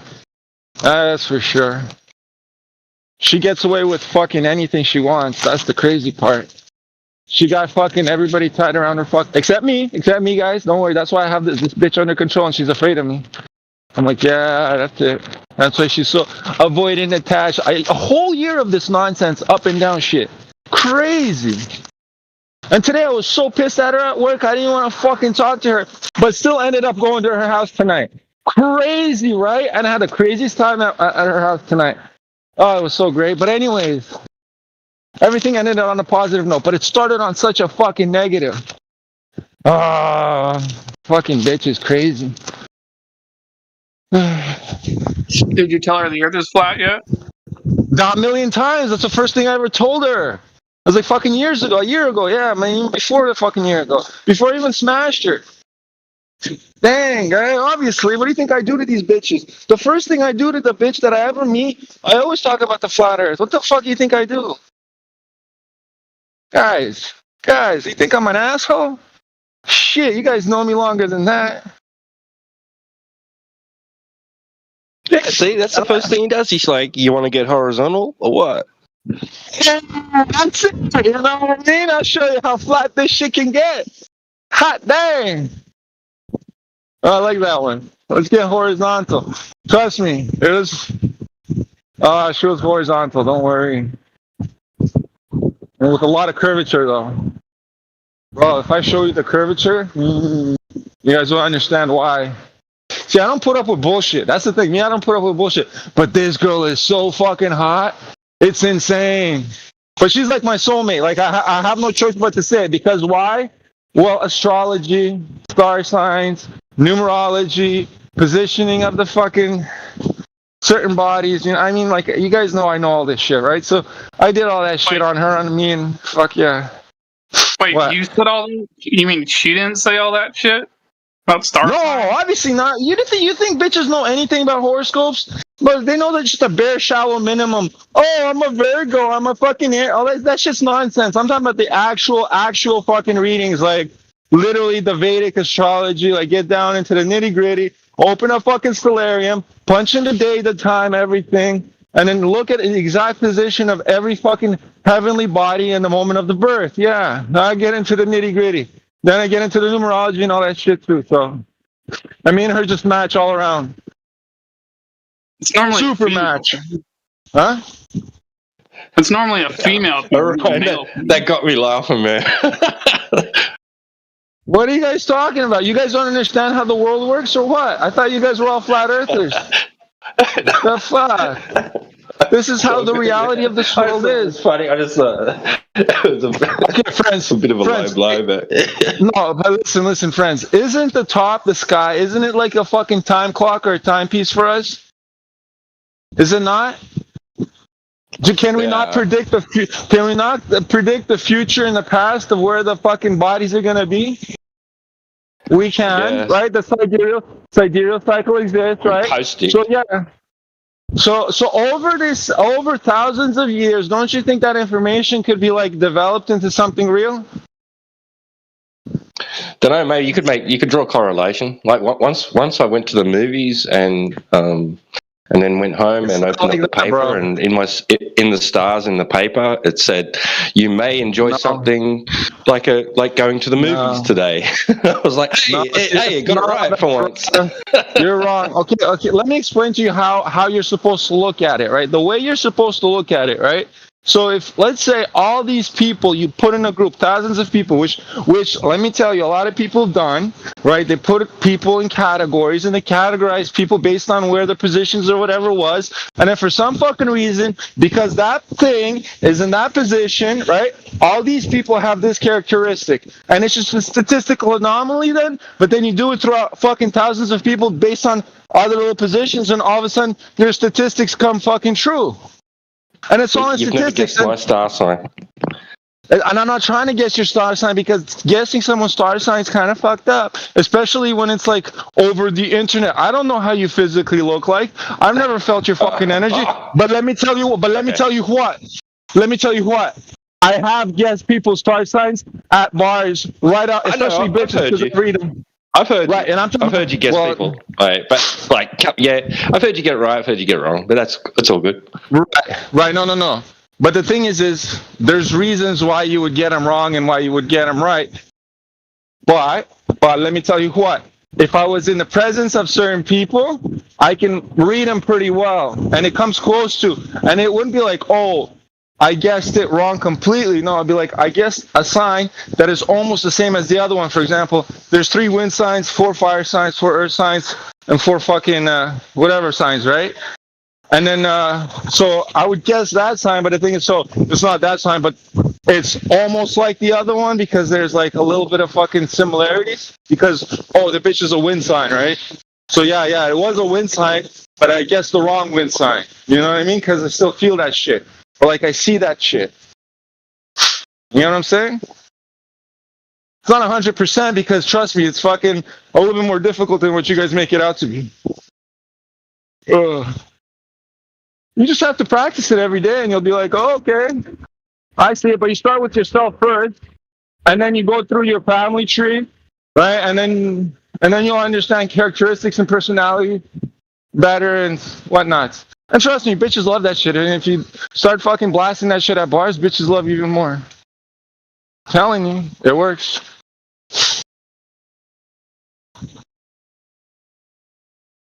Especially when they're like, oh, I'm a Taurus, but I'm like, no, you're a Gemini or some shit like that. You know what I mean? Because they're still following the tropic cycle, and you're like blasting out the Vedic, which is the real one.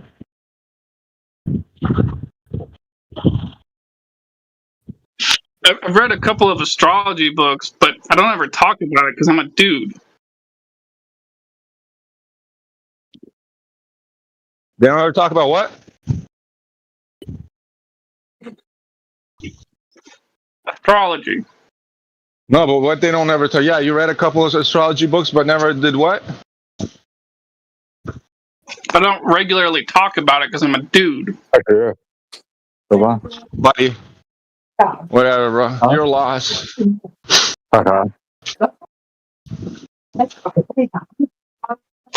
not even saying there's nothing to it. It is, but No, okay. Are you talking about Vedic astrology or are you talking about tropical fucking zodiacs here? I think neither. Right? Specific days that people are like what I've discovered through my own experience, reading books and observing people that I know personally, is that what I can tell, it seems like people that are born on the same day out of the year in a very eerie kind of way. You know. Okay, listen. So like even if two people, one male, one female, one age, one another age, even if they're a few years apart from each other, as long as they were born, at least from what I can tell, as long as they were born on the same day out of the year, that there will be distinct parallels in their lives that you can observe. Right. Well, here's the crazy part, right? So me and this girl, right? The one that I'm currently messing around with, it's been like the day that I met her, the first day that I ever saw her, was the year of the cat. I'm the year of the cat, she's the year of the cat, right? So when I do the astrology shit on her and me, right, both of us, both were ascending Aries. And when you're ascending Aries, that means Aries in its first house. And if all your houses are aligned, which we are, because Aries starts at number 1, then it goes to fucking Taurus number 2, and then they're all placed in each other's houses, you can read the birth chart as is, essentially. So there's less interpretation because the signs are in what do you call it, appropriate houses, right? So me and her have so much fucking similarities. The way we met, etc., and why we're still fucking together and still fucking around, despite all the bullshit. I could have fucking dropped this girl so many times, which, I mean, I could have just said, no, go away from me, but I can't, and then it's a vice versa thing. And then we're living the same fucking kind of, and we have so much fucking, like, similarities of how we live our lifestyles. Even her apartment looks kind of like mine. That's the crazy part. I'm like, no fucking way. Like the layout and everything. When I walked into her, do her clothes and shoes fit? No, the fuck are you talking about, bro? Yeah, I hate when you fucking cocksuckers make dumb fucking jokes like that when I'm actually on a serious thing. How about you go fucking try out your wife's fucking clothes and shoes, asshole? No, she won't like that. He's in love, man. Well, yeah, well then don't even start with me, Rodwin. Fucking ass. Jesus fucking Christ. What a dumb fucking stupid comment. When I'm actually on some serious point. Let me tell you, the bitch I'm smashing. On a serious point. Trust me, it's a very fucking serious point. You just came in like a fucking asshole. It wasn't Rodwin. It looked like it sounds like a fucking Rodwin. No, that was not him. He's not even in the room. Yeah, it's Rodwin on one of his fucking accounts with the fucking bunny thing. 100%. If that's not Rodwin, I fucking the fuck out of here. Who sounds like him? Can if I'm not wrong. You're wrong, Orion. Like you're always fucking wrong. Like it's just the way you fucking love the Republicans. You're wrong.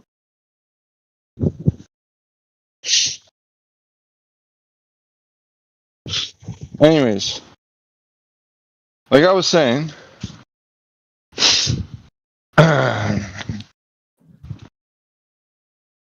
everything. The polygon. Yeah. Just like your mother's face. Okay, just your family. Just like your friend. If you have a serious conversation about the flat Earth, no problem. But if you're gonna start off with a fucking polygon, yeah, just like your mother's fucking face. Remember that. That's what you're gonna get. Yeah. Just like your family. All of it. Buddy, you sound like you fucking ugly as fuck, boy. Relax. You can always. Buddy, you sound like a fucking real ugly asshole. Let me tell you that. Yeah. You sound like a real asshole, buddy. By the way, you are proving it. Yeah. Yeah. It's okay. There's no deviation from horizontal. Do you know what that means? Okay, listen. Understand these fucking words. There's no deviation from horizontal. You understand that? Huh? Stupid.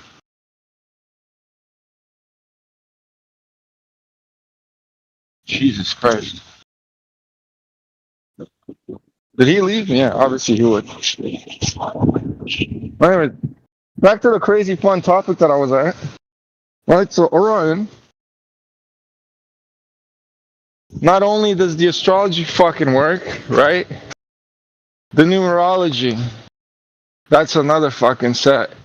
But the only way you can properly do numerology is that it has to be sequential, right? Orion, you know what that is? It has to follow sequence.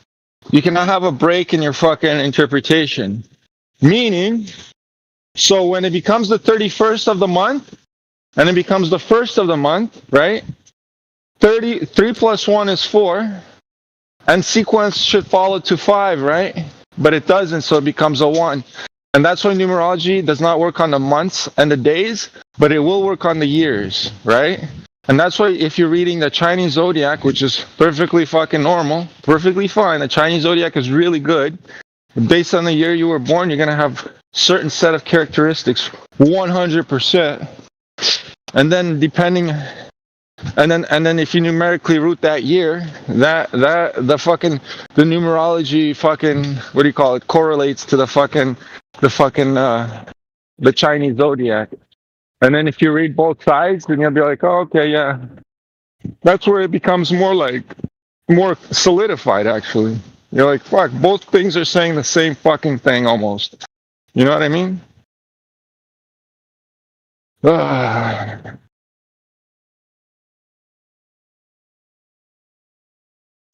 This has to do with a lot of stats and math, but it's not just, it's arbitrary shit.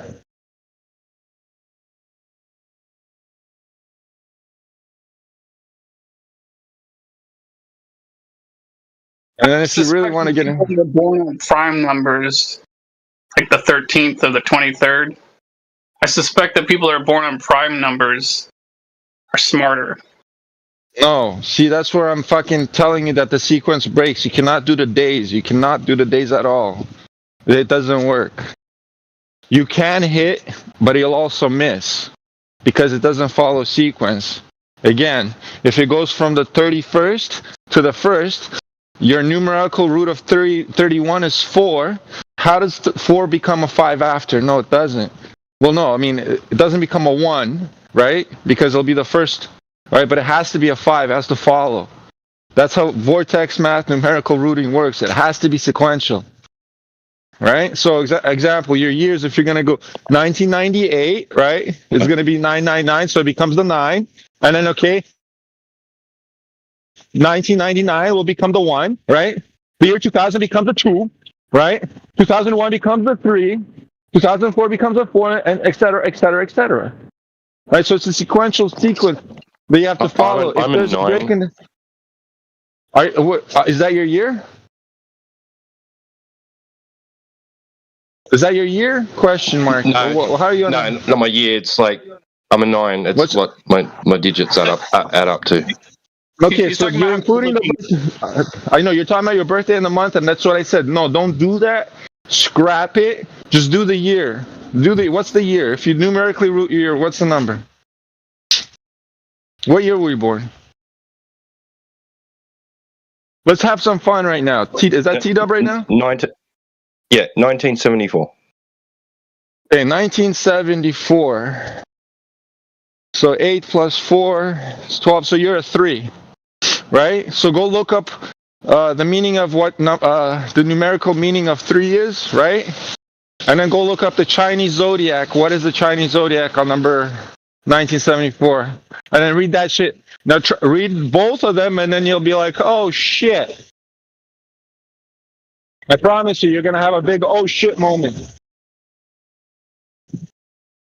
Forget the day and the fucking month. That shit, scrap it. I fucking eventually came to terms with fucking scrapping it because I used to do the days and stuff, but you'll hit and miss again. But if you really want to get into the date itself, I recommend starting off of the reference, right? And my reference would be 1, 1, 1.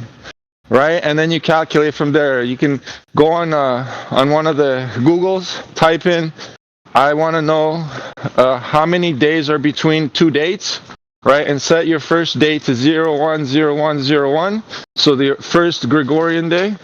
to the day that we are at right now, and they'll give you a big long fucking number, and then you numerically root that big long number, and then it will come closer to the true root that you are. Right? So the thing is, I'm referencing to 001. That's what. But is that where it really actually started? I don't know. Right? So that's where the problem lies. Because I did the whole fucking sequence through the beginning to the end.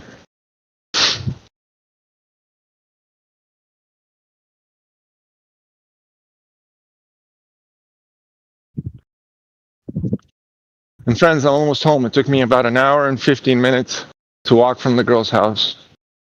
And India thought I couldn't make it. 12 kilometers in an hour and 15 minutes. India doesn't know how fast I walk. Huh? You have a car? No, bro. I lost my license a while ago. I sold my car, and then when I started walking, I never stopped walking. I can buy a car. I have my license back. I just don't fucking feel like doing it. I like walking. Literally, that's my life. It's so easy now that I just can take a walk anywhere and just fucking relax. I'm not under pressure. I'm never late. I'm always on time. I don't need a car. Not yet. Soon enough. Probably not yet. I don't want it. Too much fucking money to waste on that. I'd rather invest all my money into crypto. Which I do. That's why you gotta get a plug-in hybrid. Short trips cost you a couple pennies. Bro, I'm not it's called insurance, it's called maintenance, it's called fucking parking lot fees. I don't need that shit. I got fucking investments in crypto that I need to put. World Liberty Financial Coin example. I need to buy more of that motherfucker. That shit's gonna blow up. It's just gonna blow up more than Zcash, I promise you that. Fucking Zcash. That's the thing. Nobody fucking knows about Zcash, but if you go look at what the fucking chart did, if you bought Zcash 6 months ago, you would have been fucking so rich. You know what I mean? And nobody fucking. No, Zcash is a coin that's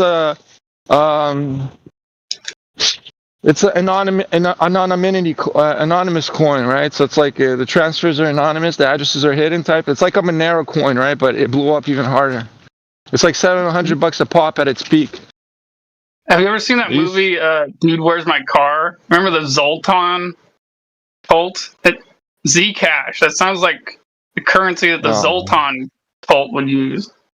Oh, fucking Jesus Christ. Fuck Zcash. I don't care about Zcash. I'm just saying, like, there's these coins that are going to be popping up randomly because of this dump, right?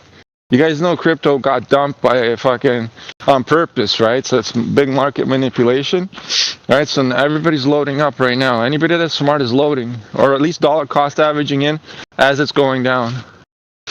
Because once it goes back up, you'll never see these prices again.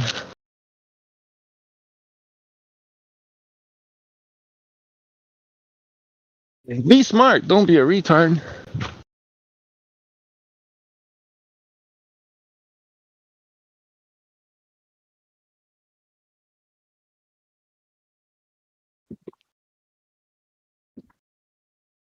Hey, TW, there? I'm not talking to you, bitch. I'm on the phone. Stupid. Fucking bum.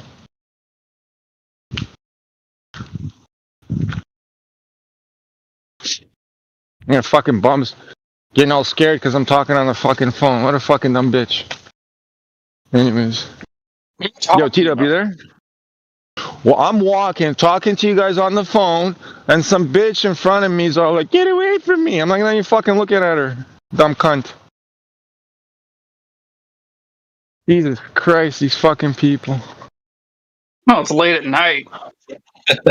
GTA and PC. Robbed them or something.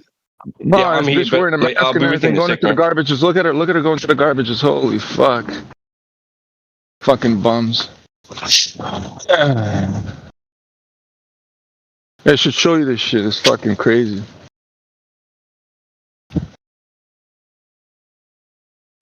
Yo, is T up there or what?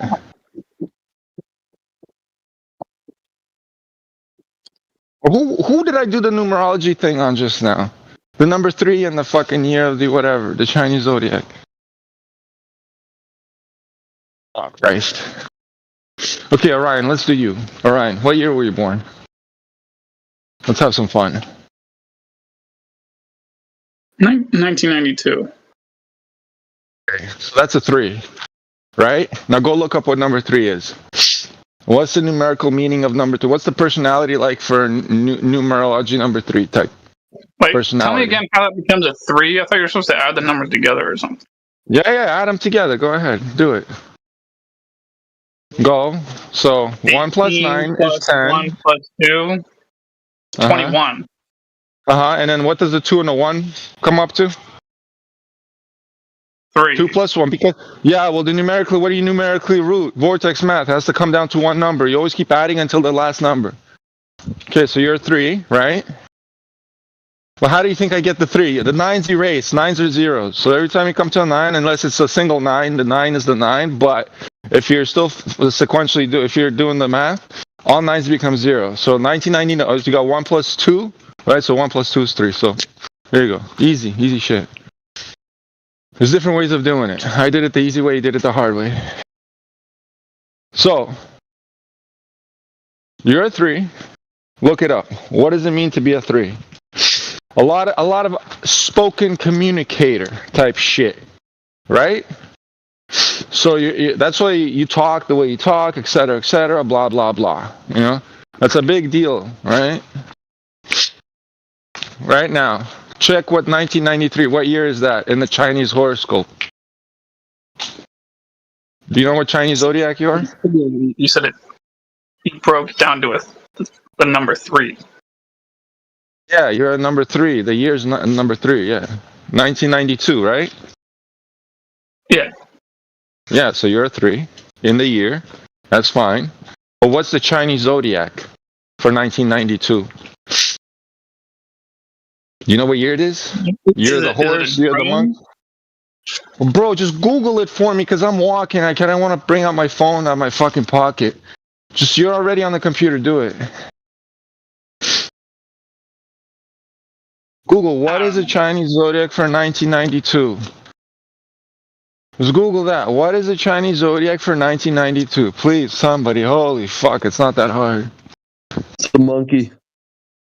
Okay, so year of the monkey. You know what that is? Year of the monkey is a sign of the intellectual person. So not only you're a good communicator, you're an intellectual communicator, right? So that's why you speak the way you are. You're eloquent, blah, blah, blah. You're obviously on the right side of a Republican type shit, which is more smarter people than the fucking lefties. 100% is you. Now, all you got to do is literally read the description of type 3 personality, numerology type 3, you know what I mean? And read the monkey and you'll be like, combine that information together and Schwazak. It's you. And don't tell me it ain't you. It's that easy, bro.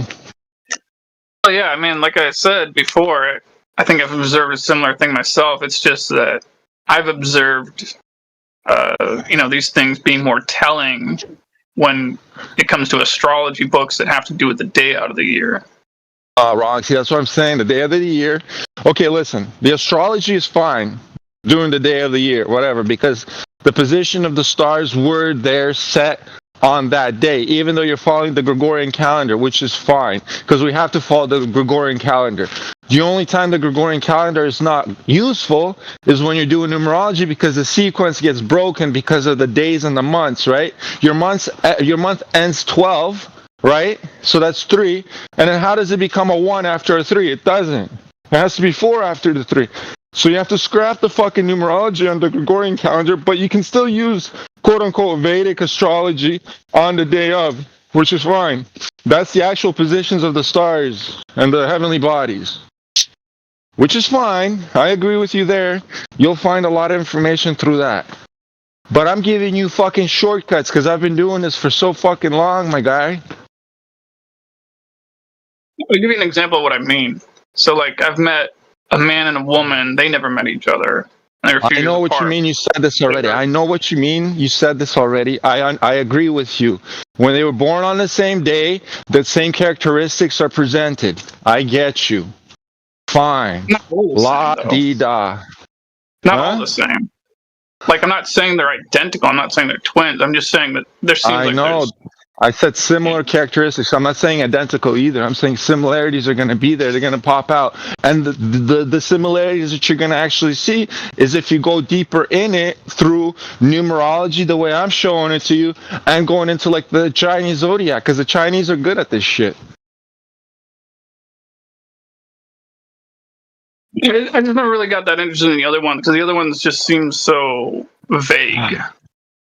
Year of the Monkey? Look it up. And it's a specific year of the monkey because there's 4 elements in the Chinese zodiac too. So depending on which year of the monkey you are, you're a 1992 monkey, right? So you'll have specific characteristics. It's not going to be the other 12 years. So after, what is it, 2004 monkey? That's a different type of shit. You know what I mean?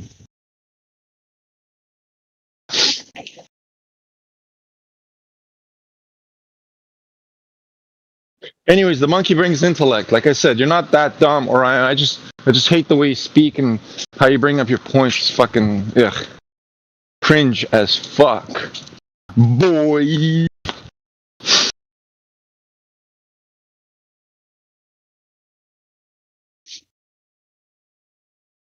like sound like a super nerd. That's what it is. Yeah, you sound like a super nerd. It's funny because one of those year astrology books said something to me about that, about the day I was born. It was saying that people born on March 13th, which is my birthday, have an unusually high level of intuition, but they need to be careful not to come off as a know-it-all. Wait, March 13th, Pisces. Wait, Pisces or Aquarian? Hold on, you're on the cusp. Pisces. Yeah, no. See, you're doing the tropic zodiac. If you really want to go, you say March 13th. Hold on. Let me do this one for you.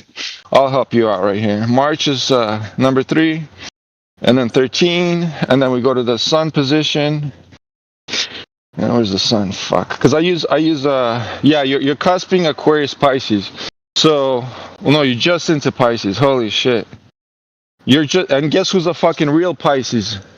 You're talking to me, motherfucker. Yeah, I was April 6th, my guy, but I'm April 6th, year of the cat. So not only is my Pisces intuitions insane, I'm year of the cat. You know the cat? Yeah, psychology, brethren. Destroy people's minds. I can read people very well.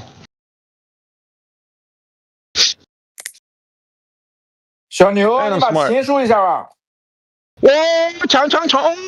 瞧你妈 Who was that? You want to speak a Chinese? Funny. Funny as fuck. Oh, brethren. God damn.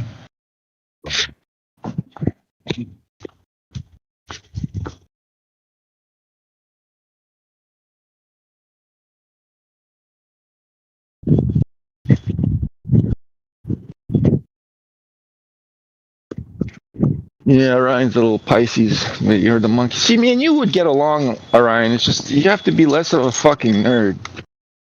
Yeah, man. Dude, when you say something ridiculous, I just don't let it slide. I call it out. It's just that simple. First of all, it's because you find it ridiculous doesn't mean it's fucking ridiculous. That's the problem. The world doesn't revolve around you, mister. Maybe if you were a pretty girl, it'd be a little nicer.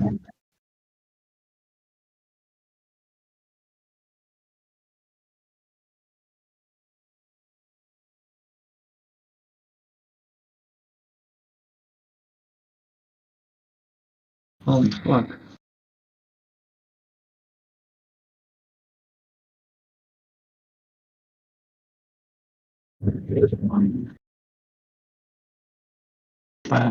Might check them back. Fucking. Yeah. Number 3 does that's pretty good. That's pretty accurate. Okay, T-Dub. Doesn't what really about the Chinese zodiac? Yeah, it can you combine them, but I don't see. I'm not seeing much of a correlation. What's tiger. your Chinese zodiac? Tiger. Oh, tiger. You are a fighter. You like to fight. Tell me you wouldn't fight. I have fought. I don't like getting hurt. I like a good argument. I understand. No, but always have. Well, there you go. Well, that's what I'm saying. That's what Bismillah. Okay, relax. I know. Chill. I know. Oh my God, my dog misses me. I know. I've been away for too long. I know. I was with the girl. Chill. Oh, Bismillah. You guys understand? She's going crazy right now. Oh my God. Relax. I'm here. Holy shit. Oh my God. Who's the torches? But I don't like arguing with my lady. That's out. I hate that shit. So yeah, you're an argumentative guy. You argument a lot. And she's a dragon, and apparently I've read before that tigers and dragons are suited. Yes, 100%. Dragons and tigers get along. Yes, strong personalities, both of you. But that's where the respect comes from. You know what I mean? Your woman has to respect you, especially a strong dragon woman has to respect her mate. If she doesn't respect you, then it's garbage relationship. Bella, okay, relax. I'm here. I know you miss me. Jesus Christ. Oh, who's the torches? We should do. Okay. I know. That's probably why we've lasted 20 years. So. Yeah. Oh yeah. See, and that's what I'm trying to tell you guys. Like, if you do the right stuff, if you look at it the right way, you're gonna find the truth. You know. All these fucking naysayers, they can naysay all they want, but I've been doing this for so long, I know this shit. And like I try to explain again, we live in a what do you call that? In a system, right? In a flat plane where there's a time clock above us that can predict the future and show us the past.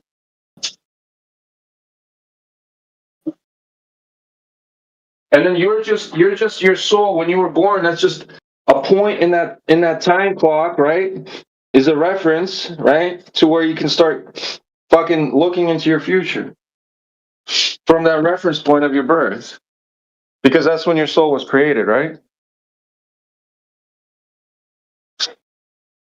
Yeah, it's kind of weird because something to do in my chart, like the sun and the moon, and sorry, the sun and Mars were. I can't remember if it was like opposite or conjunction or something. Like it was like something specific with Mars and the sun, and then like I didn't know about all that shit, right, as a kid, but I was really fascinated with Mars and shit, right? Like, so I don't know. Okay, listen. That was kind of, send me a message. Send me a message of your birthday. Send me the message of your birthday, and I'll look it up right now on Stellarium. All right, that's what I use. I use Stellarium and I look at the exact position of the stars. I'll be right back. I'm gonna go on my computer Discord right now. Give me a sec.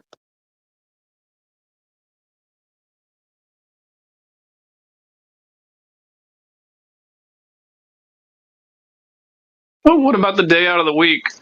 Are people born on Fridays cooler than other people?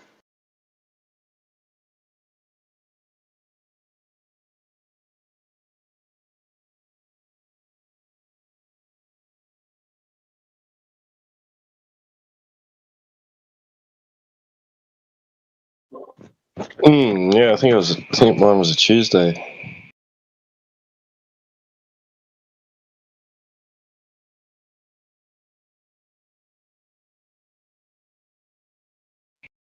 And my time and weight were the same. Go figure. Oh, I don't think it makes a difference what day you're born, really, at all. Hey, Daz. He's back. Hey, dude. I'm back. Been sick again. Why would you do that? Are you in black? Am I in black? Always. Are you in black? Am I in black? You wearing black? Yeah. Of course. I'm in Melbourne. Of course I wear black. I did the Black Knight with the Melbourne thing. I got my black Oasis t-shirt. Did anyone go see Oasis? Or did you just miss out? Oh, dang. They still going? Damn. Oh, shit. It was the best concert ever. I had the best time. Really, it was fantastic. It was not since I was a teenager have I had that much fun at a concert. It was brilliant. And I didn't even have a ticket. I just went.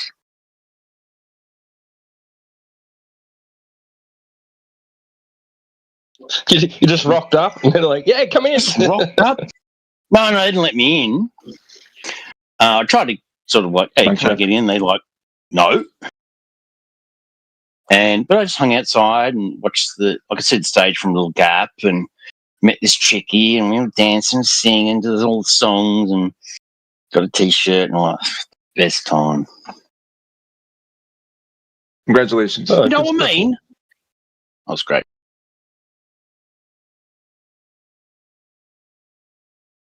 $19.74. They used to have lots of free concerts in the 80s with Men at Work, Mondo Rock, Strain Crawl, Models, all those guys. Wait, they backed them up?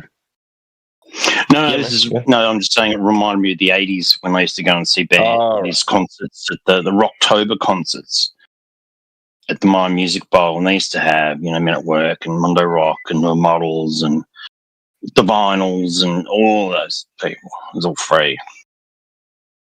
Great.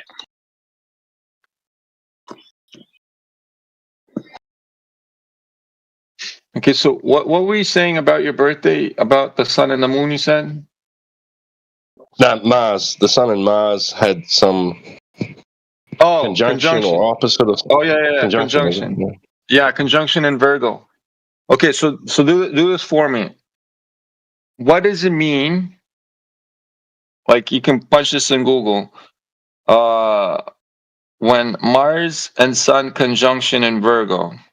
Straight up, just type in that. It'll autofill whatever it has to, but like be specific. Mars, Sun conjunction in Virgo, meaning. And then read that shit. And then I can tell you more stuff about it. Because I see more shit that you're going to trip out on.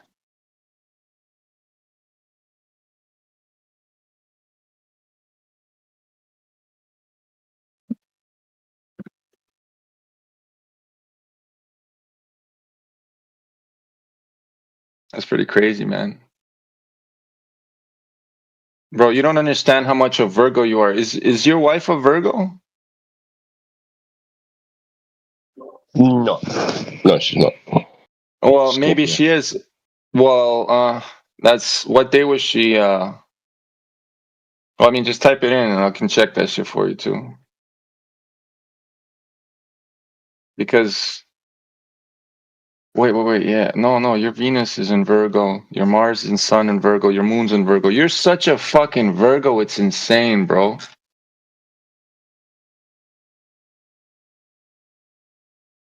You're super clean. Like you cannot have like anything not tidy. Eh? You're very organized. When I'm not lazy. Well, I know, but like, bro, you are very, very, very like clean and organized, bro.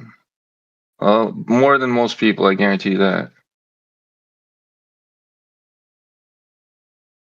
Aquarian Jupiter. The power of Aquarius in you. That's where the logic is coming from.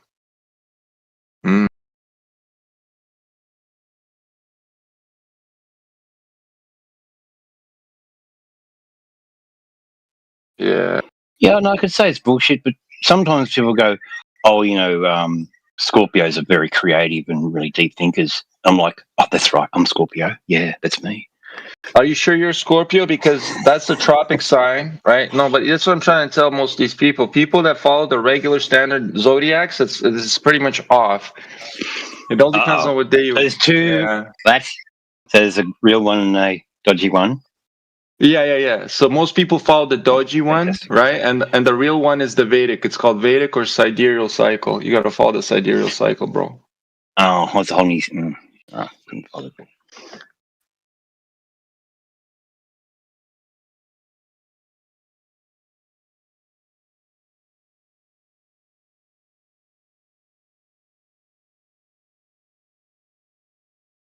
Did you look it up? What the meaning of the Sun Mars conjunction in Virgo means? It's a big one too. It's a big conjunction. Holy shit! Like they're like next to each other, like touching.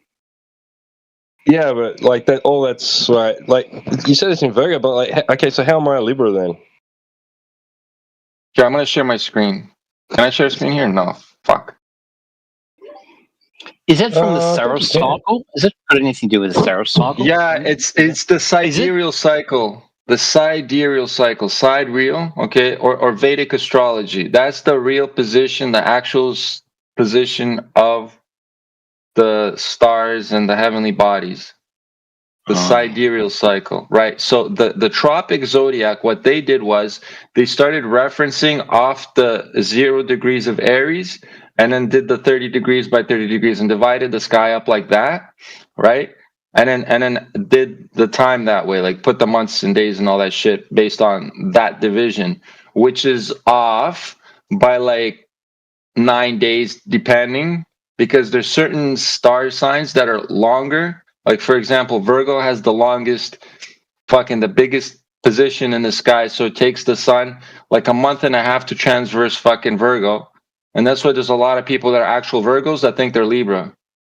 Now, there's a lot of fucking Libras in this world that think they're fucking Libras, but as a matter of fact, they're fucking Virgos. For example, T-Dub thinks he's a Libra, but he's actually a Virgo. And the sun and the moon is in Virgo. Which I'll actually fucking screenshot this and paste it for you.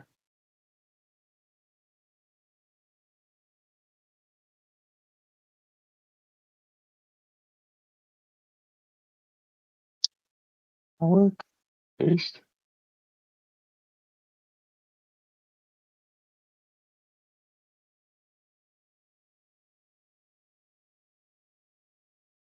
Oh, yeah, and your missus is a Virgo. I mean a Libra.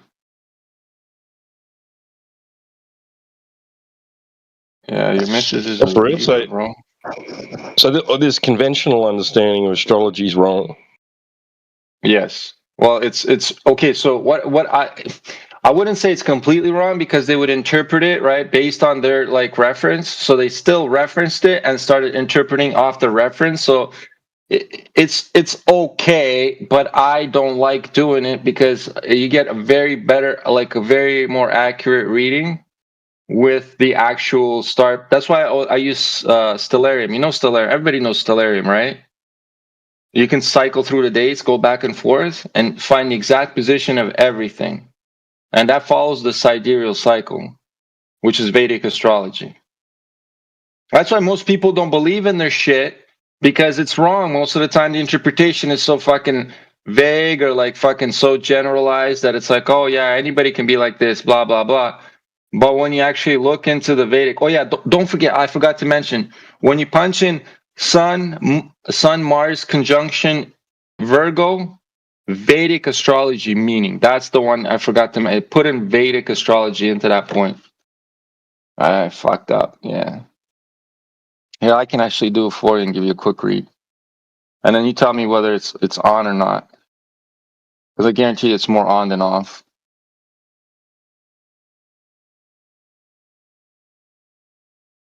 So, Sun, Mars, conjunction in Virgo, Vedic astrology meaning.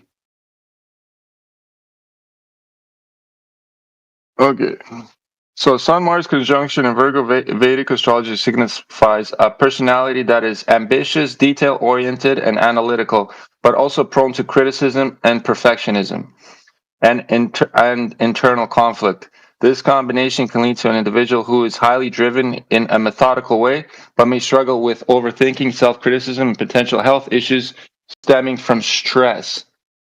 T-Dub, you better not be stressing. Desire to serve, potential for self-sabotage, internal conflict and stress, perfectionism and criticism. Oh yeah, that's self-sabotage. Yeah, for sure. So potential outcomes: success through meticulous work, health concerns, stress and anxiety from the internal conflict that can lead to health issues, particularly digestive problems or nervous disorders, strained relationships, the critical nature that can make relationships difficult both personally and professionally. Need for balance is crucial for individuals with displacement to find balance between their drive and their need for perfection. Learning to forgive themselves and others, to step back from the details to see the bigger picture. Which is, I think that's on point with you, bro. I remember how you talk and stuff. Sometimes you gotta look at the bigger picture instead of nitpicking on the little fucking details. How precise is that? Yeah, I can see some similarity. Yeah, I could relate to some of that.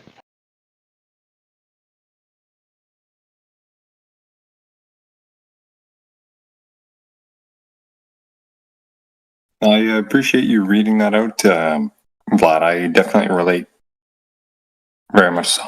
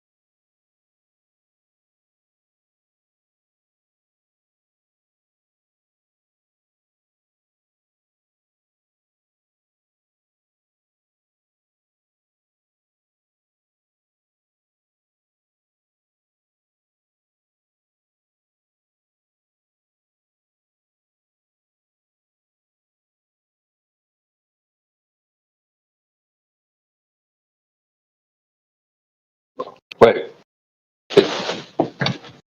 Mike, are you Virgo?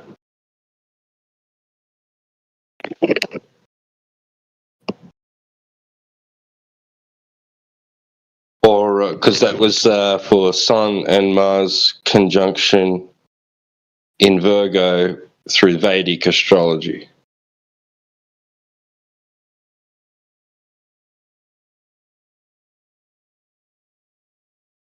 But did I say Sun and Mars? Sun and Mars conjunction in Virgo.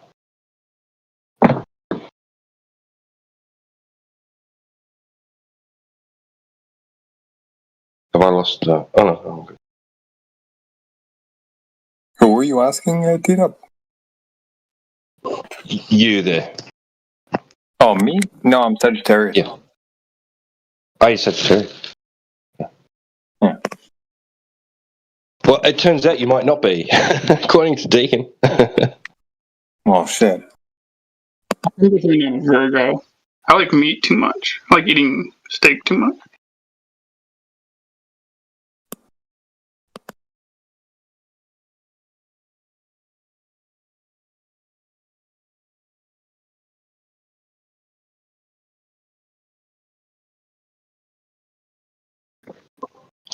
So, some of what it says, like online, like about that, like about energetic and all that, like yeah, right. maybe as a kid, but even as a kid, I wasn't as energetic as a lot of other kids. I've gone on to some adventures, man, some wild adventures. I wouldn't say I was like energetic and vibrant like that. I don't think so. I was introvert. Liars.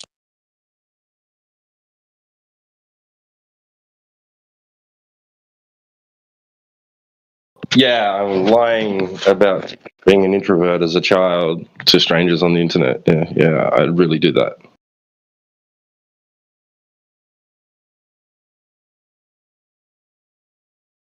Yeah, nothing better to do on a Sunday night. Yeah, just make up shit about my life. Shit, if I was gonna make up shit, I'd be upgrading it a bit.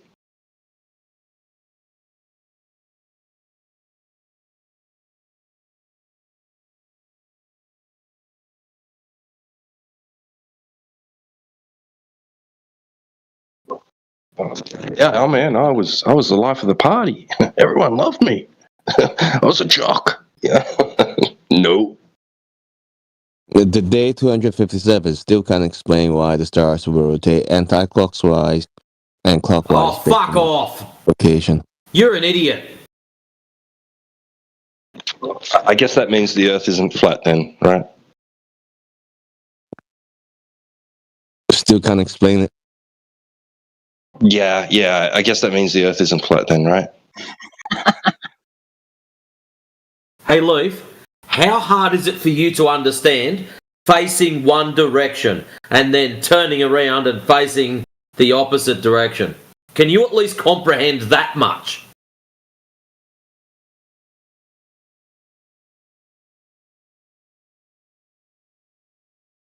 It's not going to change. It's rotating clockwise, anti-clockwise. Leaf, you're facing north. You do understand that if you face south, you will have turned 180 degrees. Do you at least comprehend that? Do you understand that much?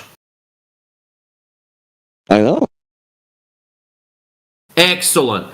So while you're facing north, you tilt your chin upwards and you look up into the sky, and the stars are moving from your right shoulder to your left shoulder. Then, by some act of God, Leaf decides to turn around and face south. Then, the stars are moving from his left shoulder to his right shoulder. The stars didn't magically change directions, Leaf did.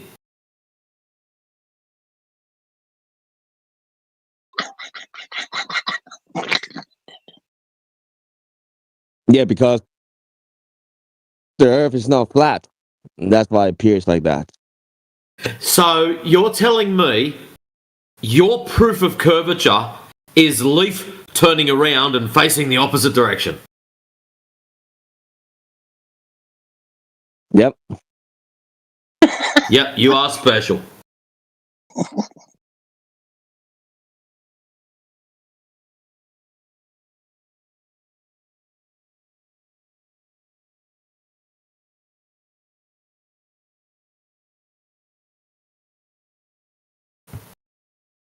Yeah, I don't know if you know or not, Daz, but Clown Shoes was in yesterday and the day before, and most probably a couple of days in front of that too. And he just can't work out the whole turning around and the stars magically go the wrong way. It's like an act of God. Leaf turns around and the stars get spun backwards. Well, come on, Leafy. Can't you pick another battle? I don't know. Life is more fun that way.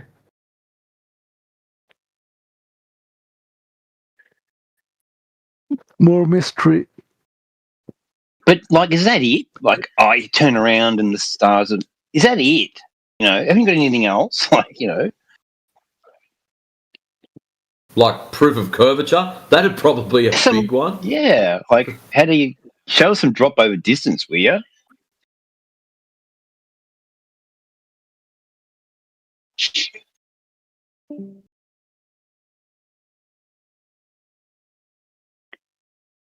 I once slept through an earthquake. I went to bed and I woke up on the floor. I couldn't understand how tired I was. Like, did I literally fall asleep on the floor? And who came into my room and threw everything down? I just found the stuff scattered, you know. Oh my goodness! Like from the show. Where are you? Probably a home like, invasion. Alright. We have little earthquakes in Melbourne, but nothing like Japan or, all those places. It wasn't that bad where I was. The next area got devastated, everything, buildings and all. I heard people ran out and everything from the building. For those who are awake and all that. I mean, it was enough to shake me off the bed.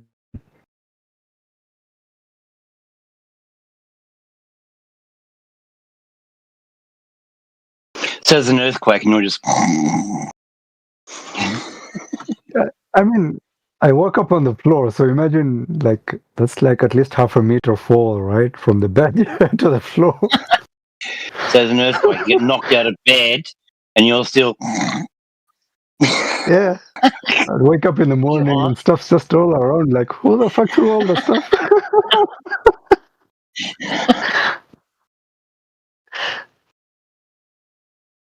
Yeah. I tend to sleep that way sometimes.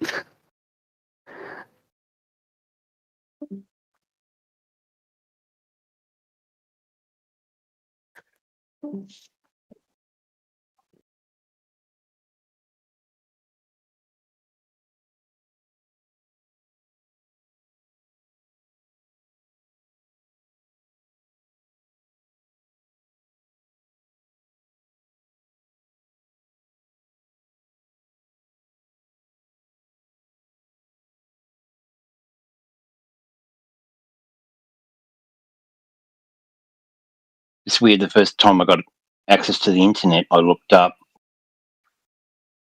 earthquakes. For some reason, that was the very first... I looked up sort of Bible prophecy and stuff like that, but I was so interested in earthquakes. It was one of the first things I researched on the internet. So it was pictures or seismic activity? Just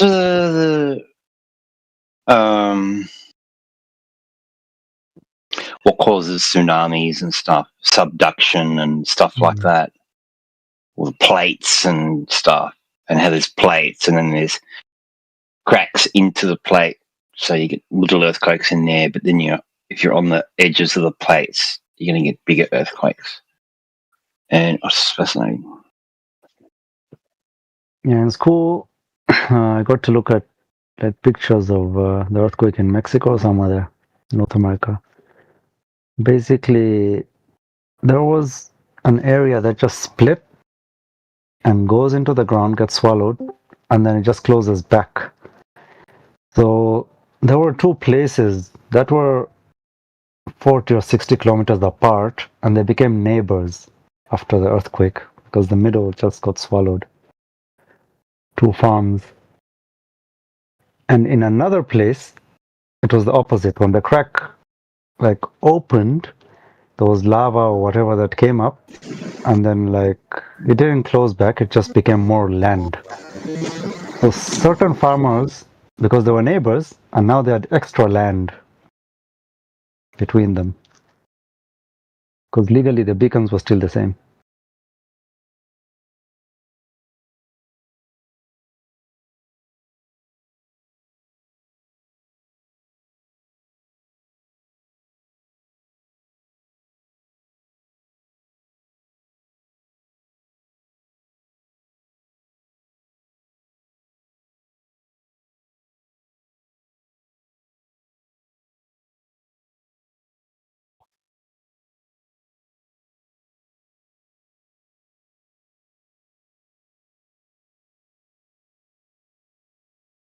Mic check, friends.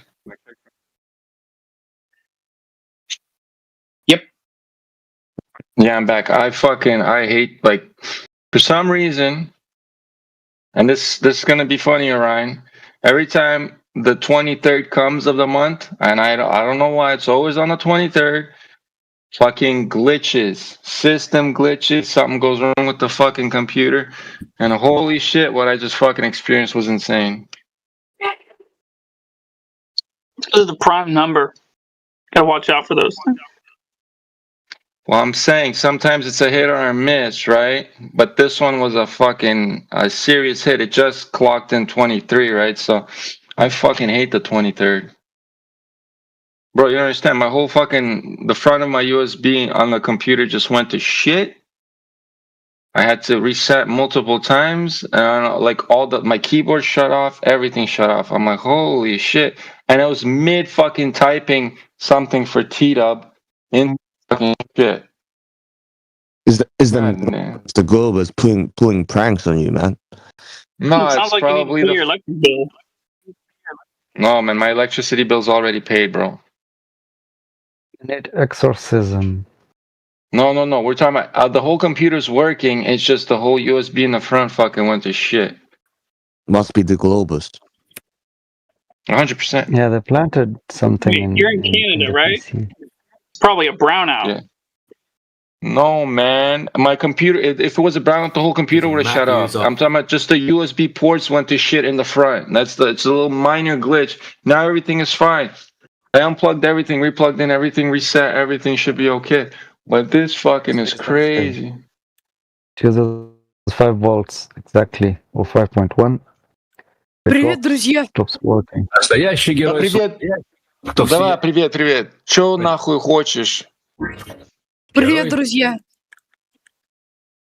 Как у вас дела, друзья? Запачкаться приходится и кровь проливать. А он Как все у вас равно дела, друзья? делает. Потому что так надо. Мужик он потому и мужик, что это понимает. Yeah, English, bro. Don't steal our elections. Друзья, Well, почему вы one- на английском разговариваете? Давайте на русском. One of them is fucking around using. Not too hold young on, to understand the earth is flat. One of them is a real kid, a Russian kid, and the other one is. See, that guy's using a soundboard. He's not speaking Russian. He's just using. Yeah, that guy's using a soundboard, friends. Долбоёбы ёбаные. Don't worry, I'll translate. They're like, hey, what? Don't worry, I speak fluent Russian, friend. Don't worry. I wonder if that means he's using a soundboard, but he doesn't even know what they're saying. No, he knows. He's still Russian. He's typing Russian. He's typing profanity in Russian in the chat. Да пошел ты нахуй, сука, блядь! Тебя выебу и твою маму тоже. Don't worry, guys. I told him. Долбоёбы.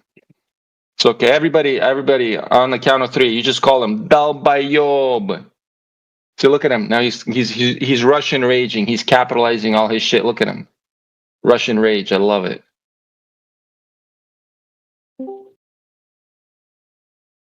Yeah. The more capitals, the better.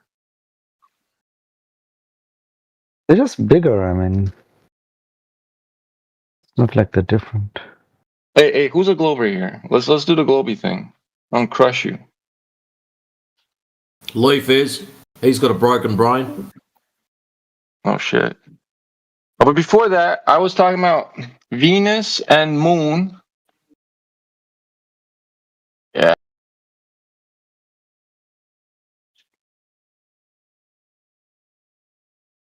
Yeah. Exactly the same thing, T-Dub.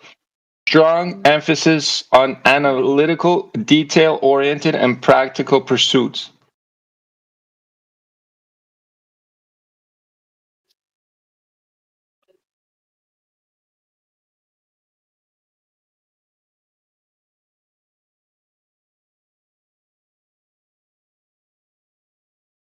I mean, T-Dub, if you were an actual fighter, you'd be a good fighter. Like you'd be like an analytical fighter. You'd actually be an actual fighter with your tiger style.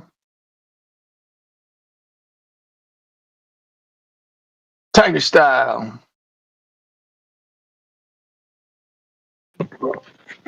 Yeah, when I'm in my zone, man. Yeah, I was like that younger. No, I don't know. Maybe there's other aspects that like that clash with that side of me.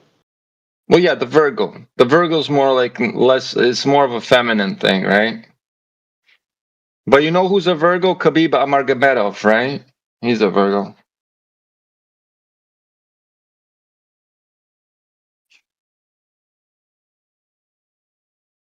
Or yeah, he probably is. Yeah, because most Virgos are actual Virgos. Because the sign of Virgo is huge. Don't worry about it. This is between me and fucking T-Dub. But Leaf, you have a broken head and a broken mic, so fix your mic before you speak.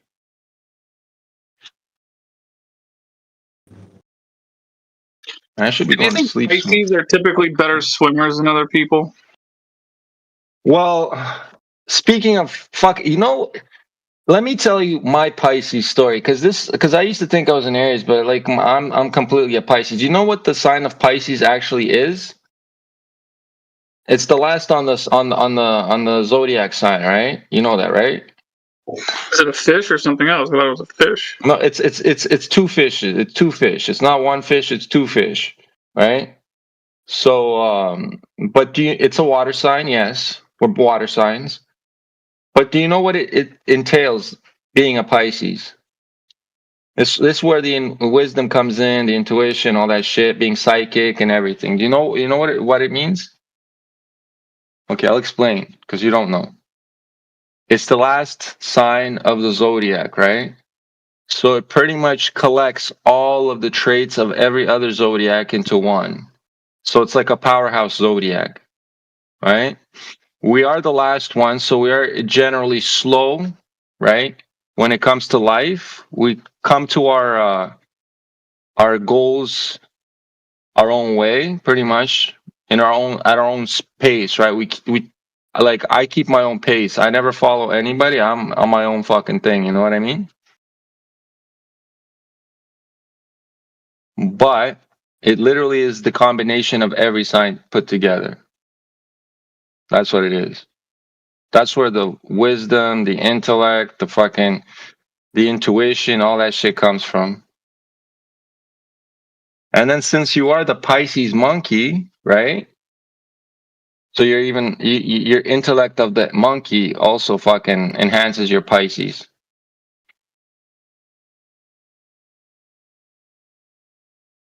I mean, you should be good at math and shit if you actually tried.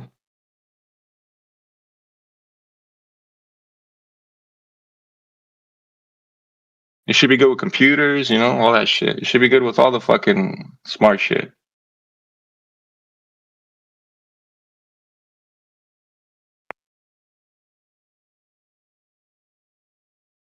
You there, Ryan?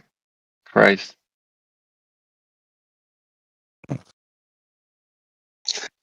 I am, and also I think I'm better than most people with computers and math.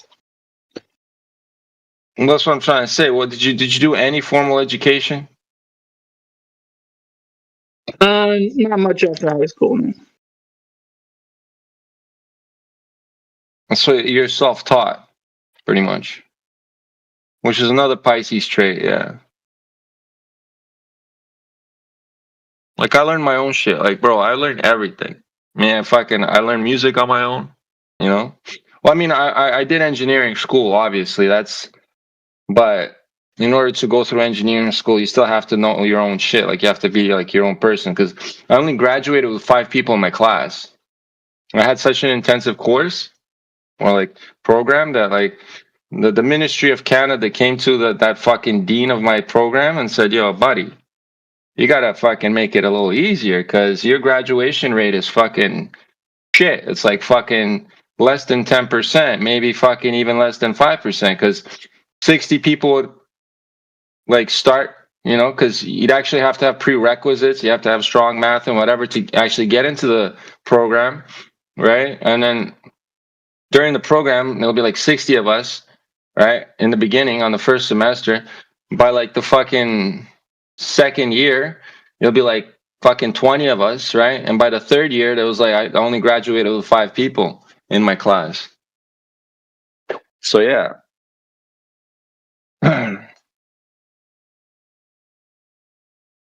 Brain powers, bro. Brain powers.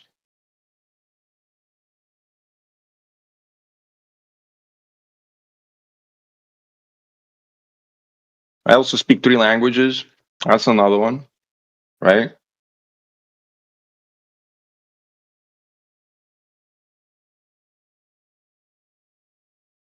And I'm not talking about like, oh shit. I'm talking about like really speak. I can speak 3.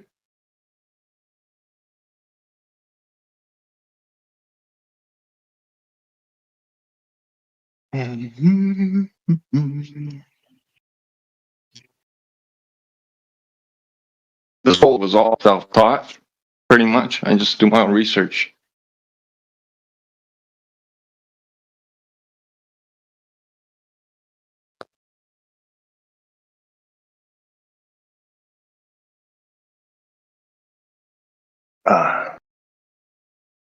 I came to the understanding of the flat Earth pretty much on my own. Right? Nobody fucking told me anything.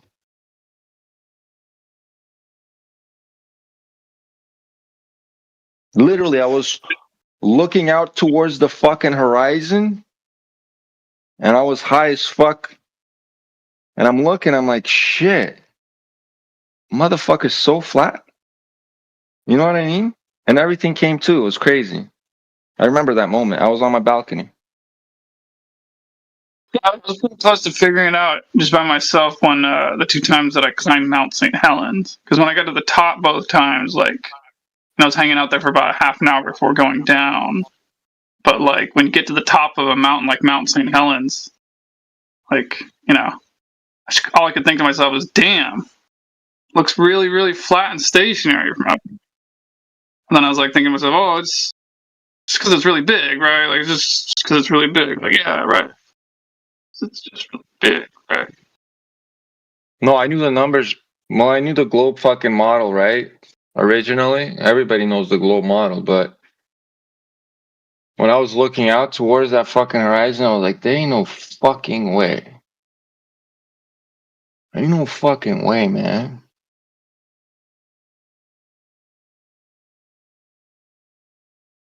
And then I found the Flat Earth Discord after. I was already a flat earther before I came into this Discord, and that was like years ago. I remember meeting everybody. I remember coming in talking all my shit to all these, even with fucking, it was the first Discord, Flat Earth Discord version 1, I think.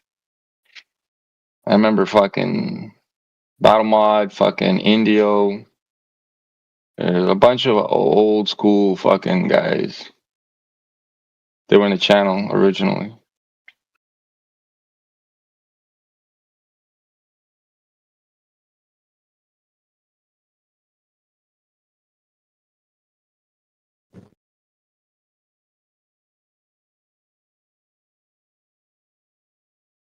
I was listening to this. I was watching this video. It was about Soldier talking about Vietnam and stuff. And he's going on. It's pretty interesting. And then he starts talking about radio waves, how they bounce off the ionosphere. And I start laughing. And he starts talking about line of sight radio and stuff. And it's like, yeah, there it is. It's right there. It's right at your face if you can see it. But it just goes. Most people just look past it and it doesn't sink in. But it's right in your face. Yeah. It's like, can you bounce a tennis ball off the ionosphere? You know what's fucking pissing me off right now, though? AI generated video shit now. You know they're making fucking like dumb fucking flat earthers hitting the fucking firmament of water. Get the and it's all AI Not generated. It's like shit, man. Fuck, even worse. The things people are passing. I saw this stuff, and it's like this guy, and he rescues animals from the wilderness that are in traps. Yeah, I'm not. I don't even care about that. It's real, and it's all I know, fake. I know. But it all looks. I'm more on the whole fake fucking flat Earth fucking dumb shit. That's the one I really don't like. Oh, I haven't even got to that yet. Yeah, wait till you get these fuckers in fucking hot air balloons start screaming, "Oh my god, there's something in the fucking sky, some glowy shit," you know, and they're like fucking making these fucked up videos on like dumb shit. Fuck, that's gonna set everybody back.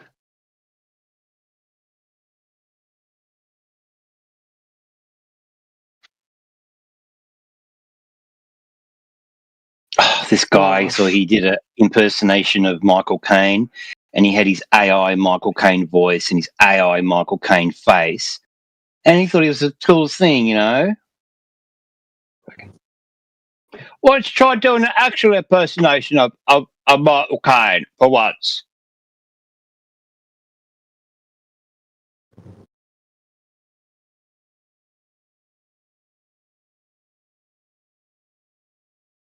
Oh man, this dude on Guy Montgomery's Spelling Bee, all right, he was challenged to do the Michael Caine impersonation, and he nailed it, bro. Like, he was so good. He was British, I'll give him that, but he didn't have a natural Michael Caine accent. He had to put it on.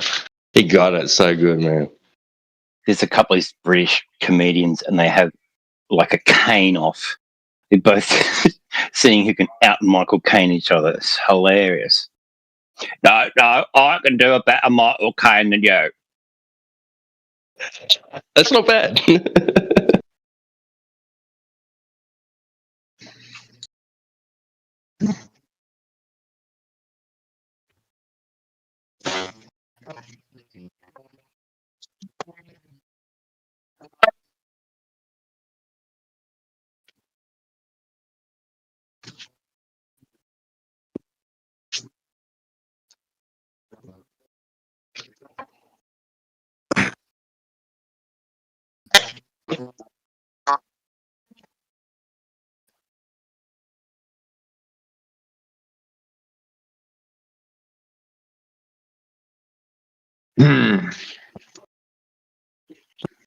Oh fuck! It's 4:30. I can't sleep. What do you guys think? Should I try and fall asleep? God damn. How can Whatever you you sleep do, when don't there's think of pink elephants. They mess your shit up. How can you sleep when your head's full of flies? Haven't you Leaf fixed your guy's mic yet? fucking retarded. Yeah, fix your mic, stupid. If you're too stupid to fix your mic, nobody should be even talking to you.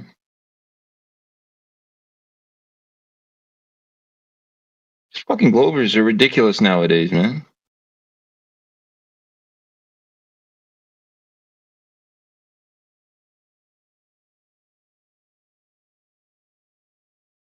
Hello? Yeah, what's up, what's up?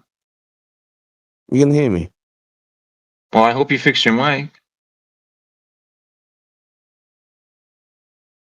Is it that you're too poor to buy a new one, and the wire on that microphone that you have is just, you have to fidget with it before it stops being crackly? Is that what's happening?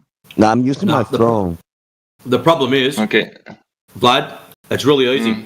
Because he's so slow, he's only just fixed the mic from when you told him the first time. Oh, it makes sense. That's true. But that's all Glovers. They're pretty fucking slow regardless. I don't blame the retardation, bro. It's what the fucking educational system made them. Just because you can't sleep, you don't need to take it out on me. No, I'm taking it out on you because you said something stupid.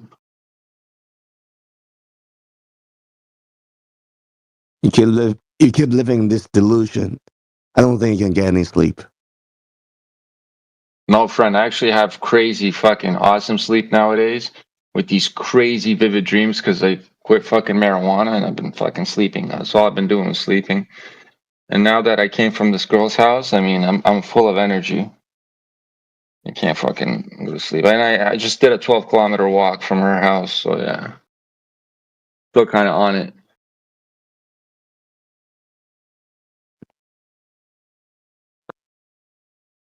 I bet 12 you. kilometers. What is that in freedom units? 12 kilometers? You don't know what it is in freedom units? Fuck, let me check miles for you. Hold on. 12K in miles. 7.4. 7.45 miles, so about 7.5 if you want to round up.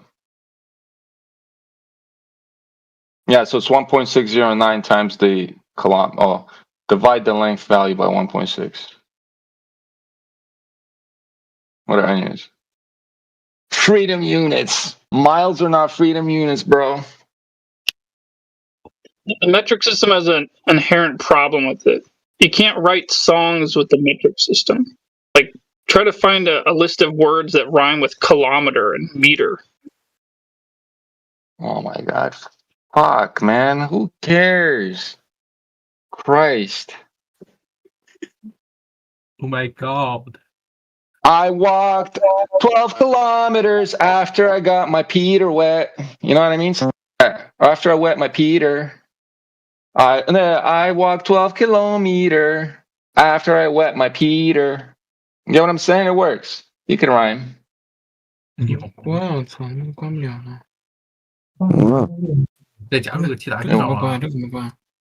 Oh, chào ni ma. Yeah, you Chinese? Chinese understand chào ni ma? Piao zi? Oh my god, there they go off again. Yo, mute your mic, bro, please. English or mute it? Might Alright, be somebody amazing. help him with that mute, please. Friends. And I would walk 804.6 kilometers, and I would walk 804.6 kilometers more. Yeah, it doesn't quite work out, does it? Well, if I were to walk 1,000 meters, I would walk 1,000 more. You know, I mean, you just have to change the number value. That's it. The number value. Yeah, meter is still If fucking I a meter, could right? walk 1,000 Ks. There you go. There you go. See, it works. That's not so impressive because 1,000 meters is not nearly as far as 500 miles.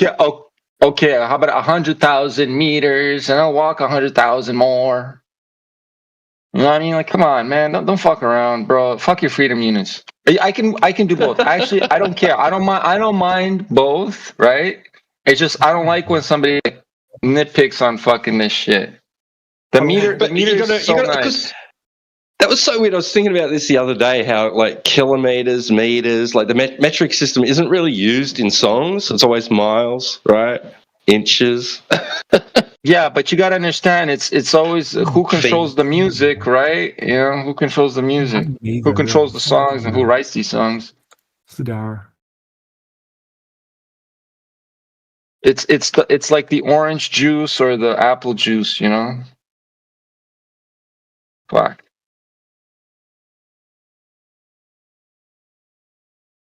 And then who controls the American Senate?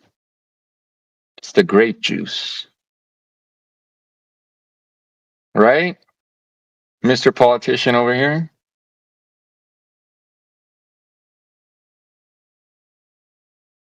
Hey, what's his name?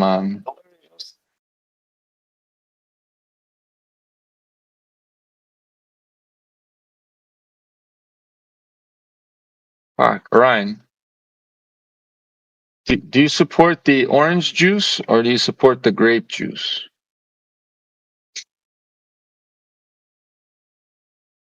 You know where I'm going with this. You don't have to answer that question. It's a trick one.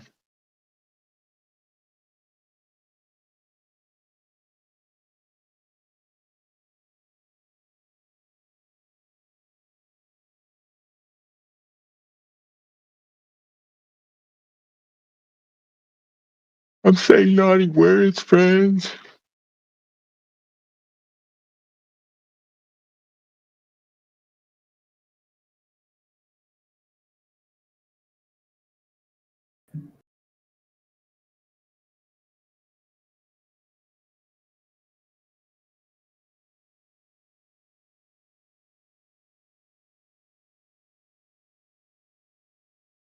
Ryan, you there, buddy? I mean, that was a question directed at you directly, bro.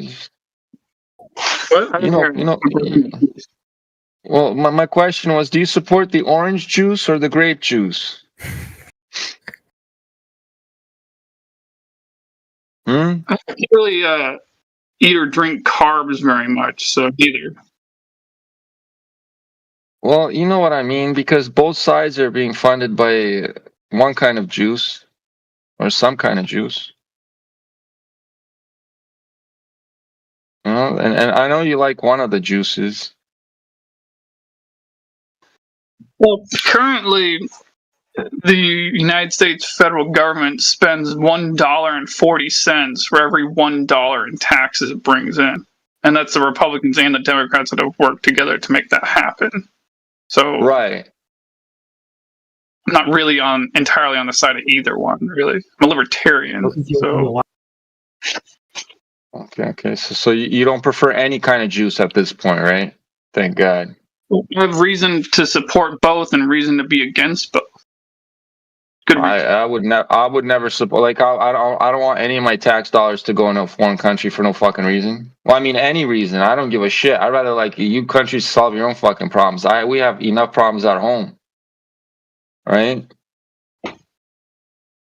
Well, when it comes to the idea of taxes that I would want to be taken and used appropriately, it's for the things that people seem to always assume I'm talking about getting rid of, but are not what I'm talking about getting rid of. Like the roads, take for instance. Here locally, we have such a huge problem that Democrats are in control of Oregon because there's a multi-billion-dollar annual budget for ODOT, the Oregon Department of Transportation. And man, just over the last few years, what I've been hearing on the radio about the money that they bring in, the money they have, and the way they squander it and don't use it for what they should be using it for. Like with the amount of money that the state government that I live in has for taking care of the roads, there should be no potholes, no cracks, and no garbage anywhere on any street in the entire state of Oregon. Like if that was true, that's demon rats, right? Then I would feel like I'm getting taxed highly, but I'm getting my money's worth from the high taxes. But that's not the case. There's plenty of cracked roads, plenty of potholes, and plenty of trash on the street. So clearly someone is taking that money and doing something else with it. Exactly. Laundering. Pocketing that shit. Right? And it's all Democrat run state, right? State of Oregon? Yeah, the last time there was a Republican governor was a couple years before I was born. Sure. So see, in these kind of situations, I also agree. Okay, I'll be on the right side of things, right? Because the right side usually tends to spend money on the fucking people and then less of it, right? Because you don't need that much money to fucking fix roads. Promise you that. You know what I mean? But what the demon rats do, the commies, they fucking just launder it to themselves every fucking time. They'll promise you the world, but fucking give you jack shit. Like right now, they're trying to spend that money, that ODOT money, on a bridge from Oregon to Washington State over the Columbia River, and with a light rail line. And that light rail line will cost more than $1 billion per mile if they build it the way that they want to. So far, the way they plan to, more than $1 billion. Diversity hiring?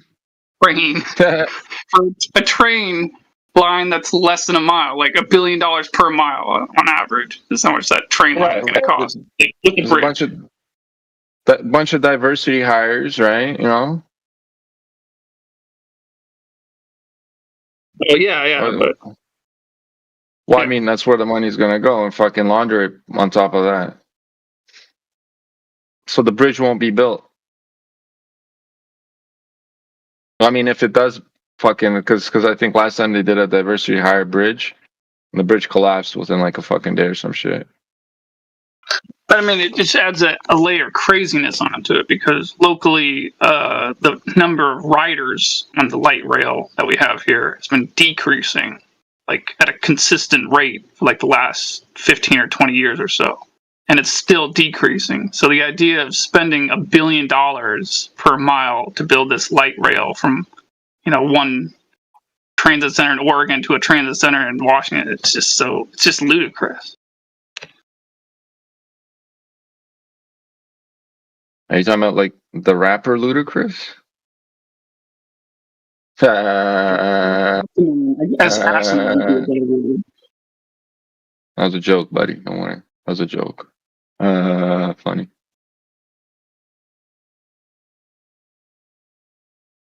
Bro, You know what, Orion? I just gave up on all that politics shit. I don't give a shit. I only care about myself, right? Don't give a shit. Carney's in power here, and it doesn't really matter. Fucking this guy and his, what is it, Berkshire Hathaway, they fucking bailed out Trump, or like they helped Trump build the fucking towers, right? And then he goes and fucking starts fucking around with, like, anyways, the story's so fucked up it's even hard to explain. But anyways, they're fucking around way too goddamn much between Canada and America. Right? And that's why a bag of apples right now costs fucking $10. So let's say it was like 15 apples in a bag. No, what am I talking about? 15? No, 10 apples, 9 apples. Between 9 and 10 apples cost you fucking $10 right now in the grocery store. Never in my fucking life have I seen this.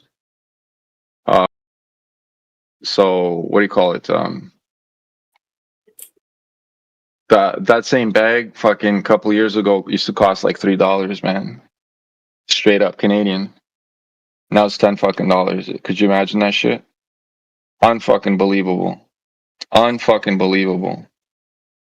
I repeat, unfucking believable. Don't get me started on the beef price. Anyways, my grocery bill is so fucked up right now. It's insane.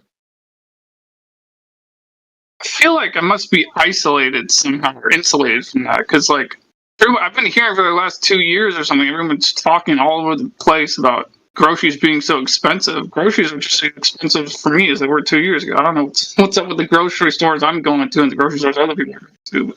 Prices haven't changed. Well, that's the thing, bro. You're in America, first of all, so whatever DJT is doing, he's trying to lower all that prices. So you're probably in a democratic state that was like price fixed.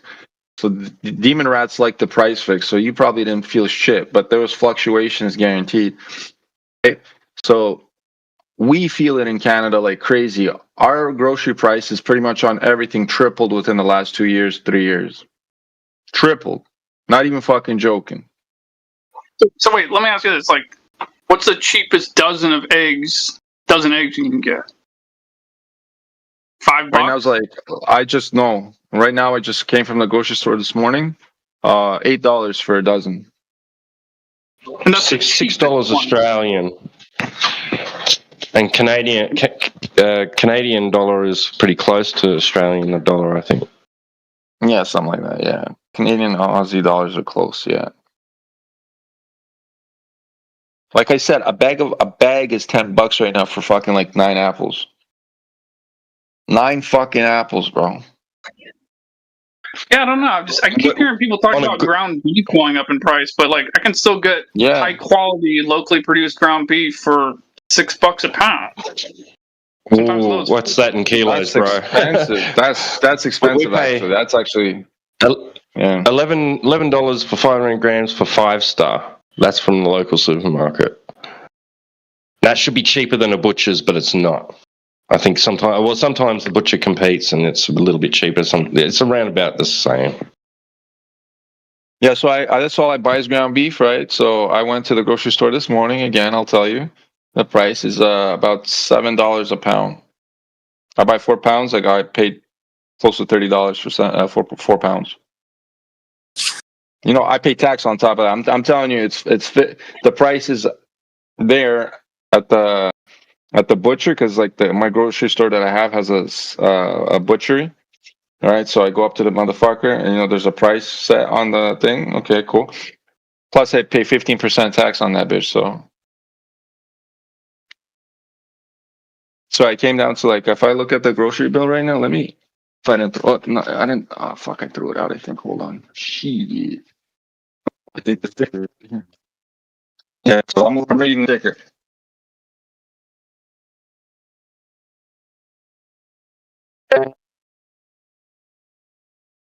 $20 for 4 pounds of ground beef.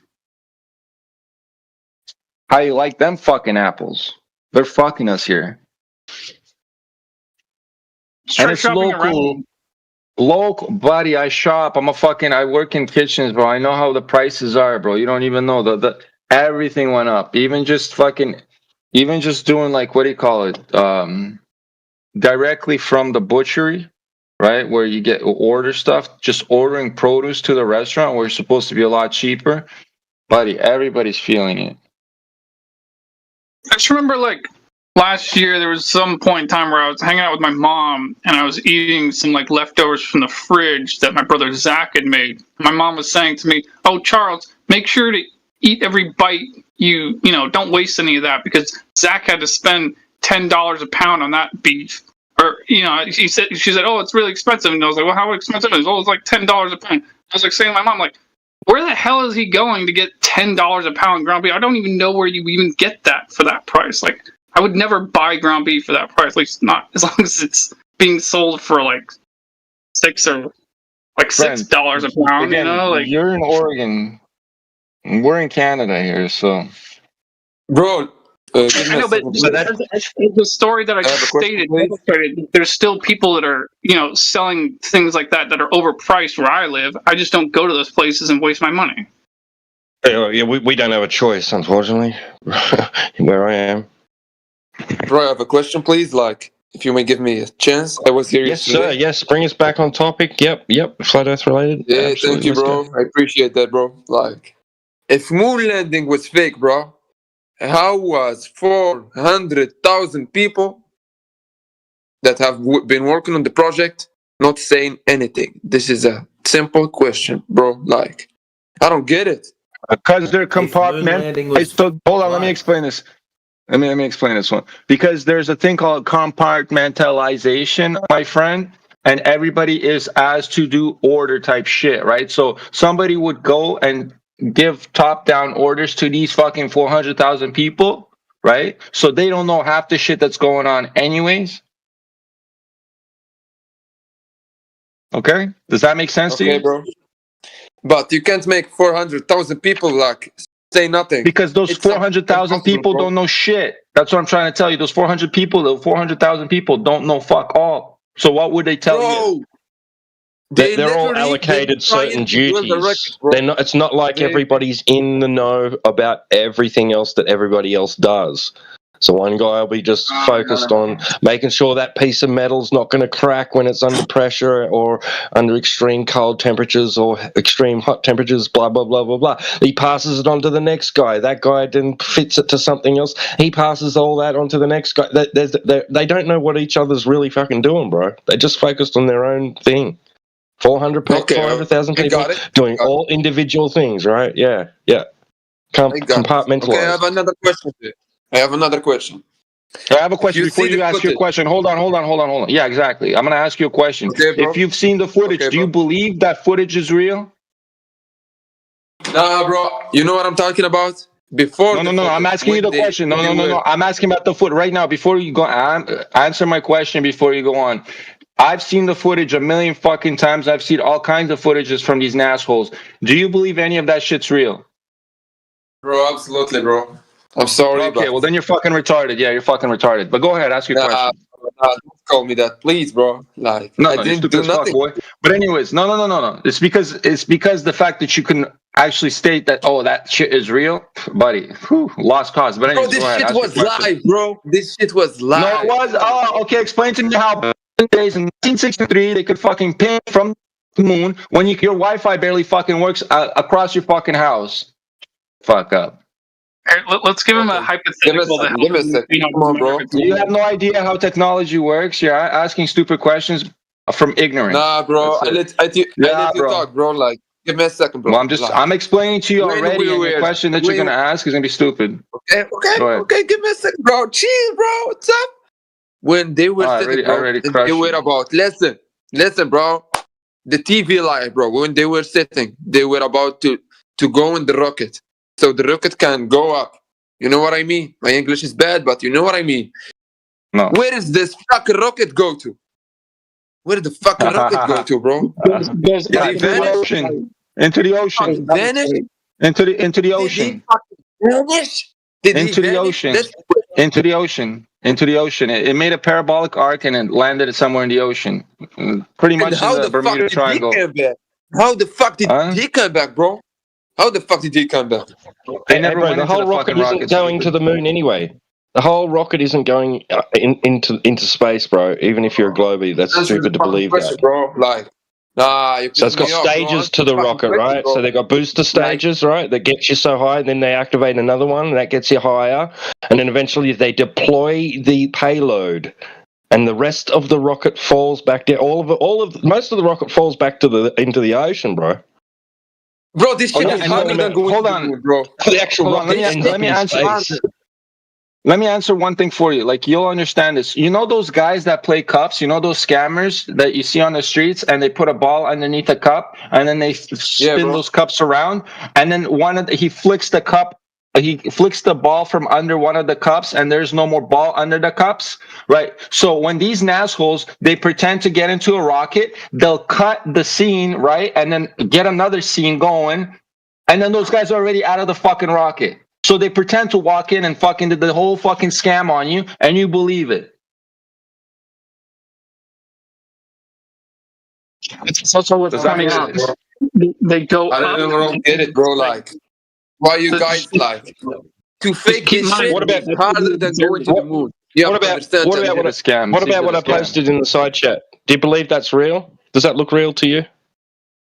Oh, let's see that. Let me check it. Give me a second. Oh yeah. Look at the footage. That real, real. Bro, like, I'm not kidding, bro. Like, what do you want to see? Delusional. You wanna see flames, bro. There is no flames in the. Come on, bro. There is no flame in the vacuum, bro. Okay, ask yourself. How did they get the footage back? They just left the fucking moon. Yeah, how did they get the footage back? They just left the moon. You stupid. You stupid. Yeah, bro, there is a way, bro. Like, there is a way, There's baby. a way. Yeah, there's a way. Yeah, sure. Your fantasy, bro. In your fantasy. It's aluminum fucking shit. That's crazy. It's aluminum too. It's fucked up. Bro, listen. You think I'm not trying to have a fight with you. Disrespect you, but anyway, but 10 to the negative Thor. Yeah, 10 to the negative Thor pressure that they claim. Okay, there. 10 negative Thor pressure. You know how they have some serious vacuum in there, right? You think that aluminum fucking canister can withstand all that pressure? I don't think so. Actually. Exactly. It's a great There it goes. Exactly. It's all fake, buddy. Bro. It's a fake. It's all fake, bro. It's been fake for the longest time, and if you believe it's fake, if it's real, you're fucking crazy, bro. Crazy.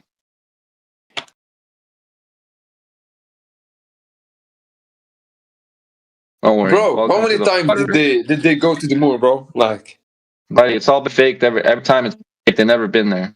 Yeah, I know it's fake, but how many times? This is just a simple. From the fake shit, how many times did they go? Plenty fakery. Go around and watch all the fake footage. It's all shit. They still can't make good fucking videos. Yeah, man. Bro, it's 100 hour.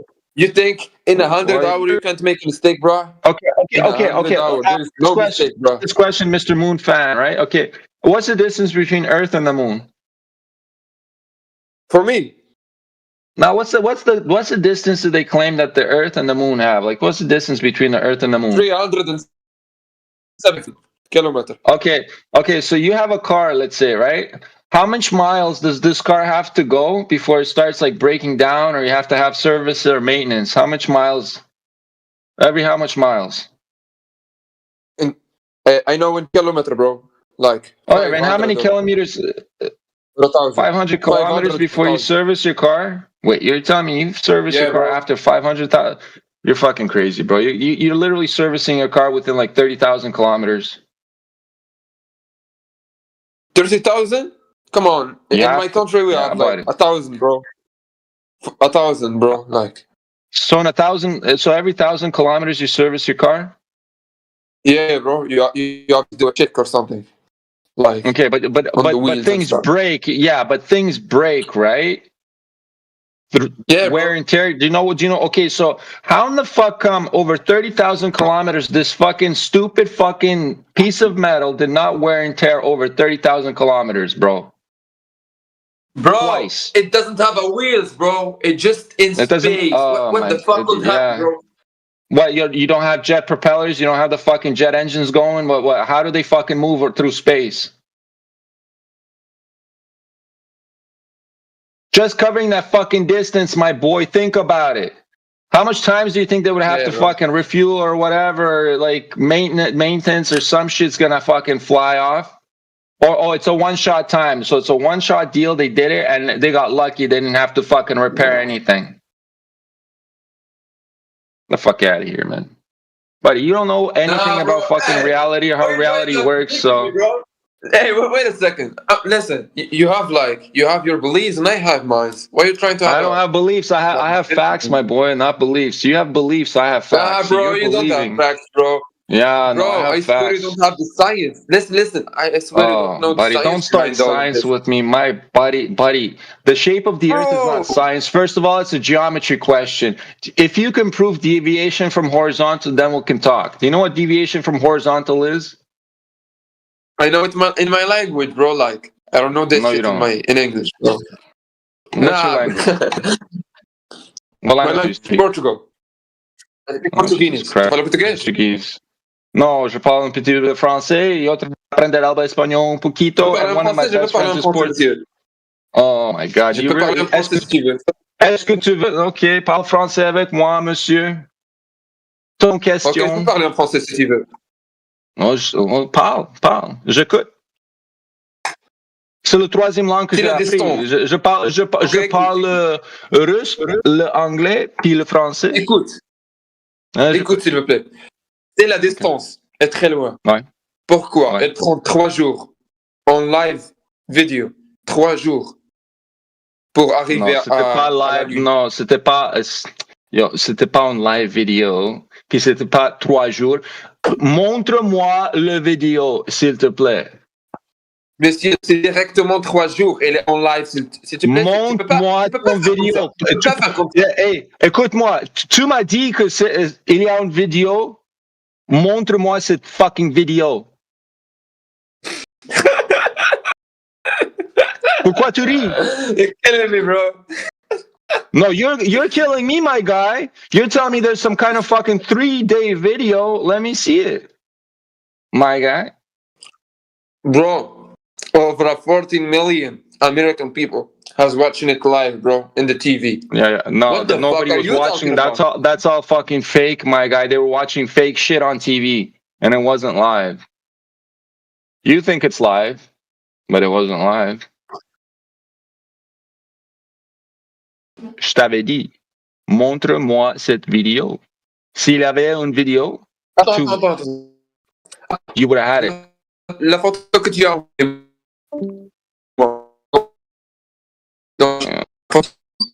Ton connexion a brisé. Ton connexion a brisé. Your connection's breaking up, bro. I got it. Like this photo, what problem with it? Do you need to fire or something? Like, I don't get it. Show me the video. Listen, T-Dub already fucking gave you some fucking shit that shows it's fake. Show us something that's real. Bro, I'm talking about the picture that you sent in the chat, bro. Yeah, the picture fake. In the chat, bro. These are. Nah, bro. What's wrong with it? What's wrong with it? I already explained to you that it's a piece of fucking aluminum in fucking space. Doesn't make sense.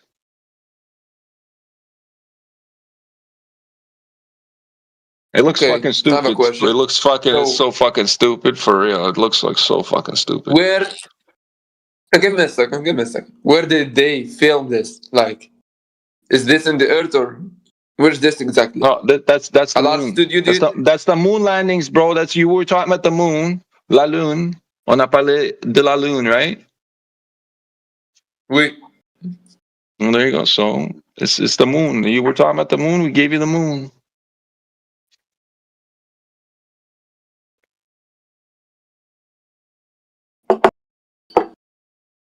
Et où est-ce que tu as appris ton français? Qu'est-ce que tu dis, monsieur? Où est-ce que tu as appris ton français? J'ai appris mon français dans le portugais. J'utilise français. Really? They teach you French in Portugal? That's crazy. No, I do classes. I do classes in Portugal. No, French. In Germany also. Okay. Good for you. How did you learn about French, bro? You have a really good French, bro. J'ai habité à Montréal pendant 15 ans. J'ai appris là-bas. Ooh. Tu sais où c'est? That's good, bro. Tu sais où c'est Montréal? Non, mon français, c'est le troisième langue que je parle. C'est pas comme... j'ai assez une bonne maîtrise, mais des fois, il faut que je réfléchisse à ce que je dis parce que je le pratique pas assez. Et j'oublie that's perfect, bro. Ouais, non, mais c'est pas perfect. No, it's shit. It's like, perfect, trust me, I'm not like that. It's okay, trust me. My Russian's better. My English is way better too. So I hate French, anyways. It's a shit language. Guys. So, bro, do you think like the Soviets didn't say anything at that time? So why do you not think about this one? The Soviet Union didn't say nothing when the moon landing was happening. The Soviet Union, listen. You know what controlled opposition is, man? Who? Anyways, they're fucking with the whole of the world, right? So all these politicians and everything, they're all fucking with everybody. Don't worry, they all work together to fuck with us. They try to pin us against each other, which is the worst part. And if you allow them to, then you're fucking retarded. Nah, bro. Listen. What I'm saying is that the Soviet Union was the biggest enemy to the US, bro. And they never said that the moon landing was fake. They tried to do it. They keep trying. They reached the moon, but they couldn't land. That's it. So why are you saying that? Bro, see, you're just parroting some fucking narrative to fucking make this thing real. You know what I mean? They're embellishing stories or creating fucking stories for people to fucking make this real when it's in fact everything's a lie. You get what I'm saying? You're just adding narratives to a fucking fake story to make this fake story seem real. Bro, this is not fake, bro. 100%. No, this is not fake. 100% fake. Nah, bro. Listen. See, amigo. Like you've done some research on that. Amigo. Taffy, what did you do to verify the authenticity of the moon landing stuff?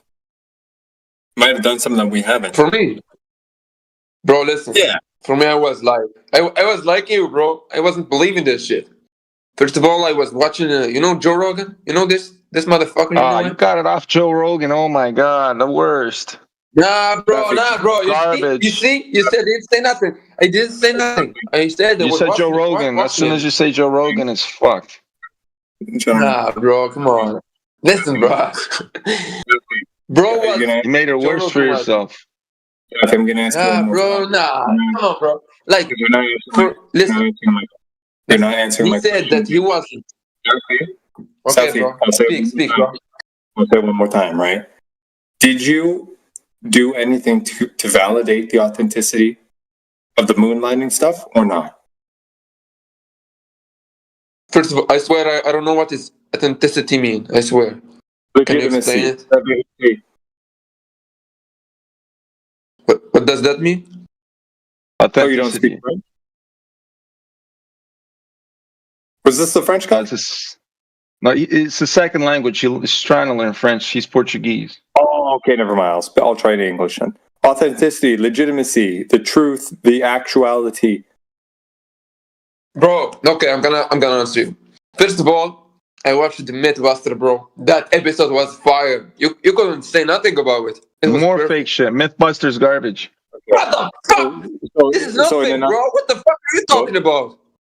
So in a nutshell, no, you did not investigate anything further than... You can't fake science. You can't fake science, bro. You can't fake science. Like, yeah, you can't fake physics.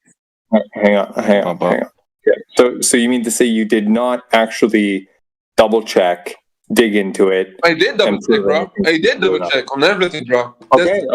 So what did you do to verify the moon landing stuff? I see all the footage, bro. Step by step, minute by minute. I swear on that, bro. So you looked at the frame. You looked at the video footage frame by frame. Frame by frame, bro. Okay, and what did you find? And I debunked every claim that it was slow motion, like it was like something else. It was like what do you call that? Like rings that carry the astronaut up in the air. There is nothing. Okay, so you put it in slow motion, basically. You have to know that there is no green screen that time. You know that? I doubt you know that. I'm not questioning whether there's a green screen or not. I'm asking you what you did to verify that it was legitimate. And at this point, all you've done is analyze the video footage at a very surface, cursory level. Like, listen. How am I supposed to do with that? One of the biggest thing that's gonna make you like believe in the moon landing. One of the biggest thing is not seeing stars, bro, because it was very obvious that if you get into you get into space, you're gonna see stars. That's very obvious, right? So why did they not show the fucking stars? This is the biggest. Listen, you can't fake that. You can't fake that. Those motherfuckers think about that. Okay, so you're arguing about not showing stars. Right, so your argument is some argument from ignorance, basically. Nah, bro. Come on. Very strong, man. You're making stuff off. Like, you guys, earthers claiming why we don't see stars. You know what's crazy? Listen, buddy. Listen. Yeah, that's what I'm saying. You know what's crazy? He's saying you can't fake the stars when every fucking movie that has to deal with space has CGI fake fucking stars on it. And this guy's like, oh, you can't fake that shit. Bro, do you hear yourself? No, you didn't understand me, bro. Give me a second. No, I understood. I said that every star movie, listen, every star movie have a stars on the sky. But the moon landing, they have a black sky without stars. Which is even worse. The reality, bro. No, that's not the reality. That's even worse. You mean to say they couldn't have just had a black ceiling in a movie set or some shit? Yeah. Like, hello, bro. They couldn't do it. That doesn't mean Bro, in reality, you can't see stars in the moon, bro. You can't see them. Okay. You have to understand that. Friend, relax. Number one. Number two. Everything can be faked. The fuck are you talking about? Nah, because the stars are obviously gonna appear, but they didn't show them. They didn't show them. Let me ask you this one simple question, Mr. Science. Listen, Mr. Science, what is the attenuation of light? Attenuation. Attenuation of light. Those words, I don't get it. I don't get those words, bro. Like. Okay, I know, I understand. Well, Google it for yourself. Attenuation of light, translated into Portuguese. Okay, bro. I'm pretty sure attenuation is translated it's a pretty universal fucking, I think attenuation. I'm pretty sure there's attenuate, whatever the fuck, in your language.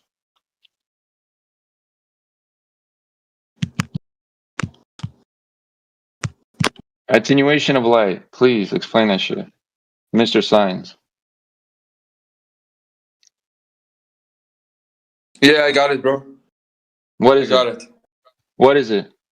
It's like the diminution of light. It's like weakening light or something. Reduction. Yes, friend. You gotta understand that what we see in the night sky, right? It's not fucking millions and millions of light years away, my friend. If we're seeing light, right, close and local, right, these lights above us are not far away. They're actually really close. That's why we see them. Really? How the fuck that happened? Well, now you understand what attenuation of light is, my guy. We're not living in the space that you believe. See, the thing is, what you have your cosmology in your head, everything, all this fake science, all this shit that you see on TV, all this shit that you hear from Joe Rogan, all fake nonsense, my guy. But once you get into the brass tacks of it, what the real fucking spiel of it, the real fucking deal is, right, it doesn't make sense what they're saying. Because shit like attenuation of light fucking exists. And it's actually an inverted square law, which is like fucking, it's actually drastic. It's so fucking drastic that, I guarantee you, over 1 million miles, no fucking light would pierce fucking anything to fucking come to your vision. And yet alone they're fucking saying 93 million miles sun. 93 million miles away, there's a fucking light bulb, right, that we can see. Get the fuck out of here. That's crazy, bro. Yeah, no, you explain to me how 93 million miles away we can see a light. Bro, that's like light can't stop, bro. Like he keeps going. Like there is no limitation for light. There is no distance that can stop it. So this light was coming out from years ago, million of years. That's easy to understand, basically. Like I don't get where is the problem in that.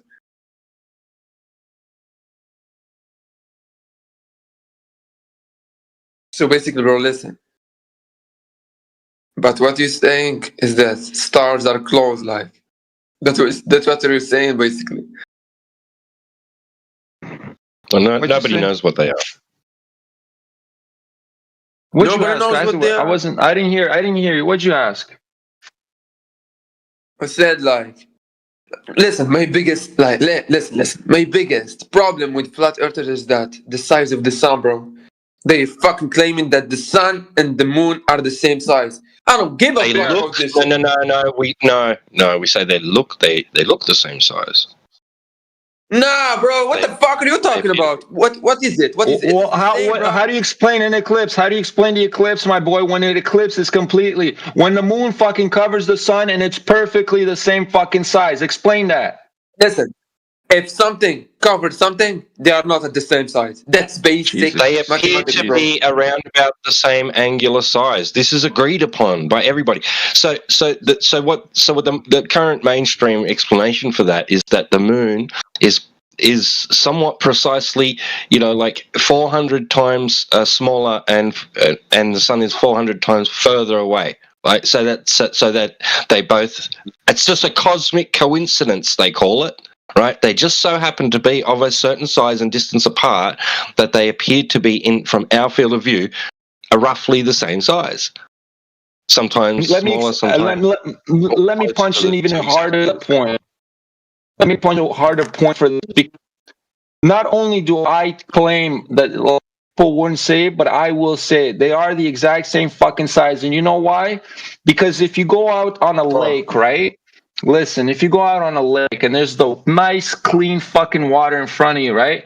And then the sun is hovering over this lake, right? There's going to be a hot spot, a certain diameter of a fucking hot spot, which would actually give you a pretty good angular size, like an, how do you call it? A pretty good amount of fucking, I would claim like even a distance to the fucking thing, because you have a pretty big radius of this hot spot on the water, right? So the sun is shining on the water and it creates a hot spot, right? And if you go and see the moon over the same fucking lake, it'll give you pretty much the same fucking hot spot. That hot spot will be pretty much the same. Explain that. I got this one, bro. Yeah, I got this one. Like I have seen this one before. Nah, this is like very convincing, like, to be honest. But you know what's crazy? Like every religion claims that the earth is flat. This one is tough, bro. Like what I was talking about hotspots, suns, and fine. You want to get into the fucking all of the past fucking cultures before NASA? Yes, every fucking culture in the past that didn't even have communication. For example, the Aztecs, the Mayans, the Egyptians, the fucking Norse, the fucking Chinese, ancient fucking Chinese, they all fucking depicted the earth as a flat stationary plane with a firmament dome above us. Yes, so fucking what?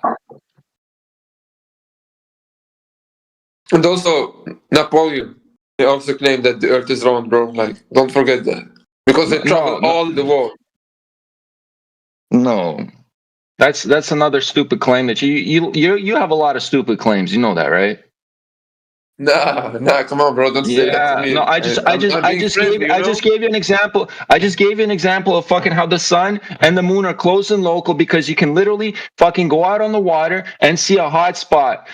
These fucking things, objects in the sky, are creating fucking hot spots on the fucking water, and it's about the same size, both of them. That's why I can fucking pretty much determine that both the motherfuckers, they look the same size and they reflect the same type of light on the fucking water. Pretty much the same hotspot size. What the fuck? Bro, this one is very convincing, to be honest. Nah, I swear, bro, I'm talking serious. This one is pretty convincing. I don't know an explanation for this. Good. And nobody else would have. Okay, how about this? No deviation from horizontal. Explain that. Do you understand what I just asked? There is no deviation from horizontal. Explain that shit. That's crazy, to be honest. Like, and I always was thinking, like, how the fuck the eclipse happened to be like the same size? I never get this one, bro. I can even give you one better. Okay, so in their heliocentric model, the moon is going around the earth as the earth is going around the sun, right? So when the moon goes behind the earth, it needs to literally increase fucking speed to start catching up to the earth. You know that? Because at one point it's going away from the earth, and then it has to do a U-turn and trying to catch up with the earth. That's in their model, which is the dumbest fucking shit. But yeah, we don't see that shit in the sky. That's crazy, bro. Yeah, but all that does is irrelevant because there is no deviation from horizontal. Listen to what I'm trying to tell you. You know what deviation from horizontal means? Yeah, I got you, bro. It's measured flat. It's measured flat. It's literally measured fucking flat. There is no curvature. Don't worry, you'll be a flat earther soon enough, my boy. Maybe, bro.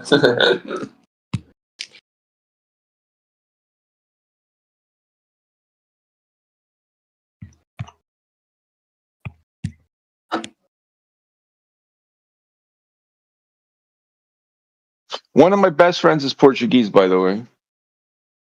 Really, bro? Where are you from? Where are you from? I live in Toronto. Oh, that's good, bro. I'm from Lisbon, in Portugal.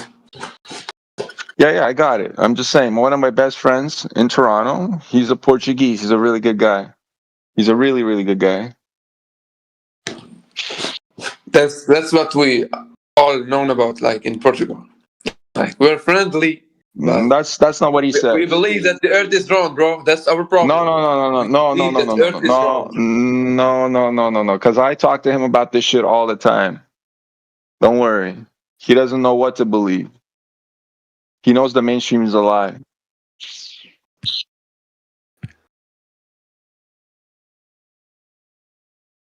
Anyway, no deviation from horizontal. Explain that shit. If there was deviation from horizontal, what? The experiment, like, it's called vertical divergence experiment. Do you know this one? Explain. Are you talking about deviation from horizontal? Nah, you put two holes, like, and you have to see in the middle of them. No, that doesn't make sense. It doesn't work. You might as well just take a fucking high-powered laser and shoot it across the water. Yeah, it'll be a lot easier. About. No, but I'm just not using anything else. There's no deviation from horizontal. If you take a laser, you fucking run it parallel across the water. If the Earth was curving, there would be deviation, right? The fucking Earth would be going down as the laser would be going straight, right? But guess what? That's not what's happening. As we follow the laser, it stays parallel to the Earth or the water, whatever the fuck you're using. But why there's like some YouTuber have done it, but they proved the Earth is again. Listen, again. You're going into mainstream YouTube that's trying to suppress real information, right? Again, you're like saying Joe Rogan this or fucking Mythbusters that, YouTube this, because there's a lot of control fucking in the world, right? That they don't want you to know the truth. Now, what I said about Joe Rogan is that he was claiming that the Earth is flat, bro, and they never ever reached the moon. Just listen. No. But one time, he just changed everything. When he changed everything, that's all fake. That's all fake. Listen, that's what I'm talking about. Controlled opposition. They're trying to bandwagon fucking idiots just like you, right? So you're listening to this guy. You become a fanatic or a fan of this cocksucker, and all of a sudden, just because he changed his mind, I'm gonna change my mind too. Like, come on, you sound so fucking stupid. Nah, bro, listen. This is not what I said, bro. Why you keep like? That's what you're doing. You're telling. Bro. First of all, he never was a flat. First of all, he was never a flat earther. He was never. I said the moon.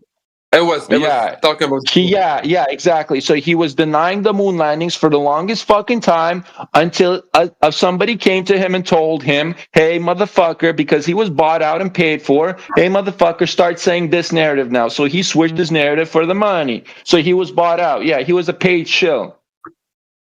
How do you not know this? He's a fucking paid shill. This is the experiment I was talking about, by the way. I have sent it in the group chat. Oh, Christ, you're talking about fucking dumb shit again. Yeah, the dumbass. Yeah, cool. That guy's also a paid shill, by the way. This one too, bro?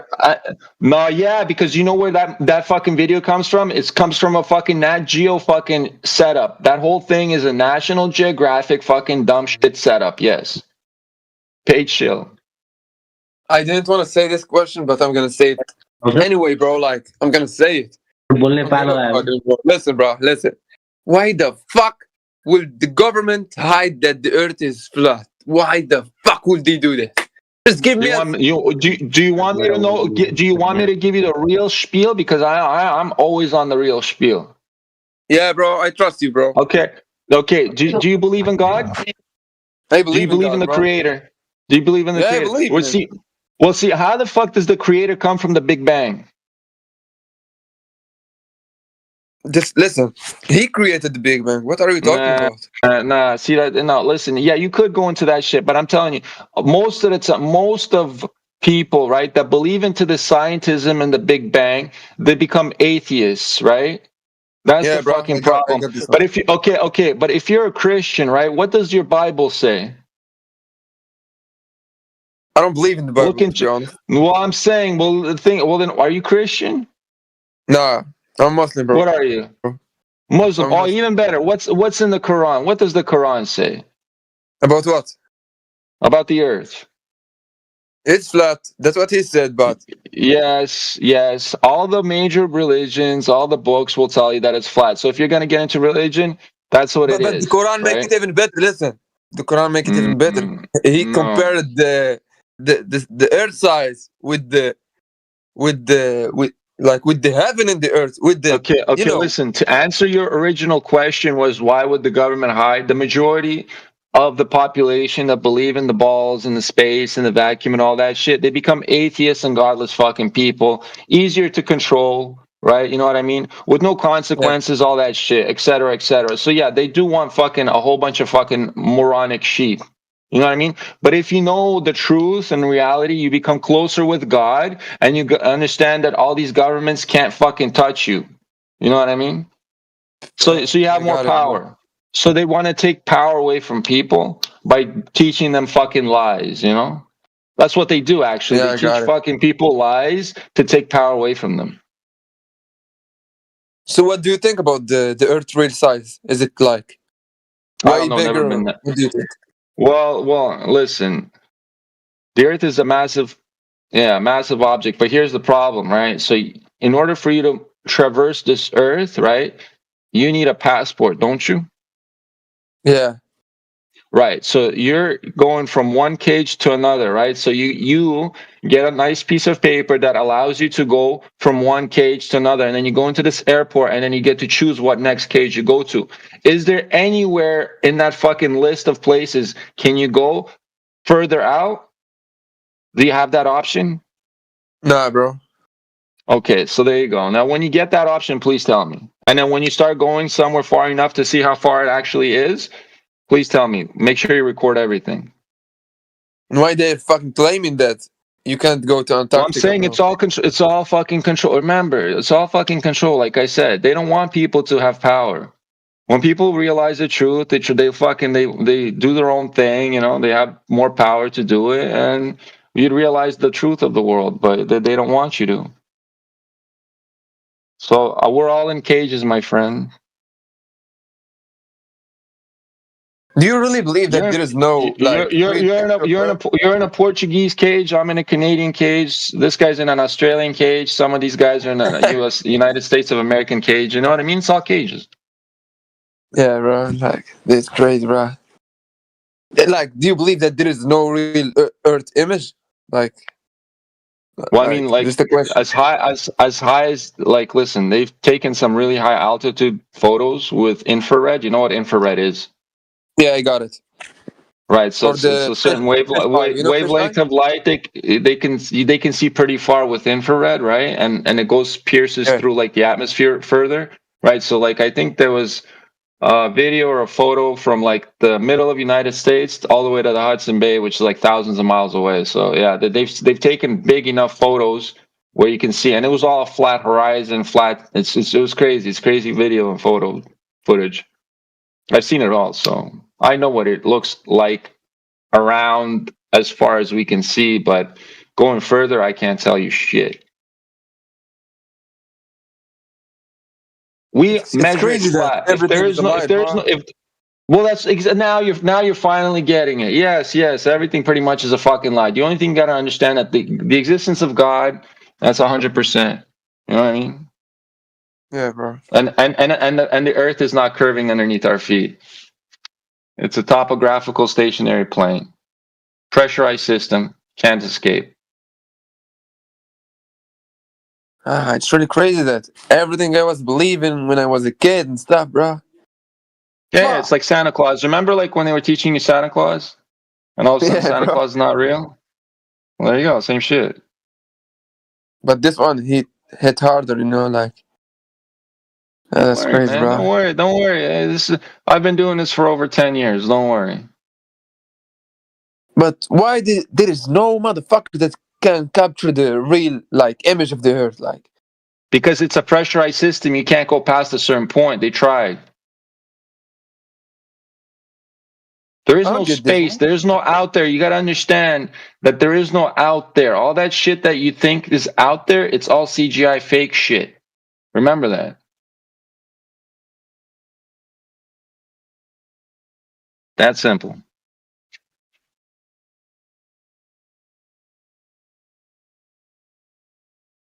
I know it's hard to grasp, but what you see in front of you is what you get. It's the here and the now. Like what it is what it is. You know what I mean? Holy shit, you know? It's not some fantasy world that people fucking created in Hollywood and now you think, oh, maybe there's potential to meet aliens and fucking go fly off into other planets. No. See, that's fucking all. See, they want people to think like that. Dumb shit.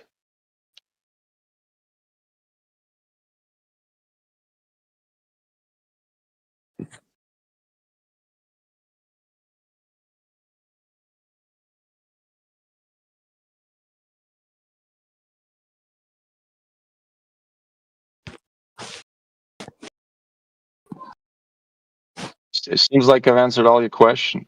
Isn't that crazy? Yeah, bro. Like, no, you're good, bro. You're good. Don't worry, I know I'm more than good. Trust me. You know how much people's brains I fucking unlocked over the years? A lot. Like how many? A lot. I can't even count. A lot. Trust me. I fucking destroyed a lot of these globers. It's gonna take time because like I was one of the hardest believing that the moon landing is real, bro. Like Yeah. when I was a Sure. kid. Listen. It takes some times to settle in, but you know what? You go out there in the world, right? You climb the highest mountain you can and just look at the horizon.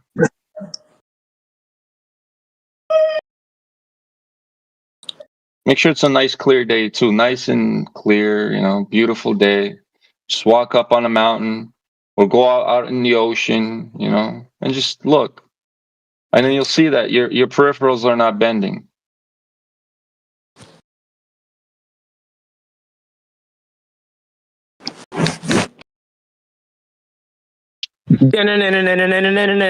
Space time.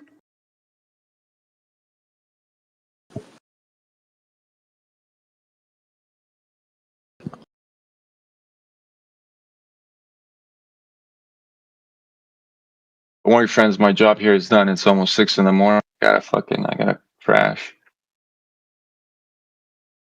Okay, Portuguese guy, you're welcome. Have a good night. Thank you, bro. I appreciate you, bro. I know you do. Don't worry. You'll remember me forever.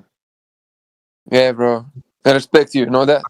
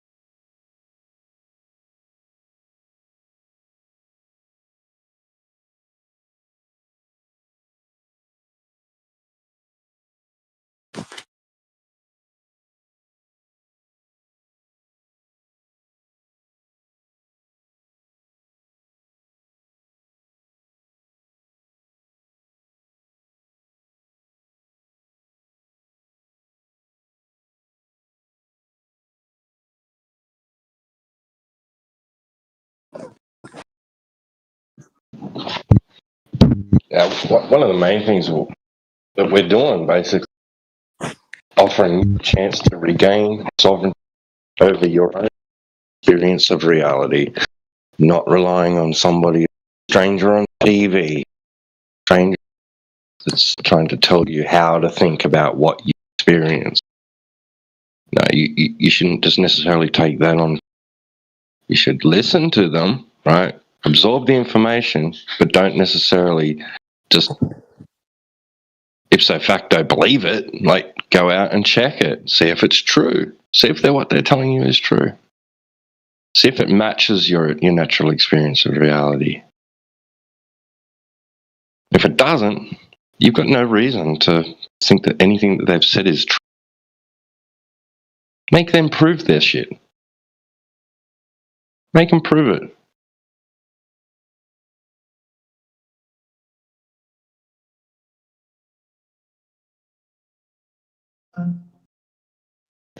Like this, bro. Like, someone shows you a picture of Bigfoot and says, "See, that's Bigfoot."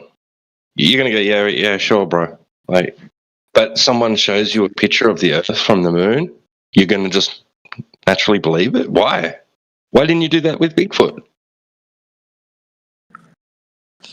Bro, Bigfoot is real. Come on, bro. I believe that Bigfoot is real, man. No. Give me a second. Give me a second to explain, bro. You know. Bro, there is a real footage about Bigfoot.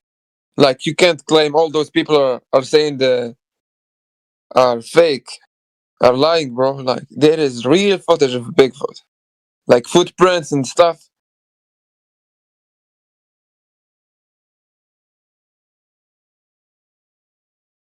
Yeah, Tina, why would they lie about Bigfoot? Right.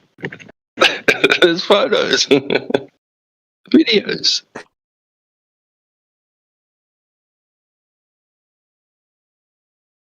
I mean, people that like claim that, like, things like that. Like, some of them may have doubts about Bigfoot, but like, I think a lot of them, like the NASA type and the NASA folk are going to say, "Yeah, sure, bro. Yeah, cool story. Nice fake image there, or nice guy in a monkey suit." Oh, by the way, Bro, look at this photo. Look at this photo we took of Earth from 25,000 miles. Look at this one, bro. Look at this one, and reply to me.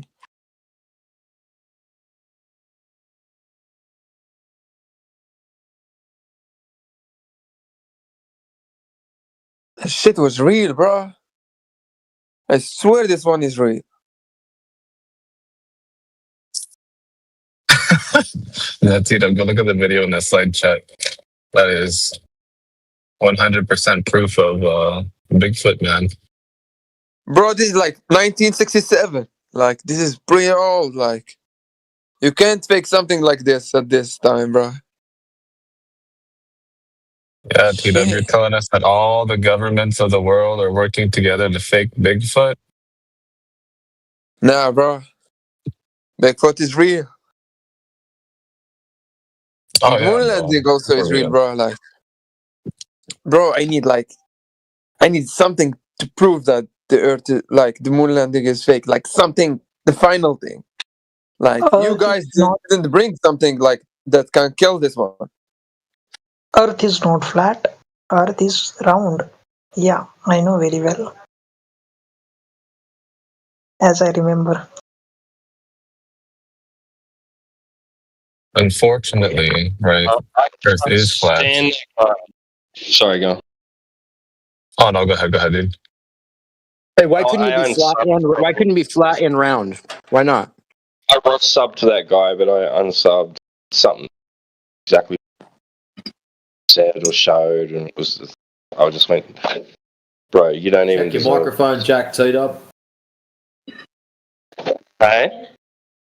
Check your microphone jack. It's doing that electrical sound again.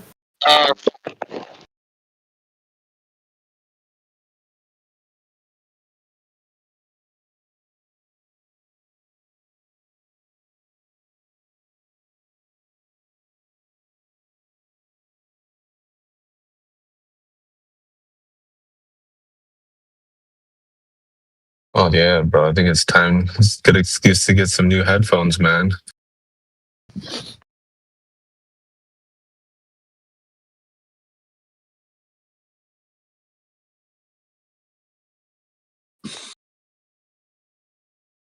Bro, you can't convince me that like every rover on Mars also is fake, bro.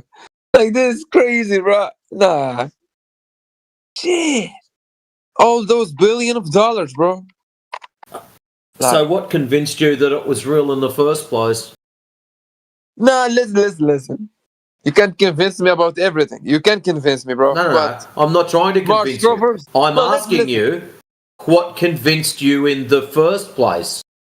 The footage, bro. That's easy, bro. The footage. Like this shit is real, bro. Like, so the footage of Mars, you saw the footage and you went, yep, it's real, so Mars is good to go. Like, what about that's the what's happened, photos bro. they've got in Canada that match the Martian landscape? What about they didn't find any rover in Canada? Like, what? I don't know what Devil, how you what, segued onto what's that. it called? Anyways. Devil Island or something? No, I didn't find any rover there. Come on, bro. You didn't find any rubber there. I don't know what that means. Robin Hood? A rover, I said rover. Robber. Robber, you As mean in like a grave robber? bank robber. Rover. It's called rover, bro. Like. Oh, rubber. Okay. You didn't find any rubber in Canada? Come on, bro. I'm gonna type it for you, just for you. So you. Yeah, that might be better. Crazy, bro. Oh, rover, right? Rover, you said? Yeah, bro. Yeah. Well, it's got to be on Mars. If they didn't find it in Canada, then it's got to be on Mars. There's only two explanations, right?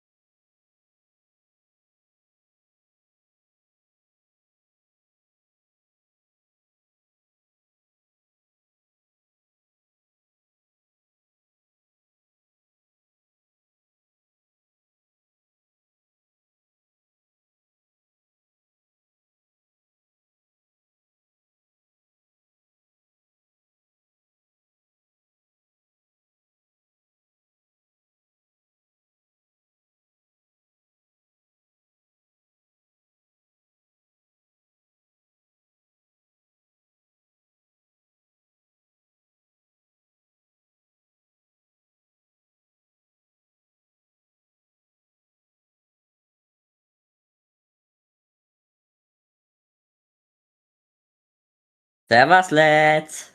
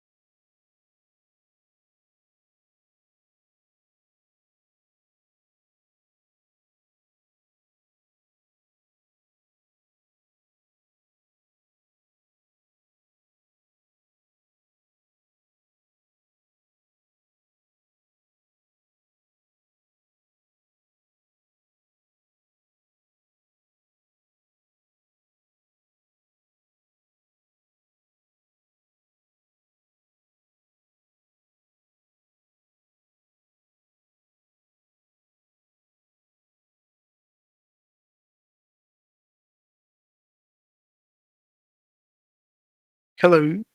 Hello. Hi. Good morning.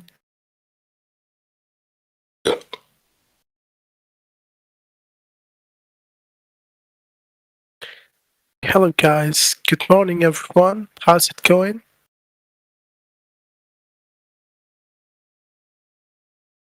Hello. Welcome. Yeah, I want to hear, like, what do you guys think about the the position of Sun with respect to what's your take on Sun? Does Sun exist or not? The sun is in the sky, and the ground is beneath your feet. There you go. That's it. So the Earth doesn't rotate around the sun. It doesn't go around the sun. Well, I don't experience that. I have no reason to think that's happening, so I don't accept it as being true. So sun is basically it's a stationary object in the sky. That's it. The sun's in the sky. It moves. We see it moving. The Earth isn't in the sky. Okay, so the sun is in the sky and it moves, but where does it go? It hangs around, as far as I know, because it goes out of my view and then above somebody else. Because I know that because I can, talk to someone overseas, like on Discord, for example, and I can say, I can't see the sun, can you? And they'll be in Europe, and they'll say, yeah, I can see the sun. It's morning time right now. I'm like, oh, okay, cool. So obviously, it just went to above them. Right. So, what's the shape of the sun? I don't even know what the sun is, but what I can describe what I see when I've looked at it. It looks like a circle. So sun is circular, so it's not like in the shape like a 3-dimension, like a globe circular. Like a circle, like a sphere. Uh-huh. Do you believe a sun is a circle or is it a sphere?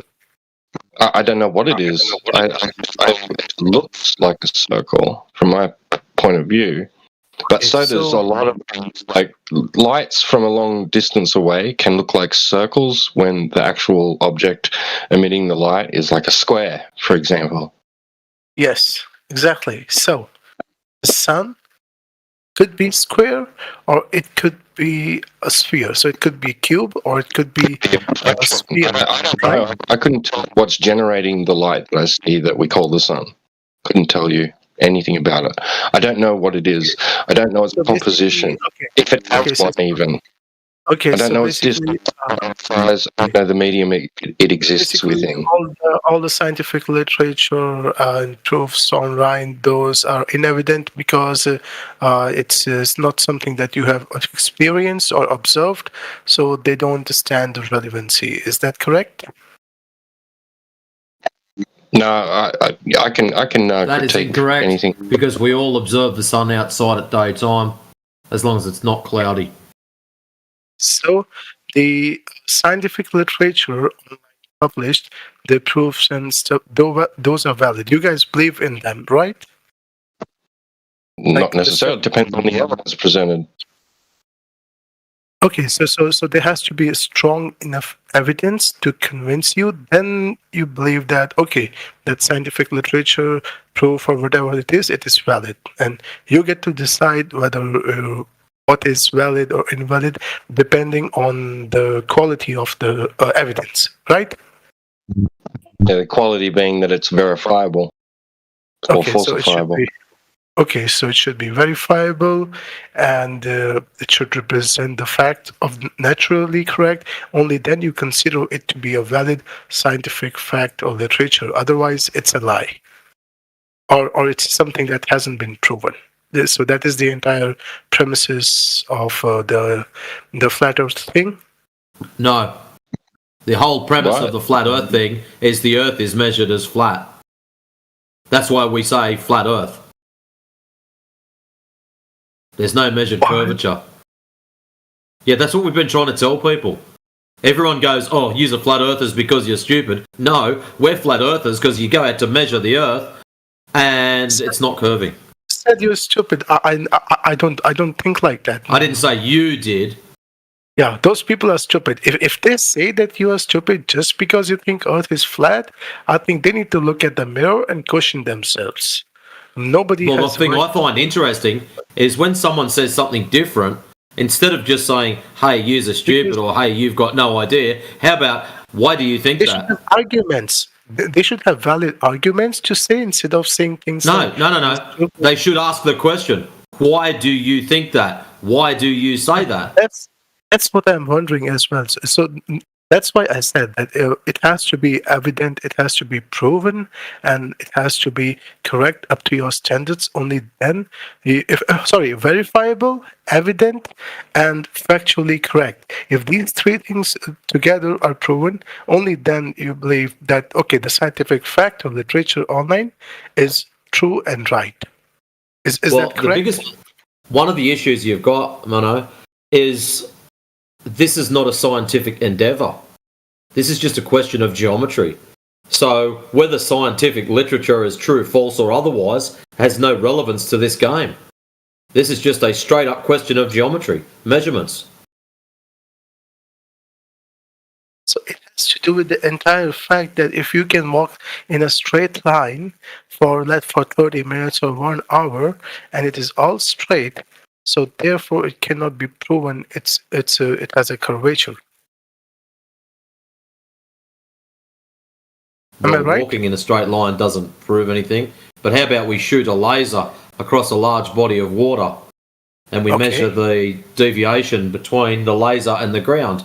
And as we move along, if it is a ball, that deviation should get larger and larger and larger and larger as we get further along. It doesn't? No, it does not. Wait, hold on. Would you like some videos to watch? Hold on. One second. Hold on. So light travels in a straight line, right? So when you shoot parallel to the surface of water, laser light, and you're saying it doesn't bend. It keeps going straight. Then the distance between the water body, the surface level of the water, and the laser doesn't change. Nope. What the fuck? Okay, how about this? Why is it that, let's say you're standing at a port, right? The port of the US, let's say Miami or somewhere, right? And you look at the ship. When ships sail in the straight line, why is it that the ship vanishes after a certain, let's say, for a couple of days? Why does it vanish? Yes. Because your eyes have a limitation to how far they can see. So there's a thing called angular resolution. So once something gets, to start off with, perspective. As things get further away, they get smaller. Yes, exactly. Yes. Yep. Okay. So what happens is, as things appear to get smaller and smaller and smaller, your ability to resolve the image, because once it gets below, yes, our eyes do not have the resolution to properly see them. Yeah, I know that our eyes don't have the resolution to see them. They don't have a magnifying glass, right? So that's what's happening. You've hit your resolution limit.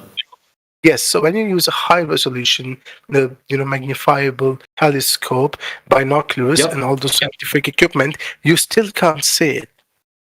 Yes, you can. No, it vanishes after a certain point. It vanishes, and it's not because it's far away. So what I would like you to do, is go to the beach or to a port, and I want you to watch a ship disappear with the naked eye. And as soon as it disappears, you pick up your binoculars or high-powered optic and watch it come back.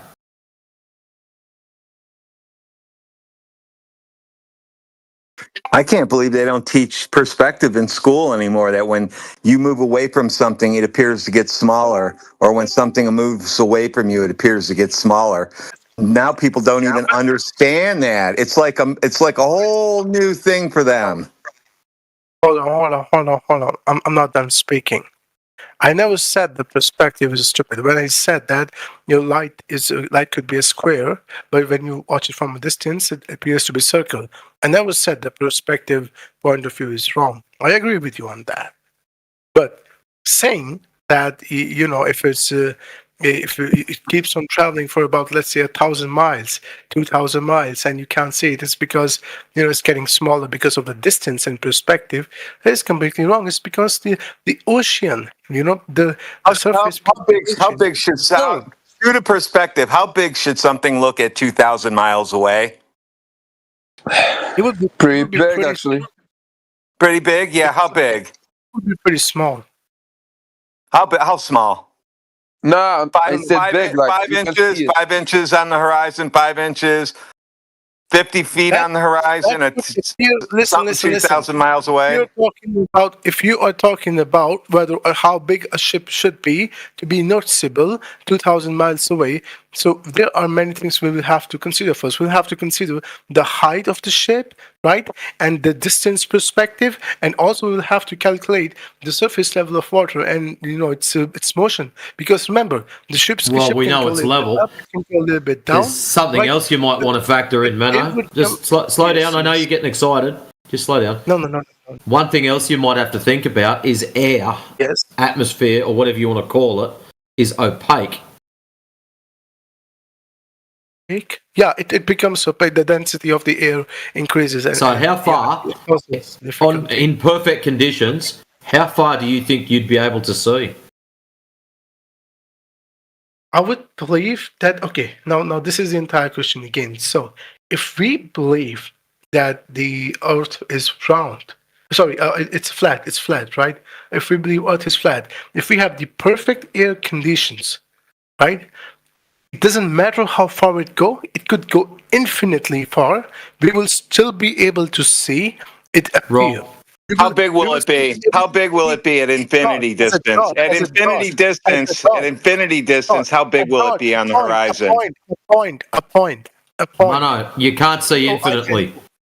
You're limited to about 300 kilometers. You can't see points on the horizon. You can't see points. Because light will be reflecting back. It will always be at infinitely long distance. It would be No.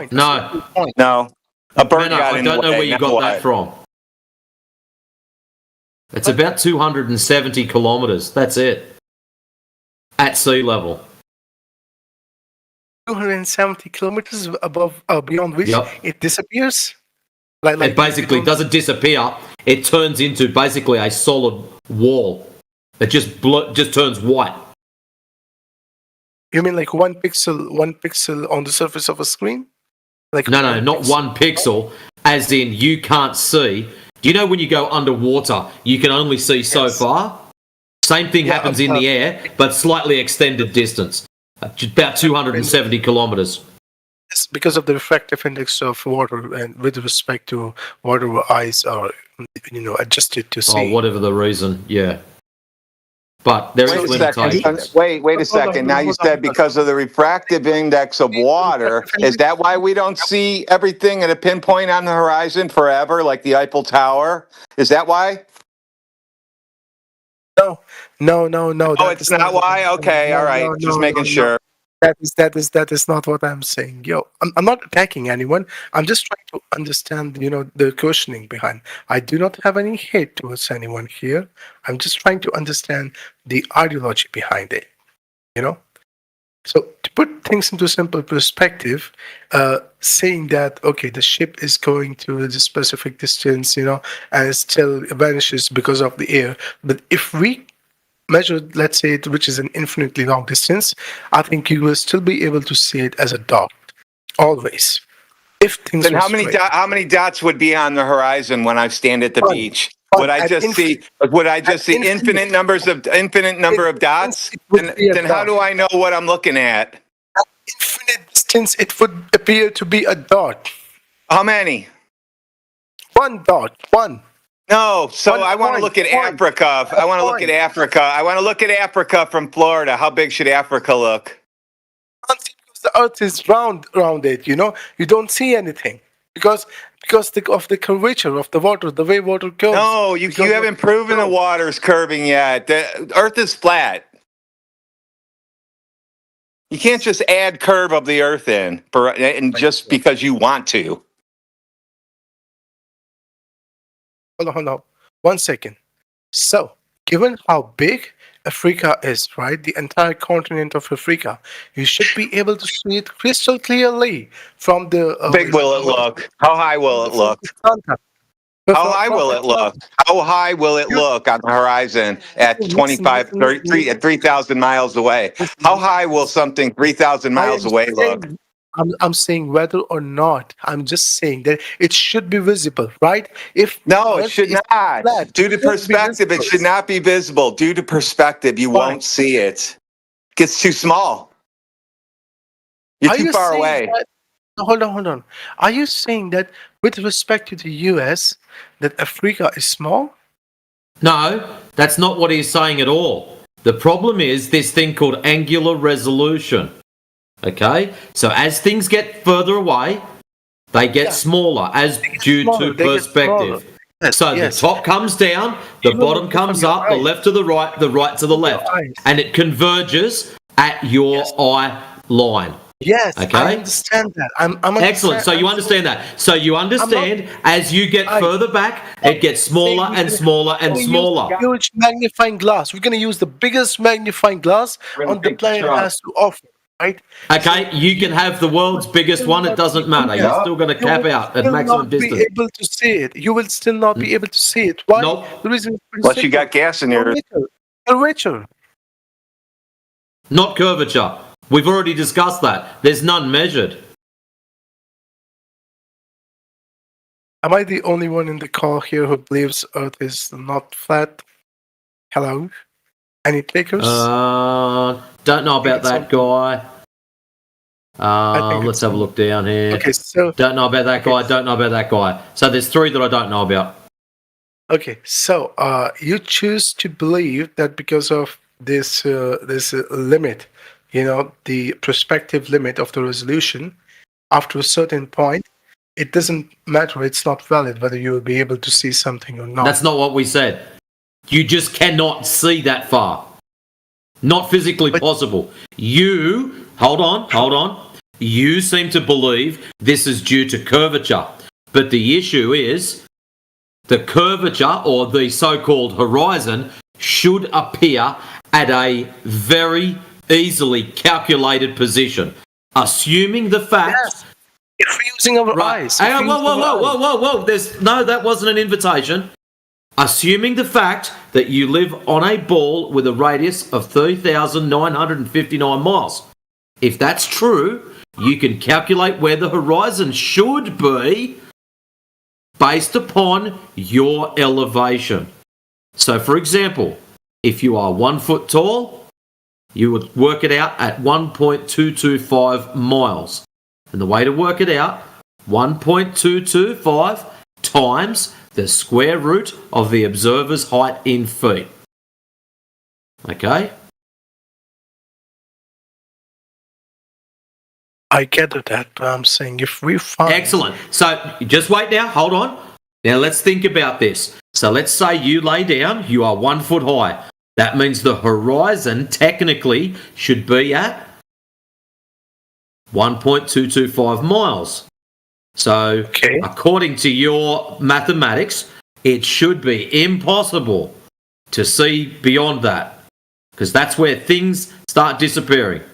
And you would either have to, number one, stand up, or it would have to be taller than the horizon in order to poke above it.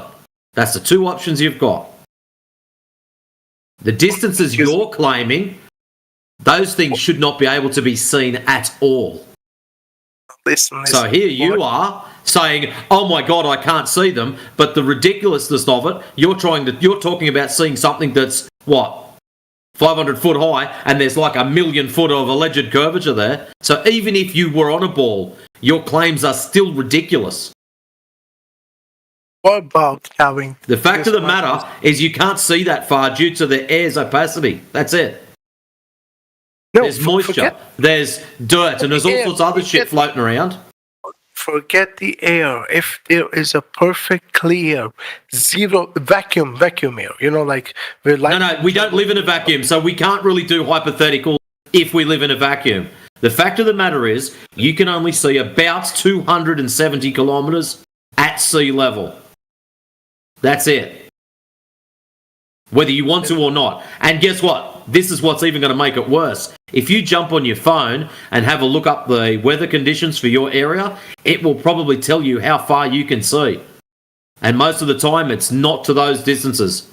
You're probably talking 10, 15, 20, maybe 30 miles. Listen, I totally understand your argument here, but... Excellent. If you understand it, then you've probably done a lot better than most other people.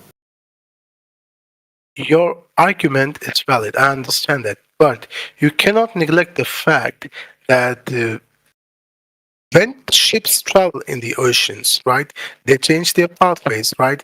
They go from one side to another, right? They travel all around the globe, right? They travel all around. You can call it a globe, but you've still got to verify this, yeah?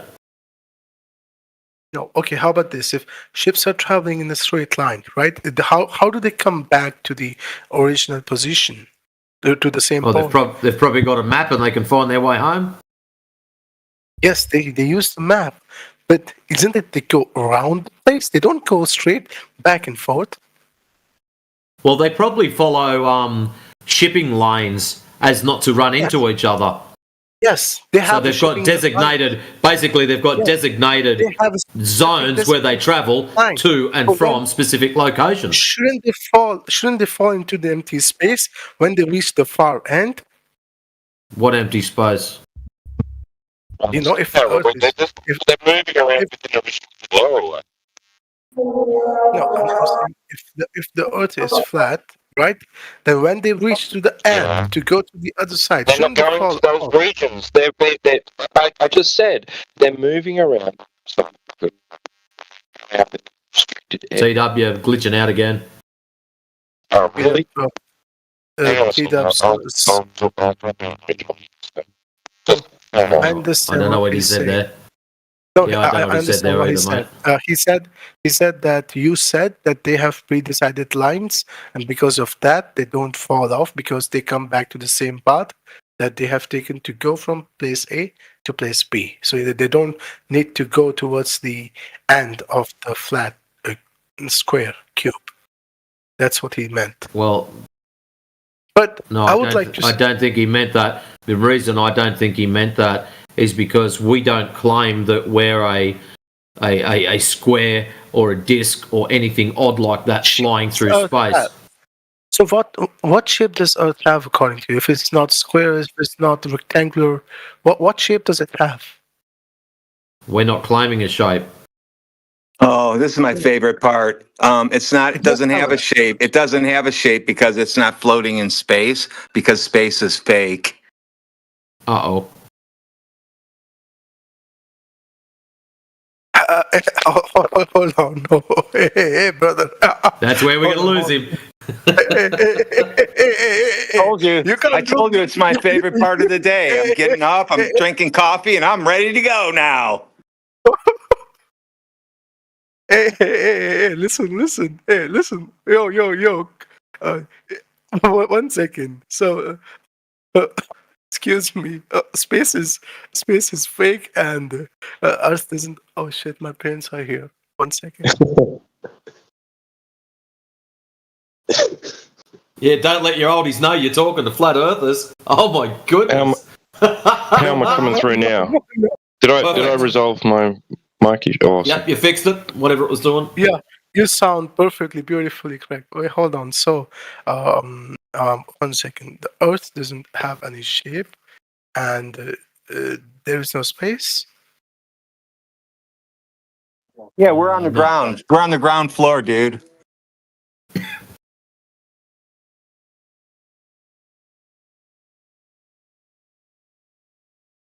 Oh dear Lord, what did I get myself into?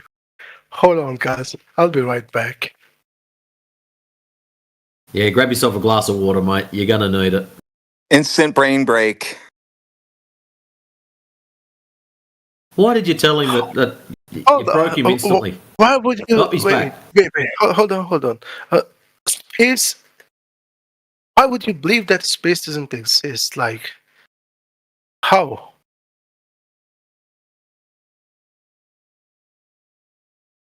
Why would I believe what? Why would you believe space is real? Why would you believe space? Why would you believe the vacuum of space is real? So you don't believe in the vacuum either? Like no, it doesn't exist. Nope. There is no empty space out there, like blank, like nothing in it.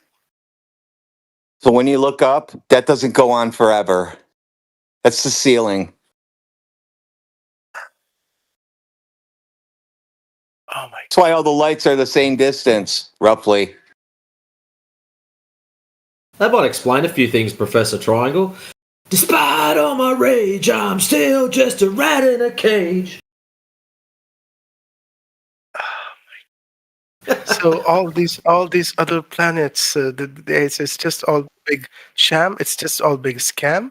There's no whatever. planets? Yeah. So a guy on television told you if you look up tonight and you see that light No, up no. there, that's Guy- This is how you learn things. Let me finish. It tells you to go up there and go outside and look at that light. That's a ball of gas in a vacuum chamber. And then you go, oh man, I saw it myself. It is a ball of gas in a vacuum chamber. And then I say to you, gas balls don't exist in a vacuum chamber. And then what do you say?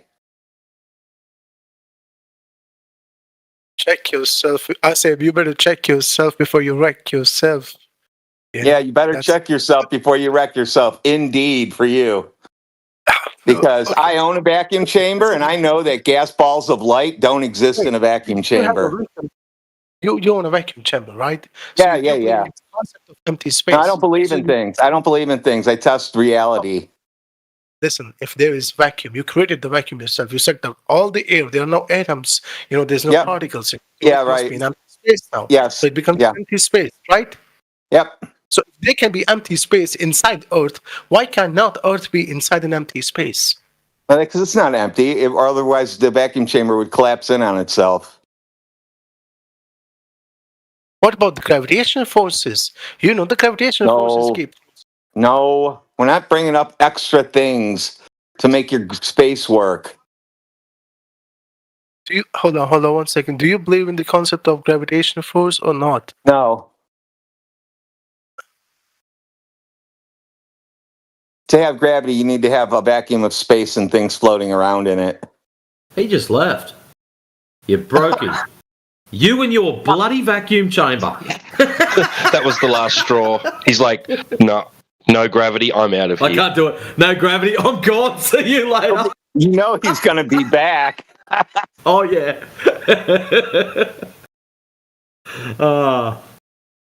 Well, gee whiz. You just be breaking them all week.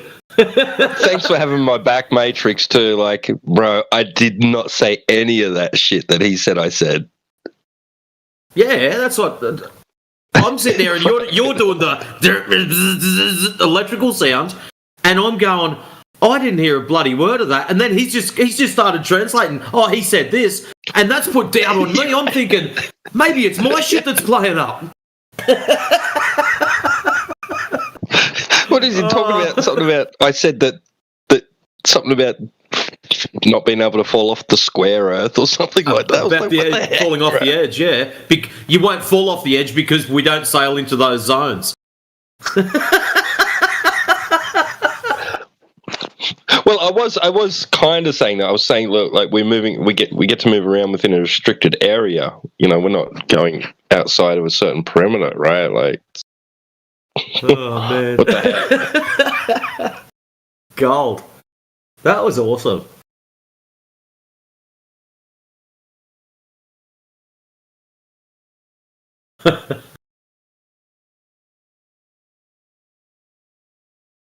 But yeah, Professor Triangle came in with the space is fake. Well, I said, hey, guys, this is my favorite part. You had to know what was coming. And the laugh, too, that goes with it.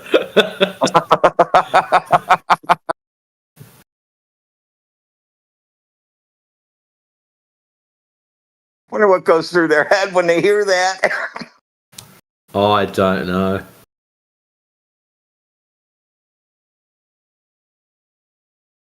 He's mad now at everybody. He's At mad least at he me hasn't for telling spoke him out that. and flogged our side chat like others do when they have a full breakdown. But you're right, T-Dub. As soon as the theory of gravity, no, that was it. That broke him. I can't cop this. I'm out.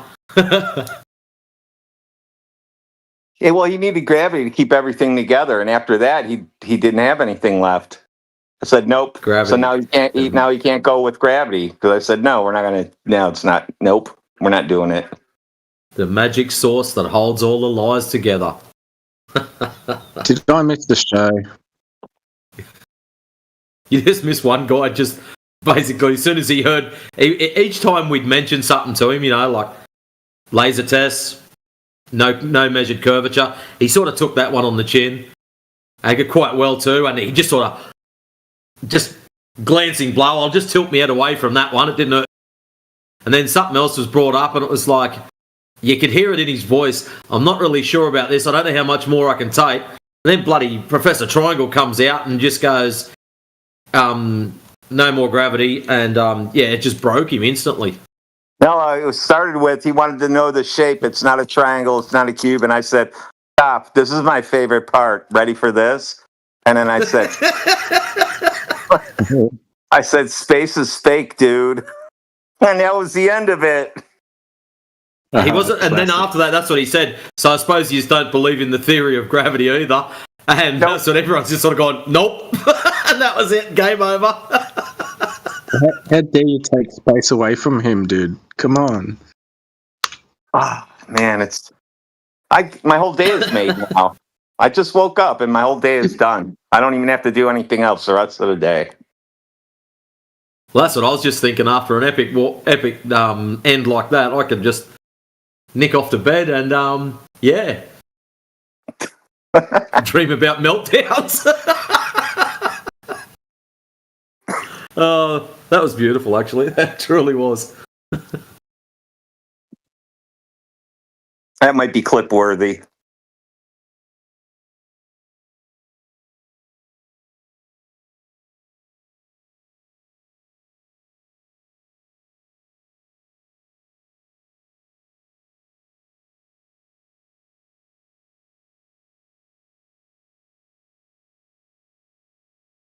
So it was a newcomer, never to return.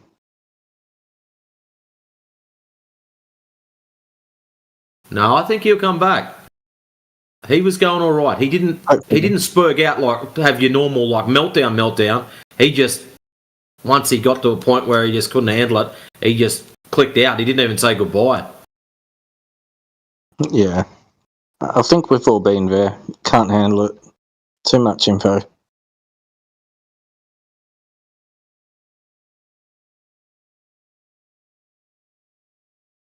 Yeah, he did get a bit of an overload, I think. Yeah, that happens. I still blame the vacuum chamber, though. There's a lot to take in when it comes down to it.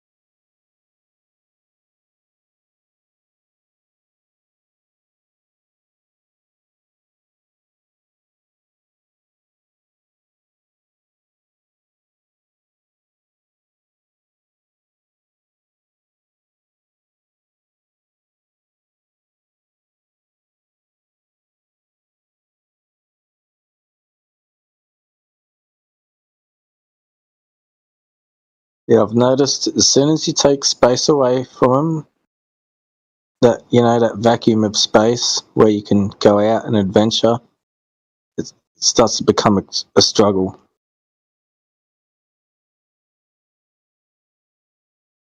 As soon as you take Star Trek away or Star Wars, yeah, it's a struggle.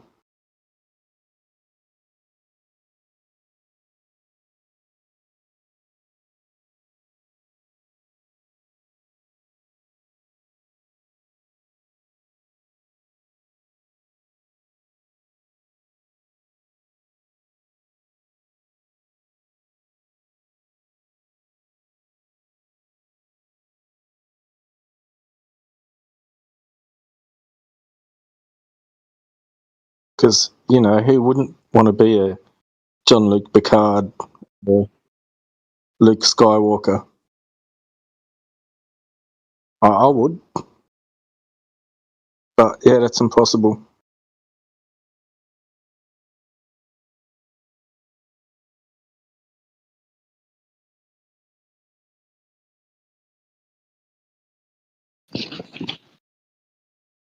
I think my first exposure to that sort of science fiction might have been, it was either Battlestar Galactica or Buck Rogers in the 21st Century. You'd nearly be in the Flash Gordon era. Yeah, I didn't quite catch up. Like, yeah, I knew about the comic books and that, but yeah. Because that movie's pretty old.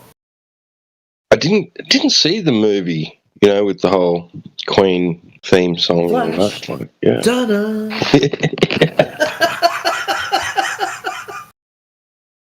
Oh, crikey.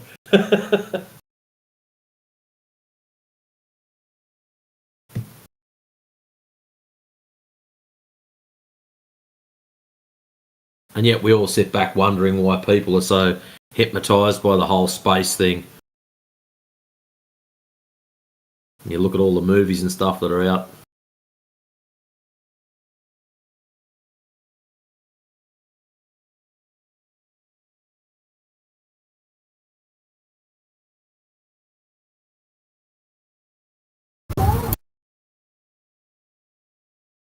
Welcome. Naguyan. Hello. Oh, sorry, I mispronounced his name. Yep. Sorry. How dare you?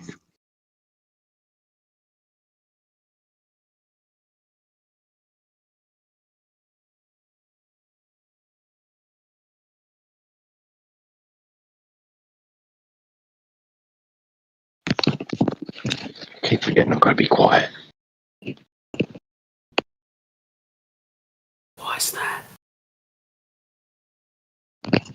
People have gone to bed. Oh. And they're sick of listening to me rant and rave about Flat Earth.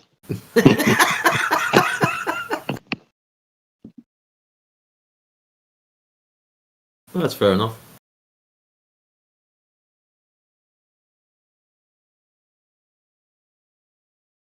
Oh, look at that. AV's just dropped in.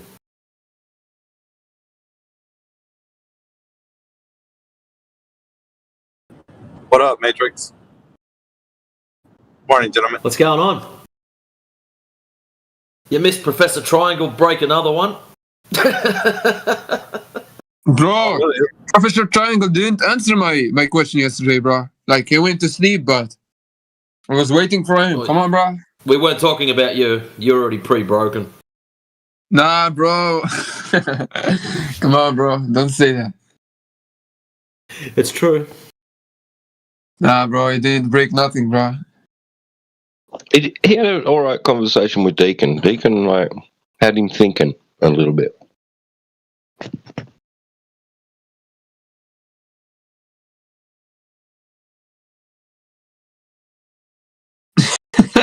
It's crazy that the flat earther think that they can break someone who believe that the earth is round. That's crazy, bro. Like, it happens all the time. I mean, nah, bro. 2025, bro. Like, you should watch a podcast or something. Like, you guys always crash out every time we talk about it. Every time. No one crash out about the earth being flat, bro. No one gonna do it. Okay, well, sometimes they come in already crashing. Yeah. Every flat earth here was broken once. Bro, you know? the only thing that you could do, and I'm talking about everyone in this room, bro, is making everything seems fake. Every picture, fake. NASA, fake. Every other agency, fake. Tell you what I like this. Fake. I dare you to have a conversation with me without saying fake. Yeah, all right. Well, it's not. Come on, bro. Listen, the picture can be real. The picture can be real, but the content in the image, the photo, that's not real. So bro, the picture itself can be taken in like a studio or something, and it can be a real photo. But bro, not fake, not real is mean fake. I said don't use it, bro. Let me give you an idea. Let me give you an idea. So if they have a picture of the Earth as a globe, you know, in one of those images, yeah, bro. What does that look like outside? What can you compare it to? When you take that image outside, what do you see that looks like that image? I don't get what you're saying, bro. Like, what are When you got a picture, listen, bro. When you see a picture of the Earth as a globe, and you take that picture outside, what does it look like? It looks like the Earth, bro. No, it doesn't. You don't, dude. You've never seen the Earth that way ever in your life. You've never seen it look like that. So you can't go outside and say, "Oh, it looks just like the picture," because you've never seen it like that. But there's people who have seen it. Who gives a shit, dude? You are a believer. You are a believer with that image. The image is only making you be a believer. You don't know that it looks like that. You just think that it does. You know that there is a program in NASA that said that you want to see. I don't care. That's cool. I don't care. I don't care. I don't care. You want to see? You want to see the Earth? Yeah, listen, dude. The only thing that you got is a belief system that the Earth may look like that if you would go up there, but you don't. You haven't been up there, so you only believe that it looks like this. You don't see the Earth looking like that thing that it shows you in the image. Exactly. Why are you Why do you want to defend their claim? Why do you want to defend their claim? Bro, what I'm saying is that NASA already destroyed you guys. Like, yeah, that's with what they claim. They claim things. Listen, he said if you want to see the shape of the Earth, the real shape. Do you see how you crash out? You're crashing out, bro. With the rocket, and you're gonna see it. That's it, bro. Yeah, you see how you're crashing out? See how you're crashing out? You see how you're crashing out? I'm pointing out this. Yeah, you are. I'm dealing in my own, bro. No. You're getting upset. You're mad because you've never seen the Earth look like that image, and you want to say, "Oh, look, this is the Earth." And if I was to tell you, did you see a flat Earth? Listen, bro. Did you ever see a flat Earth? Did you see a flat Earth, bro? What do you think Earth looks like? Yes. Is it a pizza, bro? See flat Earth every day. Is it like what the fuck is she look like? Yeah, you wouldn't know what the Earth looks like. Nobody's seen the Earth entirely. Nobody's seen the Earth entirely. Okay, nobody's seen the Earth that way, and you seem to believe you've seen the Earth entirely, bro. Stop crashing out between what I'm saying. All right, so when somebody shows you an image of the Earth like a globe, you just believe that that's what it looks like. You've never seen it that way. So yeah, you're a believer, and you want us to be a believer with you, and we don't want to be. We don't want we don't think that's what the Earth looks like. You can't convince me that's what the Earth is, dude. You're convinced because you believe it. I don't want to believe with you. You can believe whatever you like.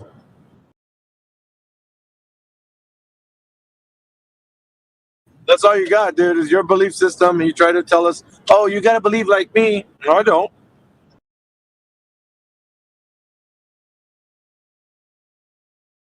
What I believe, bro, is that the Earth isn't like a flat Yeah, pizza. but you don't know what it looks like. You don't know what it looks like entirely. You don't know what it looks like. You believe it looks like that thing they show you, but you've never seen the Earth like that. I'm making my point. You're like, oh, you're saying the pictures are fake. Dude, you don't even know if they're fake or not. How would you know? You've never seen the Earth look like that. You too, bro. What you're saying to me, you can say to yourself. No. You've never seen the Earth as a flat. Hey, listen to this, bro. Listen to this. Yes, we have. I never made a claim to the When did you see the Earth is flat? When did you see that? When did you see that? When did you see the Earth when I went outside? You're crashing out, bro. You're not letting me. Just listen to AV from me. You're crashing out. Relax. All right. So whenever somebody shows you an image like that, and you can't say that the Earth looks like that when you see it outside, then you're just believing whatever they're showing you. So you don't even know if the image is fake or if it's real. You can't tell. You don't know. It may be true, it may not be true, but how do you know? You've never seen it look like that. Bro, the thing that you're saying to me, you can say it to yourself, bro. Who cares? Who cares? Then you have to admit that it's true. Admit that it's true. You're claiming that the Earth is flat, and I'm showing you a real picture. Admit what I'm saying is true. Safifu, admit what I'm saying is true. That you can't tell if it's real or fake. You can't tell that. You've never seen it look like that. Admit it. It is real, bro. How do you know? You've never seen it like that. You've never seen it. You too, bro. You've never seen a flat Earth, bro, before. Yes, we have. You can't turn this. Listen to me, dude. Oh, hold on. Right now. Hold on, Chief. He's red herring me away from this. Listen, Sorry. dude. No. You can't listen, dude. No. Hold on. Talking like Yeah, that. you're crashing out, bro. Because you. What I'm trying to get you to realize, I'm listening to you. If I was crushing, I'm gonna quit the server, bro. Yeah, admit that you've never seen the Earth like that. Admit it. Bro, send me a picture of a flat Earth, and I'm gonna send you a picture of a round Earth. That's it. Admit it. I want you to admit right now. I'm not gonna let it go. I'm not gonna let it go. Admit that you've never seen the Earth like that, dude. Nope. I'm not gonna hear you out. I'm not gonna hear you out. Admit it. And see what happens. It's a globe. I'm gonna keep persisting until you admit it. You see how you're crashing out? This is what you guys do. Nah, bro. Yeah, you are. I'm completely calm right now. Listen. White Bear, hang on, White Bear. The only Just wait a thing minute. is that send me a picture and I'm gonna send you money. This is the reason why you guys crash out, because you're too prideful to admit that you're wrong. You don't want to admit that you've never seen the Earth look like that, and you want to show images and, oh, look, this is what the Earth looks like. And the moment I tell you, have you ever seen it look like that, you don't want to admit that you've never seen it like that. Admit it. You've never Go seen ahead. it look Admit like it. Admit it, Safifu. Admit it. that. And then we'll continue. Okay, I admit. Listen, let me admit, bro. Let me admit. Come on, bro. I admit that the Earth is round and you don't have no clue that the Earth is flat, Bullshit, bro. dude. You're crashing out. You're crashing out, bro. You're crashing He's crashing out just like he said people don't do. Yeah, he said it's 2025. People don't crash out like that over this. You're doing it right now. Bro, I'm not gonna crash about doing Earth it. being flat, bro. Like, Yeah, you're doing it. But you don't even know if it's a globe, and you don't want to admit that you've never seen the Earth look like that. You never have, ever in your life. You've never seen it look like that. Admit it. Say it. Admit it. Say it, I Safifu. swear, listen, Say if you it. answer this question, I'd be a flat Earth right now. I'd be a flat Earth right now if you answer one simple question. One simple question. Nope. You're not One gonna ask shit. simple question. No, fuck that. You're not gonna ask shit. Admit that you've never seen the Earth look like that. Nope.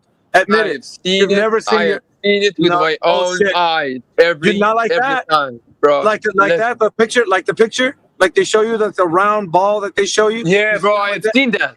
I have seen that, bro. Where? In YouTube, Where bro. have you seen it? No. Not images or videos. Not images or videos. I want to know if you've ever seen it like that from where they're taking a picture from, and which is in outer space. You've never seen it like that. I'm ready.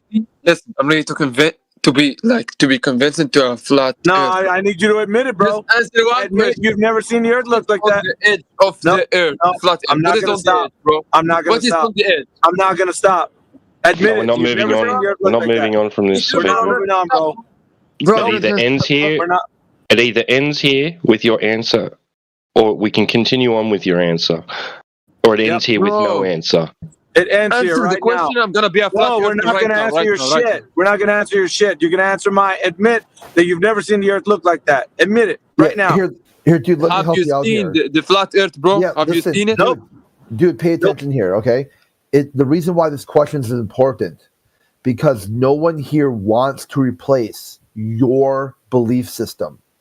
If you have a belief system that you need replacement for, that is not something we're going to talk about.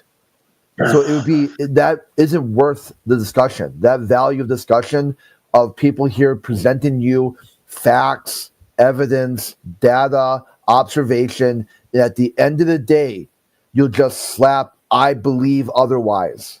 It would be completely worthless. We'd rather talk about something else. So either A, it's not a belief for you, and you've got evidence to demonstrate this, or B, you can admit it is a belief, and that you're like, hey, if I see other things, it would change my belief. But right now, you are inside a belief system that is so structured and regulated that you won't even admit it's a belief system. Yeah, I want him to admit that he's never seen the Earth look like the image that he's seen that from pictures from NASA or video. He's never seen the Earth look like that, and he doesn't want to admit that. I want him to admit that. If he wants to proceed forward, he can. He can stay in here, he can sit in here, he can do whatever he wants. But I want him to admit to the audience he's never seen the Earth look like that, and he can't do it. And that's what I'm asking. I'm not going to ask. Nobody's going to answer any more of his questions until he admits that he's never seen the Earth look like that. That's what I want. I want the admission. Yeah, dude, that should be easy. You've never been to space, and just say so. I've never seen it like that. man. I'm We ready to could admit, meet. bro. I'm We ready to could admit meet in if real life. you answer one question, bro. What is on No, the no, edge? wait. of flat It's Earth, just bro? one. No, we're not waiting. No, we're not waiting. We're not going to another question. We're not going to ask another speaker. We're going to want Safifu to admit that he's never seen the Earth look like that. We're not moving on. Bro, why Gentlemen, all of you against me, bro? Like, I don't get it. Like, I'm only Just one, admit bro. it. Just admit Like, it. why? Just admit it. Is this what Just a man admit look it. like, bro? Now, Is you this see how what a you're man look squirming? like? Dude, you're crashing out Like, again. You're Then crashing again, out This bro, is bro. embarrassing, dude. Just say you haven't seen the Earth from space. That's an easy confession. Okay, That let should- me say it then. Let me say it. Give me time, bro. no, this is crazy, man. I got the solution. We could No, be meet in quiet. real life. No, let no, no, the be quiet. spaceship Be quiet. and go Be to the quiet. Be space quiet. Be quiet. It's a Be globe quiet. for Be flat. Let me quiet. We're testify, not bro. going to Let hear me you. testify. Let me Go ahead, testify Sophie. about this. Go ahead. Give me time, bro. Come on, you Go didn't ahead. give me time to say it. I did Go ahead. see the Earth on images, bro. I did see it. You didn't see a flat Earth, No, bro, in no, your no, life. you're not You admitting it. didn't say it You've in never your seen life, the and you Earth believe look in like it, bro. that. No, admit it. You've never seen the Earth look like that. Admit that. Admit it. You can keep being in here and talking and whatever. Admit that you've never seen the Earth look like that. I saw it, and I believe on it, No, that's bullshit, dude. You see and I how you're live on it. stubborn? You're stubborn and you're crashing out because you don't want to admit the obvious truth. Everybody in here knows you've never seen the Earth look like that. Everybody knows it. In You don't in want real to admit life. the obvious truth. The In obvious real truth. life, not as an image. Have you ever seen it in real life with your own eyes? Bro, have Look you like seen a those flat images. Earth in your life, bro? I'm Yeah, asked. Come on, Why bro. can't you answer it? Why can't you answer the question? Because Yeah, you why? didn't answer first. Have you seen a No, flat Earth no before? bullshit. Dude. I asked you first, and you came in with your question afterwards. I asked you first. You're not answering me or anybody else here that's pressing you to tell them that you've never seen the Earth look like that image that you're staring at in real life with your own eyeballs. You've never seen that shit. I've seen that. I've seen that in No, photos, dude. bro. I don't. You're a Have you liar. seen Messi? You're lying, dude. Have Right you now, seen you're a Messi and liar. Ronaldo, bro? You're a Have liar. you seen Messi and Ronaldo in your life? No, Have you're you a seen liar. them? You're a liar, dude. You're a liar. Have you You've never seen seen the Earth Messi? with your Have you own seen eyes Messi or Ronaldo, bro? look like Have that you seen image. them? So it's not real. Have you You seen don't want to. Messi Why or don't you want to Ronaldo? admit it? Why don't you want to admit that you've never seen it with your own eyes, Safifu? Why don't you want to admit that? Why are I've you so never prideful? seen the Earth in my life with my own eyes. That's it. Yeah, that's it. See Have how you easy seen that was? Ronaldo? Do you see how Have you easy seen that was? Ronaldo, though? bro? That was easy, right? It That only was took what? easy.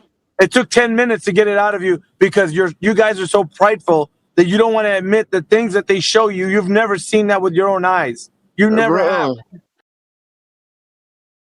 Then I don't know, bro. you were telling us, well, why do you guys always say that if it's real or fake? Why are you guys always saying it's fake? No, you can't even tell if it's fake or real because with your own eyes, you've never seen the Earth look like that. Exactly. And the difference between you asking us and us asking you is we're not presenting you an image and claiming it's the entire Earth as viewed from a very long way away, right? A very far away. We are just saying you can go outside into reality and observe the flat Earth. Not on a screen, not from high up in the sky. Just your regular old everyday life experience.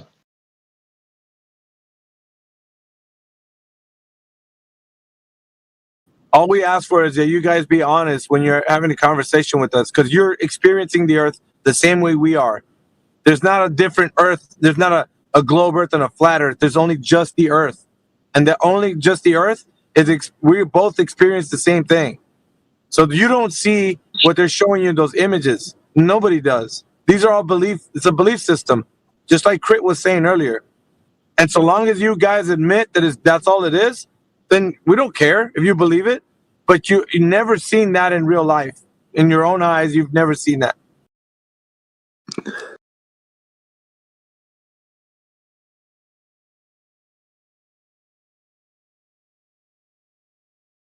Bro, the pictures that you send in the chat are very dumb, bro. Like, I don't get it.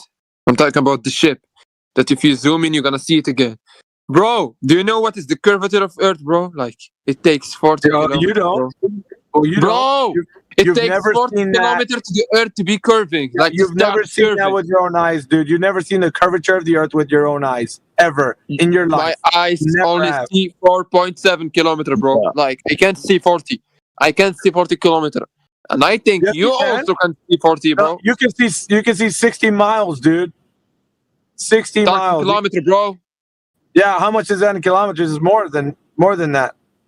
Because miles is less and kilometers is more. So 60 miles. What did you say? What's the name? What's the number, bro? 60 miles. 60. Bro, the Earth starts curving at 40 kilometer, bro, and your eye only can see 4 kilometer. That's easy math, bro. We have line of sight. What's wrong with you, bro? What's wrong with you? We have line of sight to 60 miles for sure. With just your eyes, you can see 60 miles away. No, you can see that. You can see that. What the fuck What do you mean? talking about? Yes, you can. Yes, you can. Bro, listen. Okay, bro, give me a second. Just a quick second.